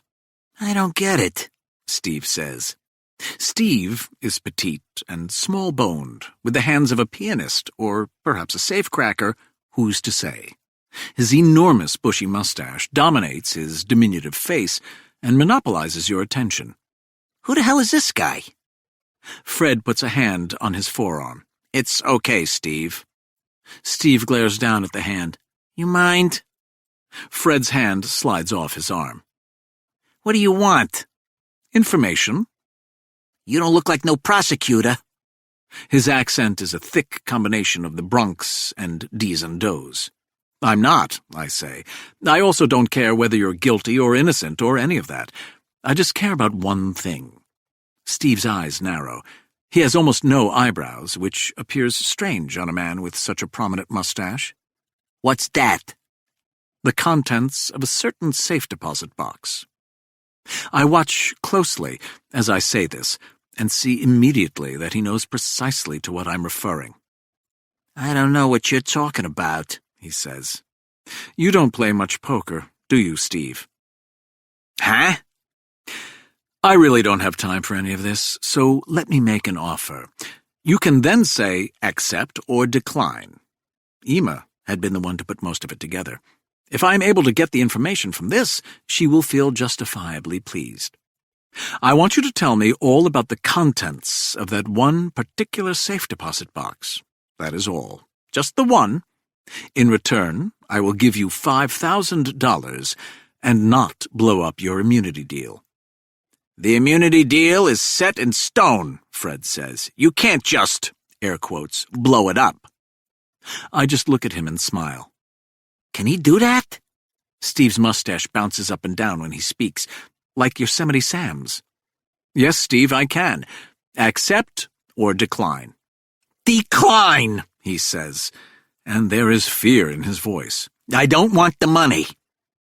He starts to pet the mustache, as though it's a lapdog. I'd expected this to go easier. Of course you do. It's healthier for me if I stay quiet. I see. If it gets out I said anything, I'm a dead man. But it will get out, I say, if you don't say anything. Steve frowns. What's that? Yes, Lawyer Fred says, sitting up. What are you talking about? Simple. I lean back and steeple my fingers. If Steve chooses not to talk to me, I will inform everyone that he did.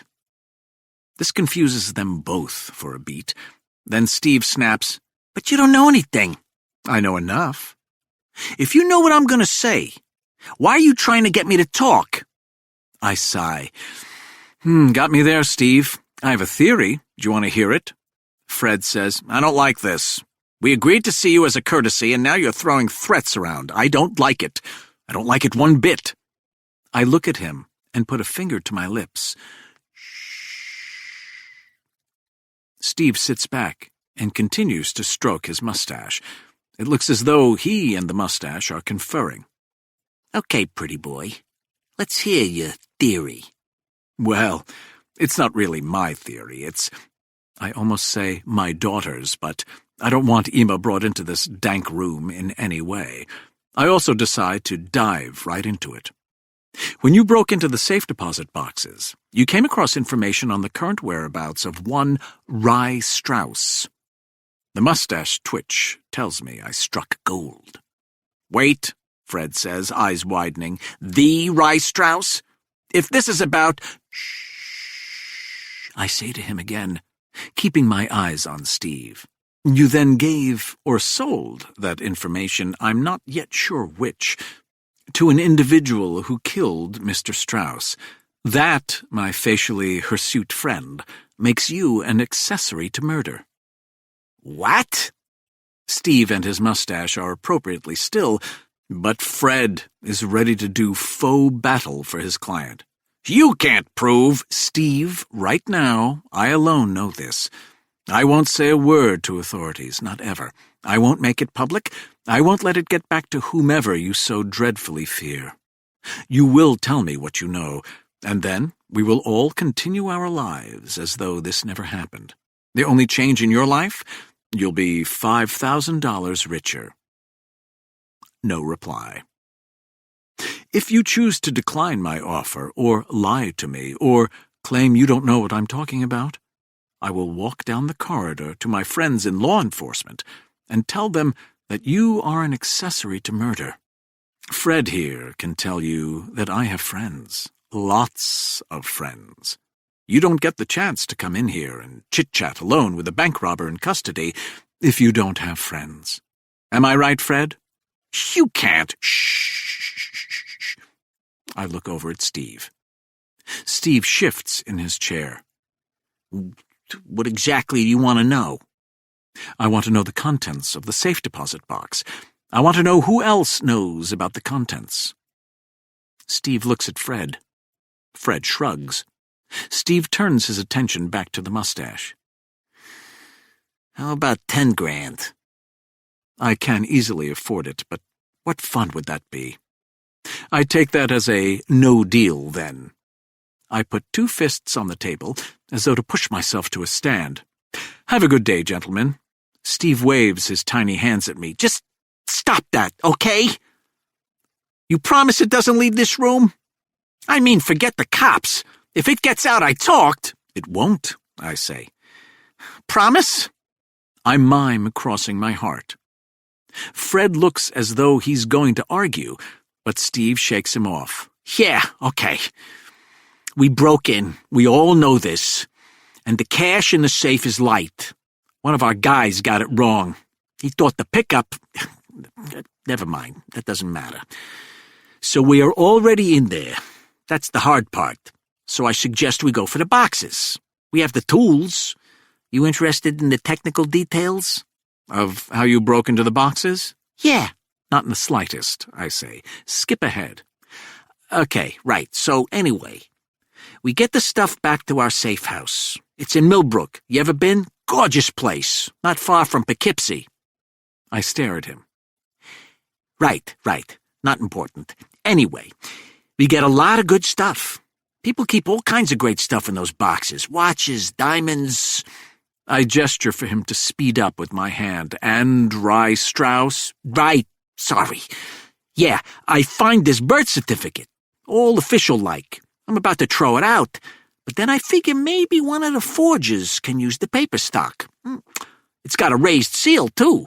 So I hand it to Randy. That's my brother-in-law. Anyway, Randy reads it and is like, holy shit, let me see the rest of this stuff.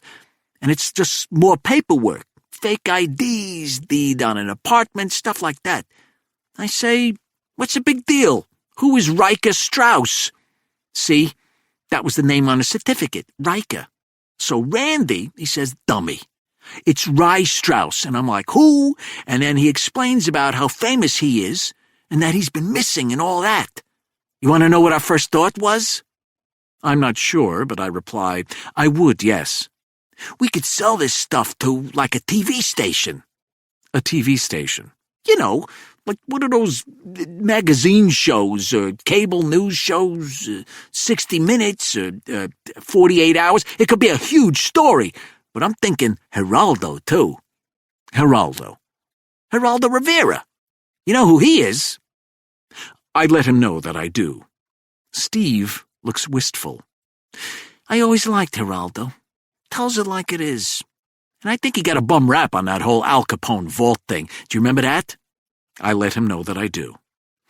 So, I'm picturing a bidding war for this information, or maybe, I don't know, like I said, I really admire Geraldo. So maybe we just make the deal with him. I bet I can meet him, too. Geraldo seems like a regular guy. Tells it like it is. And you two have the mustache in common, I say, because I can't help myself. Right? He's animated now. See? And maybe, who knows, but maybe I can even get my picture taken with Geraldo or something. I mean, look what I'm bringing him. Geraldo, he's a regular guy. He'd be grateful.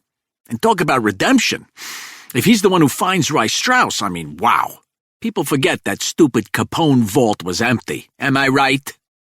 I look at Fred. Fred shrugs. But Randy, he slaps me in the head, not hard, gentle-like. Randy and me, we're close. It's why you have to keep his name out of it. Anyway, Randy says, we can't sell it to a TV show, because it'll be a huge story and draw a lot of attention. The cops will be all over the place, and they'll pressure the TV network or whatever, and then it'll be all over for us. I argued that Geraldo would never sell us out. He wouldn't. He's not the type. But Randy, he says that even if he doesn't sell us out, there'll be so much heat on us, something will crack. I'm disappointed. I mean, I really figured Geraldo could use this, so I start defending Geraldo. But then Randy says it's too dangerous for another reason.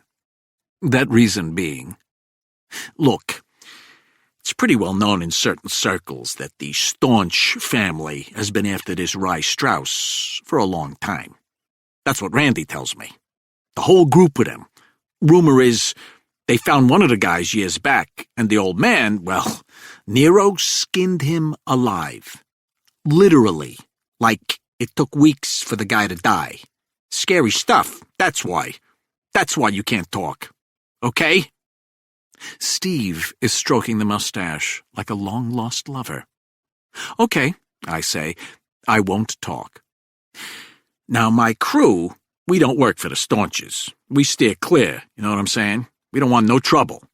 But Randy, he sees a chance to do them a favor and maybe make a few dollars, too. So Randy sold it to the Staunches? That was the plan, yeah. The plan. I mean, I assume it all went okay, but I got picked up a month ago. It's not like I'm going to ask Randy about it. Chapter 29. The Staunch Craft Brewery was packed with, I shouldn't stereotype, annoying hipsters, located in a Tony warehouse in Williamsburg, the epicenter of the hipster. The bar drew a crowd in their 20s, maybe early 30s, who were trying so hard not to appear mainstream that they simply redefined the mainstream. The men had hipster glasses, you know what they are, asymmetrical facial hair, flimsy scarves draped loosely around their necks, suspenders on strategically ripped jeans, retro concert tees that struggled to be ironic, man buns or a potpourri of awful hats, such as the cable-knit slouchy beanie, the newsy flat cap, and of course, the carefully tilted fedora, unwritten hipster rule, only one guy per table can wear the fedora at a time. And of course, boots that could be high or low or any hue, but somehow you'd still label them hipster boots. The female species offered up a wider range. Second-hand vintage pickups, flannels, cardigans, unmatching layers, acid wash, fishnets, the rule being nothing mainstream, which, again, makes them just mainstream with a desperation stench. I'm being too harsh. The many, many beers on tap, IPAs, stout, lager, pilsner, porter, autumnal, winter, summer, beers now have seasons, orange, pumpkin, watermelon, chocolate, I almost looked for a Captain Crunch artisanal, are being served in mason jars rather than glasses or mugs. One entrance has a sign saying brewery tour. The other reads tasting room, the crowd of which had spilled outside to the sticky picnic tables. As I pass through them, I hear a swirl of the following terminology: bro, bay, edible, gluten, FOMO, kale, sesh, self-care, fleek, screenplay, kombucha. I can't even. The struggle is real. Clarification. I do not literally hear all those terms, but I think I do. In the old days, gangsters hung out in bars or restaurants or strip joints. Times, they do a change. As I duck inside, a pretty young barmaid with pigtails and cut-off shorts approaches me. "Oh man, you have to be Win," she says. "Follow me." The floors are concrete, the lighting low. In the right-hand corner, someone spins vinyl records. Eco-friendly yoga mats that appear to be as comfortable as tweed undergarments are laid out to the left. A flexible man with a beard the approximate dimensions of a lobster bib leads the mildly inebriated through a sun salutation. The barmaid takes me down a corridor lined with beer kegs and for-sale merchandise until we reach a big metal door. The barmaid knocks and says to me, "Stay here." She saunters away before I can offer a tip. The door opens. It is, I think, the big man who accompanied Leo Staunch to my hospital room, but it is hard to say. I can only tell you that he is north of 6'6", with wide shoulders and a hairline so thick and low that it seems to start at his eyebrows. He, too, sports the prerequisite facial hair and a fedora that looks too small on his head, like one of those baseball-shape-headed mascots with a tiny cap. "Come in," he says. I do. He closes the door behind me. There are 4 other hipsters in the room, all offering up tough hipster glares behind hipster glasses. "I'll need your weapons," says the big hipster who opened the door. "I left them in the car." "All of them?" "All of them." "How about that razor you got tucked up your sleeve?" Big hipster grins at me. I grin back.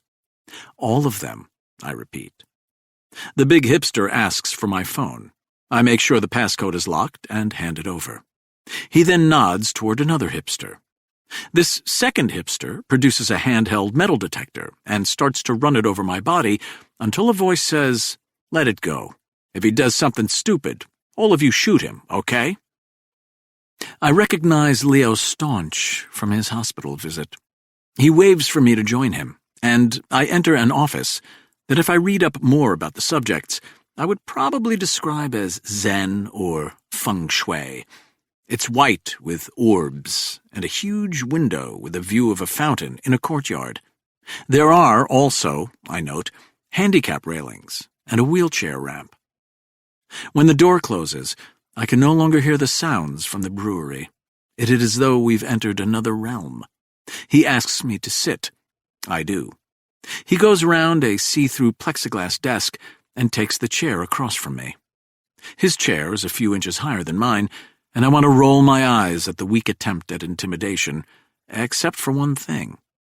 Leo Staunch was right about one thing when he visited me. I am not bulletproof.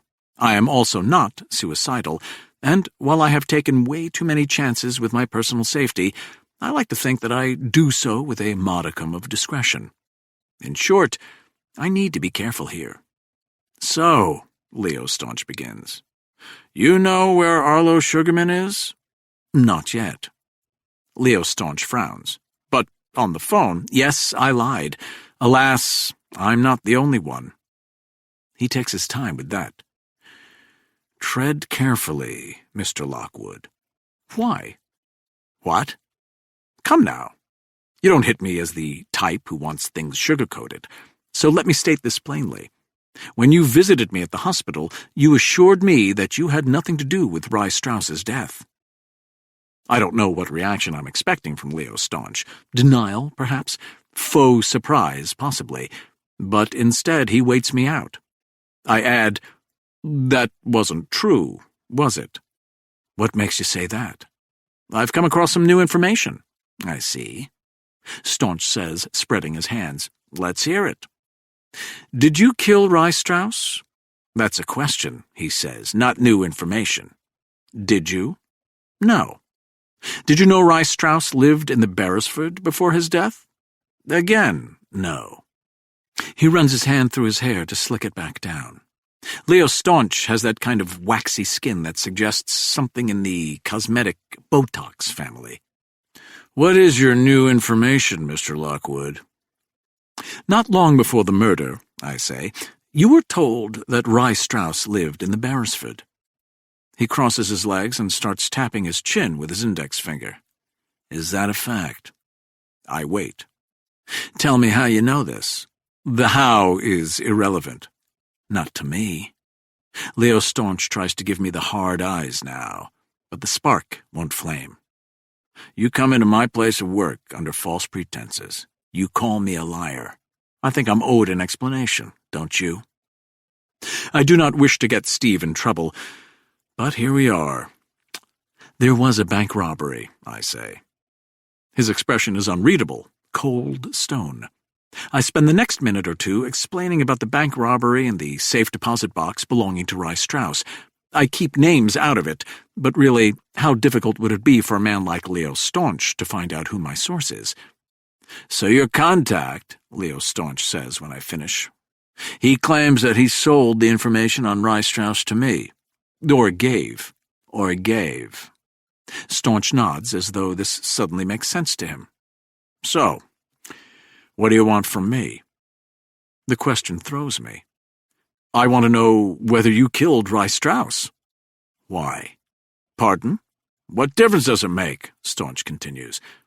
But I can feel a shift in the air. Let's pretend your source is telling you the truth. Suppose he gave us this information. Suppose, hypothetically, I decide to use it to avenge my sister. So what? Are you going to arrest me? I thought the question was rhetorical, so I wait. He does the same. After a few seconds pass, I finally say, no. Are you going to tell the cops on me? My turn again. No. So you and we need to focus on what's important here. And what might that be, I ask. Finding Arlo Sugarman. His voice is odd now, far away.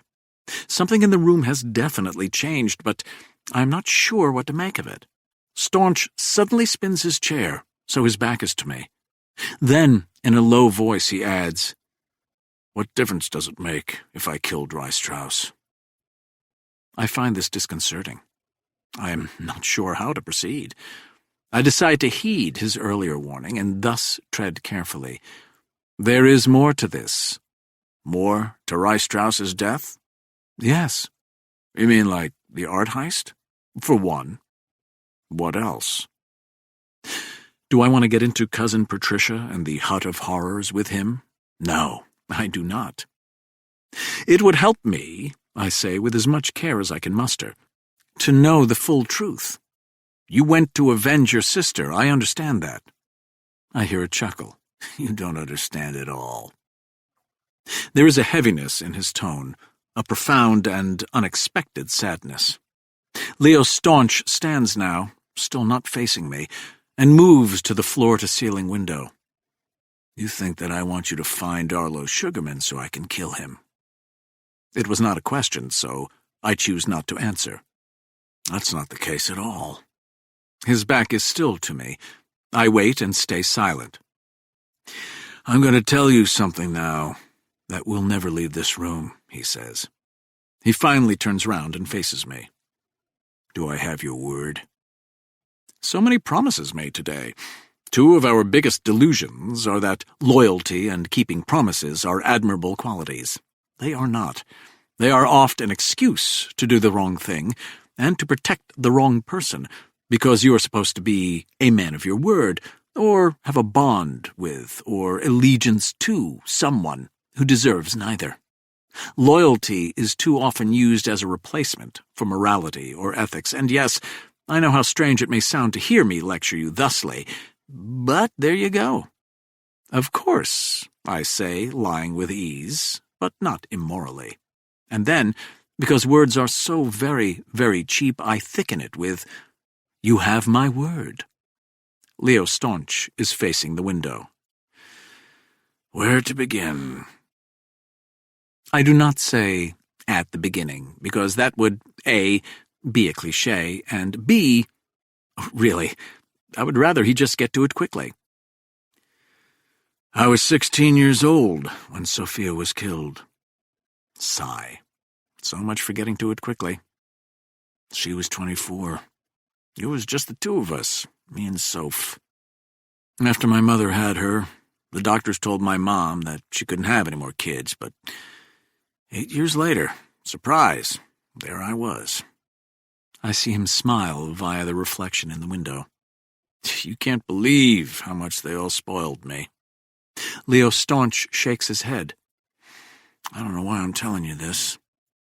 I see no reason to interject here, so I stay quiet. You know who we are, right? Curious question. You mean your family?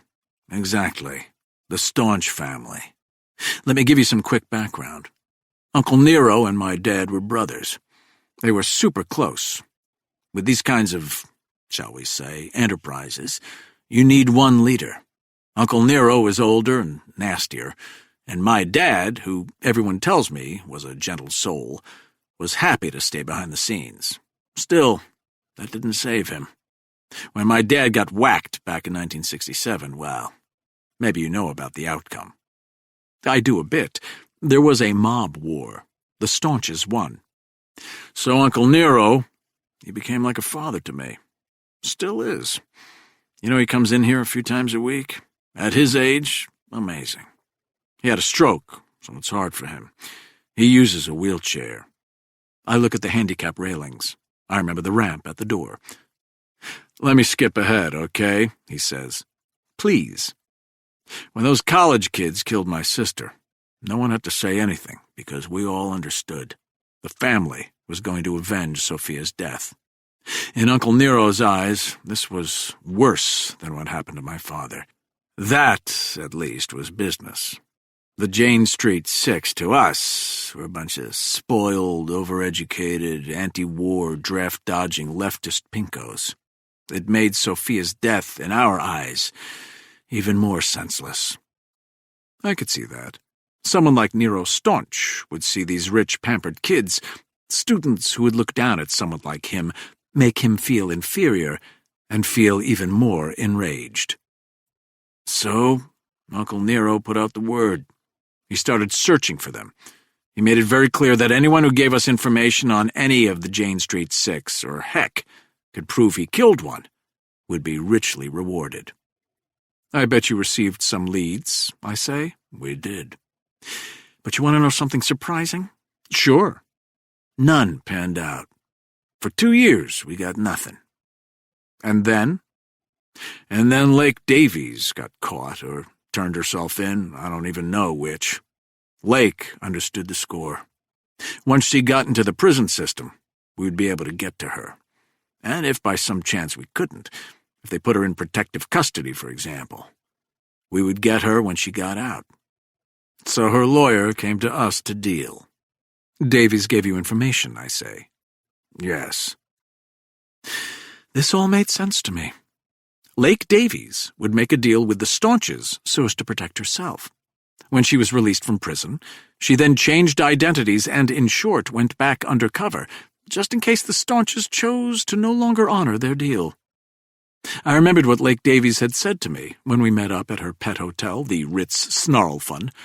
I asked her whether she'd gone into hiding in West Virginia because she feared Rye Strauss would find her. Her reply, "Not just Rye." "So who did Davies give you?" I ask. A shadow crosses his face. Lionel Underwood. The room falls silent. I ask, where was he? Does it matter? No, not really. I always figured they were hiding on hippie communes or something. But Lionel, maybe because he was black or something, I don't know. He was living under the name Bennett Leifer in Cleveland, Ohio. He worked as a trucker. He was married. His wife was pregnant. Did the wife know who he really was? I don't know. Doesn't matter, does it? No, I say, I guess not. You can probably guess the rest. You killed him? Leo Staunch says nothing, which says everything. He collapses back into the chair hard, as though someone had taken out his knees. For a few moments, we just sit there in silence. When Leo speaks again, his voice is low. We own the entire row of warehouses on this side of the street. There is a building 2 doors down. It's a muffler shop now, but back then... His eyes close. It took 3 days. You were there? His eyes were still closed. He nods his head. I am not sure what to make of it, so for now, I go with the obvious. Lionel Underwood is dead. Of the Jane Street 6, I now know the fate of 3. Rice Strauss is dead. Lionel Underwood is dead. Lake Davies is alive. I still have 3 to go. Arlo Sugarman, Billy Rowan, Edie Parker. There is another issue, a bigger issue, ablaze right now. Why has Leo Staunch decided to tell me this? Some may believe that this is a very bad sign for me, that now that I know the truth, Leo Staunch will have no choice but to kill me. I don't believe that. Even if I was foolhardy enough to run to the feds, what could they do after all these years? What could they prove? Moreover, if Leo Staunch's plans include killing me, there would be no reason for the confession first. I assume, I continue, that you or your uncle asked Mr. Underwood about the whereabouts of the other Jane Street 6. He stares off behind me, unseeing. His eyes are shattered marbles. We did more than ask. And? And he didn't know. Did he tell you anything else? By the end, Leo Staunch says in a hollow voice, Lionel Underwood told us everything. He is flashing back to that time in the now muffler shop. His face is losing color. Like what? He didn't throw a Molotov cocktail. You believe him? I do. He broke entirely. By the second day, he begged for death. His eyes have tears. He blinks them away. You want to know why I'm telling you this? I wait. For a while, I convinced myself I was okay with it. I got revenge for my sister. Maybe Lionel Underwood didn't throw this explosive, but as my uncle reminded me, he's still guilty. But I couldn't sleep. Even now, all these years later, I still hear Lionel's screams at night. I see his contorted face. His eyes find mine. I'm not afraid of violence, Mr. Lockwood, but this kind of, I don't know, vigilantism, I guess. He wipes one eye with a forefinger. You want to know why I'm telling you this? Because I don't want the same thing to happen to Arlo Sugarman. Whatever his sins, I want him captured and brought to trial. I lost my taste for revenge. He leans closer to me. The reason why I am asking you to find Arlo Sugarman is so I can protect him. Do I believe this? I do. One problem, I say.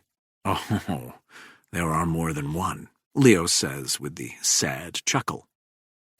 My bank robber source was adamant. He sold you the information on Rice Strauss's whereabouts. You believe him? I do. Leo Staunch considers this. Did your source say that he sold the information to me, or did he say sold it to a Staunch? I'm about to reply when my gaze gets snagged on those handicap railings. I stare at them a second before I turn back to Leo. You think he sold it to Uncle Nero? I don't know. Your uncle had a stroke? He's in a wheelchair? Yes. But that doesn't mean he couldn't hire someone to do the job. I don't think he did. Then what? I ask. Just find Arlo Sugarman.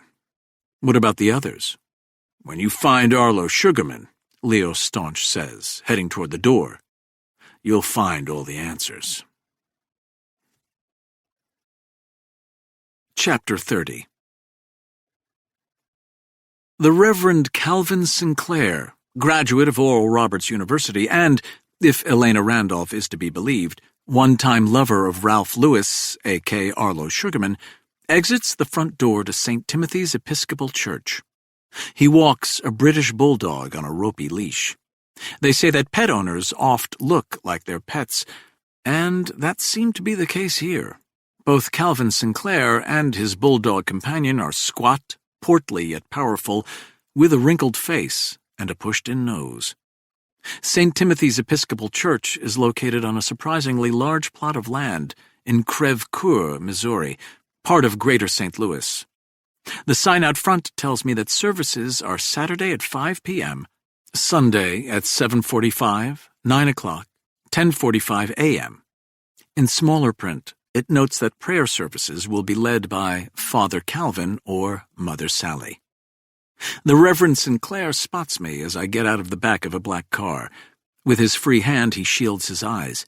He looks to be his age, 65, with thin wisps of hair on his scalp. When he'd opened the church door, he wore a practiced, wide smile, the kind of thing you put on just in case someone is around and you want to appear kind and friendly, which, who am I to judge yet, Calvin Sinclair may very well be. When he sees me, however, the smile crumbles to dust.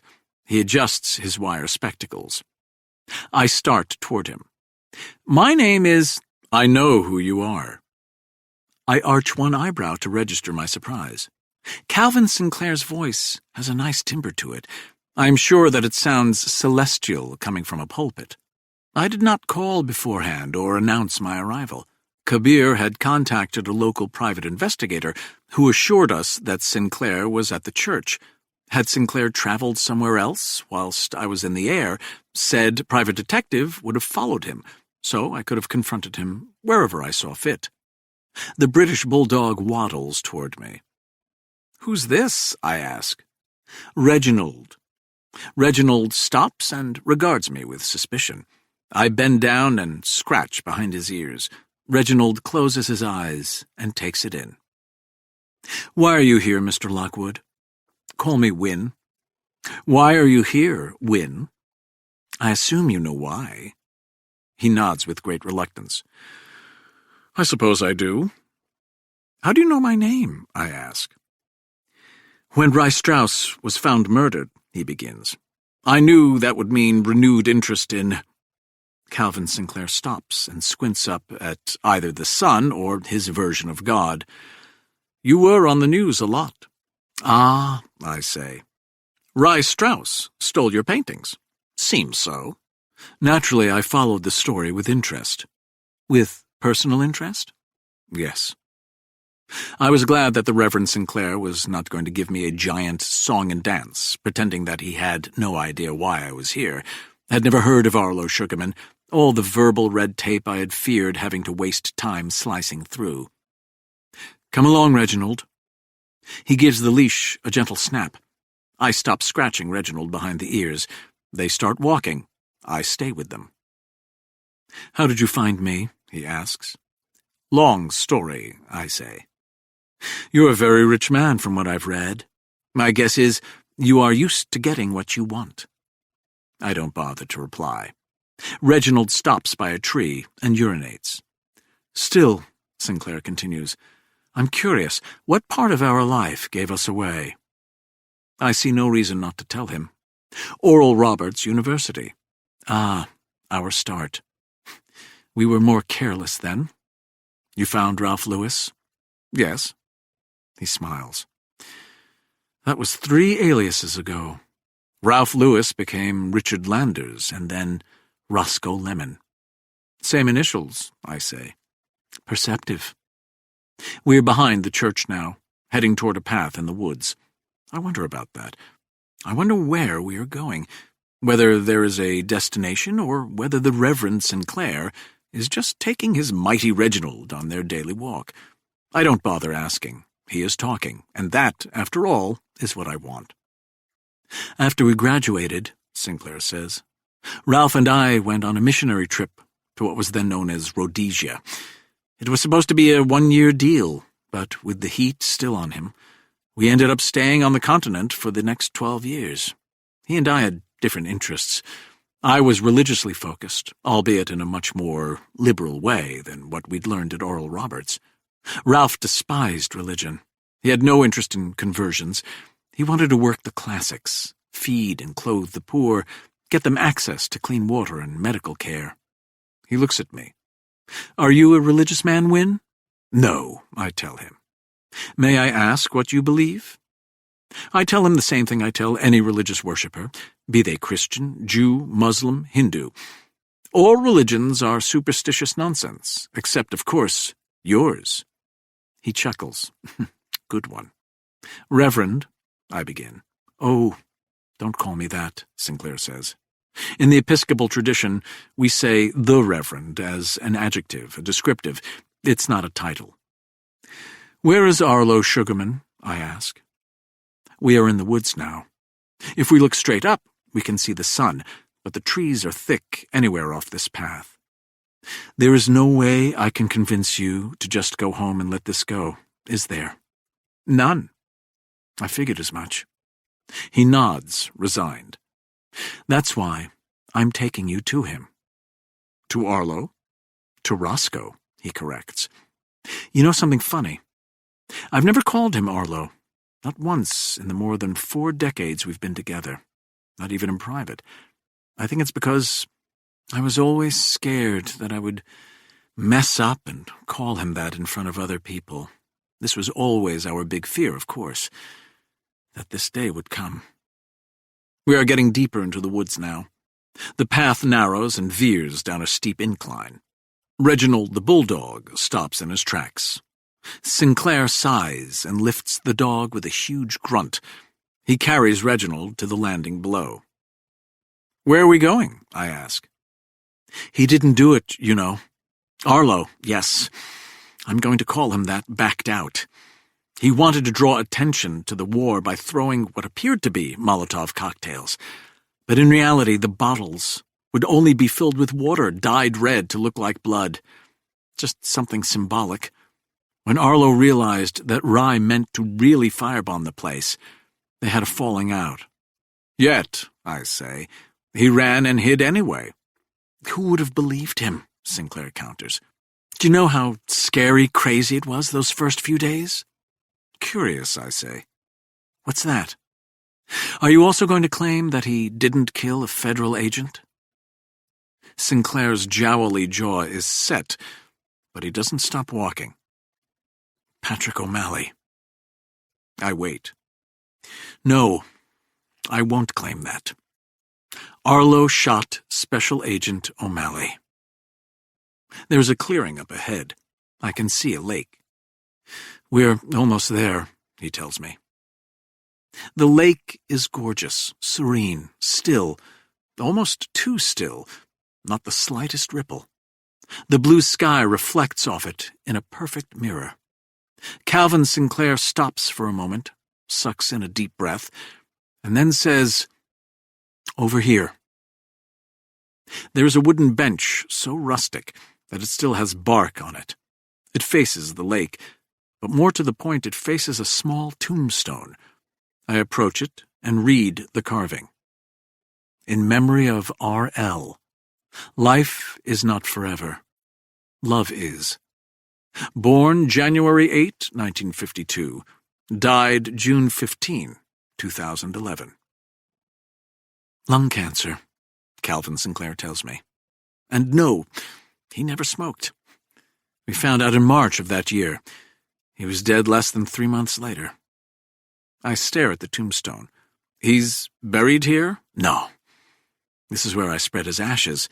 The congregation built the bench and memorial. Did the congregation know you two were lovers? It's not like we made a big thing of it, he says. You have to understand, when we fell in love in the 70s, being gay wasn't accepted in the slightest. Between hiding his real identity and our orientation, we were used to being deceptive. We lived our whole lives that way. Calvin Sinclair puts his hand to his chin, his eyes gazing upward. But by the end, yes, I think a lot of the congregation knew. Or maybe that's wishful thinking. I look at the lake. I try to picture it. Arlo Sugarman starting his life as a Jewish kid from Brooklyn and ending up here, in the woods behind this church. I almost see it as a film montage, complete with melodramatic score. Why didn't you ever say anything, I ask. I thought about it. I mean, he was dead. No one could hurt him anymore. So, I'm not dead. I harbored a fugitive. You tell me, how do you think the FBI would feel about that? He has a point. There is one more thing, Sinclair says, but I doubt you'll believe me. I turn to him. Try me. Arlo didn't want to kill that agent. Well, yes, I'm sure that's true. But that agent, he continues, he shot first. A cold trickle slithers down my back. I want to ask for him to elaborate, but I don't want to lead him either, so I wait. Special Agent O'Malley came in through the back door, alone, without a partner, without backup. He didn't give Arlo a chance to surrender. He just fired. He tilts his head. Have you ever seen old photographs of Arlo? I nod numbly. He had that huge afro back then. The bullet, Arlo told me, traveled right through it, literally parted his hair. Then, and only then, did Arlo fire back. 2 conversations echo and then ricochet through my head. First, Leo Staunch's words about his uncle come back to me. He made it very clear that anyone who gave us information on any of the Jane Street 6, or heck, could prove he killed one, would be richly rewarded. Second, my conversation with PT when this all began. We only sent 2 agents to the brownstone. No backup? No. Should have waited. Why hadn't they waited for backup? The answer seems fairly clear now. Without another word, I turn and start back down the path. I know it all now. Leo Staunch had hinted as much to me. He'd told me when I found Arlo Sugarman I would find all my answers. He was right, I realize. In terms of the Jane Street 6, there is still a bit of cleanup work to do, but I came here for answers, and now I have them. Calvin Sinclair calls after me, Win! I don't stop. Are you going to tell? He calls out. But I still don't stop. Chapter 31. Back on the jet, I get 3 calls. The first I see incoming is from PT. I don't want to talk to him quite yet, not when I'm so close to the endgame, and so I let it go into the voicemail. This will, no doubt, displease PT, who will quickly deduce that I am avoiding him, but I can live with that. The second call is from Kabir. Articulate, I say, opening up the browser on my laptop. Kabir will normally email me all relevant backing documentation because, again, like my daughter, I am visual. But his reply catches me off guard. I have Pierre-Emmanuel Clos on the line. He sounds upset. It takes me a second to remember the name of the art curator and restorer whom I had insisted the FBI use to authenticate and tenderly care for the family's Vermeer. I tell Kabir to patch the call through. Mr. Lockwood? Speaking. This is Pierre-Emmanuel Clos at the Institute of Fine Arts at NYU. I hear the muffled panic in his tone. You asked me to look into a painting the FBI recently located for authentication and condition purposes, The Girl at the Piano by Johannes Vermeer. Yes, of course. When can you get to the Institute, Mr. Lockwood? Is this urgent? It is, yes. Is there an issue with the Vermeer? I think it's better if we discuss this in person. I hear the quake in his voice. As soon as possible, please. I check the time. Depending on traffic, it should take about 3 hours in total. Will you still be there? I ask him. The institute will be closed, but I won't leave until you arrive. The third call is from Ima. After I offer up my customary greeting, Ima asks, "Any updates?" I fill her in on the day's happenings. I don't hold back. I don't sugarcoat. I do feel my heart swell, but alas, so what? As Ima might say, get over it. I finish by telling her I'm heading straight to New York University Institute of Fine Arts Conservation Center across Central Park from the Dakota. "Oh, good," Ima says. "That's why I called." Go on. "I'm going over the FBI witness transcripts for the art heist at Haverford," she continues. And the early investigators seemed convinced that it was an inside job, most notably the night guard, Ian Cornwell. In the end, they had no proof, so they dropped it.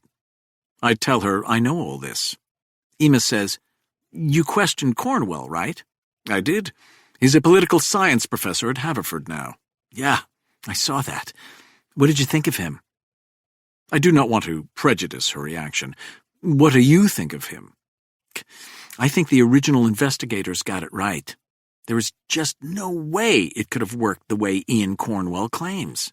"Yet," I say, "those investigators couldn't make the case." "Doesn't mean he didn't do it." "Doesn't mean that at all," I agree. I hear street noise. "Where are you?" "I'm heading into the subway so I can catch the train home." "I'll have someone drive you. I'd rather do it this way, Win. Anyway, I don't know how, but we need to get Ian Cornwell to talk. He's the key. Oh, and let me know what the art conservator tells you." Ima hangs up. I replay the conversation in my head, and I know that as I do, I have a smile on my face. I close my eyes and try to nap for the duration of the flight. That won't happen. I am feeling itchy, antsy, and I know why. I take out my phone and find my favorite app. I set up a rendezvous for tonight at midnight with username Helena. Midnight is later than I normally do, but it seems today will be a hectic day. NYU's Institute of Fine Arts is located on Fifth Avenue in the French-styled James B. Duke House, one of the few surviving millionaire mansions from New York's Gilded Age. James Duke, yes, my beloved alma mater, Duke University, is named for his father, made his fortune as a founding partner in the American Tobacco Company, modernizing the manufacturing and marketing of cigarettes. The old adage is that behind every great fortune there is a great crime, or, as in this case, if not a great crime, the fortune was certainly built on a pile of dead bodies. The Institute has a boatload of security for obvious reasons. I pass through it all and find Pierre-Emmanuel Clos pacing alone in the second-floor conservatory. He wears a white lab coat and latex gloves. When he turns toward me, I can see something akin to terror on his face. "Thank God you're here." The conservatory is a hybrid of the old-school mansion and a state-of-the-art research center.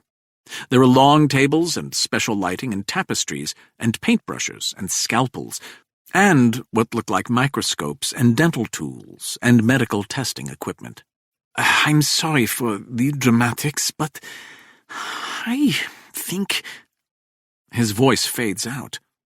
I don't see the Vermeer, that image of the girl at the piano. The longest table holds but one item, a possible painting face down, and it is approximately the correct size of the Vermeer. Next to it sits a Phillips head screwdriver and several screws. Pierre-Emmanuel walks toward it. I follow. "First of all," he says, his tone steadier now, "the painting is authentic. This is indeed The Girl at the Piano by Vermeer, most likely painted in 1656. There is a hushed awe in his voice. I can't tell you what an honor it is to be in its presence." I give him this moment of silence, as though this is a religious service which, for him, may be apropos. When I meet his eye, Pierre-Emmanuel clears his throat. "Let me get to why I so urgently needed to see you." He points to the back of the painting. "First off, there was a masonite backing board covering the entire reverse of your Vermeer. It's not original, obviously, but masonite backings are not uncommon.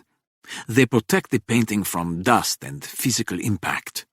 He glances over at me. I nod to show that I'm listening.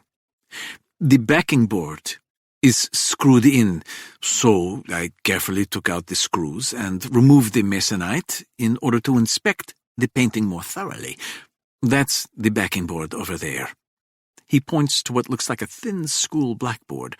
On it, I can see the faded Lockwood family crest. Pierre-Emmanuel Clos turns his attention back to the flip side of the Vermeer. You can see here the stretcher up against the back of the canvas. That's not uncommon either, but the thing is, first you need to remove the backing. Then you need to look under the stretcher. It's not easy to do, but that's where someone hid them, under a screwed-in backing board and taped between the stretcher and the canvas. Hid what? I ask. He has it in his gloved hand. This envelope. It had probably started life as white, but it was now yellowed to the point of being near Manila. At first, he continues, his words a rushed babble now, I was so excited. I thought maybe it was a letter of historical importance. Oh, and it wasn't sealed. I wouldn't have slit it open or looked inside if that was the case. I would have just put it to the side. So what was inside, I ask.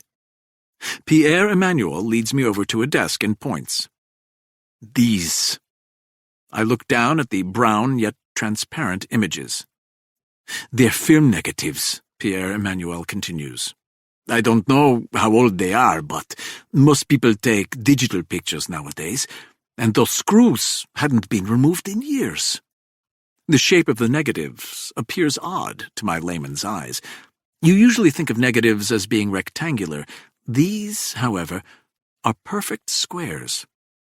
I look at Pierre-Emmanuel. His lip is now trembling. I assume you looked at them. His voice is a terrified whisper. Only 3, he manages to tell me. That's all I could handle. He offers me a set of latex gloves. I snap them on and turn on his lamp. I carefully lift one of the negatives with the pads of my thumb and forefinger. I raise it to the light. Pierre-Emmanuel has taken a step back, but I know that he is watching my face. I show nothing, but I feel the jolt everywhere. I gently put the negative back and move to a second, then a third, then a fourth. I still show nothing, but there is an eruption going on inside. I won't lose control, not yet. But the rage is coming. I will need a way to channel it. After I view 10 of the negatives, I say to him, I'm sorry you had to see these. Do you know who those girls are? I do. More than that, I know where the photographs were taken. In the Hut of Horrors. Chapter 32. It is dark by the time I arrive at the faculty housing area of Haverford College. I drove myself from the airport because I want no one around. I drive fast. I drive with a fury. When Ian Cornwell sees me at his door at this late hour, he is unsure how to react. Part of him still fears my name and how important my family is to this institution, but more of him, I have come to believe, wants nothing to do with me or the awful past I keep dragging back to his doorstep. It's late, Ian Cornwell tells me as I stand on his stoop. He blocks the door so that I cannot enter. I already told you everything I know. I nod. Then, without warning, I punch him hard in the stomach. He folds at the waist as though it has hinges. I shove him inside and close the door behind me. The punch was well placed, so as to knock the wind out of him. His eyes are wide with fear as he retches, seeking air. I know that I should feel bad, but, as I explained previously, violence gives me a rush. It would be dumb to lie and pretend otherwise. He drops to the ground. Having the wind knocked out of you just means the impact to your celiac plexus causes a temporary diaphragmatic spasm. It doesn't last. I pull over a chair and sit next to him. I wait until he can breathe. Through gritted teeth, Cornwell says, "Get out." "Look at these." Pierre Emmanuel helped me make rudimentary reproductions of 2 of the negatives. I drop them next to him. He looks at them, and then he looks back at me in abject horror. "These were hidden in the frame of the Vermeer," I say. "I don't understand." "These girls," I continue, "are victims from the hut of horrors." His eyes go wide again, a mixture of fear and total confusion. It doesn't compute for him. Not yet. "What does that have to do—" "I don't have time for this, Ian, so I'll ask you one more time. What really happened the night of the heist?" He puts his hand on his stomach and rolls into a sit. The stomach will be sore tomorrow. I can see his mind searching for a way out, and what that tells me, with very little doubt, is that Ian Cornwell knows more than he is saying. I say very little doubt rather than no doubt because, of course, I can be fooled as easily as anyone. The stupidest men are the ones who think they can't be wrong. The stupidest men are the ones who are most sure. The stupidest men are the ones who don't know what they don't know. But right now, if I were to hypothesize, Professor Ian Cornwell is stalling so that he can rummage through all the possibilities. Showing him 2 sickening images of the 15-year-old victim we will call Jane Doe. In both, she is naked, on her stomach, and trussed with barbed wire, was of course designed to shock him into revealing the truth. Now, however, I wonder whether I went too far, if the images will cause paralysis rather than openness. My concern now is that his brain is working thusly. Suppose, he may be wondering, he does confess to something involving the art heist. Will that now link him to these unspeakable crimes? Could he end up being charged as an accessory? Silence has worked for him so far. Silence eventually got the FBI to leave him be. Silence has kept him out of prison. His wheels are churning. I give him another second, perhaps 2, and then he looks up at me with pleading eyes. "I wish I could help you," Ian Cornwell predictably begins. "But I'm telling the truth. I don't know anything." Many martial arts specialize in what we commonly call pressure points, that is, pressing or striking sensitive nerve clusters in order to cause pain. I would not advise using them in a real fight. In a real fight, you're in constant motion, and your opponent is in constant motion. That is 2 moving targets, thereby making strikes with the pinpoint accuracy these techniques rely upon unrealistic. Pressure points, when done well, can cause excruciating pain, though you never know your opponent's pain threshold. Opponents often react by squirming away at such a grip with suddenly alarming strength. My, pardon the pun, pressure point? Pressure points work best in more passive situations. They are, if you will, pain compliance techniques. If you want to safely but effectively escort a drunk patron out of a pub, for example, or break a hold, they can be useful. If, for a more vivid and immediate example, you want to cause enough distress to induce someone to cooperate, pressure points can be frighteningly efficient. I won't go into much technical detail, but I grab his hair with one hand to hold him in place. Using my opposing thumb, I dig deep into his neck, more specifically, the upper trunk of the brachial plexus above the clavicle known as Erb's point. Ian Cornwell's body convulses, as though I had hit him with a stun gun, which, come to think of it, I should have brought. He tries to let out a gnarled scream. I pull back my thumb suddenly, giving him a second of relief, but I don't stop there. I move quickly to another spot on the underside of the bicep, squeeze hard, cover his mouth. Then I go back to Erb's point, pushing down on the nerve bundle even harder. Ian Cornwell thrashes impotently, like a freshly caught fish dropped on a dock. I straddle him now, pin him down, and go after the pressure point on the underside of the jaw. His body stiffens. Then I move up to the temples, then back to the neck. I put my fingers together, forming two spears, and shove those spears deep into that hollow beneath both ears. When I jerk up hard on his skull back, his head jerks and his eyes roll back. Of course, I could be wrong. We have established that already. Ian Cornwell may have been telling the truth from the get-go, that he didn't know anything, that he is innocent, that he was indeed tied up by two masked men. If that is the case, we will soon know for certain, and yes, I will feel bad for what I've done to him. Violence is a high, but I'm not a sadist. That may sound like I'm threading an awfully thin needle, but I do experience empathy, and if I hurt an innocent man, I will feel bad about it. But life is a series of close calls, of weighing pros and cons, and if both Emma and I, not to mention the original FBI investigators, believe that Ian Cornwell has not been truthful, the pros of crossing this particular line win out. And so I continue my assault, methodically, expressionless, until he cracks and tells me everything. Well, that was interesting. Here is what Professor Ian Cornwell told me. 3 months before the Vermeer and Picasso theft, young Ian Cornwell, a Haverford research assistant, 1 year removed from graduating, met a lovely lass named Belinda Evans at a local pizzeria. Belinda was, according to Ian Cornwell, a knockout with long blonde hair and sun-kissed skin. He fell hard.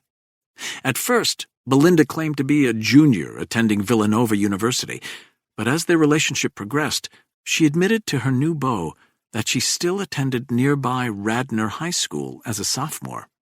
Her parents, she said, were very strict, so they would have to keep their relationship a secret. Ian Cornwell concurred. He did not want his relationship with a high school girl, a sophomore at that, to be made public, thereby harming his chances for academic and career advancement. This, of course, presented a problem for a budding romance. Simply put, where to hook up. Her home with the strict parents was a no-no, as was Ian's campus suite, which he shared with 3 other research assistants who would definitely gossip. Belinda suggested a solution. Ian worked nights alone as a security guard in Founders Hall. The work was, to put it mildly, uneventful. Haverford was a sleepy campus. Ian spent most nights alone at the security desk, reading and studying. What if, Belinda proposed, he could sneak her into Founders Hall, where they could spend hours late at night, alone? Ian readily and excitedly agreed. The young lovebirds met up this way, Ian estimated, approximately 10 times over a 3-month period. Ian fell harder and harder for Belinda. The routine was a simple one. Belinda would go to the locked back entrance. There was a primitive security camera back there. Ian would see her via the monitor at his desk. She would wave and smile. He would come back, let her in, and you can guess the rest. But on one special night, the night of the heist, obviously, when Ian unlocked that back door after seeing Belinda on the monitor, a man burst in wearing a ski mask and brandishing a handgun. At first, Ian thought the man had forced Belinda at gunpoint, but it soon became apparent that that wasn't the case. They were working together, Belinda and this man in the ski mask. He held the gun on Ian, while Belinda explained in the calmest voice, one Ian had never heard her use before, the situation. How they would tie Ian up. How Ian would tell the authorities that 2 men had fooled him by pretending to be policemen. How the M.O. would appear similar to the Gardner Museum heist in Boston, so as to throw them off. Belinda did all the talking. The man in the ski mask just held the gun. Belinda told Ian Cornwell that if he ever talked, she would tell the authorities that the heist had been Ian's idea. Ian was, after all, the inside source. She also reminded Ian that there was not much he could offer the police anyway, He couldn't identify the man in the ski mask, and, as for Belinda herself, nothing she had told him was the truth. She did not attend Radnor High School. Her name was not Belinda. After tonight, he would never see her again. Even if he told the police the truth, the leads would be scant. Ian would only be incriminating himself, she reminded him. He had, after all, sneaked a high school girl into Founders Hall over a 3-month period. At best, Ian would be expelled for that indiscretion and academically tarnished. To further emphasize her seriousness, Belinda told Ian that if he did talk, they would come back and kill him. As she gave him that final warning, the man in the ski mask grabbed Ian by the scruff of his neck and pushed the muzzle of the gun into his eye. The morning after the art heist, when Ian was found tied up, he debated coming clean and telling the truth, but the FBI agents were so aggressive, so sure that he was involved, Ian feared that everything Belinda told him would come to pass would. He would take the fall. Suppose, after he spilled his guts, they never found Belinda or the man in the ski mask. Would the FBI be satisfied, or would they need a convenient fall guy, a guy who, at best, showed poor enough judgment to let one of the two thieves repeatedly trespass? It was clear to Ian that he had to remain silent and ride it out. As long as he didn't trip himself up, the FBI had nothing on him, because, alas, he was innocent. That was the delicious irony. The only way they would be able to nail Ian for anything was if he told the truth about the fact that he didn't do anything. I asked Ian, "Did you ever see Belinda Evans again?" When he hesitated, I made the spear shape with my fingers. "Yes," he said. Many years later. He couldn't be sure it was Belinda, he said, though I think that's a lie. He was sure. The late-night sex with username Helena is not very good. After I leave Ian Cornwell, it is too late to do more sleuthing. I'm not sure that I need to do more immediate work anyway. I know it all now. There are a few loose ends, but if I let all this evidence settle for a few hours, plus having Kabir and my team spend the night nailing down a few additional details, I firmly believe all will become clear in the morning. So, with that rationale in my mind, I keep my sex app appointment with username Helena. She is willing and enthusiastic, and I am disappointed and surprised that I do not respond in kind. I find myself distracted. I know it appears that I am casual with sex, but the truth is very much the opposite. Sex is sacred to me. It is the closest thing I will ever know to religious euphoria. Many people feel like this in church, or on a runner's high, or, in Myron's case, when Springsteen plays Meeting Across the River, followed by Jungleland in concert. For me, it only happens during sex. Sex is the excellent adventure, the grand voyage from which we completely disembark the moment we slip out of this bed. For me, sex is best when you have a, to use a business phrase I absolutely detest, shared vision. Tonight, there was simply too much static for a connection. It was merely a release, not all that different from masturbation. As we lie back in silence, catching our breaths, eyes on the ceiling, username Helena says, "That was nice." I say nothing. I debate a round 2. Perhaps that will put me more in the zone. But I'm not as young as I used to be, and it is getting late. I am idly wondering how we two will transition to exiting when my phone rings.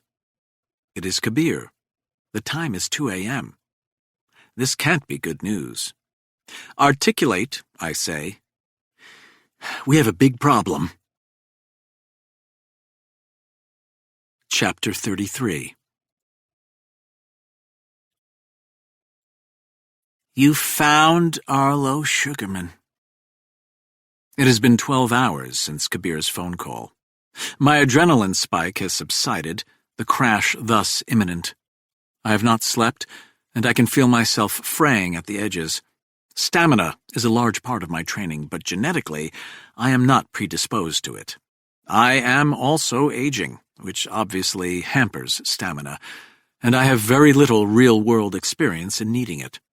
I have rarely had to stay up all night on patrol, as one might in the military, or been forced to go days on end with no sleep. I do battle, and then I rest. The old woman speaking to me now is Vanessa Hogan. I am back at her house in Kings Point. We are alone. Jessica set this up for me. At first, Vanessa Hogan was reluctant to consent to a second meeting. The enticement that pushed her over the edge, as I suspected it would, was that she and I would meet alone, only the two of us, and I would tell her the whereabouts of Arlo Sugarman. "Could we start with you?" I ask her. Vanessa Hogan is propped up via pillows on the same couch. Her tone is rosier than at our last meeting. She appears less frail. A scarf still covers her head.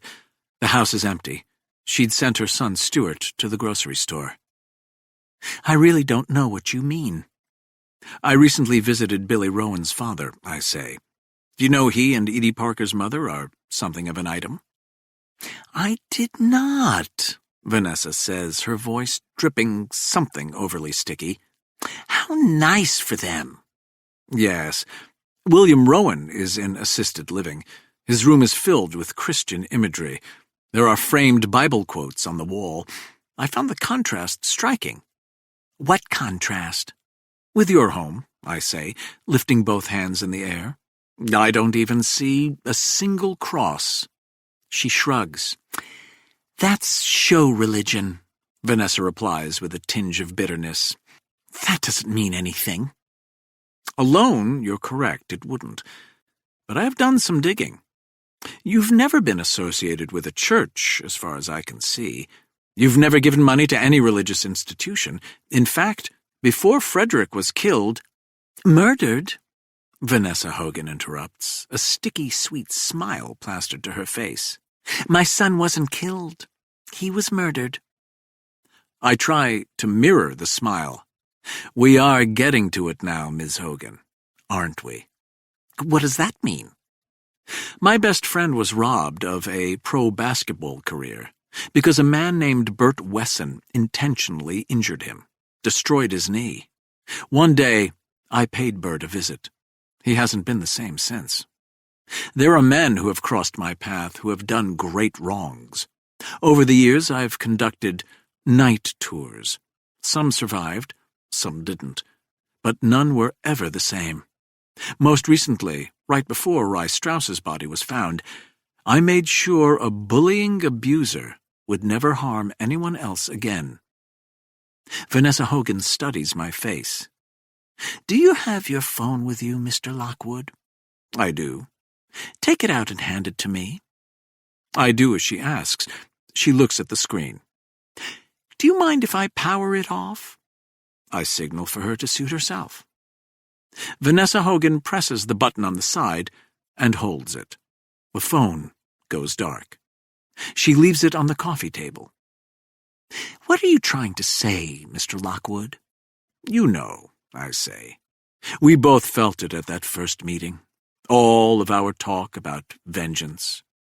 "I told you that vengeance should be the Lord's." "But you didn't mean it. You were testing me, gauging my reaction. I could see it in your face. The bullying abuser I injured last week, he was an active danger. Now, he isn't. Simple. He was neutralized by me because the law wouldn't stop him." She nods.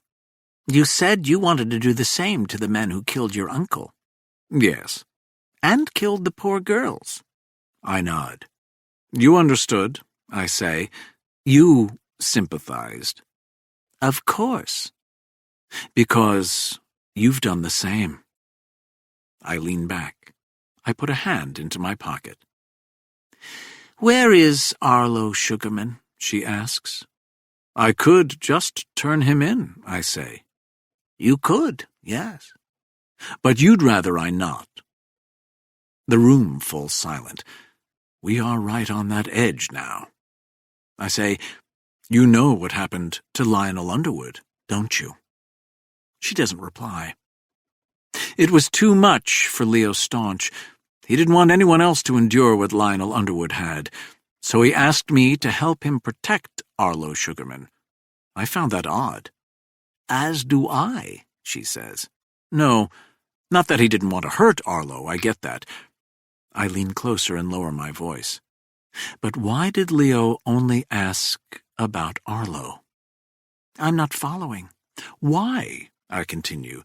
Didn't he ask me about Billy Rowan and Edie Parker? I sit back. It kept nagging at me, but the answer was obvious. What's that? Leo Staunch didn't ask about Billy and Edie, I say, because he knew they were already dead. Silence again fills the room, pushes out, suffocates. It is funny how so many of the early theories ended up being the correct ones, I say. Take the Jane Street Six. After Lake Davies turned herself in, there were only 5. How, everyone wondered, could the remaining members have managed to stay hidden all these years? 1 person, okay. 2, unlikely, but perhaps. But all 5 of them alive and unseen for all these years? Now we know the answer, don't we? Lionel Underwood has been dead for more than 40 years. Nero Staunch took care of that. And Billy and Edie have been dead even longer. You saw to that, Mrs. Hogan. Vanessa doesn't reply. She just sits there with the sickly sweet smile. You are 83 years old, I say. You are ill. You want to tell someone the truth, and you see me as a kindred spirit. You have my phone. I would have no proof anyway. Do you fear I will report what you say to the FBI? Vanessa Hogan's eyes lock hard on mine. I don't fear anything, Mr. Lockwood. Of this I have no doubt. They stole my life. Her voice is a pained and harsh whisper. She takes in a deep breath. I watch her chest rise and fall, taking in oxygen, gaining strength. My only son, my Frederick. When I first heard he was dead, it felt like somebody had whacked me with a baseball bat. I dropped to the floor. I couldn't breathe. I couldn't move. My life ended, just like that. All that love I had for that boy, the precious, beautiful boy, it didn't die. It turned to rage. Right there. She shakes her head, her eyes dry. Without that rage, I don't think I would have ever stood up. There is a water bottle next to her with a straw. She lifts it to her lips, and her eyes close. I became consumed with justice. You, Mr. Lockwood, you worry about stopping bad people before they commit more crimes. What you do is admirable and even practical. You stop crimes. You prevent more people from having to go through the horror of what happened to Frederick and me. But that wasn't my motivation. I didn't think or even care if the Jane Street Six did it again. I had that rage. And I had to put it somewhere. Tell me what you did next, I say. Research, she replies. Do you research your enemies, Mr. Lockwood? I do. I learned that 3 of the 6 came from religious families, Billy Rowan, Lake Davies, and Lionel Underwood. I also figured that they were scared, trying to find a way to come in from the cold. So I made that pitiful religious appeal on television, and I prayed, no joke, that one of them would call me. And one did call you, I say. Billy Rowan. That part was true, just like I told everyone. He came in the kitchen door. What happened next? That baseball bat. A literal one, rather than figurative. I hid it next to the refrigerator. Billy was sitting at my kitchen table. I asked if he wanted a Coke. He said, "Yes, please." So polite. Hands folded in his lap, crying, telling me how sorry he was. But I had planned this. He had his back to me. I took the bat and whacked him in the skull. Billy's whole body shuddered. I hit him again. He teetered on the chair and then fell to the linoleum. I hit him again and again. That rage, that burning rage, it was finally being fed. You've felt that. I nod. Billy was on the floor, bleeding, eyes closed. I raised the bat over my head again, like an axe. It felt so good, Mr. Lockwood. Oh, you know. Beforehand, I'd worry that the actual act would make me queasy, but my God, it was the opposite. I was enjoying myself. I was idly wondering how many more blows it would take to kill him, when I suddenly had a better idea. That being, Vanessa Hogan smiles again. Find out what he knows. Makes sense, I agree. I called Nero Staunch. We had met in Lower Manhattan at a meeting for the victims' families. I asked him to come alone. The two of us dragged Billy down into my basement. We tied him to a table. Then we woke him. Nero used a power drill with a narrow bit. He started on Billy's toes, then he moved to his ankles. At first, Billy claimed he didn't know where the others were. They had all split up. Nero didn't buy it. It took some time. Billy loved Edie Parker. Did you know they were engaged? I did, yes. So, Billy tried to hang on, which only made it worse. Inevitably, the truth came out. He didn't know about the others, but he and Edie were hiding together. They planned on turning themselves in, and you're correct, Mr. Lockwood. Those two didn't throw cocktails that night. They'd planned to, he admitted, but when the bus went over the railing, they all just ran. Billy and Edie's hope was that if they surrendered early, they'd be spared the worst of it, especially if one of the parents was willing to forgive them. Vanessa Hogan ups the sickly sweet smile. That parent, I say, being you, of course. Of course. To be on the safe side, Billy had come alone to feel out the situation, leaving Edie alone at a lake cabin owned by an English professor at SUNY in Binghamton. Nero and I drove up with Billy in the trunk. We found Edie Parker. We made sure she didn't know anything more, which enraged me. I wanted to find them all, but obviously that wasn't going to happen quite yet. Then we finished with Edie and Billy. What did you do with the bodies? I asked. Why would you want to know? Idle curiosity, I guess. Vanessa Hogan's eyes are on mine now, probing. A few seconds later, she waves her hand and says, "Oh, why not?" in a too cheerful tone. Nero had an alliance with a mob boss named Richie B., who lived in Livingston. Richie B. had a furnace on the back of this huge estate. We brought the bodies there. That was the end of that.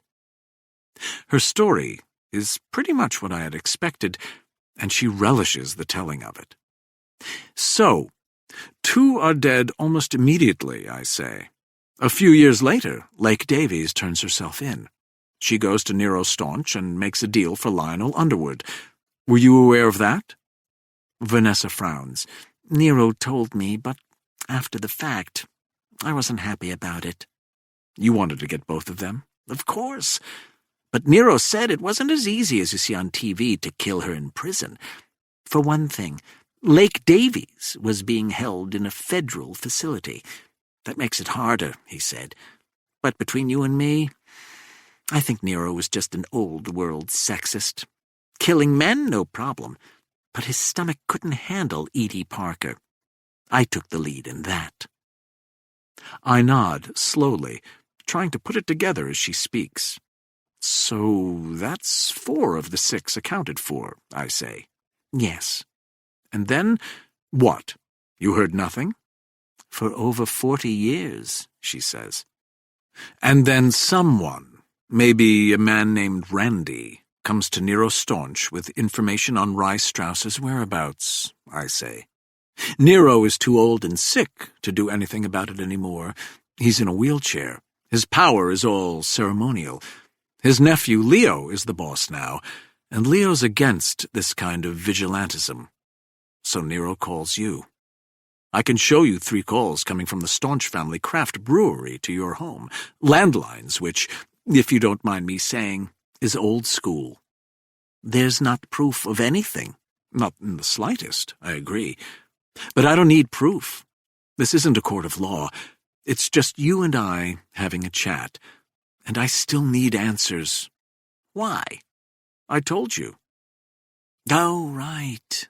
Vanessa nods, remembering. The Hut of Horrors. Your uncle and your cousin. Yes. So go on, she says. Tell me the rest of your theory. I hesitate. I want her to say it. But then I dive in. I don't know if the information came to you directly from Nero Staunch, or if Staunch sent this Randy to you. That doesn't really matter. You ended up getting the contents of Rye Strauss's safe deposit box. That told you what name he was using, where he lived, perhaps a phone number. Rye was understandably panicked about the robbery. You called him and pretended to be someone from the bank. What did you tell him exactly? She narrows her eyes, tries to look wily. What makes you so sure it was me? I open the file I've brought with me and pull out the first still from the CCTV camera in the basement. We thought the perpetrator was a small, bald man, but once I realized that the killer could be a woman, one who perhaps lost her hair because of chemotherapy, well, that's you, isn't it?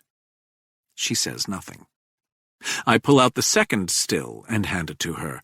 On it, a man with jet-black hair and a brunette are exiting via the front door. This is the CCTV from the lobby of the Beresford. It was taken 6 hours after the one I just showed you from the basement. The man, I point, is a building resident named Seymour Rappaport. He lives on the 16th floor. The woman with him, however, is not his wife. No one knows who she is. Seymour didn't know either. He said the woman was in the elevator when he got in, so she had to have come from a higher floor. We checked pretty thoroughly. There was no sign of this woman entering the building. You were very clever. You wore an overcoat on the way in via the basement. You dumped it in the middle of Rye's apartment. No one would notice it, unless they specifically looked.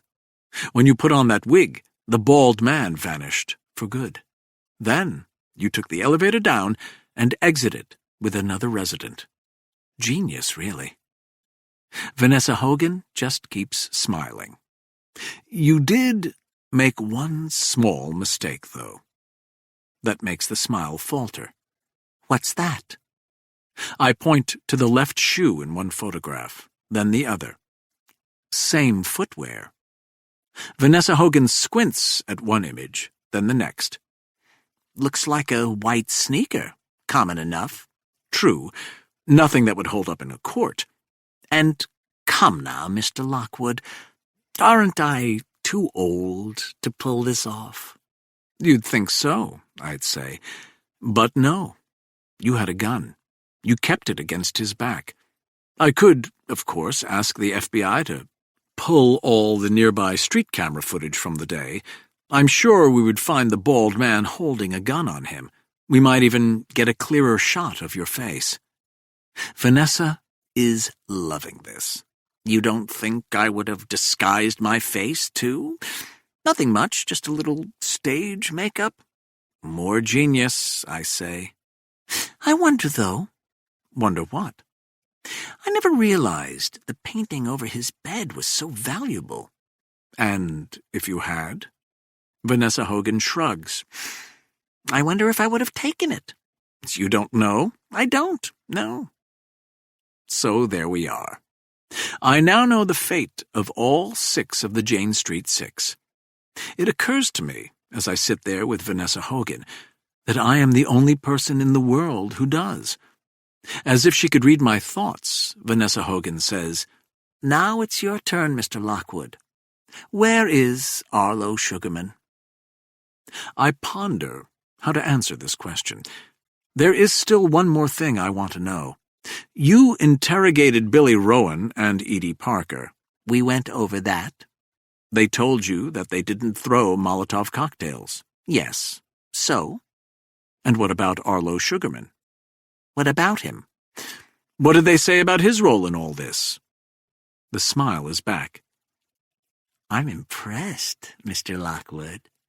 I say nothing. You think that makes Arlo guiltless? What did Billy and Edie tell you? Do you promise that you'll still tell me where Arlo Sugarman is? I do, yes. Vanessa settles back. You seem to know already, but okay. I'll confirm it for you. Arlo wasn't there, but he was still the one who planned it. The fact that he ended up being too gutless to show doesn't make him any less guilty. Fair enough, I say. One final question. No, Vanessa Hogan says, and I hear steel in her voice. First you tell me where Arlo Sugarman is. It is indeed time, so I just say it. He's dead. Her face drops. I produce a photograph of the tombstone. I tell her what Calvin Sinclair had told me. It takes a while for Vanessa Hogan to accept all of this. I take my time. I explain all I know about Arlo Sugarman, how he spent time in Oklahoma and overseas, how he seemed to do good in his life and try to right whatever wrong he'd committed. After some time, Vanessa Hogan says, So, it's over. It's really over. It was for her. It wasn't for me. One more thing, I say as I rise to leave. If Billy and Edie didn't throw the explosives, did they say who did? Yes. Who? Rye Strauss, for one. And for the other? You've seen the grainy images, she says. There were still 6 people there. Rye Strauss got someone else to take Arlo Sugarman's place. He threw the second one. And his name? Billy and Edie didn't know him before that night, she says. But everyone called him Rich. She sits up a little straighter. Do you have any idea who that is? Rich, I say to myself. Short, of course. For Aldrich. No, I tell her. No idea at all. Chapter 34. When I take the helicopter to my familial home of Lockwood, I customarily don't appreciate the views. Human beings adapt, one aspect of which is that, when something becomes common, we lose the sense of awe. We take the everyday for granted. I'm not saying this as a negative. Too much is made of live every moment to its fullest. It is an unrealistic goal, one that leads to more stress than satisfaction. The secret to fulfillment is not about exciting adventures or living out loud. No one can maintain that kind of pace, but in welcoming and even relishing the quiet and familiar. My father is on the putting green. I stop 20 yards away and watch him. His stroke is a perfect metronome. Golfers will disagree, but to be great at the game, you have to be a little OCD. Who else can stand over the same putts for hours on end and work on their stroke? Who else can spend 3 hours straight in the same bunker in order to perfect spin and trajectory? "Hello, Win," my father says. "Hello, Dad." He is still eyeing up his putt. He has a routine. He does it every time, no matter what, no matter how many putts in a row he practices. His theory, which is the same one I apply to martial arts, is that you practice the same way as you play. "Penny for your thoughts," he says. "I was thinking that to be great at golf, you have to be a little OCD. "Elaborate, please." I explain briefly about obsessive-compulsive disorder. He listens patiently, and when I finish, he says, "Sounds like an excuse not to practice." "That could be." "You're a very good player," he says, "but you never wanted it enough." "That is true." "Now, Myron," Dad continues, "he seems sweet and nice, and he is. But on the basketball court, he's barely sane.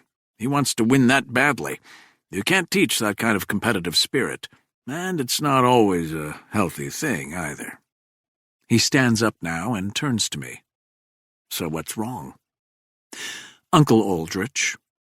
He sighs. "He's been dead for more than 20 years. "Did you know about his problems?" "Problems," he repeats and shakes his head. "Your grandparents preferred the term predilections." "When did you know?" "Always, I guess.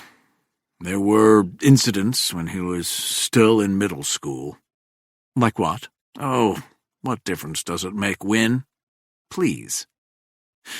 He sighs. "Peeping Tom, to start. He'd also get too aggressive with girls. You have to remember, this was the 60s. There's no such thing as date rape." "So your parents moved him around," I say, "or they paid people to let it go. He changed high schools twice. He started at Haverford, and then the family shipped him to school in New York." "If you know all this, why are you asking?" "Something happened in New York," I say. "What?" "I don't know. Your grandparents never told me. I assume there was another incident with another girl. They sent him to Brazil." I shake my head. "It wasn't a girl," I say. "Oh?" "Aldrich was one of the Jane Street Six." I wanted to see if he knew. I can see from his face that he didn't. "Uncle Aldrich was there that night. He threw a Molotov cocktail. A few days later, your parents sent him to Brazil, kept him in hiding just in case. They set up that shell company to keep Rye Strauss quiet." "What is the point of this, Win?" "The point is," I say, "that didn't stop Aldrich. Men like him don't get better." My father's eyes close as though in pain. "Which is why I broke off with him," he says. "Cut him off and never spoke to him again." There's anger in his voice. Anger and deep sadness. "He was my baby brother. I loved him. But after that incident with Ashley Wright, I knew that he would never change. Perhaps, I don't know, perhaps if our parents hadn't always facilitated him, perhaps if they had made Aldrich get help or face some consequences, it wouldn't have come to that. But it was too late. Granddad was dead, so it was up to me. I did what I thought best." "You cut ties." He nods. "I didn't know what else to do." I nod and move closer to him. He is a simple man, my father. He has chosen to live behind these hedges, safe, protected. He has chosen to be passive. Has that worked for him? I don't know. I am my father's son, but I am not my father. He did what he thought best, and I love him for it. "What?" he asks. "Is there something else?" I shake my head, not trusting myself to speak. "What is it?" he asks. "Nothing," I assure him. He searches my face for a few moments. Again, I show nothing. I do not want to break his heart. After a few moments pass, he points to the rack on his left. "Grab a club," he says, as he lines up the balls for our favorite backyard game. I want to stay with him. I want to stay and play closest to the cup with my father until the sun sets, like we used to when I was a child. "I can't right now," I tell him. "Okay." He looks down at a golf ball, as though he's trying to read the logo on it. "Later, maybe?" "Maybe," I say. I want to tell him the truth, but I never will. It would only hurt him. There would be no upside, no positive change. I stay silent and wait until he turns his attention back to the small white ball on the green. His eyes focus on it, only it, and I know, because I've seen him doing it many times, he is escaping into this simple, habitual activity. I try to do the same sometimes. I even get there once in a while. But it's not really who I am. Chapter 35. The sound of tires crunching on the gravel awakens me. I'd fallen asleep on the couch, which is a surprise. Exhaustion, alas, trumped keyed up. I wouldn't have guessed. I'm still lying on the couch when the front door opens and Cousin Patricia walks in, carrying a bag of groceries. The first thing she sees is me on the couch. "Win? What the hell?" I stretch and check my watch. It's 7:15 p.m. "How did you get in?" "I locked the doors and set the alarm." "Oh, yes," I say with all the drawl I can muster. It's really impossible for me to get past a Medico lock and an ADT alarm system. When Patricia looks past me, when her gaze reaches the dining room table, she stumbles a step back. I wait. She doesn't speak. She just stares. I slowly stand, still stretching. "Cat got your tongue, cousin?" I ask. "You broke into my home." "Nice deflection," I say. "But if we must go there, yes." Then I point to the dining room table, and mimicking her voice, I add, "You stole my Picasso." It's not my Picasso, of course, but I liked the repetitiveness of the phrasing.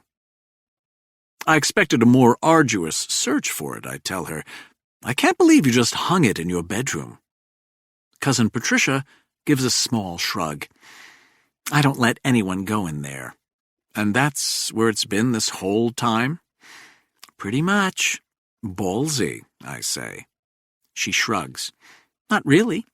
If anyone asked, I would say it was a replica." I nod. People would buy that. She starts toward the dining room table. "Why did you screw off the back?" "You know why," I reply. "What did you do with the negatives?" "How do you know about them?" "Our art authenticator found a set in the back of the Vermeer. The negatives were square-shaped, 6 centimeters by 6, unusual by today's standards.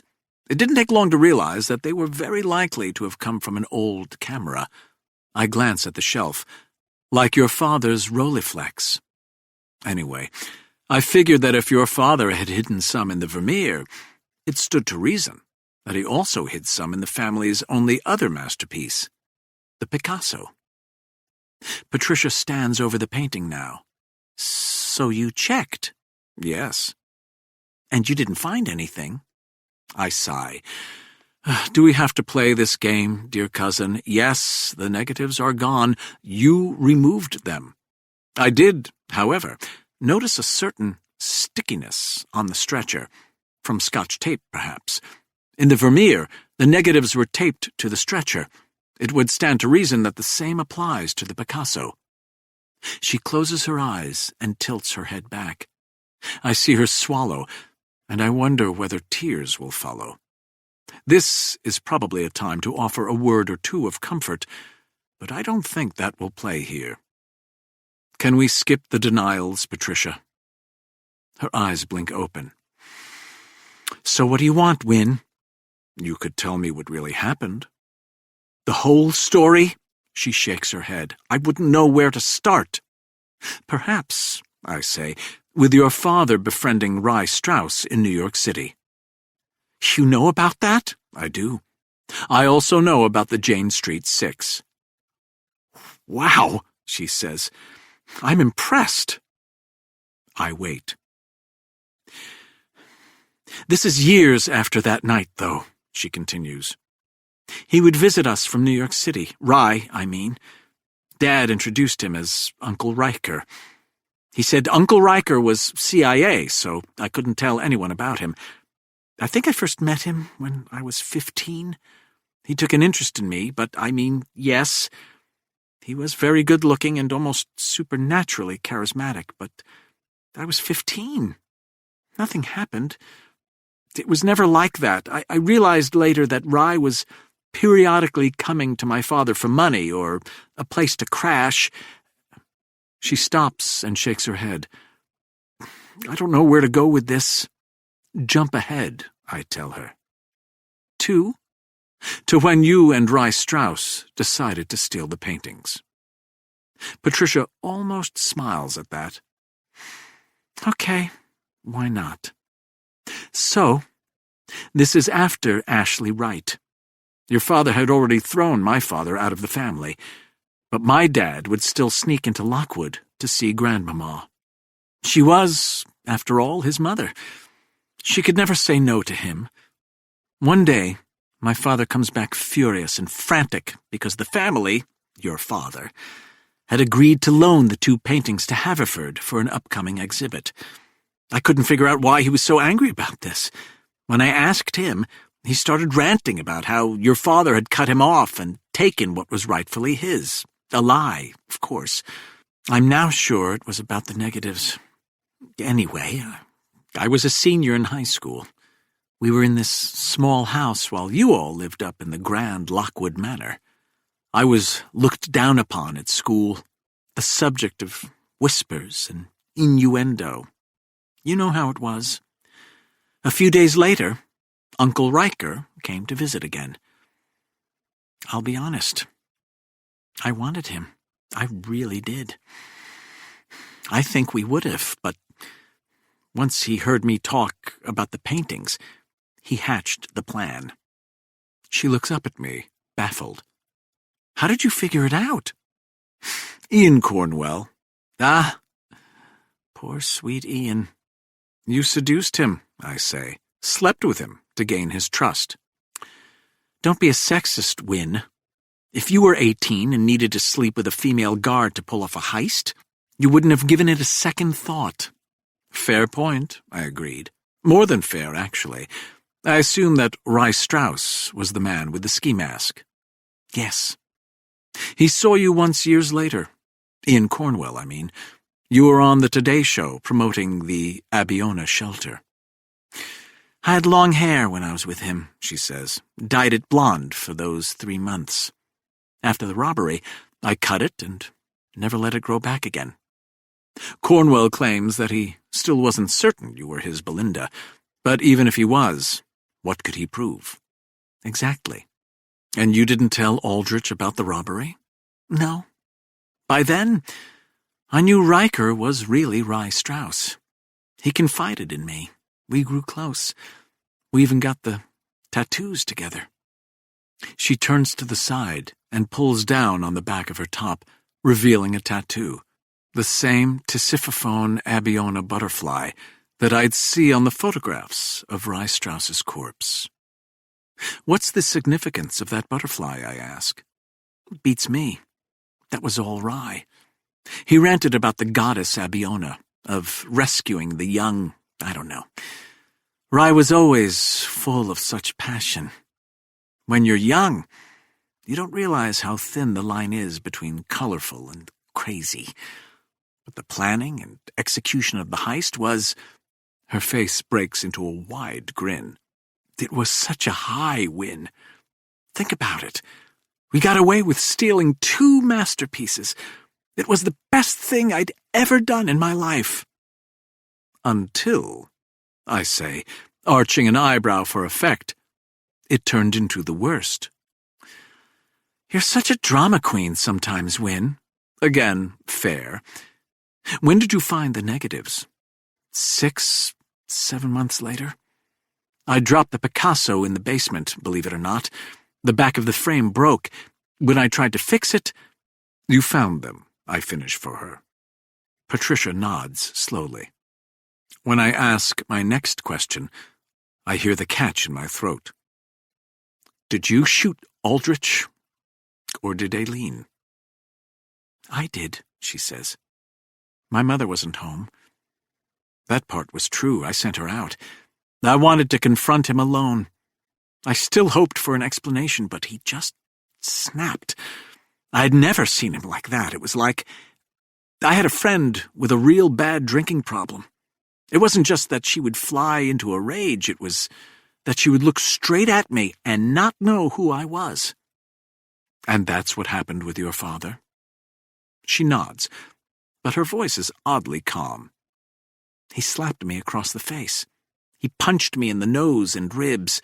He grabbed the negatives and threw them in the fireplace. The broken bones, I say. Those were the old injuries the police found on you. I begged him to stop, but it was like he didn't see me. He didn't deny it. Said he did all this and worse. And I mean those negatives, the images on them. You now knew what he was capable of, I say. I ran into his bedroom. Her eyes are far away now. He kept the gun in his night table drawer. She stops and looks at me. I help her out. You shot him. I shot him, she repeats. I couldn't move. Just stood over his body. I didn't know what to do. I just felt, I don't know, confused, unmoored.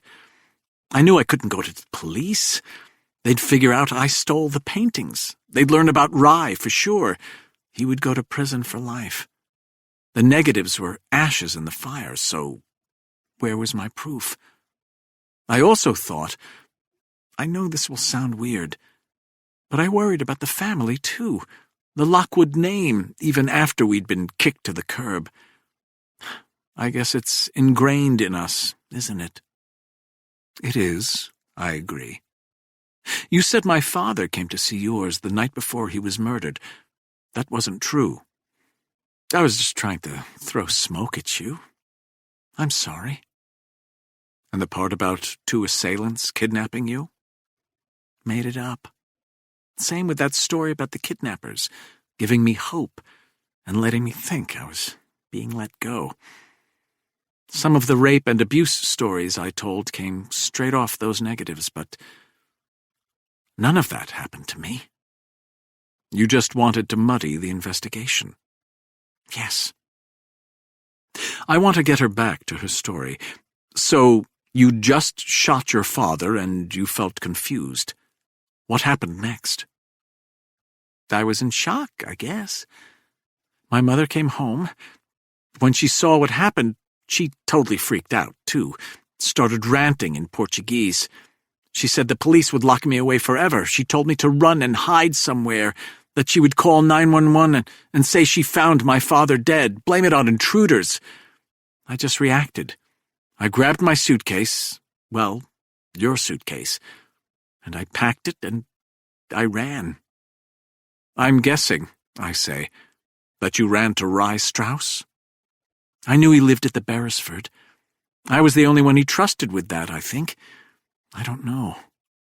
But when I got there, Rye was in bad shape. Mentally, I mean. He was hoarding. He hadn't shaved or even showered. The place was disgusting. I woke up the second night, and Rye had a knife against my throat. He thought some guy named Staunch had sent me. You left, in a hurry. I didn't think twice about the suitcase. I can't help but note that in both cases, the murder of my uncle and the theft of my family's paintings, the investigators' first instincts had been correct. With the art heist, they suspected some involvement on the part of Ian Cornwell. That was correct. In the case of Uncle Aldrich's murder, one of the first theories was that Cousin Patricia had shot her own father, packed a suitcase, and then she'd run away. That, too, had been correct.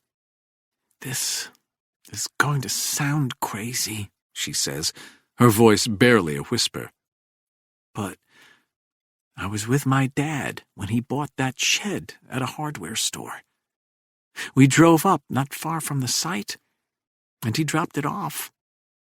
She looks at me, and I feel the temperature in the room drop 10 degrees.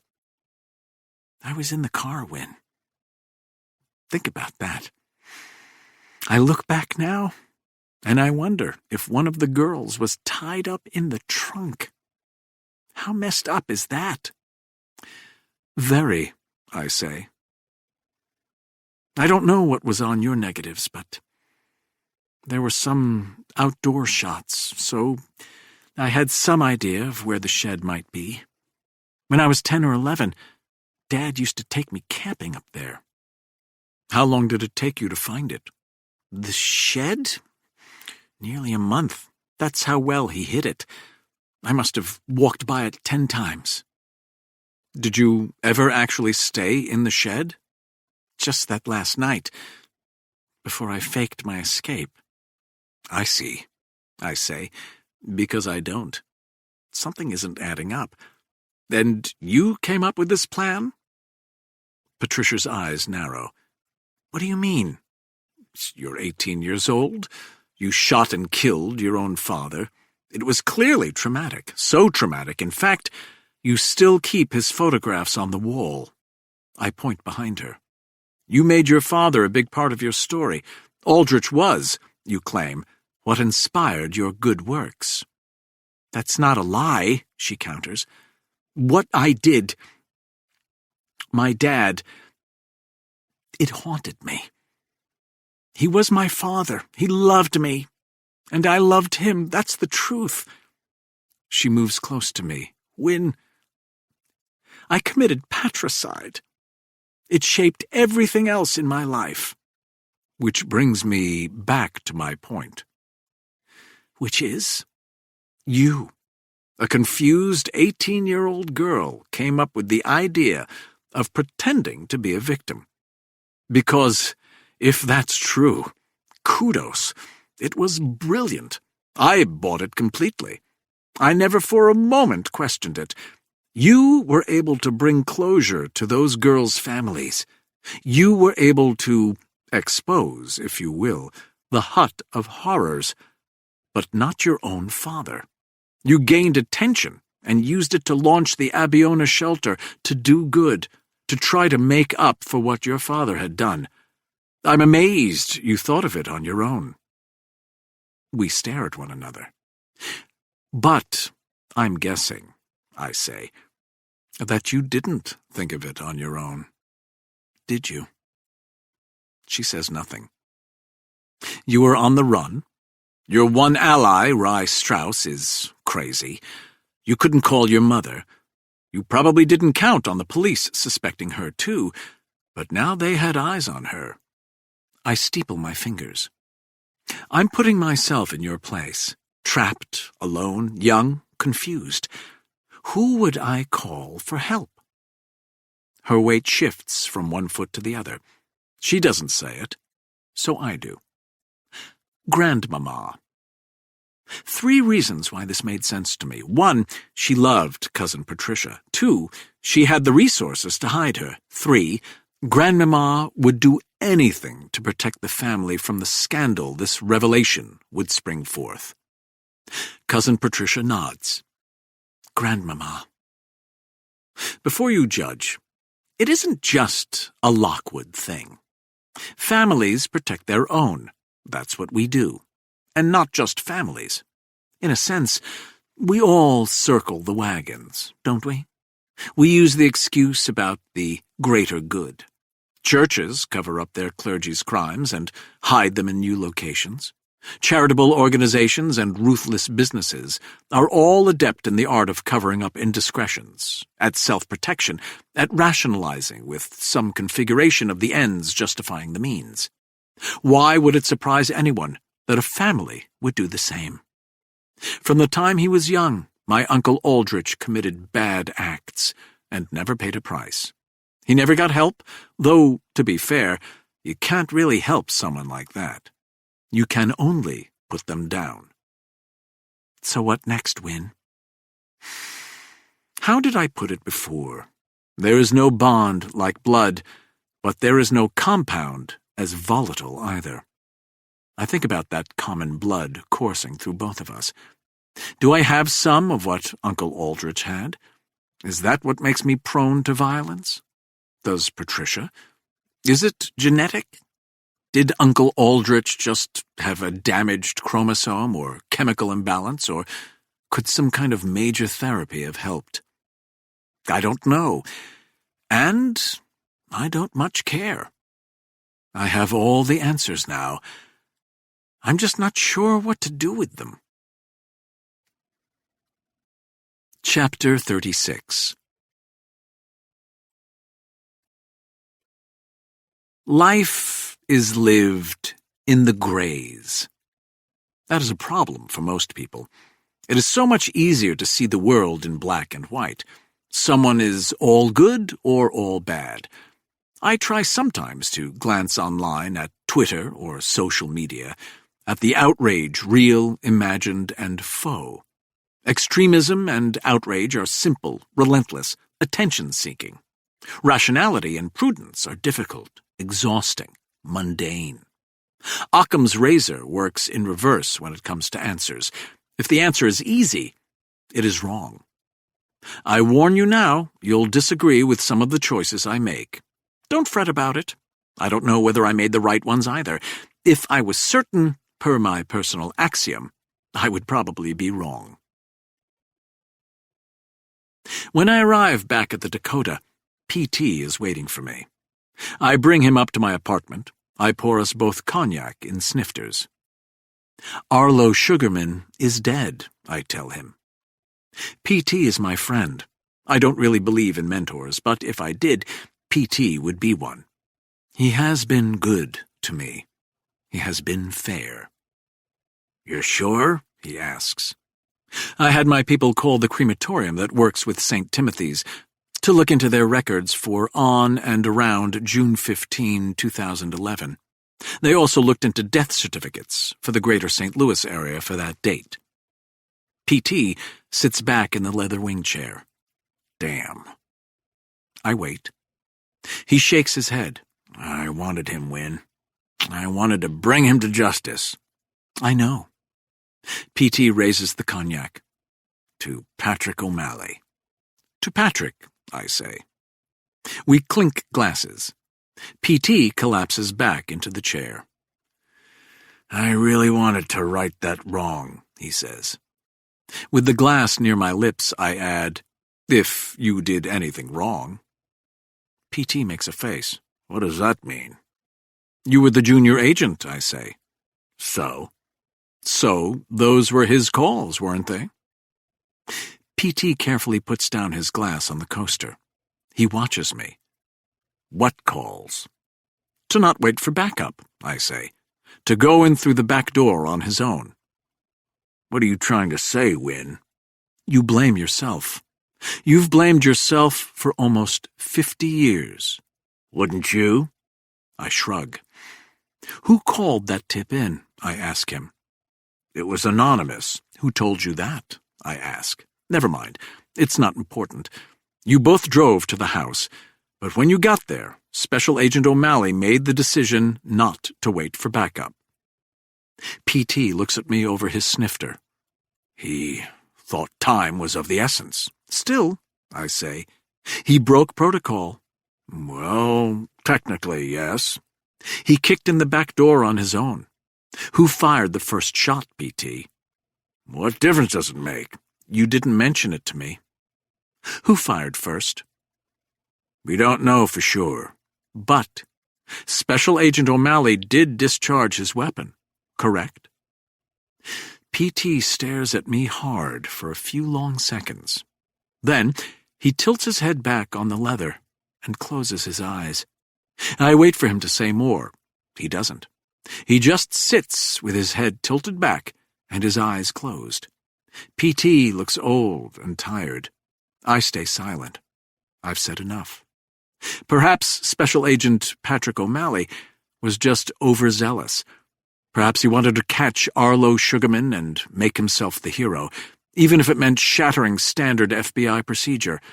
Or perhaps O'Malley, a father financially stretched with 6 kids, had heard that Nero Staunch had put a bounty on the Jane Street 6, and really, they were killers anyway, and so what if one of them got shot trying to escape? I don't know the answer. I don't want to push it. Life is lived in the grays. Win? Yes? Don't say another word, okay? I don't. I just sit there with my drink and my friend and let the night close in around us. The next morning, I drive out to Bernardsville, New Jersey, and I visit Mrs. Parker and Mr. Rowan again. This, for me, is the grayest of the gray.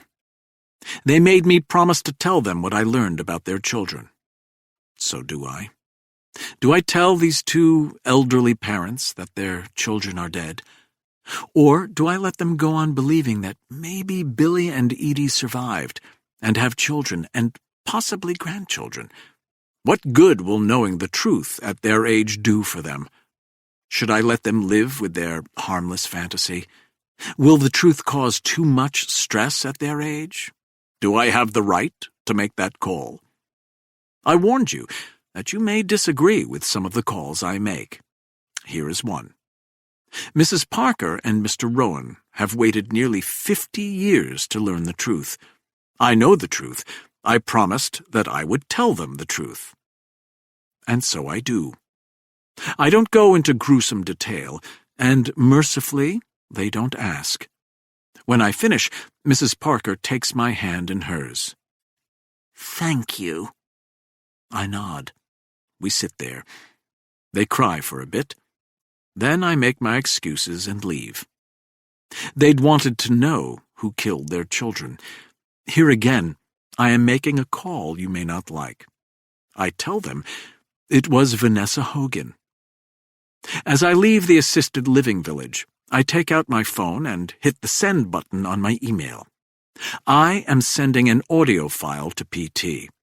Of course, I realized that Vanessa Hogan may ask for my phone in order to confess, and of course, I carry a spare.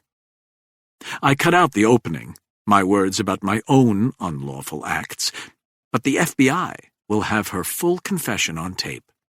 Vanessa Hogan crossed the line, in my view. You hear me say this, and you think me a hypocrite. You counter about my night visits and my beating of Teddy Big T Lyons in the beginning of this tale. Teddy did me no harm. On the other hand, Vanessa Hogan's victims, Billy Rowan and Edie Parker, were responsible for the death of Vanessa Hogan's only son. I understand that. None of these are easy calls. We live in the grays. But Billy Rowan and Edie Parker were young, with no record. They didn't throw the explosives. They were remorseful and willing to surrender. They would not have continued to kill and harm people. Should Vanessa Hogan pay for what she did? I'll leave that to the courts. Am I threading too thin a needle again? Well, we aren't done yet. My jet awaits. We fly back out to St. Louis. When we land, I take the drive myself. The address is already in my phone navigation. I arrive at the farm and park on the street. I trek through the high grass. There are signs warning me about trespassing. I don't much care. The farm has been in the Sinclair family for 3 generations. The Reverend was born in that farmhouse. But I am more interested in the caretaker.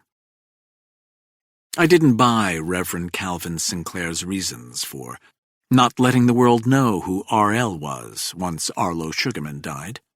He could say he had just learned his identity. There was no real danger in the truth anymore. The Reverend was also so ready for my arrival at his church, and thus I suspected that he had been warned, which, it turns out, he had been. Elena Randolph had called him within minutes of our confrontation. With all that in mind, I did, as I told P.T., have my people call not just the crematoriums St. Timothy's normally uses, but all the local ones. I also had them check the county death records. In both cases, they found nothing matching anyone with the initials RL who died on June 15, 2011. In fact, there were no male deaths matching Arlo Sugarman's description, age and height anyway, at all during that time. When I walk up through the farm's gate, I turn right. A man steps into view. He looks to be his age, 66 years old, with a shaved head. He is also the right height. "Can I help you?" the man asks. I can still hear the slightest hint of a Brooklyn accent. Arlo Sugarman didn't show up the night they tried to firebomb the Freedom Hall because he didn't believe in that kind of destruction. He ended up caught up in something beyond his control and spent his life on the run. If I told PT the truth, would he have wanted to take Arlo in and bring him to trial? Or would he have seen it the way I do? I don't know. It isn't PT's call, anyway. It's mine. "It isn't over," I tell him. "You need to run again." "Pardon?" The back door of the farmhouse slams open. Calvin Sinclair hurries out. When he sees me, he starts to rush, obviously concerned by my intrusion. But the man with the Brooklyn accent puts up his palm to stop him. "I figured out you're still alive," I say. "Someone else could, too." The man looks as though he's about to make denials or arguments, but instead he nods at me and says, "Thank you." My gaze moves to Calvin Sinclair, then back to Arlo Sugarman. I almost ask what they are going to do now, but I don't. I have done my part. The rest is up to them. I turn and head back down the hill. I still have one more stop to make. As I pull off Hickory Place and up the long driveway, I see the old baronial mansion in the distance. I am back in New Jersey. Emma lives here with her movie star mother, Angelica Wyatt. I soon spot them both waiting for me by the front door. I think by now you've guessed that I've told no one about Cousin Patricia. She gunned down a monster, per my own justification, with Teddy Big T Lyons, who would have continued to maim and kill. There's no reason for Cousin Patricia, who ended up doing so much good, to pay any sort of price for that. I admit that I may be slightly biased because this decision also neatly fits into both my personal narrative and my own self-interest. I don't want my father and my family scandalized. But, regardless, I think this decision is just. You may disagree. Too bad. When I park and get out of the car, Emma runs from the door to greet me. She doesn't break stride as she wraps her arms around me, holding me tight, and I feel something in my chest crack open. "Are you okay?" "I'm groovy," I say. "Win?" Emma buries her face in my chest. I let her. "What?" "Don't ever use the word groovy again, okay?" "Okay." I look over her shoulder and see her mother watching us. Angelica is not happy to see me. I meet her eye and try to give her a reassuring smile, but that does little to placate her. She does not want me here. I understand. Angelica spins away and heads inside. Emma pulls back and looks at me. "You tell me everything?" "Everything," I reply. But I'm not sure that's true. As I look at my daughter's face, I flash back to the night before. I'm in bed with username Helena. My phone rings. It's Kabir. "We have a big problem." "What is it?" "We lost Trey Lyons." I snap up fast, startling Helena. "Details," I say. "But you don't need the details. You don't need the details of how many men lost Trey Lyons' SUV on Eisenhower Parkway. You don't need the details of how I surmised that Trey Lyons had eyes on the Dakota. How those eyes must have spotted Emma. How they followed her back. How stupid I felt not to have realized that earlier. You don't need the details on my call to Angelica at 2 a.m., how I told her to hide in the basement with Emma. You don't need the details on how fast I rushed out here, how I parked on Hickory Place, how I ran up the drive wearing night goggles with a Desert Eagle 50 cal semi-automatic in my hand. You don't need to know how I spotted Trey Lyons breaking in through a back window. You don't need to know that I didn't call out to him, didn't tell him to put his hands up, didn't give him a chance to surrender. This one may seem to be another gray to you, but it is not. This one was easy. This one was black and white. He came for my daughter. My daughter. "Come on," Emma says. "Let's go inside." I nod. It's a warm, sun-kissed day. The sky is the kind of blue only something celestial could have painted. Emma leads the way. She was wearing a top with spaghetti straps, so I can see her upper back. As we get closer to the door, I spot what looks like a familiar tattoo peeking out from between her shoulder blades. A Tisiphone Abiona, perhaps? I almost stop, almost ask, but when my daughter turns and looks at me, all those grays suddenly vanish in the bright of her smile, for perhaps the first time in my life, I only see the white. Am I being hackneyed? Perhaps. But since when have I cared about what you thought? We hope you have enjoyed our presentation of Win by Harlan Coben, performed by Stephen Weber. Performance copyright 2021 by Brilliance Publishing, Inc., all rights reserved. For further information concerning this program or other Brilliance audio titles, please visit our website at www.brilliancepublishing.com. No part of this recording may be played for an audience or reproduced in any form. It may not be streamed, downloaded, broadcast, or copied without written permission. Address all inquiries to Brilliance Audio, P.O. Box 887, Grand Haven, Michigan, 49417. Audible hopes you have enjoyed this program.